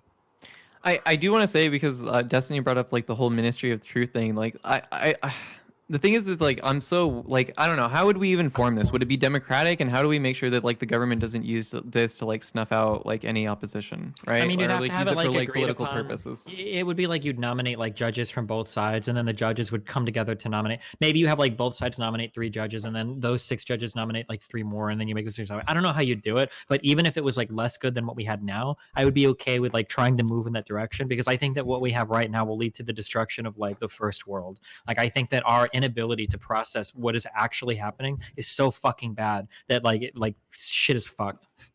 Do you think that there's any way we could combat this with like education, like at all? Like, You're fighting against capital interest, right? The problem is that large corporations that control a lot of fucking money have unprecedented power and tools to show you information that makes them money. That like the profit incentive is there. There's no possible way you're going to fight against that with education. That has to be like a government intervention approach. It's the clearest example of a market failure I can ever see. Like, the externality of people not understanding what is real or fake is absolutely real. You don't get punished in a financial sense for it. So the government has to step in and do something about it. Otherwise, capital interest there will drive the country into fucking ruin. Marxist Leninist, I was gonna say we got a new arc.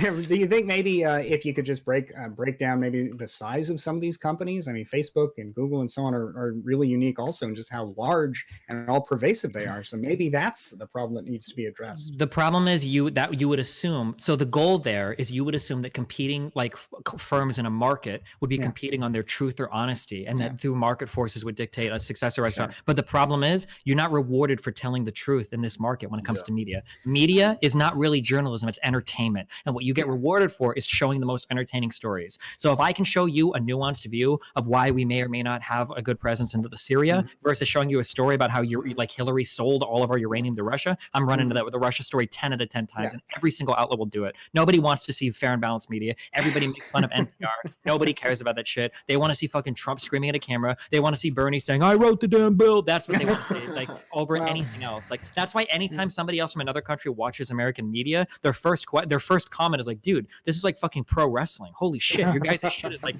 amped up to fucking 12. Like, it's crazy. I guess I just feel like, one, that I don't know how new that is in the United States. The big difference seems to be that now with the internet, anybody can chime in. But I mean, it's not that it's new. The problem is capital has aligned with unprecedented power to shape your reality. Here's what happened before. If I'm Jane and I think that the world is flat and I walk outside, every single person I talk to is going to call me a dumb fuck. And that view is going to be real fucking hard to hold on to. If I believe some crazy conspiracy shit, if I'm Tom and I walk around and I say like, I think blah, blah, blah, that's going to be real hard to hold on to unless my whole community believes it. But nowadays on the internet, I can believe whatever the fuck I want, and I can find some community. Not only can I personally find a community that will accept me and reinforce my belief, there is actual capital interest that's aligned with siphoning me into that community to maximize the amount of time my eyes are glued onto a terminal so that they can force feed as many advertisements and Nike commercials down my fucking brain as possible. Like that technology and capital combination combined with that, I don't know if you call it a moral hazard or whatever, is fucked, and it's only getting worse and worse. And we've all seen this, right? Go click on, you accidentally click on like maybe one of my debate videos mentioning Ben Shapiro. The next 15 YouTube comments: Ben Shapiro eviscerates disabled war veteran. Stefan Molyneux absolutely fucking annihilate. Like you'll get like sucked into those holes for 20 hours. Or how many times people in this fucking call, I guarantee you, at least half people in this call have been awake at night, have opened their fucking phone at 2:30 a.m. and then clicked like on one Reddit post, and then 3 hours later you're like, what the fuck am I doing on my phone? Holy shit. Well, how have I been on Reddit for 3 hours, right? Like technology is just driving us in such a negative way that I don't see it going backwards without significant government intervention. Sorry, that's my spiel on that. I can't even say anything. You've already made every leftist position possible on this. It's like, I mean, this is literally the same argument that we were making before. Wait, what happened? Hello? I think my stream's getting cucked right now, actually. Okay, this is literally what we were talking about in regards to manufacturing consent and why like Bernie doesn't get the same amount of coverage that other people get, or like favorable coverage. For the record, I think you went too far left, and then they took out your stream. The what are they called? After you. The Warren Warriors. They're out, dude. Yeah. Oh no. Okay. Well, how much longer do we have? Because I gotta go back. Yeah, I'm gonna wrap this up right now. I don't even think I'm gonna open up chat for questions. Let me try to hold on. I'm picking a different server right now, and I'm gonna try to go live again because I think I don't know what the fuck's happening. Yet another instance of Bernie discussion being cut down. Let me use the restroom real quick. By liberal media. True. All right. I think yeah. I think it works. Yeah. Anybody that fucking got cucked on the stream, just refresh. All right, guys. Holy shit. It'd be like that. It'd be like that sometimes. Jeff Bezos Dude, is I was on supposed to Twitch. have 3 conservatives on here today. One of them fucking dipped out for pussy. The other one fucking like fucking like had internet issues, which is like really unfortunate. And then like I don't know, none of them ended up coming through. It's like really unfortunate. Oh. It happens. It fucking happens, dude. Damn.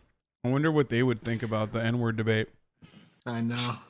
Well, one of them was a black conservative, so I don't know. True, Senator Sykes didn't even fucking message me, dude. Feels bad.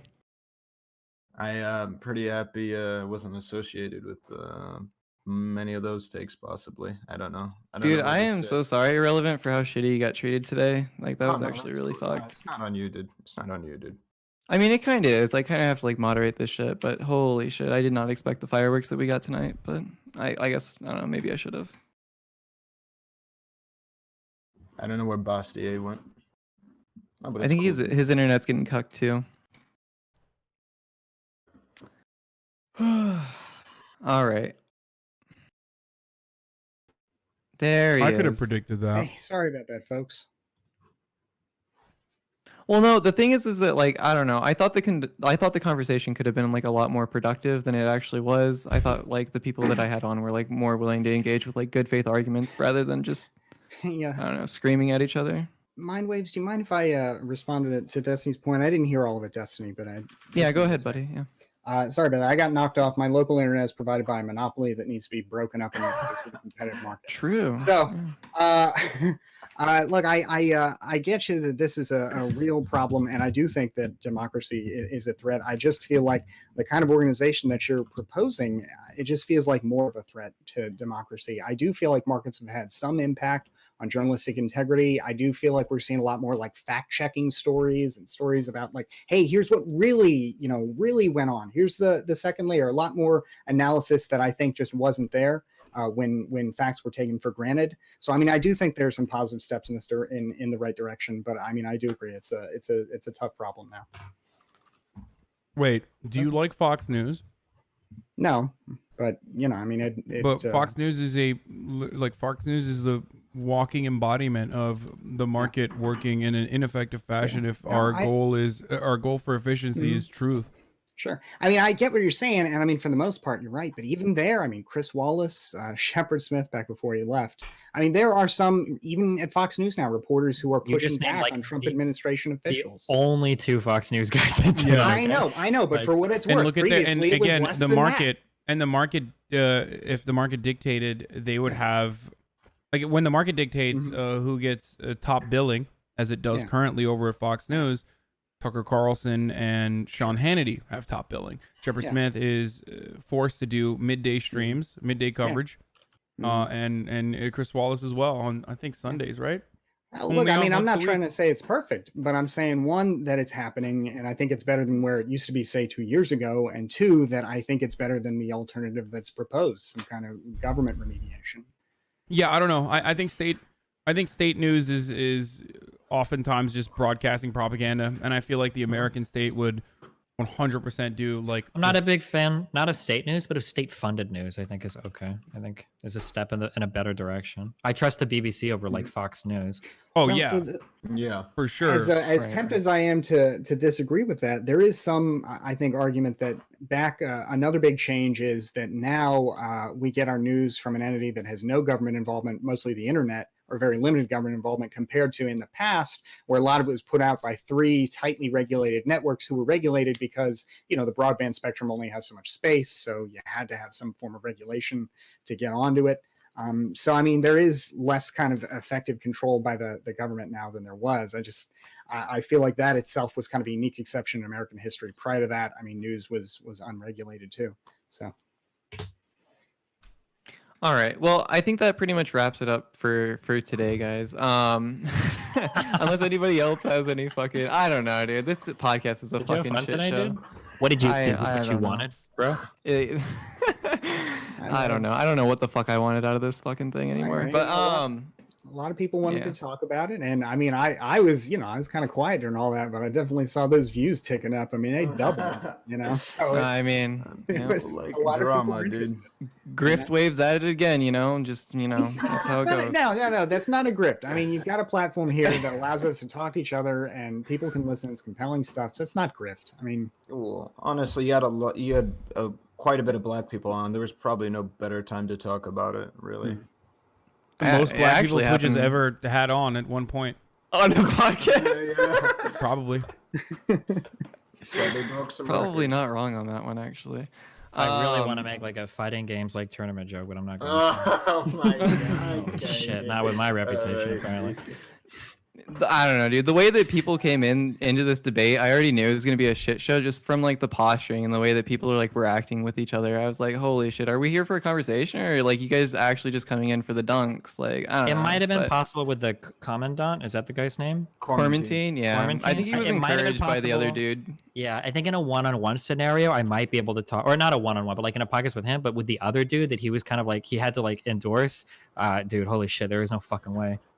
I agree. There's definitely something to that dynamic. I don't know what the fuck it was. And Quarantine usually doesn't act like that. It's like really out of character, but I don't know. It's whatever. For the record, I just want to say something for everyone who's saying like, oh, Hasan just fucking came on just to like dunk on Destiny. 1, I asked Mindwaves ahead of time so that he could ask Destiny if it was okay. And 2, yeah, true. No, my intention wasn't to just like fucking come in and dunk on Destiny, aside from like the obvious memes. But I agree. I agree. That's not my perspective. I haven't said anything. Mindwaves never asked me about shit. What the fuck? Wait, he didn't?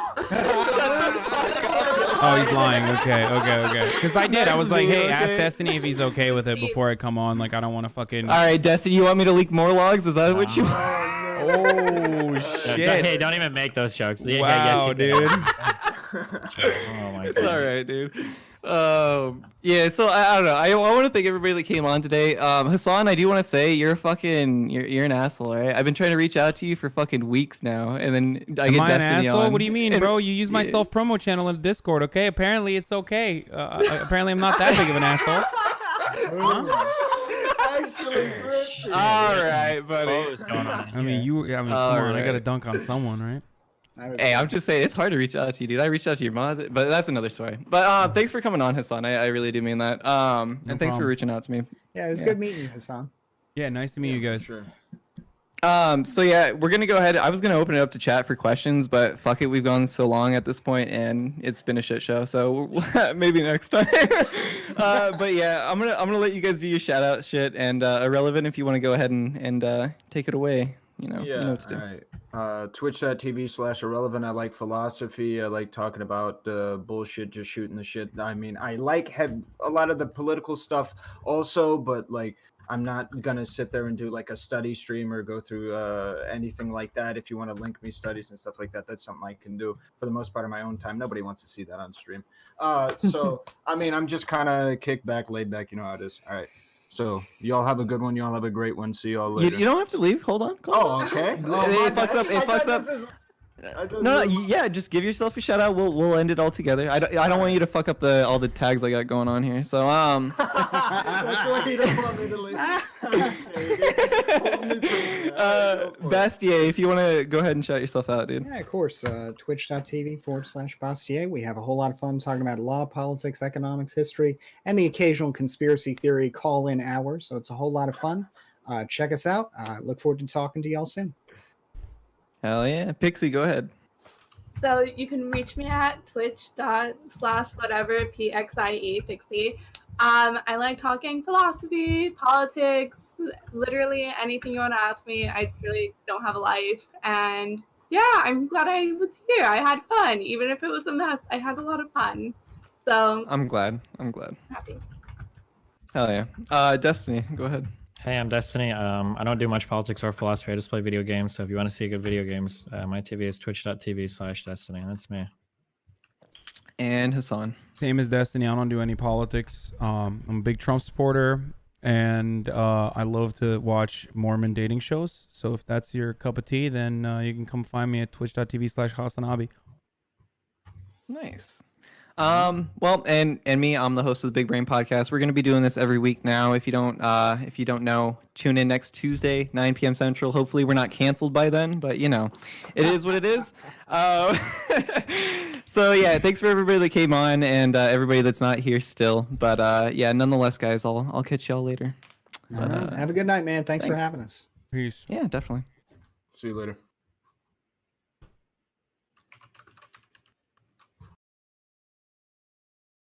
Okay, ladies and gentlemen, that was an interesting experience. I hope that was entertaining for you guys. I legitimately don't know if that was entertaining for you guys or not, but that was something.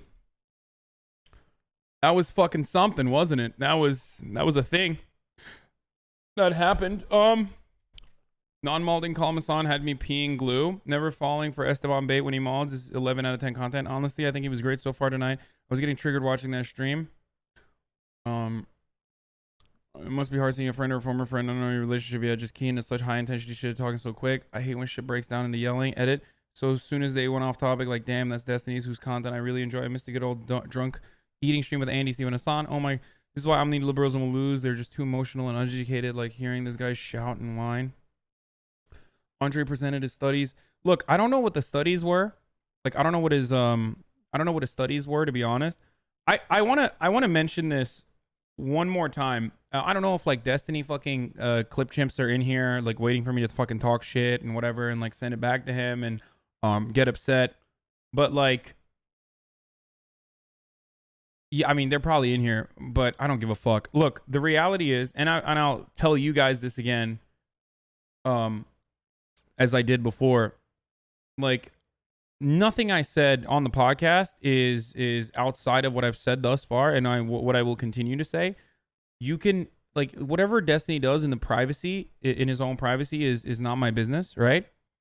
But as far as that potentially turning public is, from my point of view, enough to not ever use that word, I think, and it should be justifiable to never use that word.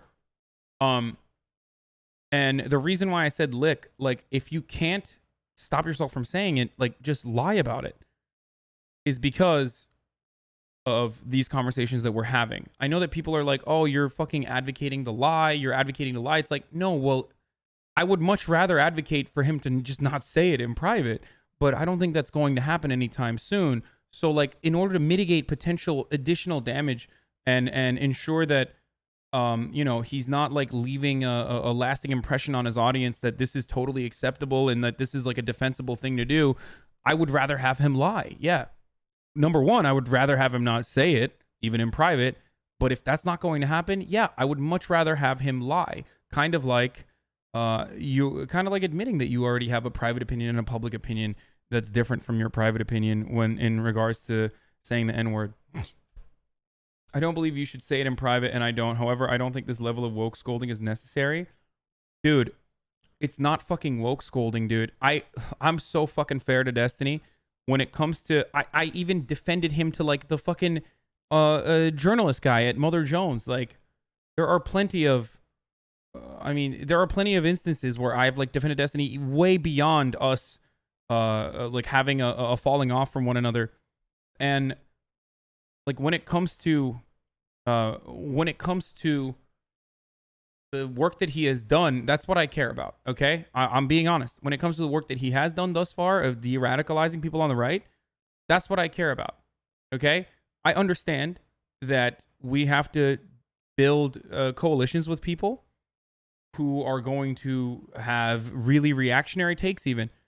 Like, that's going to happen. If you want to have a real class-based movement, there are going to be some fucking racist people in there. I'm not even saying Destiny's racist, but like there will be some people who we are going to have to bring over to our side.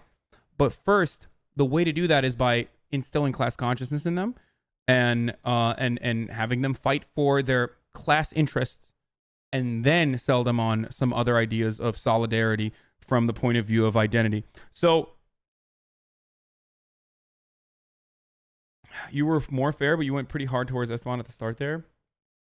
Anyway, he's just now said he's wording, I say the N-word all the time, was dumb and was wrong. Okay, look, if that's what I was going to say, like, if Destiny was like, I should have never said, I say the N-word all the time, and that's not my position at all. And if he said instead, like, I make edgy jokes sometimes, and you know what I mean? Like, and in private that I would never make in public, then that is infinitely more reasonable than I say the N-word all the time in private and you can't stop me.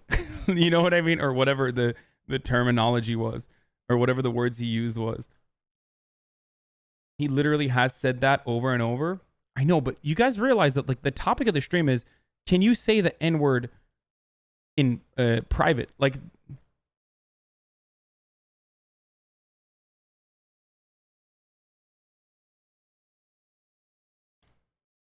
go back and thank all the people who gifted subs. Okay, I will do that. Still felt bad watching Tries be hurt. Of course, dude. Of course. I know.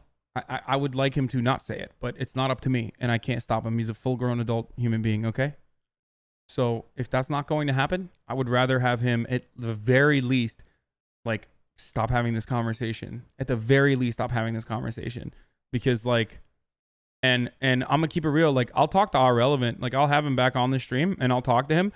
But I think it was a total cuck move. What he did when he was like, he was a total fucking weasel, dude. Irrelevant used to be one of my mods. I knew that he had, like, made a slight more, like, neolib pivot as of late. Okay? But that was a bullshit cuck move to be like, oh, well, you wear the fucking hammer and sickle. It's like, bitch, yeah, I wear that in public, and I'm willing to have a fucking engaging conversation about it and defend it.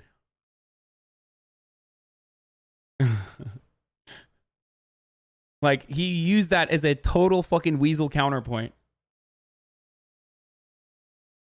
And literally never answered my question about, like, what would you regard as, like, unacceptable?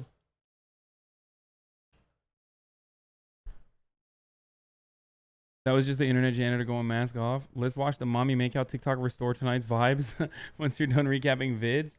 Yeah. But yeah, now Destiny and I can fucking go on streams again together. There you go. Who knew that why did you have a mod obsessed with race play? Dude, I don't fucking know. Who knew that Destiny's N-word stuff was going to bring us back together to debate at least. From rape play to black people selling him stuff, dude was making no sense anywhere. The N-word united us. See, if the N-word didn't exist, you wouldn't be together again. Thank you, no wasted space. Okay, I'm gonna go through all the fucking insane psychopaths who fucking gifted subs. I hate all of you. Why the fuck did you do that, dude? Why the fuck did you guys gift so many goddamn subs? What the fuck is wrong with all of you, bro? Okay, Bowies, thank you for the gifts. Avelina, you gave like 7 million fucking gift subs. I don't even know who to start. Hack Fraud, thank you for the 5 gifted subs. Hassan Kababi. Fuck. Latcher 54 Bears. Excuse me. You're right. I'm sorry. You're right. You're right. We shouldn't use any offensive words. No, you can use offensive words, but there are very few that are as powerful. Okay? I feel like I have a fairly consistent position on this, okay? And that is the position that I have on this is like, look, language evolves constantly and things are made to be unacceptable. And up until now, there's only been one fucking word that is like immediately outs you as like whatever kind of person you are. Even if you're not that kind of person, in almost all of the instances, like, I'm sorry. I'm out of control. I apologize. It's the word. It's the N-word. That's it. So with the hard R. Trump #1. Excuse me. I'm sorry. I'm out of control. I apologize. Esteban basically watches Chappelle's show and repeats the jokes. Yeah, okay. I think that was bullshit, too. Like, I didn't push him too far on that. I didn't want to trigger him, but like, come on, dude. Thank you, Leonardo DiCaprio again. Thank you, Mickey 40 Ounce for the 700 Coof Town. God damn, Avelina again. Anaphase, 7 million gifts. Augustine TV. It was crazy. What about the F word or the C word? What the fuck is the C word? What? What's the C word? Cunt? He was goading him to say the N word. Yeah, I mean, there's plenty of cuck, crazy, jank. Excuse me. I'm sorry. I'm out of control. I apologize for that. Canadians? Refresh your chat. 3 dots on the top left. More reload channel emotes. Refresh your chat. Excuse me. I'm sorry. I'm out of control. I apologize for that.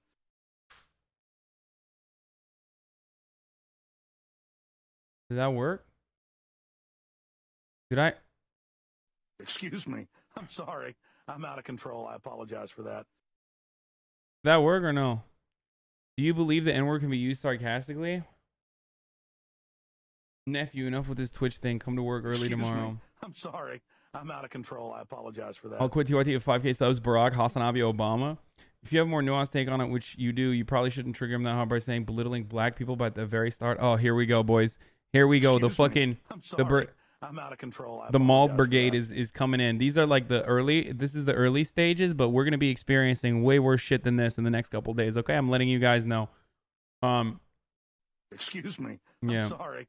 I'm out of control. I apologize for that. When I was talking about black people feeling belittled, I was talking about the 2 black people that were there that felt personally slighted by someone defending their use of saying the N-word. I'm out of control. I apologize for that. Formatine had a lot of good stuff to say, but that format wasn't good for it. I'd love for you to have him on. Yeah, for sure. I will. I left you a post in your subreddit about how you are a bad faith actor. Go read. So do you believe the word can be used ironically, sarcastically?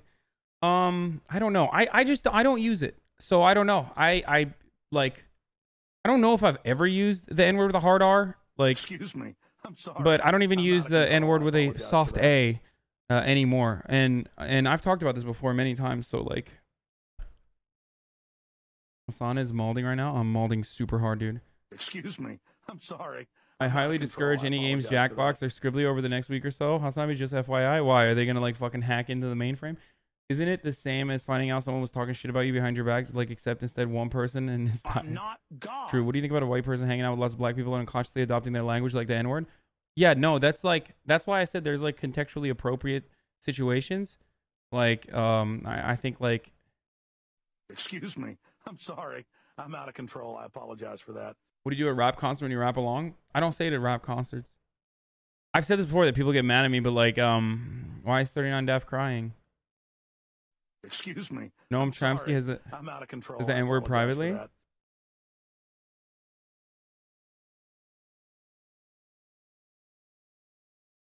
that a debate? I'm not God. Oh, fuck you guys.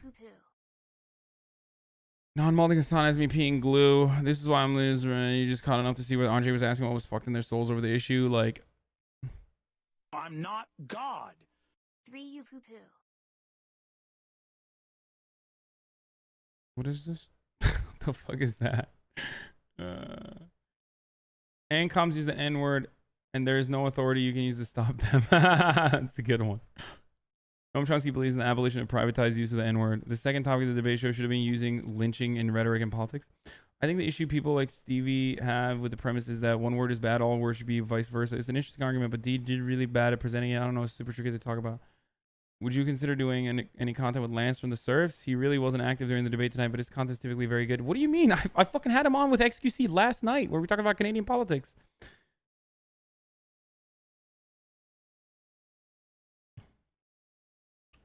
Anyway.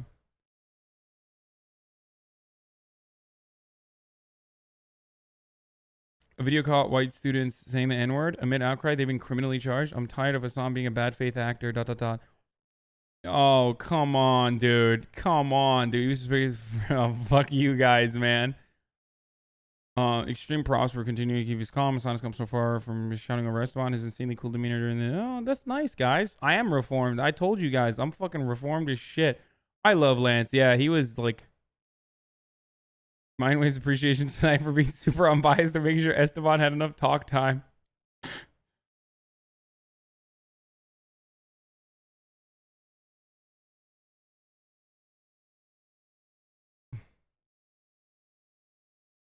Altında bir yok. Okay. Why can't we just go back? People sad.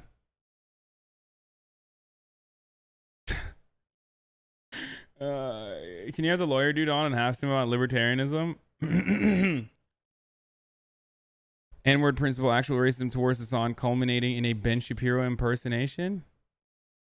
Yeah, for my principles. I don't put my friends before my principles. Yeah, your principle is to say the N-word, Destiny. It's not like the your fucking principle to say the principles are N-word. like saving the world.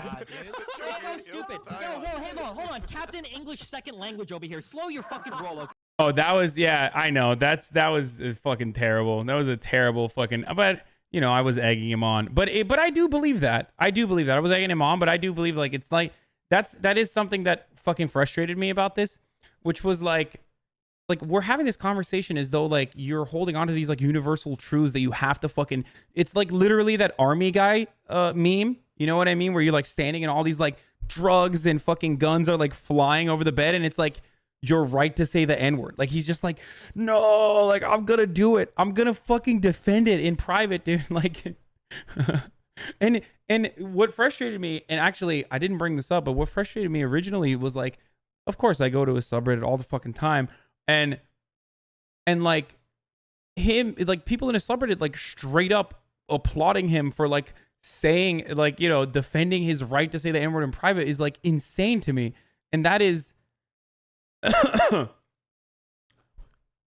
and that definitely was like very annoying. I mean, there's plenty of people who've been dunking on him relentlessly on his subreddit too, don't get me wrong, but like shut the fuck up. People on his subreddit dunking on him all the time. Wait, I know that. Oh, dude, get this guy out of here. This guy, before he even fucking talks, I know, I recognize his fucking shitter's name. Get out of here, Vinsanto, you little fucking cuck boy. Get the fuck out of here, bitch. None for you, okay? Hey, mods, permaban him, by the way. Do not fucking... Vinsanto, blacklisted. Permaban him. He's the biggest reply guy. Literally biggest fucking reply bitch on Twitter. Like, I don't even know how he has the time to fucking write in here from like all the boots he's been sucking. Weird. There's another guy who's like a fan of mine who has the same exact fucking avatar, so I always confuse them when I see them on Twitter. Oh my fucking god. So annoying though. He's like one of those dudes who's like, no, Delaney was good. Like that level of boot licking. Delicious. You said Bernie has a strong lead in Nevada polls, but the polls I see him show tied or losing. Bernie had a strong lead in the Nevada polls. If the recent leads are showing him losing, then I don't know. Maybe I was wrong on that. To be fair, most of the dick writers defending Esteban and stuff did the degenerates. What do you think of the N-word has become? Is it even a word or is it an idea? Opinions on hentai? If it's for you, then go ahead. I don't really. I don't know.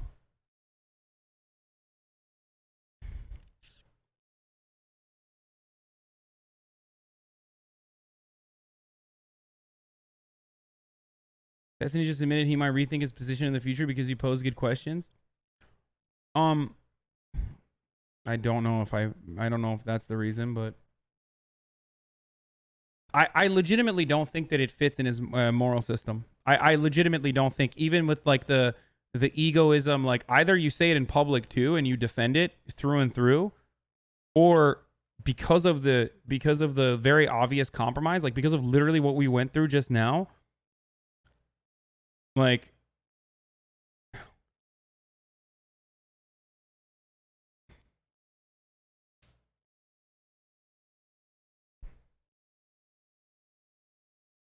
he just happens to feel bad about it, Cap. Why is it so hard for him to say? Holy shit, this soul. What does English being a second language have to do with this? How does it even discredit Hasan? Oh man, hook, line, and sinker. Okay? It's not the principle on being able to say the N-word. It's the principle on whether or not I feel like I should be able to enjoy. Also, by the way, it's the principle of being able to enjoy. Also, by the way, I like a none-of-you response. If all of you guys felt consistently about this, every single one of you should be rallying against video games because.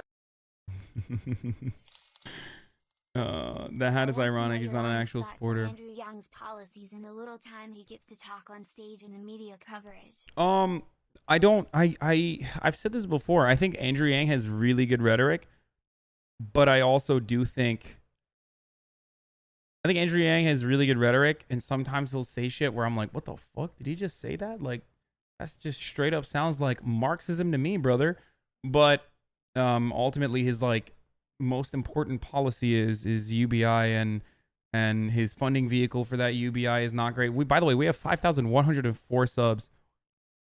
Is Basti-Out a Yank supporter for real? I don't know what his deal is. He was just trying to do fucking hammer and sickle memes. Oh yeah. It's so annoying. Those conversations are so fucking annoying, and they are literally like, they are backlash from the Destiny anti-lefty arc, which sucks, but what are you gonna do?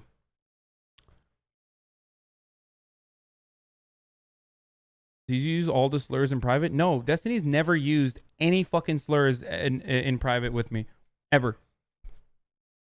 I don't think you're either or. You're 100% here. It doesn't make Esteban an outright racist, but it for sure shows a racist tendency within him. Not to mention, not everyone is like Esteban. Not everyone is Mr. Rational Logic. Yeah.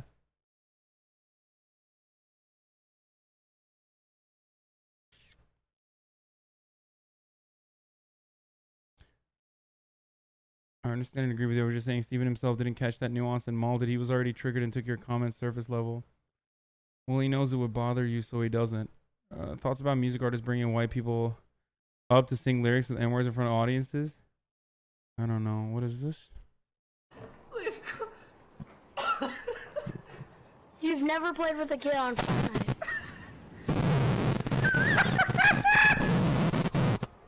What is this? This is terrible, dude. What the fuck? How is he doing that? He's saying you moved the goalpost by asking him not to defend the position publicly. My number one point would be for him just to not say it. But my number two position always has been, and I mean, dude, how many times did I talk about this on this stream? Like, how many times have I talked about literally this? Like, that he is hurting hurting his own like previous work.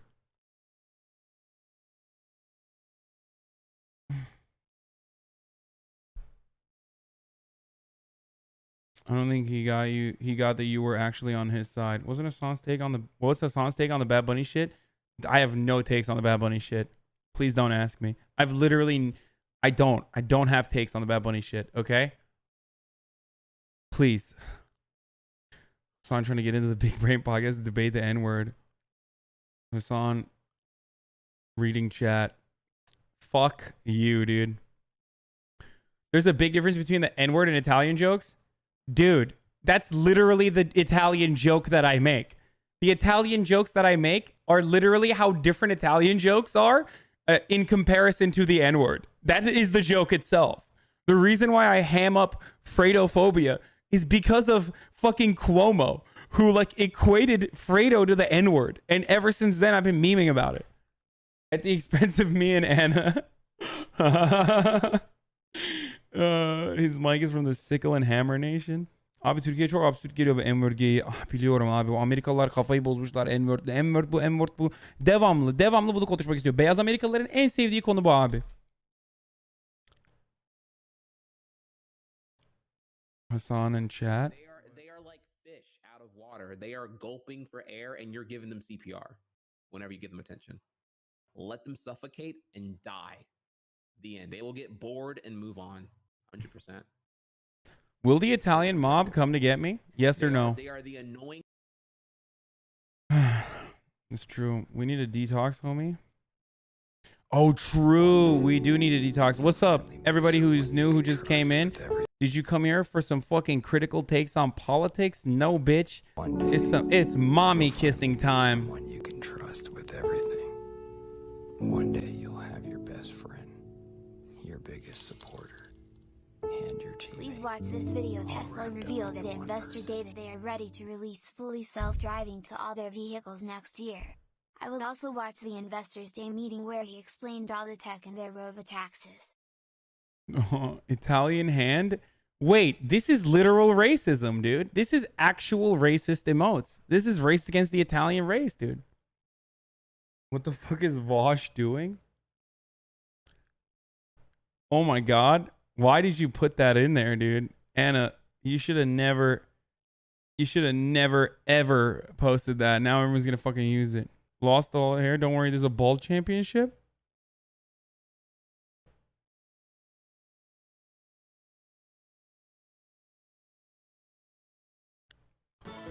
Esteban taught you literally attack Italian people? Oh, dude, what the fuck? Dude, I don't know. I don't... I literally don't know how to deal with... I'm not gonna lie, dude. I don't mind debating Destiny, but I'm genuinely terrified of Destiny's community. I am. I'm just gonna fucking keep it real. Because, like, they'll take, like, anything I say, and 90% of this shit is, like, me memeing, right? And then, like, they'll take anything I fucking say, and they'll run with it, like, as if it's, like, factually correct. Like, they're like, oh, yeah, he said he makes fun of Italians, so I guess he's anti-Italian. I'm sure there's going to be some fucking people on there like that like talk about how it's hypocritical of me because I love the hammer and sickle. Like I suck off Stalin every night before I go to bed.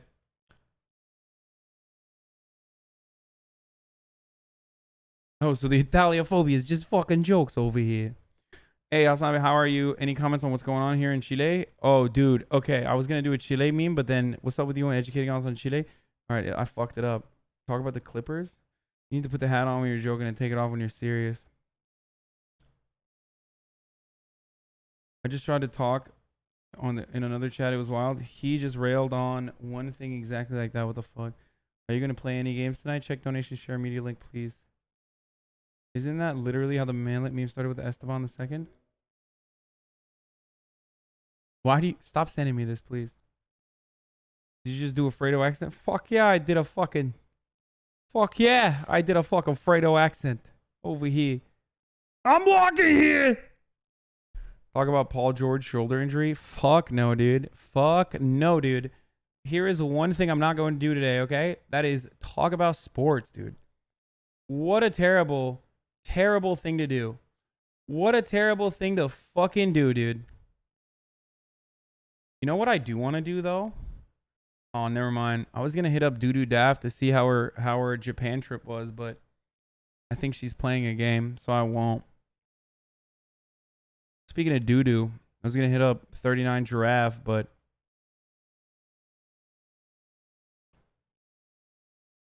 You think because you went to fucking school in New Jersey, you have the Fredo pass? You deserve a laugh like this after that debate? I watched the... Wow. And he would have gotten away with it if it wasn't for you meddling kids. She said she would play with you if you were down. Play what? She watched your TikToks? Oh, no, no, no. My girlfriend and I like to do Oliver Garden. Olive Garden role plays are the same.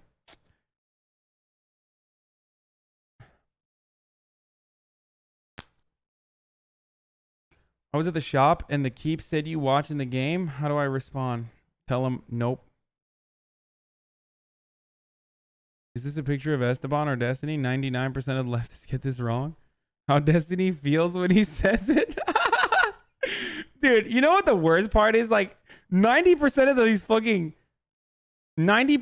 fucking good ass memes come from like those DGG shitters, dude. It's the worst part about it is like there's a lot of like there's half of them are like fucking clicky sociopaths, but they fucking make really good memes on Destiny. And even on me half the time they're pretty funny. Like the blame DGG Mauled one. Maulders against LARPing, I don't know. It's just they're fucking good. Like they're actually fucking good, which hurts my soul. They're still fucking assholes. Sam Cedar has the pass.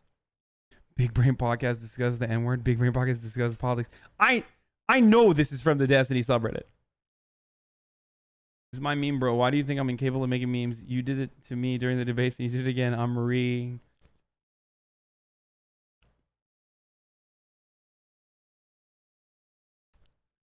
Like, by the way, no one is in any position to fucking get mad at me for me saying like, oh man, I bet Destiny's gonna say some get like extra angry. Like me memeing about him like fucking saying the N-word in private is like totally valid, I think. I mean, if he's literally defending it, I mean, maybe he won't. If he doesn't defend it anymore, I won't meme about it anymore. But like, if he's literally defending it, then like, why can't I fucking meme about it? I don't understand why people got so mad at me for that. They were like, what the fuck? Like, I can't believe you're memeing about this shit. Like, take it seriously. It's like, what do you mean, dude? If I don't meme about it, I'm gonna get fucking mad. Like,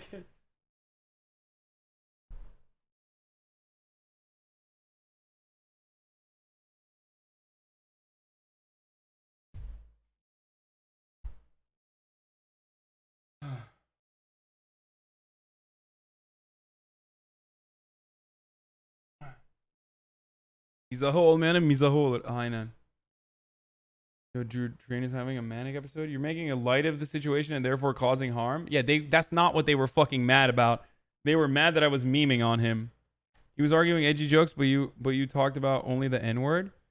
The fucking topic on the podcast was literally, can you say the N-word in private? Can we just stop this really quickly? Can we just stop? Can we stop with this as though like I was the one who was like fucking narrowly framing it around the N-word? Like, can we not try to make that be like the fucking DGG narrative there so that you can cope? Get the fuck out of here, dude. Like, if memes are fine. Meme about it all you want, but don't fucking try to like turn this into a cope situation. Edgy jokes is a euphemism for the N-word? I don't think so. There's like plenty of fucking edgy shit that you can say that's not the N-word, dude, okay? And no, don't ask me. I can't think of any of it right now.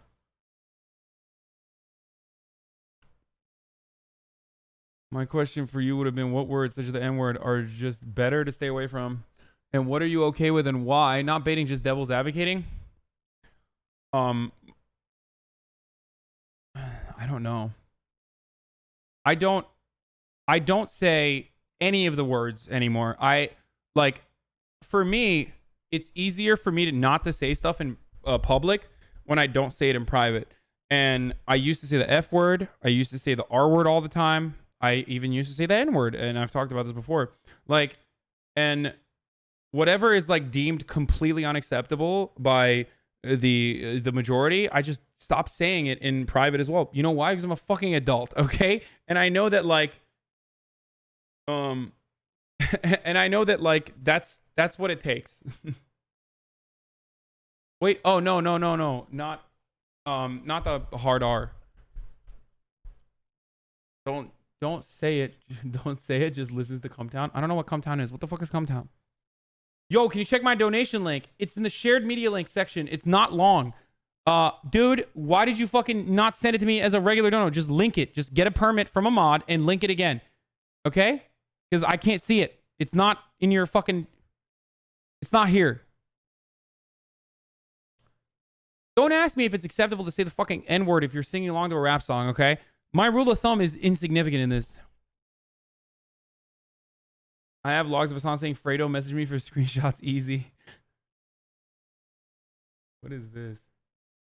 Pog-O? That's disgusting. This is a town of cums, dude. It's a town of cummies.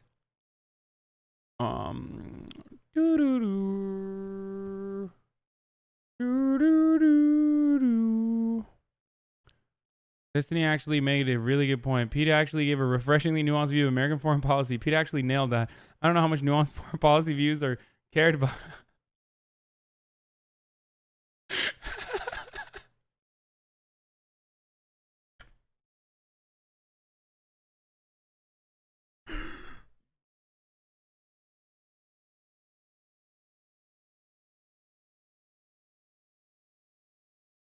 Like the first thing he said to me when we met was the fact that he had the N-word pass, and I never questioned it. I love how Esteban kept saying he's okay with saying it in his group that he knows isn't racist, but wouldn't say it around Triax. No, it's not just that he wouldn't say it around a group that he knows is racist. He said he wouldn't say it around people that would also find it to be inappropriate.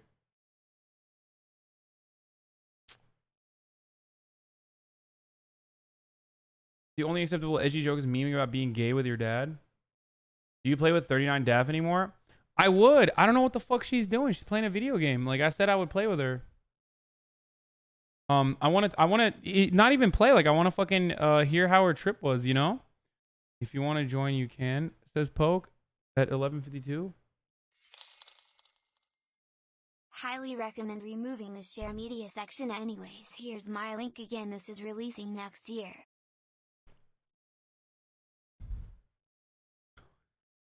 Hold on, I'll message her. Poke also hit me up too. I guess I might just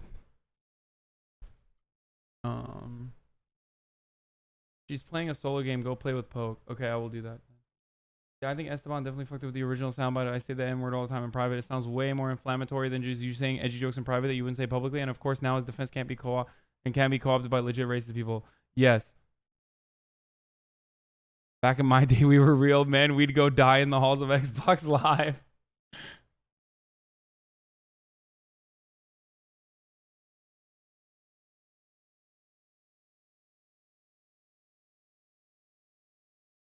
Redonating the link. It's an actual donation pod. Can you please check it? Jesus fuck, dude. Here you go, brother. Here. If there's a fucking dick in this, I'm gonna find where you live and kiss you consensually. No audio? Really? No audio? My man spent $10.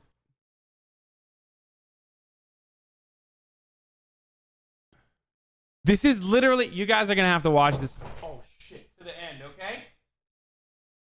I'm not God. Elon Musk ads. Here, we're watching it all the way. He gave $10. Here, we're skipping through. What is this?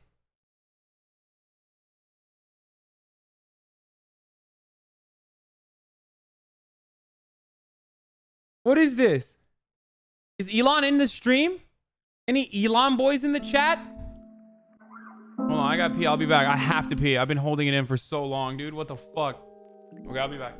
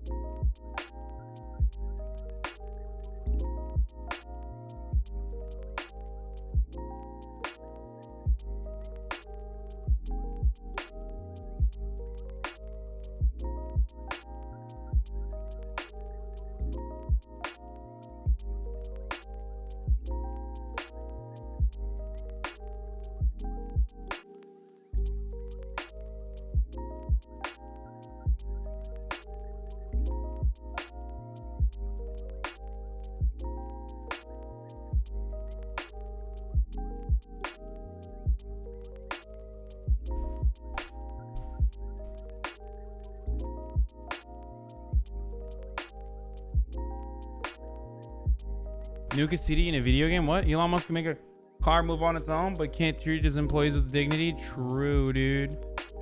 I hit up 39 Dab with a hi. She didn't respond, so... What are we doing? What's Poke playing? We've moved on, boys.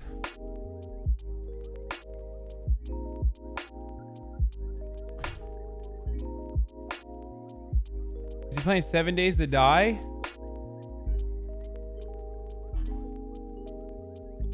I'm worried if I say yes, I'm worried that they're like vibe check, play Layers of Fear, you'll love it. I'm bros before gender, friends of the opposite gender that we value.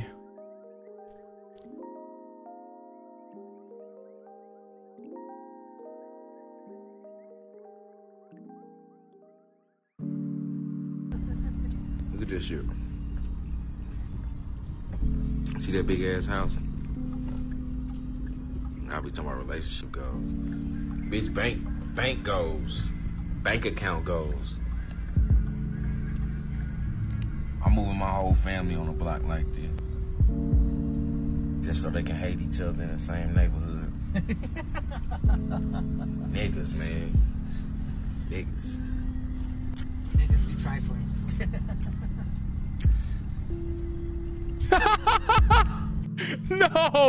No, dude, no.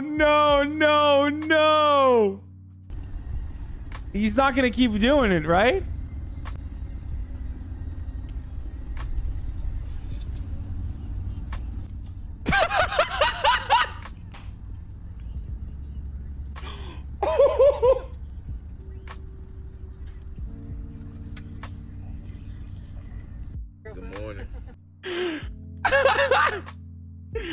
Oh no, dude, you can't do that. You can't do that, dude. Oh, Jesus Christ, dude. I can't watch it again. There's an N-word in it from...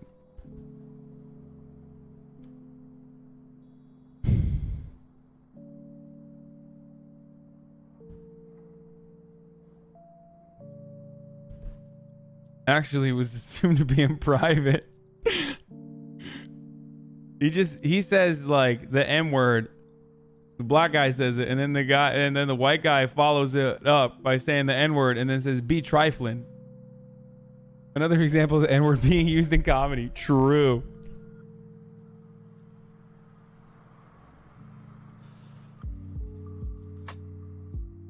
Thank you for explaining the joke. Okay, shut the fuck up. I'm not God. It's morally neutral, don't be a simp. I had this email for the Fredos. Oh my god, dude. No, I added it. Fuck, I did it. Sorry, Nate. Sorry. Anaphase, Nate is... I'm sorry. It had to be done. FYI, in German, there's a word for Turkish people with a similar evolution of the N-word that has been used to empower Turkish-born Germans to rap music. What's the word? What's the word? Write it to me.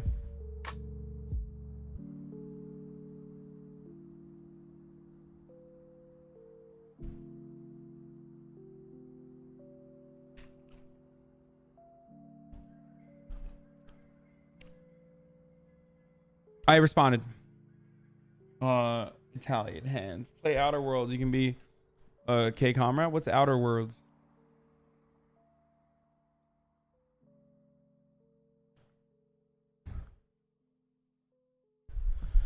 Hey, I'm memeing over here.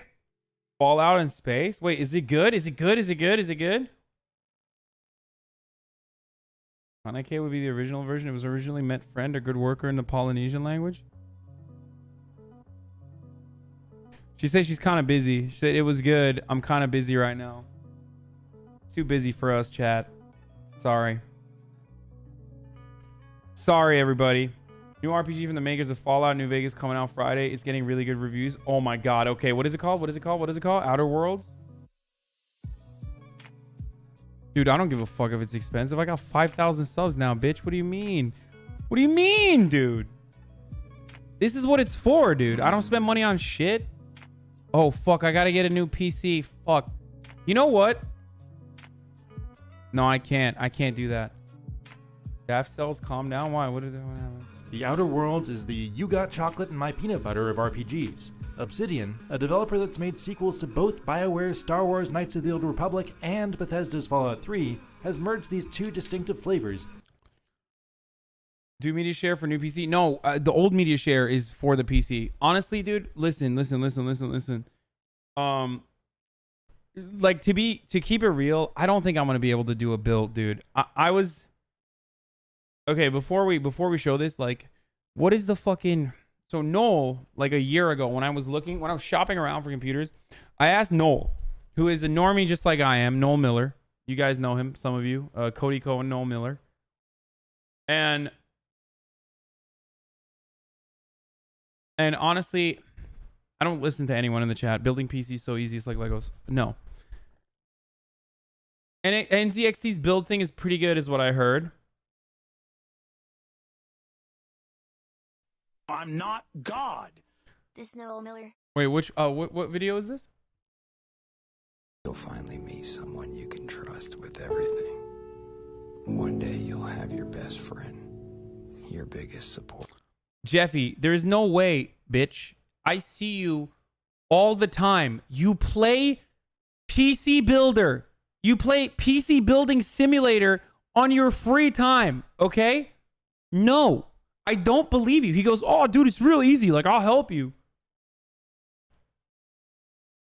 My man literally plays. If you go on the Discord, discord.gg/Hasan, okay? You will see his name on the right corner, and it says PC Building Simulator, which is insane to me. It's literally like, oh, I want to play accounting the game. It makes no sense. And he spends fucking hours on it, too. I go on the Discord and he's playing PC Building Simulator. How many hours can you spend on building a fake PC? Jeffy's literally like the kids in India who watch Ryan's toy reviews over and over again on repeat. Like looking at people like doing unboxing, like American kids doing unboxing.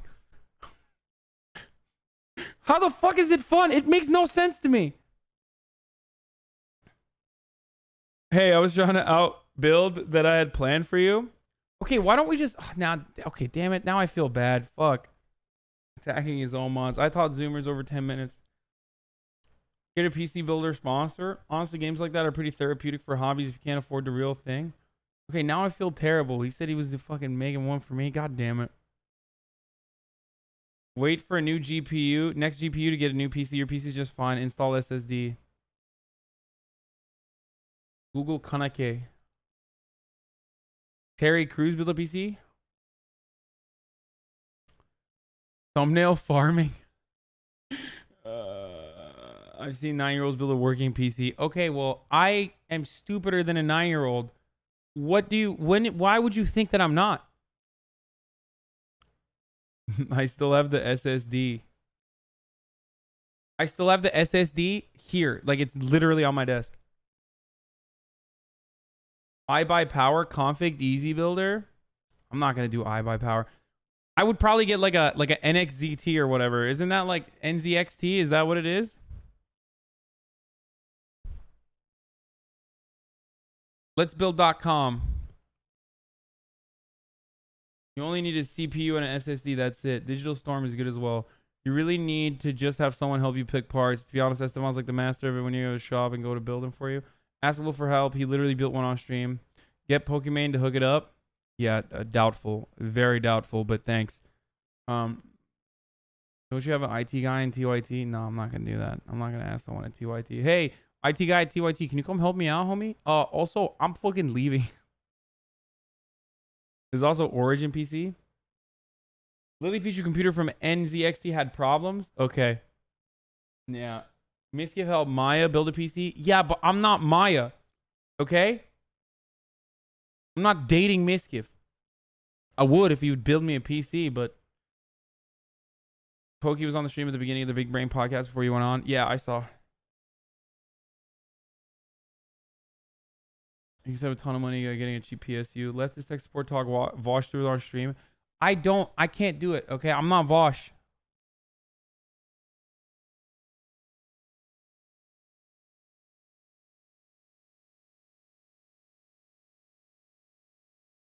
Date Miskiff.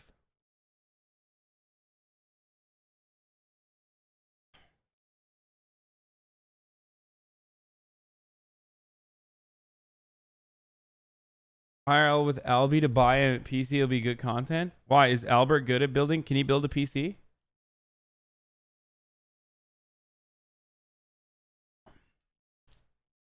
He's good at everything. What isn't he? What isn't he good at? I love Albert. I wish we could hang out more.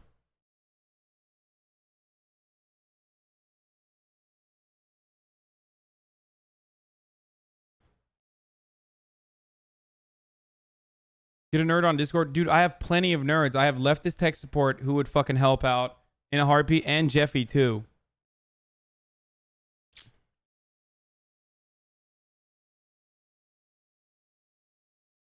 There are plenty of people who would want to do it.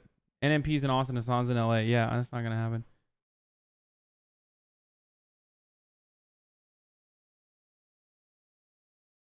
You need someone to put it together IRL.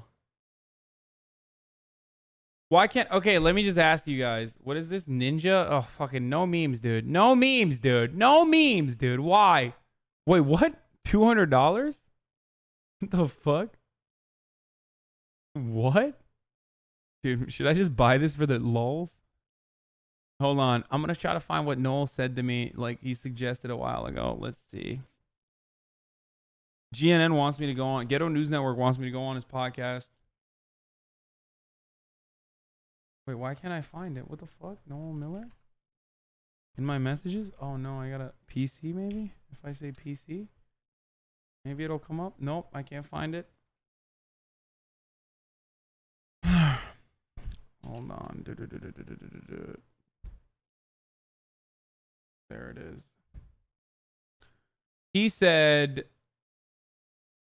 streaming is just super taxing on a CPU. Go AMD. Could go AMD instead of Intel. That'll keep the cost down. Oh, hell no. Everyone says that's a mistake. Origin PC has better graphics card and a slightly better chip. Origin? Do you guys know what that is?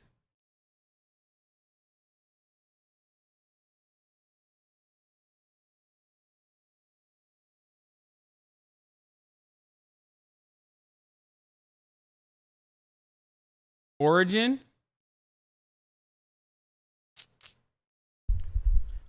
Rekful had an Origin PC and he had so many problems. Really? Origin is extremely overpriced.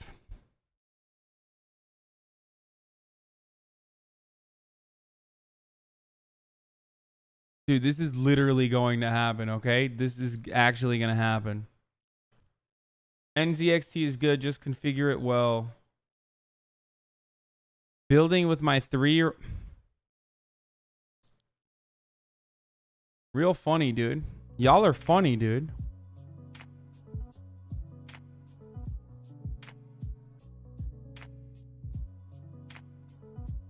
You can make a baller very high-end PC for streaming for like 2K.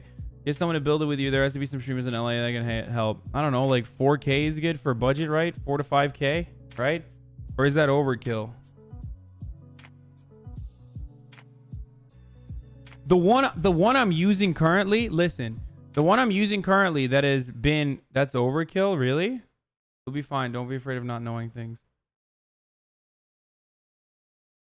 5K for top tier PC. Listen, I got this PC for $1,000, okay?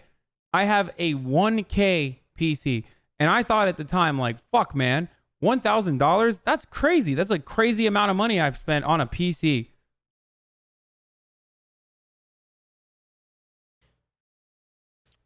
It was a pre-built. It was a HP Omen. Get a 10K PC like Soda Pop and buy a stream PC and do a dual PC setup.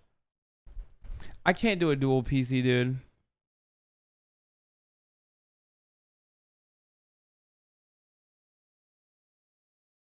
Local increments. The PC builder's friend. Always free. Dude, I can't. I'm supposed to use it as much as you use. 5K might be okay. But to me, it's overkill. Dude, I'm on. Listen. People who are saying like, oh my God, 5K? Are you fucking insane? Are you insane? I literally spend, like, I mean, it's 100% the most worthwhile investment.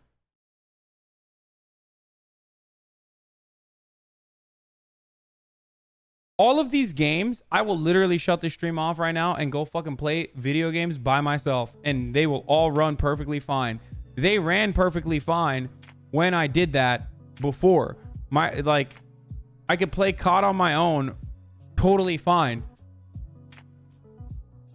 Asking easy for help. 5K is enough for dual PC setup, and even then you wouldn't need it.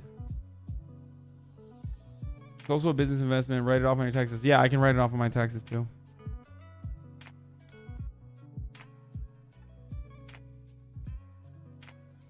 Just give up my custom pre-built. Dude, someone just send me a fucking pre-built 5K PC to my PO box, okay? Just kidding. Don't do that. It's insane. Unless... No, for real. Don't do that. It's fine. Hover on the tier on the left. Too late. Echotron already bought it.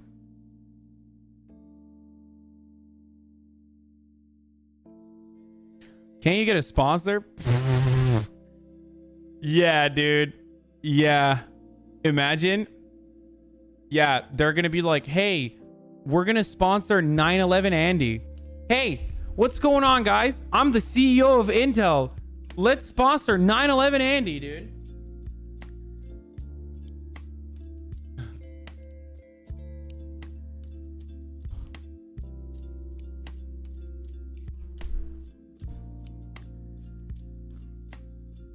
Watch the Verge guide. It's great. Yeah, well, you guys are all fucking nerds, dude. You guys are all nerds, dude. That's why. That's why you like it. Like, that's why you enjoy building it. So you have like no framework outside of like your fucking nerd world where you're like, oh man, it's actually PogChamp. It's really fun. I'm sure the CEO of racism would sponsor you, you fratophobe. Dude, I don't know. I think he might draw the line at fratophobia.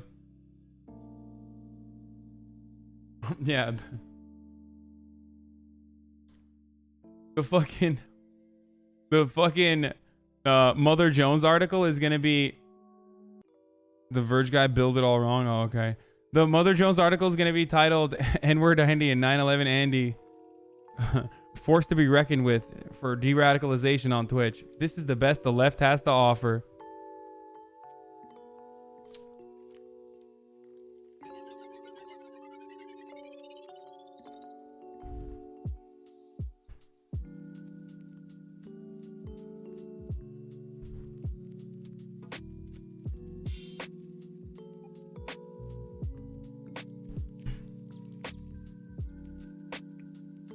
Harry Crews build one. It's okay. Italians aren't good with computers. My MacBook can't even run Tetris. My MacBook is pretty fine, to be honest. I still haven't downloaded like OBS. I don't think Slobs is available on MacBook, is it? Super late, but how cool is Janice? She's very cool. Dude, XQC just built this computer on stream, dude. Chad just told him what to do, dude. Dude. Yeah, no, I can't fucking do that. Are you crazy? Oh, fuck. We were going to watch this new game. And then we got derailed, of course. Okay, I'm excited about this new game. Let's see what's going on here. And they taste great together. I wouldn't quite call this Space Frontier themed adventure the best of both worlds, but it's a creative and well-made take that's both familiar and new all at once.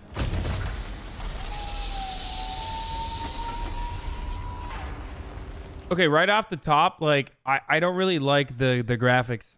But we'll see. Wait, is this going to be co-op or no? Ah, you've landed good. Hawthorne should be close by.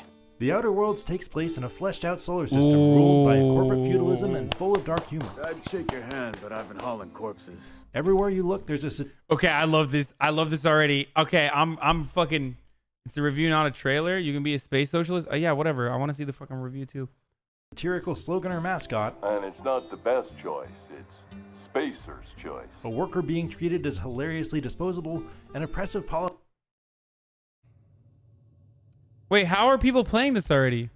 You hit your edgewaters.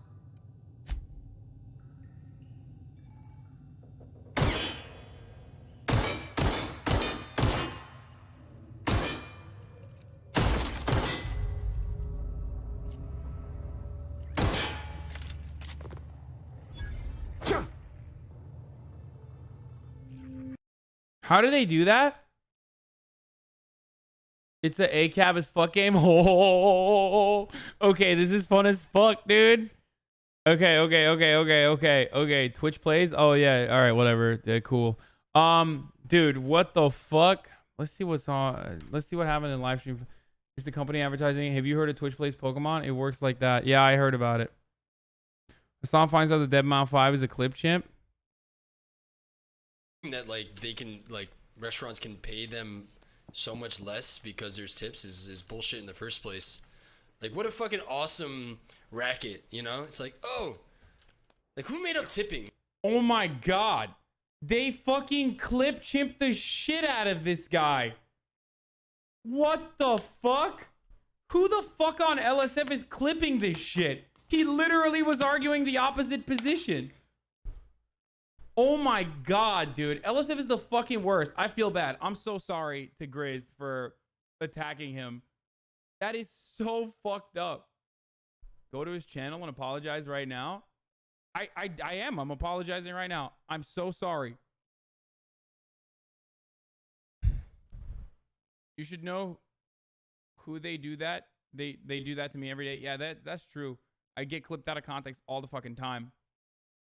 But all right, everybody chill the fuck out. Uh-oh. Now I wonder if LSF's going to turn on me for this, dude. That's actually crazy. Everyone was shitting on Grizz. Yeah, that's kind of fucked. Look at that. Who clipped this? Normies Re? Of course, dude. Wearing a different shirt every day. Weird champ.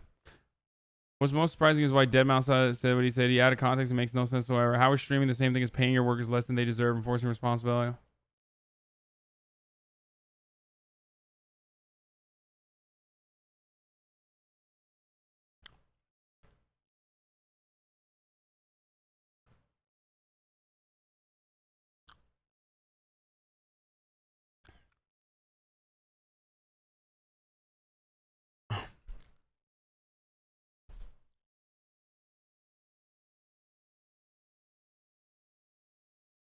Really? Really? Really?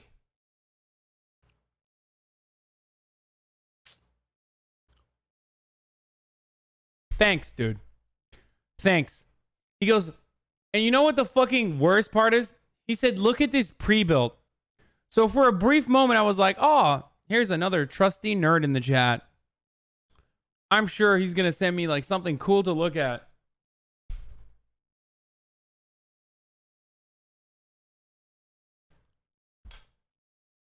This is why you never trust nerds. Not edited, dude.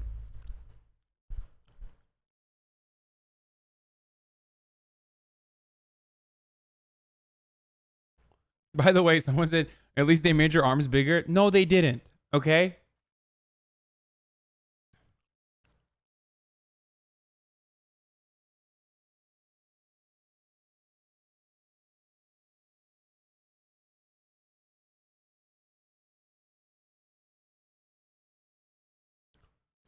What's clip chimping? Sorry, I'm a Twitch noob.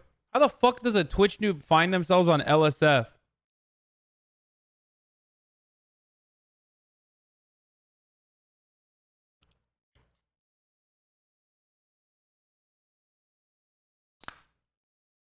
Play Jackbox?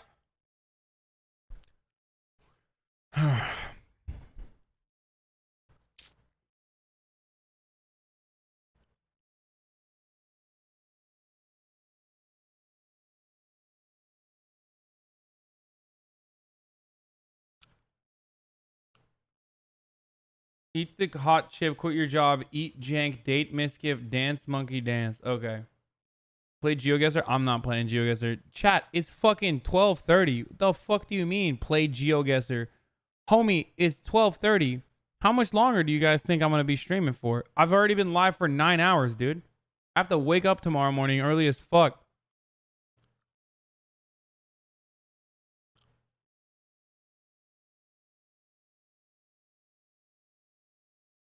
I'm not God. Colon. Ready? Yeah, fuck that. Fuck that, dude. Fuck that shit, dude. No thank you. You can do it, Fed. You can do it. Put your hands out like a plate. You got it. You so got it. You're so good. Put your other hand. Yep. Yeah. Just let her walk. Yeah. Yep. You. Oh, look at you, old. Ready? Oh my god. Wait. Why did she yell? Okay, listen. Fed yelling and Iman yelling, totally fine. Totally reasonable. Her yelling, oh fuck, we're going to die. That's not cool, dude. That's not cool, dude. If I'm around a tarantula and the fucking handler freaks out, you know shit's about to pop off, dude. Oh, it's because she's gonna get fired for dropping the spider?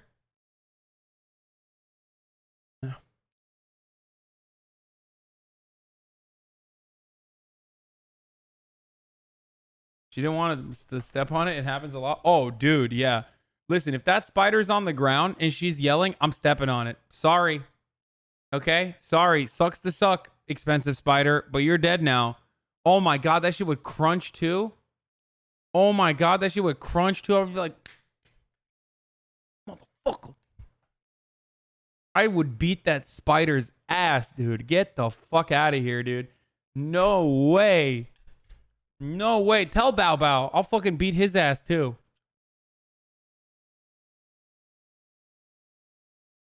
A 3-foot fall can kill the spider? No way. Really? Wait, who the fuck is saying poor spider, it's cute? What? What? Imagine if a guy said this to a girl, Squad W. I'm gonna give you the benefit of the doubt and say your story about like women wanting to fuck you all the time is true, but that doesn't change the fact that that's because it's all you're good for and you're a fuck boy. I'm gonna give you the benefit of the doubt and say your story about like women wanting to fuck you all the time is true.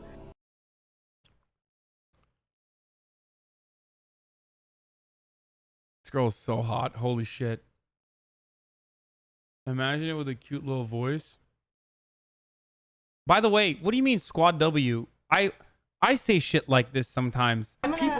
Slicker used to say shit like this. Like, what? Why are people saying like, what if a guy had said this? We say shit like this all the time.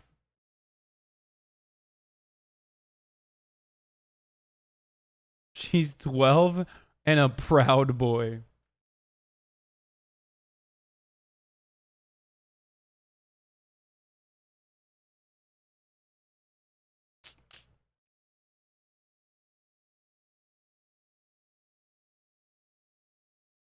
Fucking normies. Can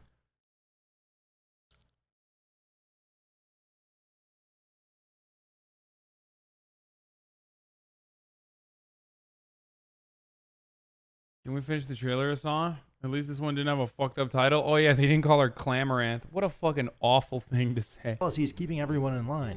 And as a big fan of the short-lived sci-fi western show Firefly, I spotted its influences everywhere. From the brand name of the energy weapon ammo to the fact that your junkie transport's young naive engineer lady talks like this. Load vapors into a liquid propellant tank? I think I know how to do that. It isn't hard to picture Captain Malcolm Reynolds reading off some of the more sarcastic dialogue options either. In some ways, it's nice that the story doesn't put a face on... Isn't Normies a girl? That's what I've heard. She, or he, or they posted on my subreddit once too, and then everyone dunked on them. The evil corporate board that rules over this isolated colony until around 2/3 of the way through the roughly 30-hour campaign. On one hand, it feels aimless for a long time. But on the other, the quest to help a mad-ish scientist revive your fellow colonists... Jesus fucking Christ, how thirsty are you? What the fuck? No, I'm not thirsty for them. I don't know anything. No, I'm not thirsty. What the fuck is wrong with you guys, man? What the fuck? Holy shit. No, I'm saying they posted something in my subreddit about like liberals or something, and they hadn't read the article, so everyone like dunked on them. Normies is actually Bad Bunny. From hibernation kind of fades into the background as you casually wander into the middle of morally gray conflicts and pick winners and losers, sometimes by shooting the losers. It's very familiar to anyone who's played a Fallout game, in that there's almost always multiple ways to fight, talk, or sneak your way through.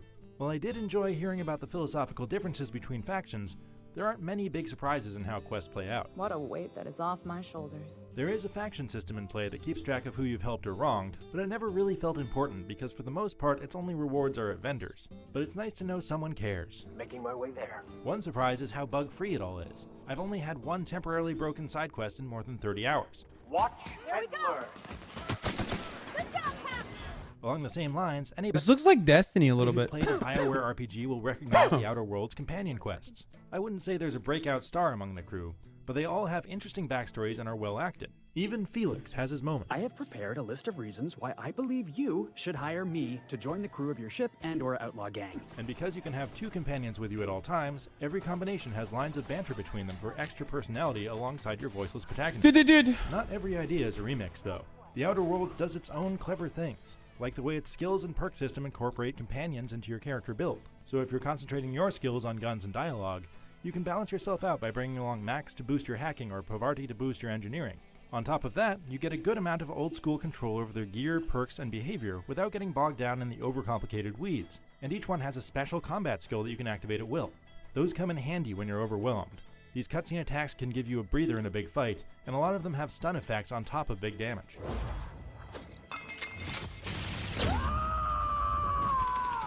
The first-person only combat is definitely more on the Fallout side of the spectrum, but it distinguishes itself with a faster pace and more emphasis on precision aim. Where Fallout's VATS does the work of targeting an enemy's weak points for you, the Outer Worlds' limited slow motion ability rewards good aim with specific debuffs like blindness or crippling limbs. This looks really good. It's got like, I don't know, the user interface like reminds me of Apex Legends, and like the maps kind of remind me of Apex Legends. The fighting, like the combat mechanics remind me a little bit of Destiny. Like the hits. Is it co-op? Does anyone know? Why are you guys question marking me? Boomer Legends? And it's gonna be like Fallout. Yeah, I know it's gonna be like Fallout. Oh, it's single player? Okay, well, rip, dude. Not playing this on stream at the very least. Why would it be co-op? I don't fucking know, dude. And it's coming on the same day as Call of Duty. Oh my god, I cannot wait to fucking play Call of Duty, dude. Oh my god, Hasan Piker COD Pro Pivot starts, dude. Can't get carried in single player. Holy shit, dude. I will be fucking Call of Duty-ing so hard. I'm gonna be shitting out of my doo-doo ass. Supports China. Andy plays Call of Duty. Of course I support China, dude. Are you kidding me? Lazy Your Chi, ship, I love you. the Unreliable, serves as a hub that takes you between worlds and lets you mingle with your crew. It's similar to the Normandy in Mass Effect, to the point where it even has a sassy AI lady to chat with. It's been scientifically proven that those with more birthdays live longer. The locations it takes you to are all very different. Most are untamed wilderness full of alien beasts and marauders. I don't know. I like when it comes to, okay, do you guys want to know what a fucking real boomer game is? Like one of the first games that I remember playing was Freelance. And it's a space like GTA game basically. And no, I love KOTOR, but Freelancer. And is it Freelance or Freelancer? Sorry. Anyway, listen. It was so good. And I was trying to describe it to my father. I remember, say KOTOR and Dota. I was trying to describe the game to my father. Like the hey, Chrome Hasan's window. mom here. Just wanted to let To you allow all know more that I love numbers my to son show very beside much. the viewer number. And you should stop bullying him. He's my baby after all. However, I did find the poop sock. Poo-poo piker Pepala. Wait, who's on the call with me? Who's on the call with me? Like the Hey, Chad, Chrome Hasan's window. mom here.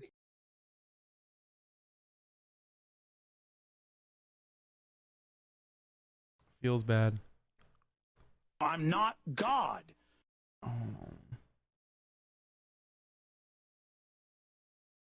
Anyway, let's finish this review. But there's also a Citadel-like space station and a future urban capital city. It keeps things feeling fresh, and the colorful art style never feels drab or one-note. Because the Outer Worlds is split into smaller open-world maps, there's definitely not as much discoverable stuff out there to unexpectedly stumble upon between quest markers, but there's still a fair amount to hunt down, including the powerful and unique science weapons. That's another cool thing the Outer Worlds does with its skill system. It makes traditionally non-combat skills like science, persuasion, and hacking valuable in a fight by passively causing enemies to flee or cower. So even if you build toward non-combat skills, you're still at least somewhat viable against wildlife or marauders who can't be reasoned with. I would love to play this game. It's just like, honestly, it's like a single player RPG like this that's like story focused too. I don't think people are going to enjoy me playing it. You know what I mean?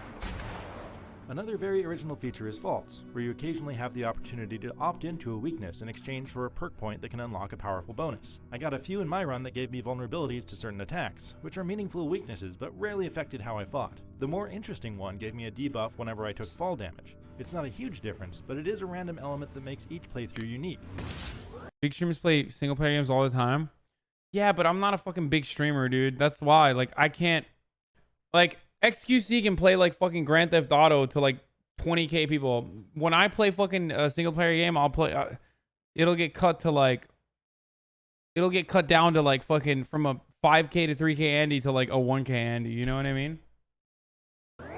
Meanwhile, the loot and weapon modding system lets you spend cash to level up a favorite gun to keep pace with your progress, and change the damage type to specialize when going up against a group of different enemies. There's a lot of it, but inventory management was never too much of a hassle, and you can always break stuff down instead of dropping it so it doesn't feel like a waste. Don't you have a ton of crossover with Moon Moon and Vine Sauce? I have no idea who Vine Sauce is, and I don't think I have any crossover with Moon Moon except for Nate. Who here, any Mooners in the chat, dude? Do I have any Mooners in the chat?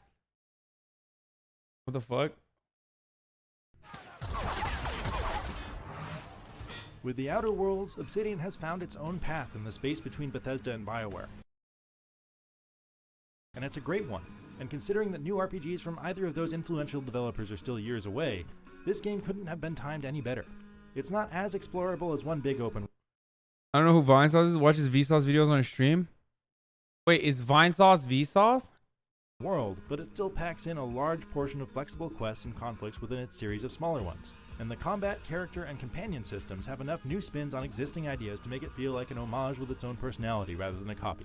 For more on the Outer Worlds, check out... This is good. Vinesauce Italian. Oh, dude. I know, dude. I know. That's why I, like, you see that inherent distrust I have? Towards Vinesauce?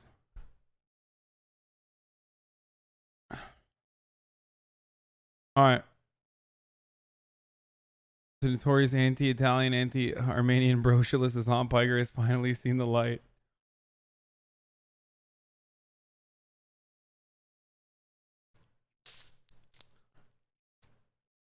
Hasan's Fritophobia comes out again.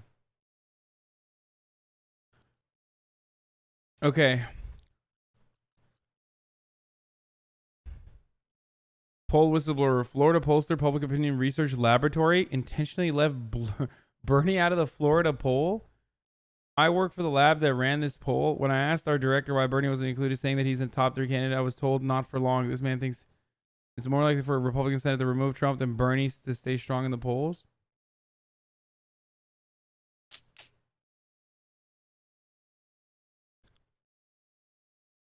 Wait,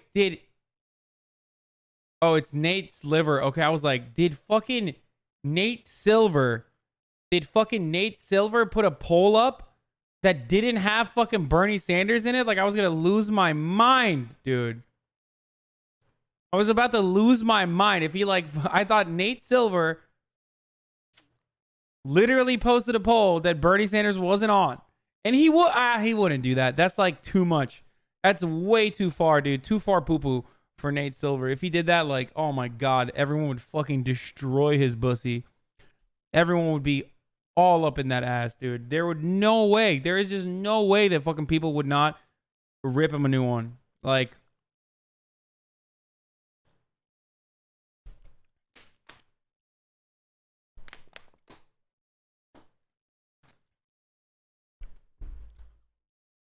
you didn't even notice the /U on that post? Yeah, no, I saw near Tandon. I just didn't. It's funny, but whatever. All right, guys.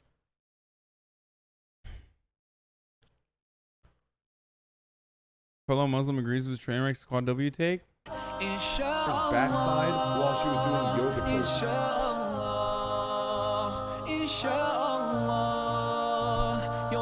Have you seen your just chatting section? That's all 90% of it is, partner conduct team. My brother. Have you seen the gym streams? I agree with you. Literally, someone on a treadmill, the camera's on their ass. Someone on the Inshallah, brother. Stairmaster, the camera's on their ass. The only time you see their front side is when suddenly they have to lean forward in the camera angle like this, and you see down their chest where they're drinking water.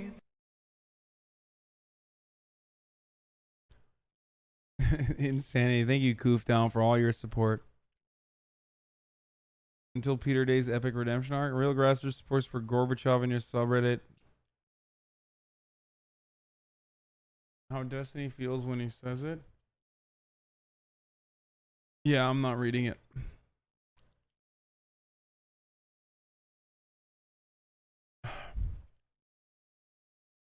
All right. I'll fucking host Doo-Doo Daphne, even though she curved me. Fuck it. Playing Hollow Knight, though. Or should I host Poke because I curved him? What do you guys want? Poke? Damn, hella people want Poke. Okay.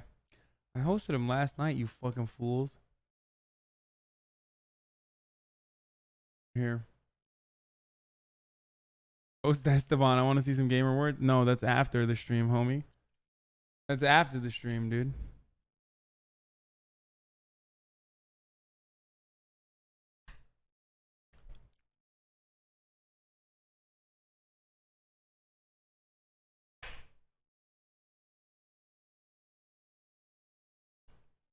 Listen, half of you guys are gonna fucking simp out and go over there anyway, okay? Inshallah, brothers. Inshallah. Good night, everybody.